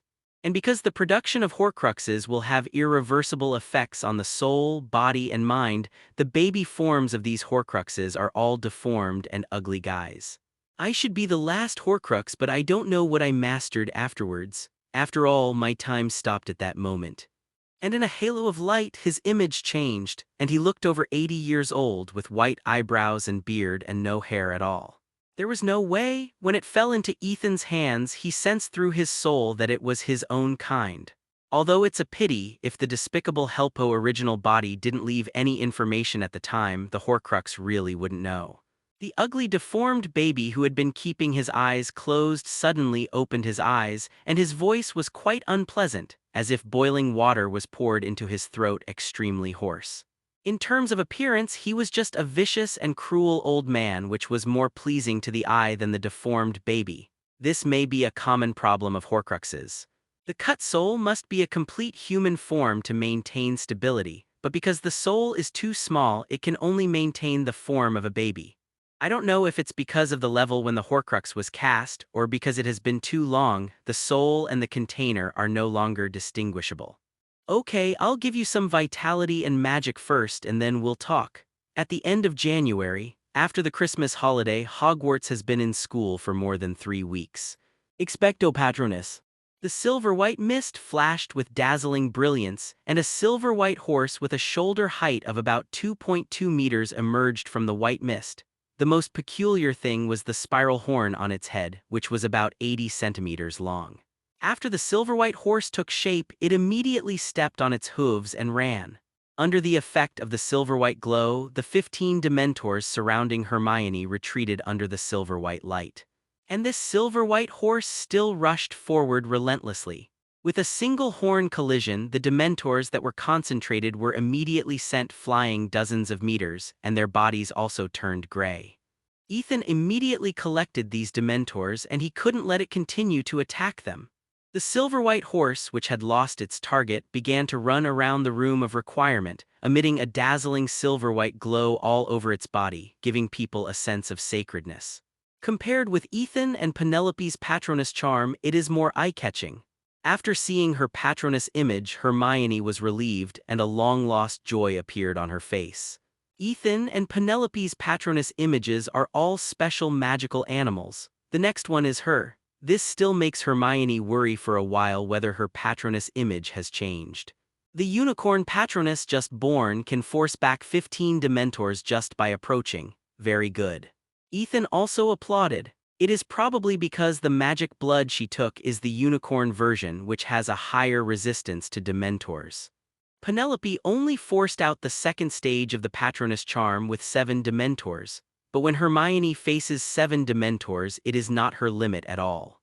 Ethan also increased the number of Dementors all the way, total 15 Dementors, which made Hermione learn the second stage of the Patronus charm under heavy pressure. Although it is not as big as Penelope's Thunderbird form, they have just reached the second stage. When facing Dementors, the pressure and strength they exude are obviously stronger. As for the specific differences, Hermione needs to test them herself. After all, in terms of appearance, whether it is Ethan, Penelope, or the various professors, or even Dumbledore's Phoenix Patronus seen last time, they are not as dazzling as Hermione's. With such a special place, it is naturally not just a matter of color. Its existence must have something special. And this special place must be the unicorn version of the magic blood, which has a special effect on the Patronus charm. Otherwise, Hermione's Patronus is just a useless otter. It is good enough to deal with 3 or 5 Dementors when it is just born. This also overturns Ethan's idea that the unicorn version of the magic blood is useless. Yeah. Hearing Ethan say this, Hermione nodded with a smile on her face. Hermione is also quite satisfied with her own Patronus. Take a break first, then you can go to a room to practice spells and test the differences between your Patronus charm and ours. Okay. Hermione naturally would not refuse, but when she walked to the rest area, she did not withdraw the unicorn Patronus and still let it walk beside her. Is it your turn now? Ethan looked at Cassandra, Qiu Zhang, and Nagini. They were all at the same pace. They practiced together and the current progress was much better than before Christmas, but there was still a distance to reach the second stage. According to Ethan's speculation, it would take at least 2 to 3 weeks to reach the second stage. It was really difficult to learn the Patronus charm. Well, okay. Cassandra and others nodded to indicate that they were ready. Before this, they had already faced the Dementors in one round and now it was the second round. 9 new Dementors were pulled out of the Nibelung by Ethan and there were no more that had not been destroyed by the Patronus charm. Fortunately, Penelope and Hermione will not need the assistance of Dementors in the future, which reduces the loss of Dementors. They can barely recover later. After all, except for the heavy blow when the second stage of the Patronus was formed, it is usually used for practice and is covered by silver-white mist, so there is not much damage and it can be used repeatedly. Expecto Patronus X3. Just when the Dementors were almost close, 3 voices shouted at almost the same time, and 3 groups of thick silver-white mist floated out from the tips of the wands in the hands of the 3 people. According to the size of the silver-white mist, the size of the 3 people's Patronus charms can be roughly known at this moment. Cassandra's is the largest and Qiu Zhang's is the smallest. This is also quite consistent with the size of the magical animals that several people took magic blood. After a while, Ethan collected all the Dementors and handed some chocolate to Cassandra and others. Every time you can make some progress, it's not bad. This learning method, after adapting every time plus a little pressure, Ethan feels more suitable so that he doesn't increase the number every time. After letting Cassandra and the others go to rest, Ethan himself began to ponder the Patronus charm. After experiencing the pressure of the Dementors, he upgraded the Patronus charm to level 5. After nearly half a year of study, he has now reached level 8. Although this is not the full level, the proficiency is definitely quite high. Now it is time to start improving the Patronus charm. Happiness, hope, protection, and love are all positive emotions. Then anger, destruction, despair, and killing are another version of the Patronus charm in black magic. Since it can be a positive image to protect oneself and the best defense is offense, why can't it contain malice and turn the Patronus into a tool for killing? Magic spells are not something that is born. All those handed down now are invented by predecessors, and a considerable part of them are the result of step-by-step improvements.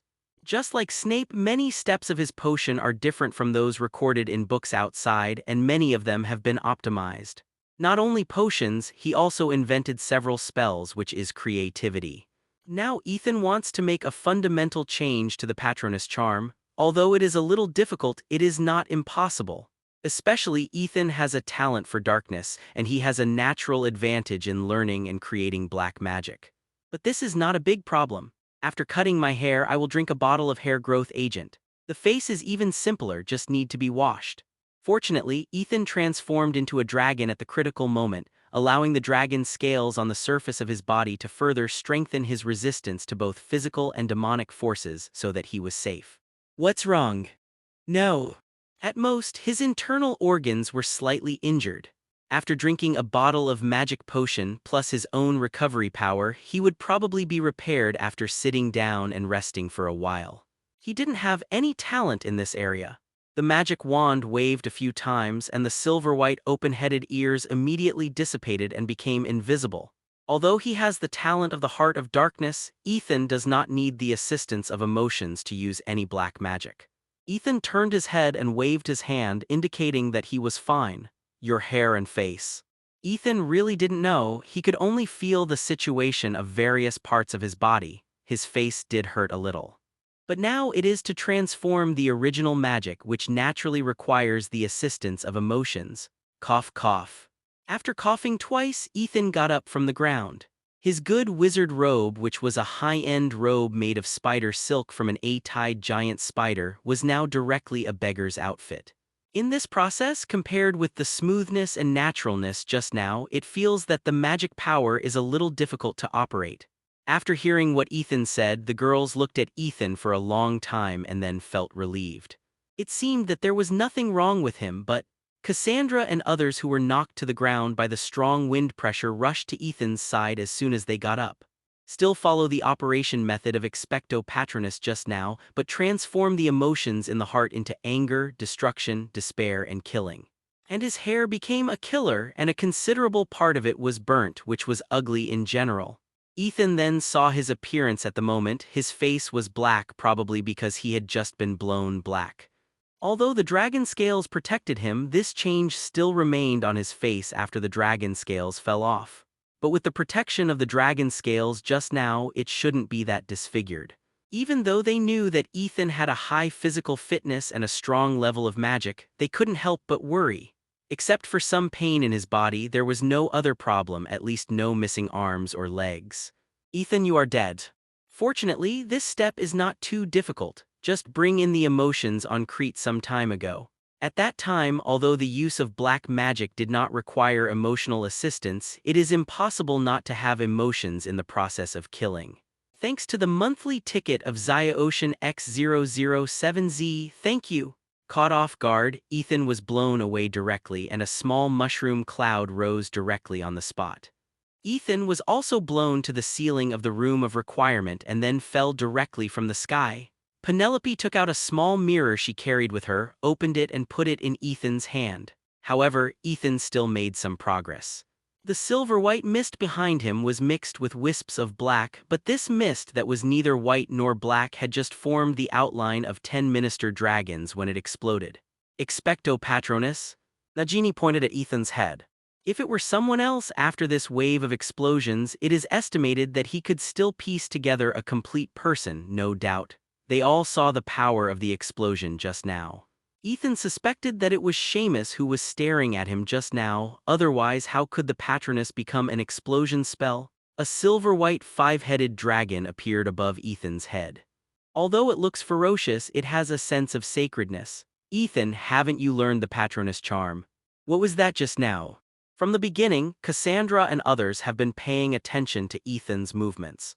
The magic just now looked like the Patronus charm, but it felt a little different, otherwise there would not be an explosion. But Ethan shouldn't make such a mistake. Remember what I said before about reversing the form of the Patronus charm. I was trying this just now. Ethan had this idea a long time ago and he also talked about it with Cassandra and others, but he never put it into action.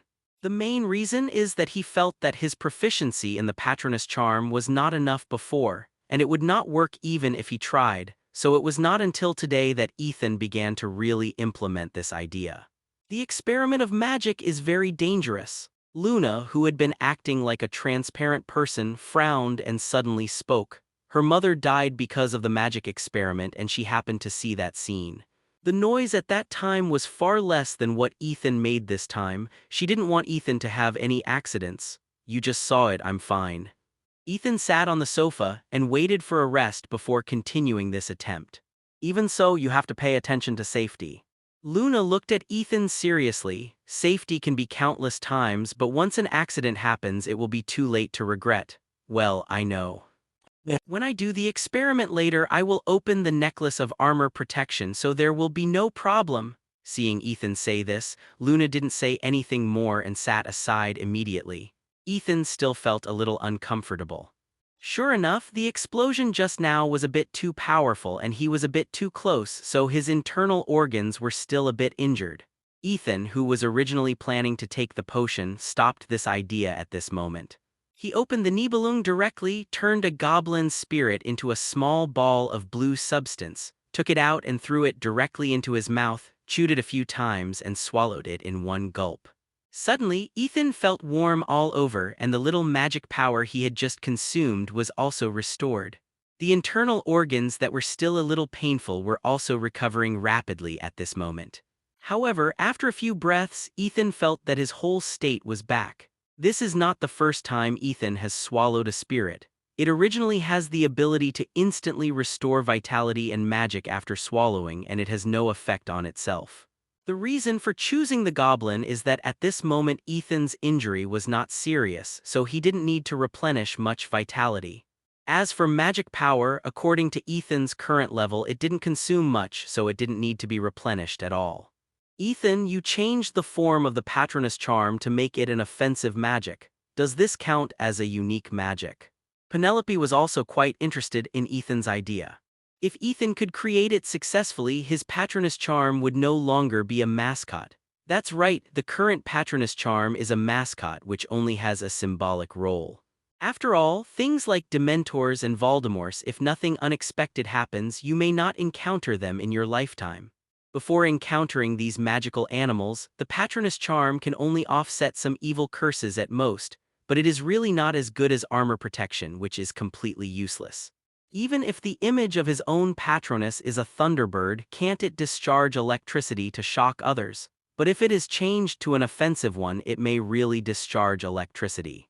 It should count. I haven't heard of this type of black magic. Of course, the premise is not a mistake.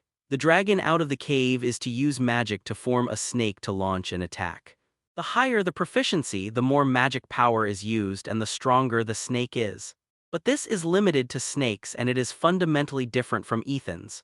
To be honest, if it is an ordinary animal image, even if Ethan succeeds and teaches him how to use it, the effect is actually very small. It is only useful for the patron saints of magical animal images such as Ethan. Then Ethan took out a small bottle of magic potion. The liquid inside was golden yellow and looked a bit sticky, like liquid gold. It is completely different from the magic potions I have seen before. The amount is not much. This tiny bottle has only 3 milliliters. It is the most suitable amount for drinking that Ethan specially packaged after obtaining the fooling potion at the auction. Overdose will cause dizziness, recklessness, and arrogance. If the amount is too small, it will have no effect. And the amount of 3 milliliters can ensure that the whole person will be in a lucky state within 12 hours. To develop new magic, besides having a high enough talent and a considerable accumulation of knowledge, you also need a little inspiration and luck. And the Lucky Spirit Potion can give Ethan the latter too. After all, the characteristic is to bring good luck and everything you do will be successful. Isn't this good luck and inspiration? It can also improve the user's ability to control emotions, allowing the user to enter a state where they are not controlled by emotions and can make the most accurate decisions in extreme situations. Is this the Felixir? Hermione looked at the golden liquid in Ethan's hand with some surprise. She was quite interested in potions and had a high talent in this area. Having read a lot of potion books, the only potion that can present this state is the Felixir. Unfortunately, she didn't even have the accurate method to make the Felixir, and of course Hermione didn't think she could make it successfully now. I got it at an auction during Christmas. Ethan nodded in agreement. Anyway, as long as he didn't talk about the process of the auction, there would be no problem, and the Felixir was indeed purchased with real money. Ethan, do you want to take it? If the Felixir is taken many times, it will lose its effect later. Cassandra reminded that many people regard the Felixir as a panacea. But in fact, the effect is best in the first few times and the effect decreases gradually later until it is completely ineffective. So even if she could get the Lucky Spirit Potion, she didn't think of taking it. It would be better to use it at a critical moment. It seemed a bit wasteful to her now. I know this. In fact, apart from developing magic, I don't know where to use the Lucky Spirit Potion. Ethan naturally considered the problem mentioned by Cassandra. Thanks to the Big Brother Sweeping Monk for the monthly ticket. Thank you, Big Brother. 3. Taking the Lucky Spirit Potion in battle does have a certain effect, but the more important thing is hard power. The whole person had a sense of self-confidence for no reason, and at the same time he was extremely rational, as if his thinking was much faster. Immediately, Ethan opened the cap of the potion bottle in his hand and drank the golden viscous liquid in it. After this first step of progress, I no longer need to take the fooling potion to assist in creating this magic. At this time, you let a British wizard, even if he has learned the killing curse, recite the spell in French. This completely overturned the previous idea that Ethan needed to rely on a highly proficient Patronus charm to succeed. 0. Now what Ethan needs to do is to throw away everything about the Patronus charm and start from scratch. Just like the island of Crete not long ago, there were people who really spoke all kinds of languages. Since the natures were opposite, they were two completely different magics. This is what needs to be done at this moment. Ethan filled his mind with all the negative emotions and did not set up an imaginary enemy for himself, which was the target he needed to attack, and then imagined the image of his patroness in his mind and made it intend to attack. This proves that my current thinking is correct and I must abandon everything about the patroness spell to succeed. Now the only thing I need to do is to repeat the experiment many times until it is completely successful. After completing the first step, use spells or fixed magic roots to assist in casting, making the subsequent spells faster and more powerful. As soon as he took it, Ethan felt that the effect had come. But many black wizards know the killing curse, but the spells they recite are obviously different and they can all succeed. The various spells and magic roots nowadays are just created for convenience and practicality. To be more precise, this is a shackle. Although wearing this shackle you lose your creative ability, but casting spells is more convenient and faster. Moreover, the lasting effect of the fooling potion is 12 hours. It has only been a while now and there is still plenty of time. This step is not a big problem for Ethan, mainly because he had been rewarded for improving his thinking before. It doesn't help much in battle, so Ethan can only use it in this place. Although it still failed, it was much better than the direct explosion just now. As long as he doesn't know the silent spell, he will definitely fail. This can all show that the spell is not the key to successful casting. Just when Ethan wanted to go further, the black fog suddenly dissipated and the five-headed dragon that had already formed disappeared instantly. It can be said that it is a wish come true. As the magic power surged in Ethan's body, a ball of dark fog rolled in front of Ethan, and the extremely distinctive features of dragon scales and dragon horns began to materialize on the black fog, and the five-headed outline like an alien was slowly taking shape. After opening the shield of the armor, if you just copy and paste, it would be useless. What Ethan needs now is to imitate the wizards in the early Middle Ages when nothing was needed, not even a wand was a necessity, and spellcasting relied entirely on magic and one's own thinking. After all, the Lucky Spirit Potion gives you luck, but it doesn't give you the identity of the son of the world, so that you can burst when you are dying and complete various counterkills. It also makes the opponent's IQ drop wildly. A.0. Recalling the process of casting the explosion just now, he went through everything in his mind again. At this moment, Ethan also had a different idea.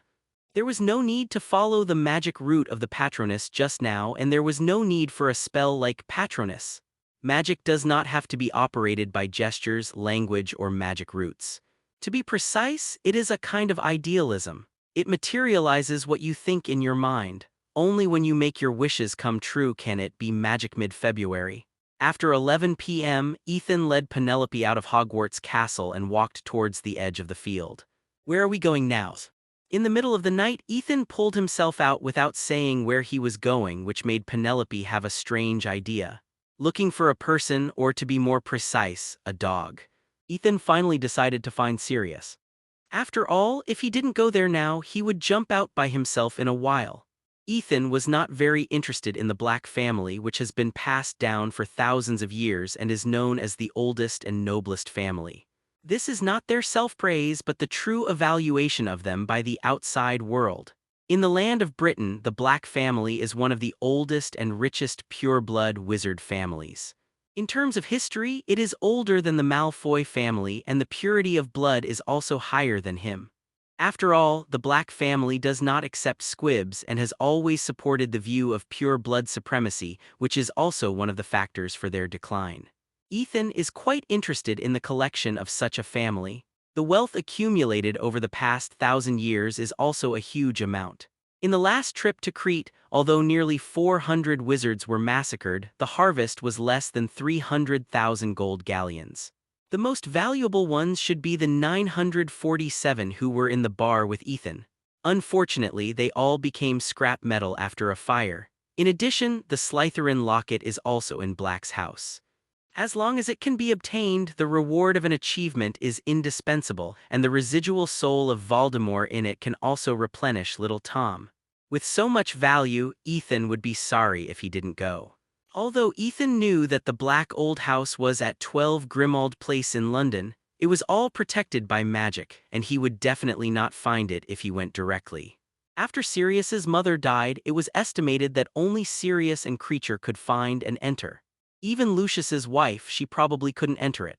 Otherwise, after Sirius and Bellatrix were imprisoned in Azkaban and sentenced to life imprisonment, she would definitely go in and plunder them and bring them back to the Malfoy family.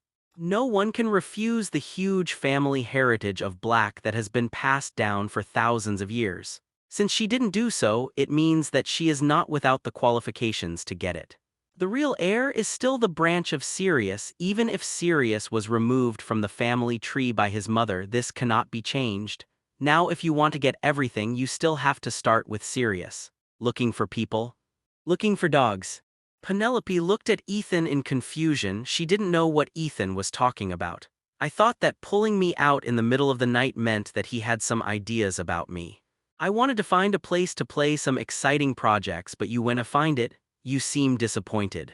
Ethan turned his head and looked at Penelope, with a hint of surprise in his eyes. No, absolutely not. Penelope denied it at the first time. She would never admit that she was thinking wrongly. Sirius Black's animagus form is a black dog. Dementors do not actively attack animals. This is the main reason why he was able to escape. I am going to find him now. Ethan told his purpose. Although Penelope's strong denial made Ethan more confused, he did not ask more questions. Sirius Black, there has been news that he is near Hogwarts. You are also doing this for the Ministry of Magic's bounty. After Sirius escaped from prison, the Ministry of Magic issued a wanted notice. From the initial 30,000 gold galleons, it has now increased to 100,000. Near Hogwarts, there are still many hunters who come to Sirius for the bounty. No, I am for the wealth of the Black family. You should know their family. I know. Penelope nodded numbly. It turns out that Ethan is playing such a big game. Penelope is quite clear about the gap between the rich and the poor in the wizarding world. This family, which once controlled the Ministry of Magic and was able to control the entire British wizarding world on its own, has a background that is simply incalculable. After doing this, even if they do nothing in the future, their descendants will be rich and worry-free for at least hundreds of years. He took Penelope directly to the Whomping Willow at the edge of the venue. The Whomping Willow, which was still a little fierce after Ethan approached, stood still immediately after Ethan released his pressure like an ordinary tree.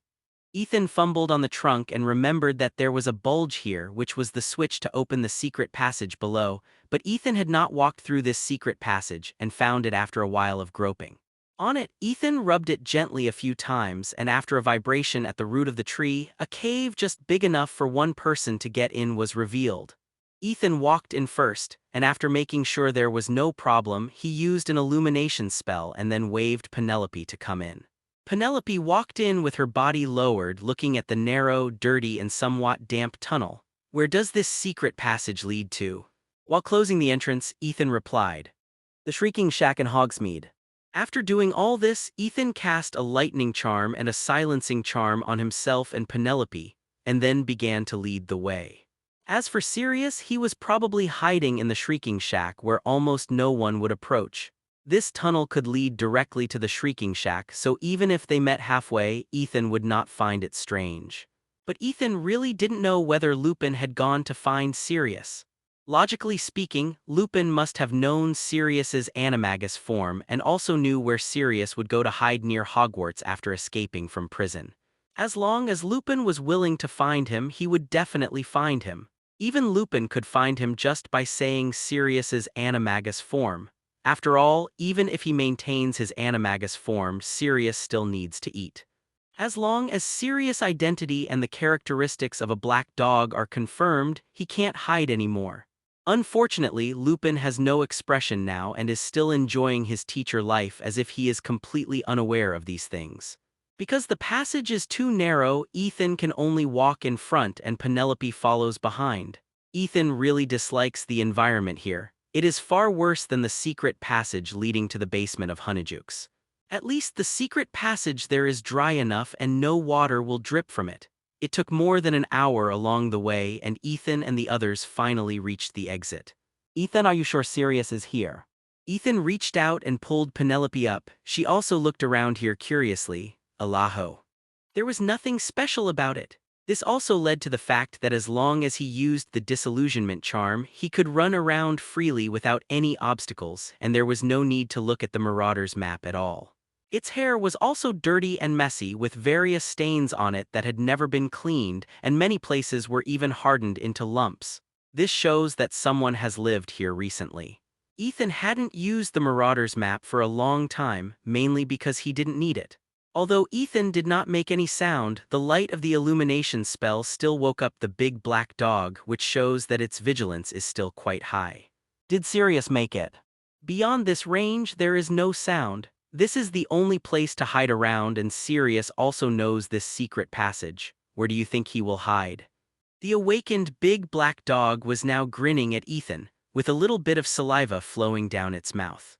There are dog footprints here. If he is really an illegal animagus in the form of a dog, it is possible. Leaving the basement, this is a rather messy room with all kinds of useless wooden furniture thrown aside and some food packaging bags and debris on the ground. He is also one of them. What about Harry's father?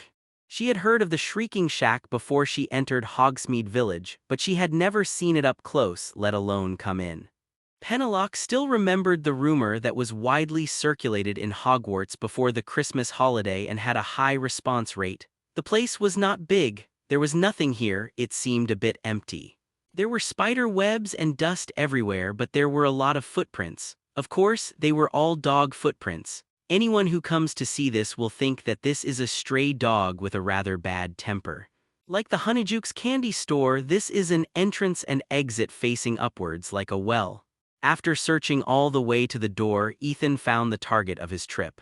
Due to the spell cast by Ethan, she was not worried that the sound could be transmitted beyond this range. Pushing away the wooden board above, Ethan came out first.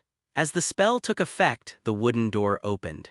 Because Ethan released a ranged silence spell, the sound could only be transmitted within a range of 1.7 meters of Ethan or Penelope. Thanks to the monthly ticket from Mr. Wenking, thank you. Although he met Filch and Mrs. Norris several times on the way to the room of requirement using the disillusionment charm, after taking the magical blood, even if Mrs. Norris sensed Ethan, she took Filch away immediately and didn't dare to rush to Ethan at all. Speaking, Ethan took Penelope to the stairs. It was quite dark here. After using a lighting spell again, Ethan could see the situation here clearly. Looking in the direction of the dog footprints, you can find a small staircase with a closed wooden door on it. The Marauder's map that I showed you was actually made by Sirius and his group. You will know what happened in a moment. If the ancestors of the Black family saw it, they would probably not recognize this descendant, which was really a disgrace to the Black family. A big black dog was sleeping on the ground. Its body was so thin that only skin and bones were left, but it could be seen that its skeleton was still quite large. Sirius, in the form of a black dog, saw that the man and woman opposite him were not moved at all but looked at him as if he were a clown. He immediately felt something was wrong. Did the other party know something? Otherwise, what was the point of looking at a stray dog like this? But only Peter and Lupin knew that his animagus form was a black dog. Could it be Peter's people? Last time on Halloween, he was caught by the Dementors who wanted to capture him, and now he didn't know where to find foreign help. It must be like this, otherwise it would be impossible to come in from the basement. Peter must have told them about the secret passage below and this shrieking shack. He must not be caught by them. Thinking of this, the big black dog turned around and rushed towards the door. Ethan's face changed. He thought you would rush up and bite, but you were still baring your teeth just now, and now you turned around and ran. Is this the oldest and noble heir of the Black family? Ethan pointed the wand in his hand forward, and the door closed automatically, and the material of the entire Shrieking Shack was replaced with rock. Bang! The black dog's head hit the stone door. It was really painful to watch, and the sound made the clan leader feel bad. After rolling on the ground for a few times, the big black dog staggered to get up, crawled with its head lowered, and bared its teeth at Ethan again. The whole house became stone, directly blocking his escape route. I have to sigh, this head is really hard. There is no problem with hitting it like this. Luckily, I used transfiguration to change the material, otherwise if it was still the wooden door just now, this collision would probably directly break the door and then escape. At this point, Sirius was almost certain that the other party knew his identity and came for him. But he hadn't killed Peter Pettigrew himself yet, he was unwilling. Immediately, the big black dog's eyes changed and he pounced directly. Opening his bloody mouth and sharp claws, he pointed directly at Ethan's throat and chest. Although I don't have a wand now, which greatly reduces my strength, my animagus form is not really just a dog. Due to the magic factor, my animagus form has a very strong physical fitness, otherwise I can't return to Britain from Azkaban by swimming across the sea. As long as I can get close, the victory is definitely mine. These two young wizards will definitely pay the price for their actions, and I will also get a wand that I can use. But in this process, Sirius saw the wizard on the opposite side, smiled contemptuously at me, and then stretched out a hand. What is this for? Shouldn't I use the wand to cast spells? No matter, you not casting spells is beneficial to yourself. Thinking of this, Sirius' confidence increased greatly, but reality gave me a hard punch, just a punch. Before I pounced on him, the little wizard on the opposite side was the first to come. A hard punch hit my head, and this time I seemed to see James recruiting me. Boom. Sirius, with his mouth deformed, flew back at a faster speed than when he pounced, and then hit the stone wall hard. Ethan also held back a little, otherwise he would have been really afraid of hitting Sirius to death with one punch. Although this black dog was able to fight with the werewolf, Ethan was now stronger than the giant. Even if the werewolf came in person, his brain would probably be ejected if he received a punch on his head. This heavy blow made the big black dog struggle on the ground for a long time and could not get up. He could only kick his limbs on the ground. In addition, the dog's mouth was a little crooked, and one of the canine teeth was directly broken. A lot of saliva kept flowing down the crooked mouth. It looked really disgusting, but at the same time, the black dog's eyes became more and more ferocious. After 2.5 minutes, the black dog finally climbed up. He would never compromise. As long as he could kill Peter, the defector, he would risk his own life. He would definitely kill the two men of Peter here and then kill Peter to avenge James. Driven by hatred, the black dog came up again. A pair of black dog claws swung directly at Ethan's head, as if this blow would blow Ethan's head off. And Ethan sighed as he looked at Sirius like this, thinking that the heavy blow just now would make him see himself clearly and then have a good talk. After all, Ethan didn't kill it directly or control it, which was already considered mercy. This was definitely not to capture it or kill it. Unexpectedly, he was still so reckless. As expected of a Gryffindor, he really has no brains. He kicked out, directly hitting the lower abdomen. In the process, he seemed to have kicked something and his foot felt a little wrong. Dex Tilda. A shrill and miserable cry came out from the big black dog's mouth, and then the whole dog flew into the air, rotating 1080 degrees before landing. After landing, the big black dog curled up and struggled constantly and kept whimpering like a puppy being bullied.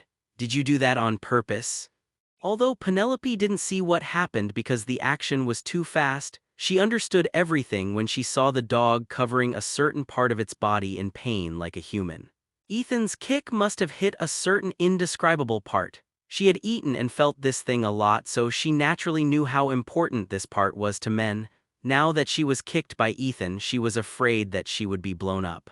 If she didn't get treatment, she would not be able to find a B****ch in the future. No, I just kicked it subconsciously. Who let its dog head be covered with saliva? It was really disgusting and hard to touch. Ethan shook his head and denied it immediately. It was only after I kicked him that I felt something was wrong with my foot. How could this be intentional? Hearing this, the big black dog, rolling on the ground and wailing, raised his scarlet dog eyes and stared at Ethan. His dog head was full of saliva, and it was all because of you.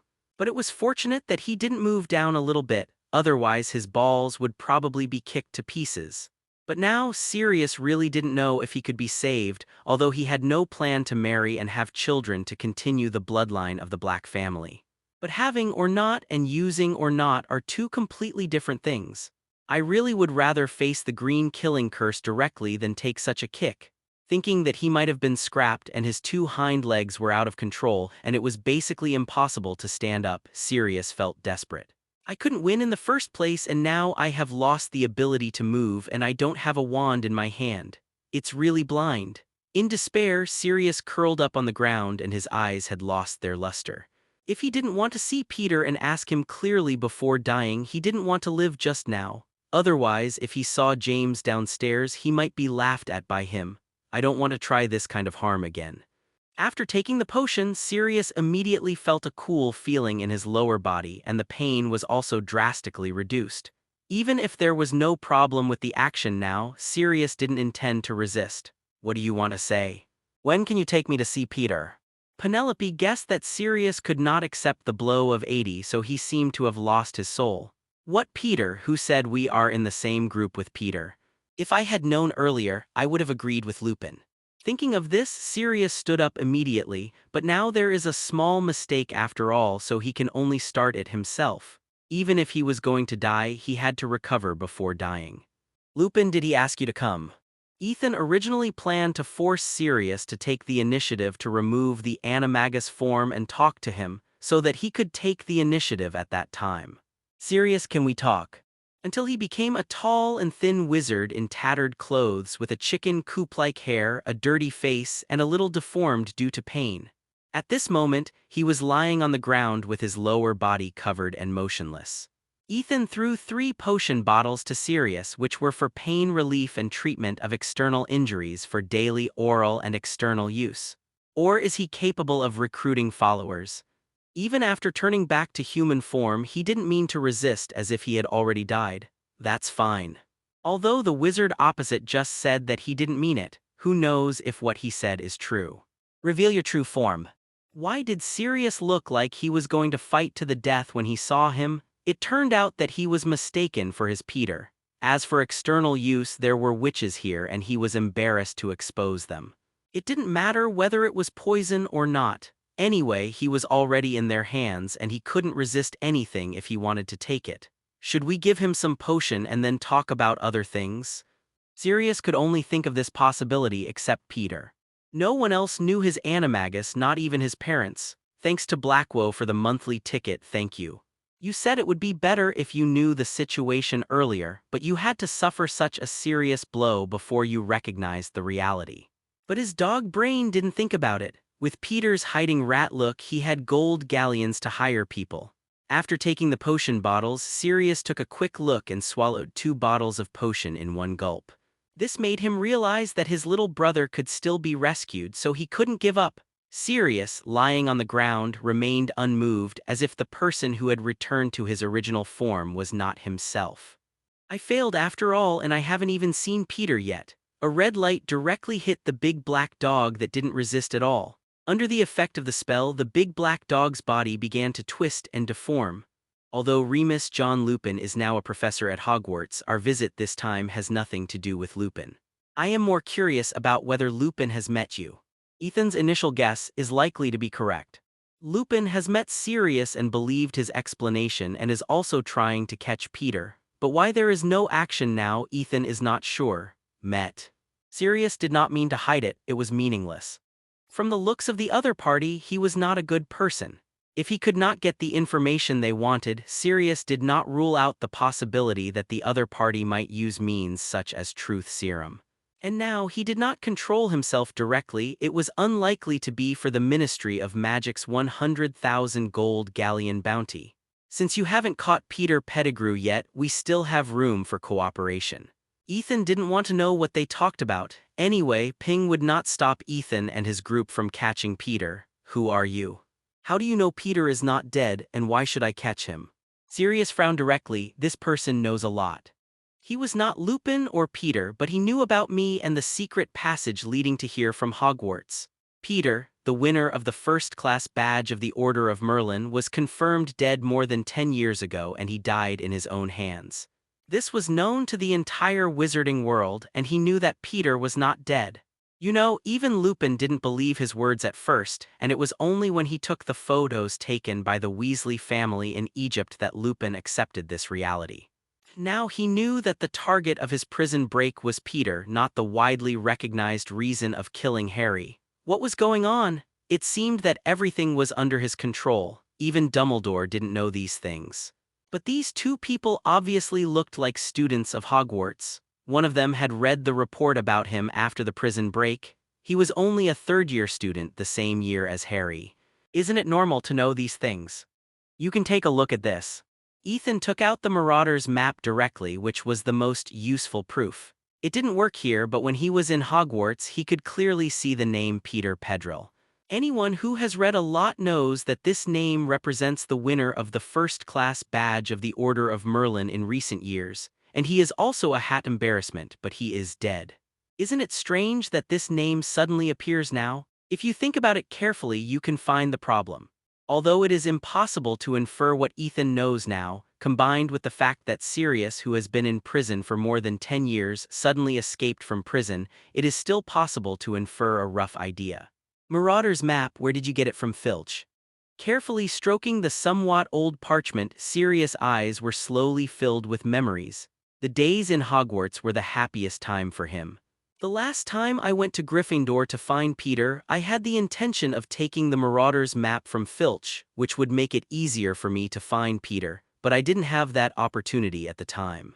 Well, when I got it, I found the name of Peter Pettigrew right next to Ronald Tilda. Especially for a period of time this school year, they were almost inseparable. If this Peter Pettigrew is really the recipient of the first-class badge of the Order of Merlin, plus the rumor that circulated in Hogwarts before Christmas, everything can be explained. There is no need to explain it so clearly later. It is an old-fashioned melodrama. The real murderer disguises himself and gets away with it. The person who was framed is discouraged and willing to go to jail, but one day he finds that the original enemy is not dead, so he escapes from prison to seek revenge. There are many such plots in Muggle movies and TV series. It is indeed as you thought. I escaped from prison this time for Peter. How do you want to cooperate? What do you want to get? There is no help without reason in this world, especially when he has nothing to do with himself and Peter. He has been in prison in Azkaban for more than 10 years and has long understood this truth. Since he came to me, he must have something to ask for. The only thing that was valuable to him now was his status as the heir of the Black family, which allowed him to mobilize all kinds of resources and inheritance of the Black family. This was a very large amount of money. It depended on how big the appetite of the two little wizards was and how much meat they wanted to tear off from the Black family. Thinking of this, Sirius relaxed instead. Originally, he didn't want to accept everything from the Black family, and now he wouldn't feel bad about giving away part of it. On the contrary, if he could use the Black family's inheritance to successfully catch Peter, it would be considered a waste utilization. As for whether to accept Ethan's help, it was a joke. If he had done something, he wouldn't have stayed here all day. After meeting Lupin, Lupin asked him to find Dumbledore to solve the matter, but Sirius didn't want to see Dumbledore at the moment, mainly because he didn't have the face to do so. In addition, Lupin himself couldn't catch Peter. First of all, he had never seen Peter. Ronald had seen him many times, but he had never seen Peter's animagus form of a mouse. Obviously, he was hiding on purpose, and Ping didn't dare to disturb him rashly. The action on Halloween night had already alarmed him, and now Sirius didn't dare to act rashly. Otherwise, if he really ran away, it would be basically impossible to find Peter in the whole world, especially when his animagus form was still a mouse. This put Sirius in a deadlock. Either catch Peter at once or continue to wait. Now, with Ethan's help, it would definitely be much easier. At least Peter would not hide from Ethan, who was also a student of Hogwarts. With Ethan's magic level, it was really not difficult to catch Peter. I will help you catch Peter Pettigrew, and you will pay me. Knowing this, Sirius immediately asked, "What reward do you need?" At this moment, Sirius looked quite generous, and he was completely heartbroken. The collection in the Black family's library, an item in the hands of the house elf creature, and half of the cash. Ethan opened his mouth without hesitation. It can be said that this wave directly took away a large part of the Black family's heritage, especially in terms of book collection, which would have a huge impact. You have a big appetite, I can promise you, but you must first capture Peter and hand him over to me. Although Sirius didn't care much about these, he was still shocked by Ethan's appetite. With these things, a top pureblood family with a deep heritage could be found in Great Britain in an instant, and the wealth was a little worse. This is also because no fixed industries were taken. The Black family has a lot of fixed assets, and other collections are also quite rich. As for the family's collection of books, although it is more important than gold galleons in value and represents the heritage of a family. I'm also this age not only in strength but also in knowledge, thinking mode, and caution. These are not as good as him. Okay, 2. At this time, every time Ethan and Sirius uttered a vow, a thin red flame would burst out from the wand in Penelope's hand, tightly wrapping around the hands of the two. He doesn't care about what creature has in his hands. He doesn't want to know what he has and how Ethan knows it, but this performance doesn't look like a third-year wizard at all. Human nature cannot stand the test, especially since the value of this transaction is quite large. If it were a different time or a different person, Ethan would not be able to take advantage of such an advantage. Hearing Ethan said this, and Sirius was silent for a while and finally nodded in agreement. This is no problem. He never thought of denying his debt and he didn't resist much. Penelope nodded after hearing this. He also thought it was necessary to make an unbreakable oath. After all, it was such a huge fortune.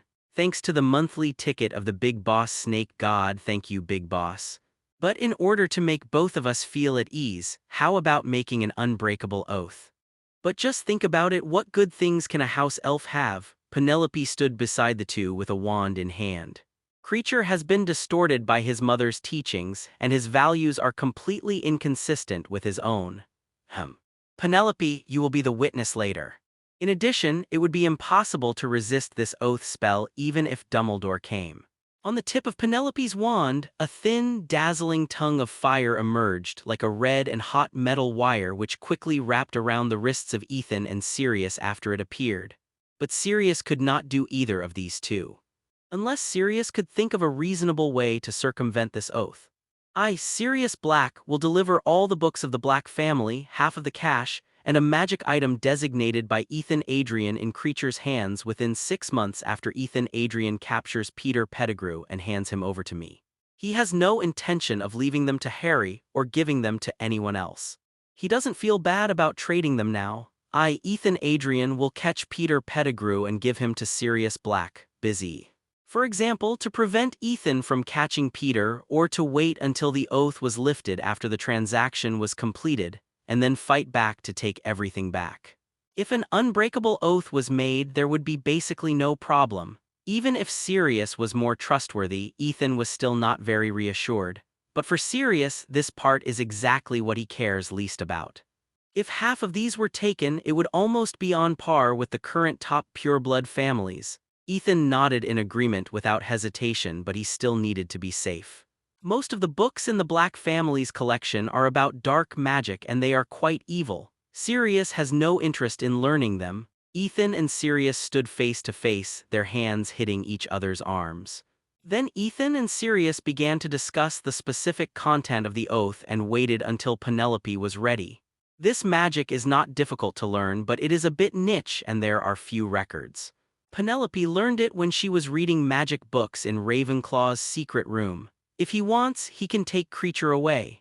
After making an unbreakable vow with Sirius, the next day was the defense against the dark arts class. When the bell rang, Ethan did not leave immediately. Adrian, what are you doing here? Lupin, who had packed up his teaching tools, looked at Ethan, the only one left in the classroom, and then walked over with a smile and asked, Professor, find a quiet place, I have something to talk to you. Okay, then follow me to my office. Lupin led the way with an unchanged expression, but he already had many guesses in his mind. Among them, what worried him most was whether Ethan knew his identity as a werewolf. After all, there was Snape in Hogwarts who wanted to expose him, always mentioning the werewolf thing openly and secretly and hoping to lead him to this side. If it was the Gryffindor group, he would not worry that they would guess him in this direction, but as for Ethan, according to his outstanding performance, he might have discovered something. All the way to the familiar defense against the dark arts office, whether it was when Quirrell was the professor or when Lockhart was the professor, he had come in many times. Student Adrian, do you have something to tell the teacher? Lupin had to admit that he was a little nervous at the moment. If his identity was exposed, the werewolf would definitely not be able to continue to stay in Hogwarts as a professor.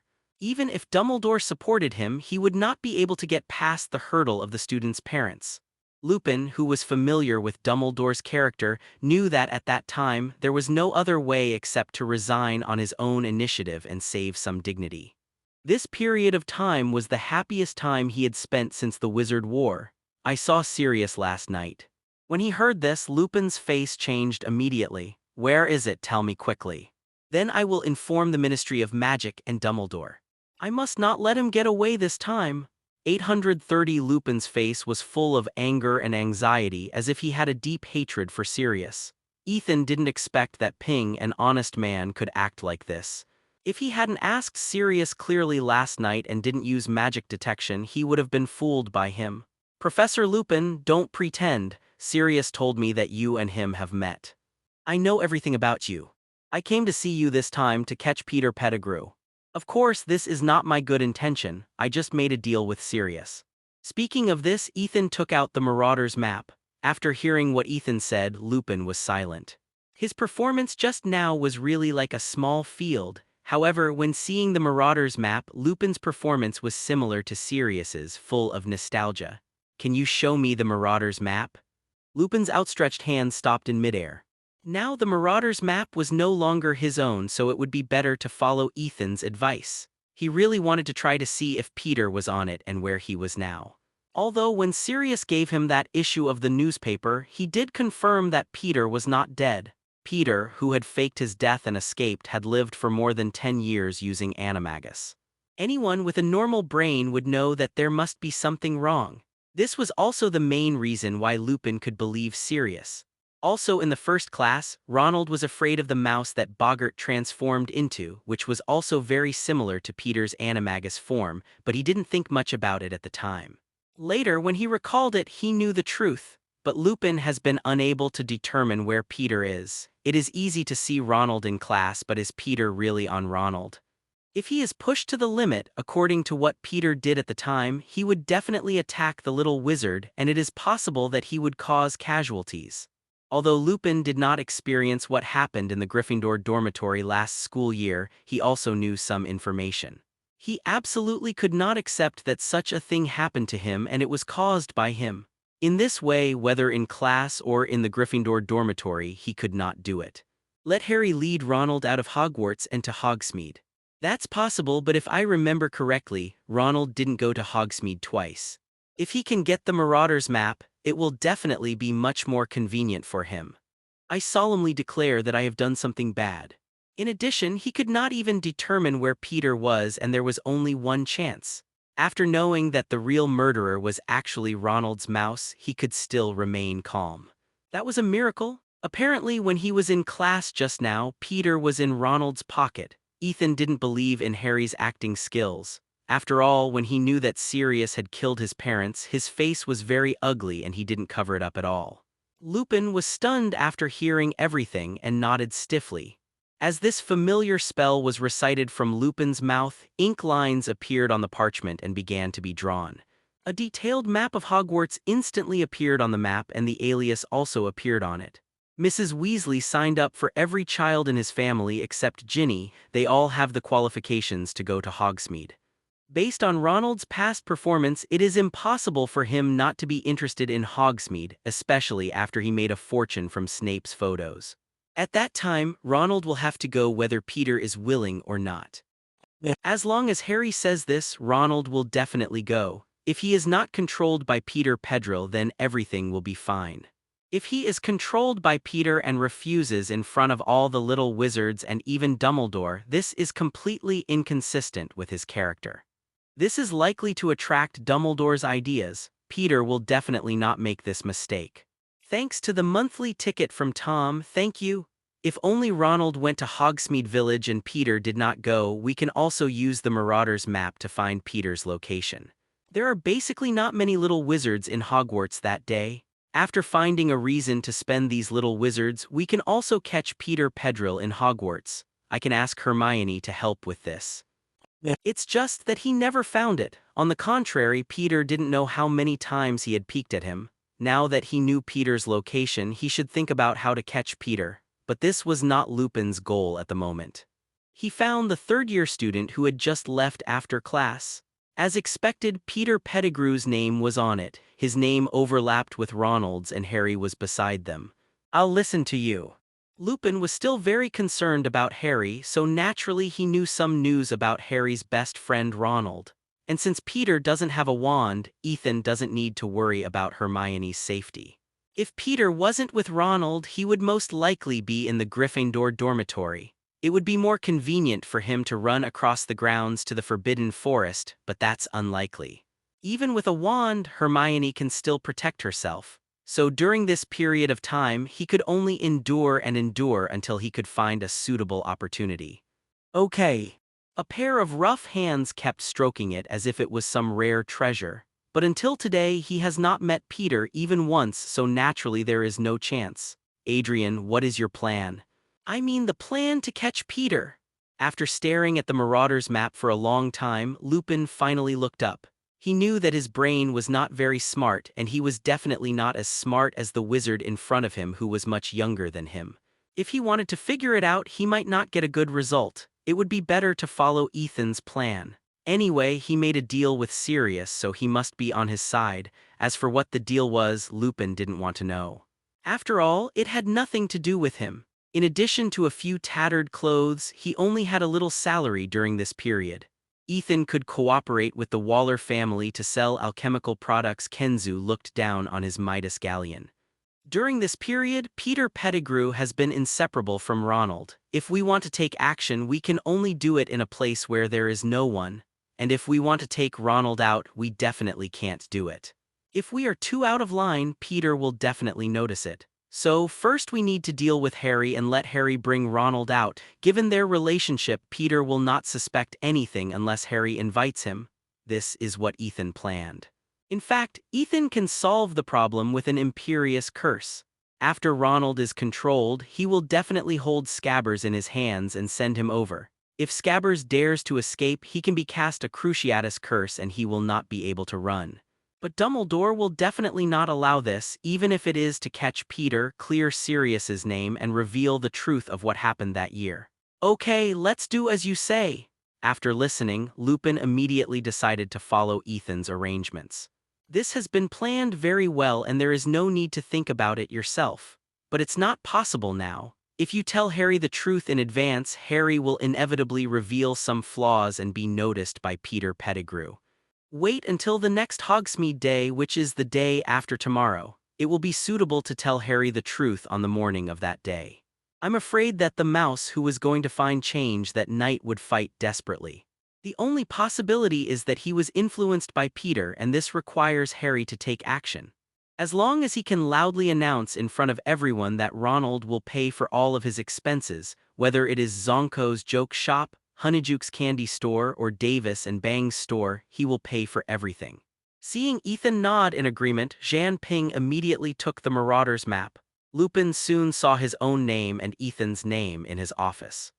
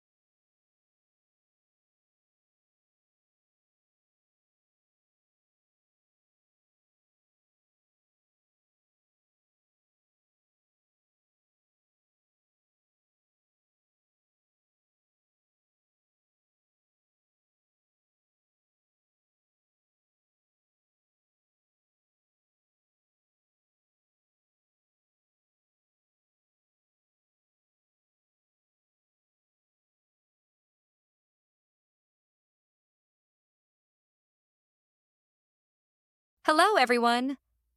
As we wrap up this video, I want to share a quick note. I have a Patreon account. If you'd like to support me and enjoy on-demand audiobooks, you can become a Patreon member. Alternatively, you can check out my Google Drive link, which has 500-plus novel audiobooks available through my Ko-fi or Patreon shop. I appreciate your support.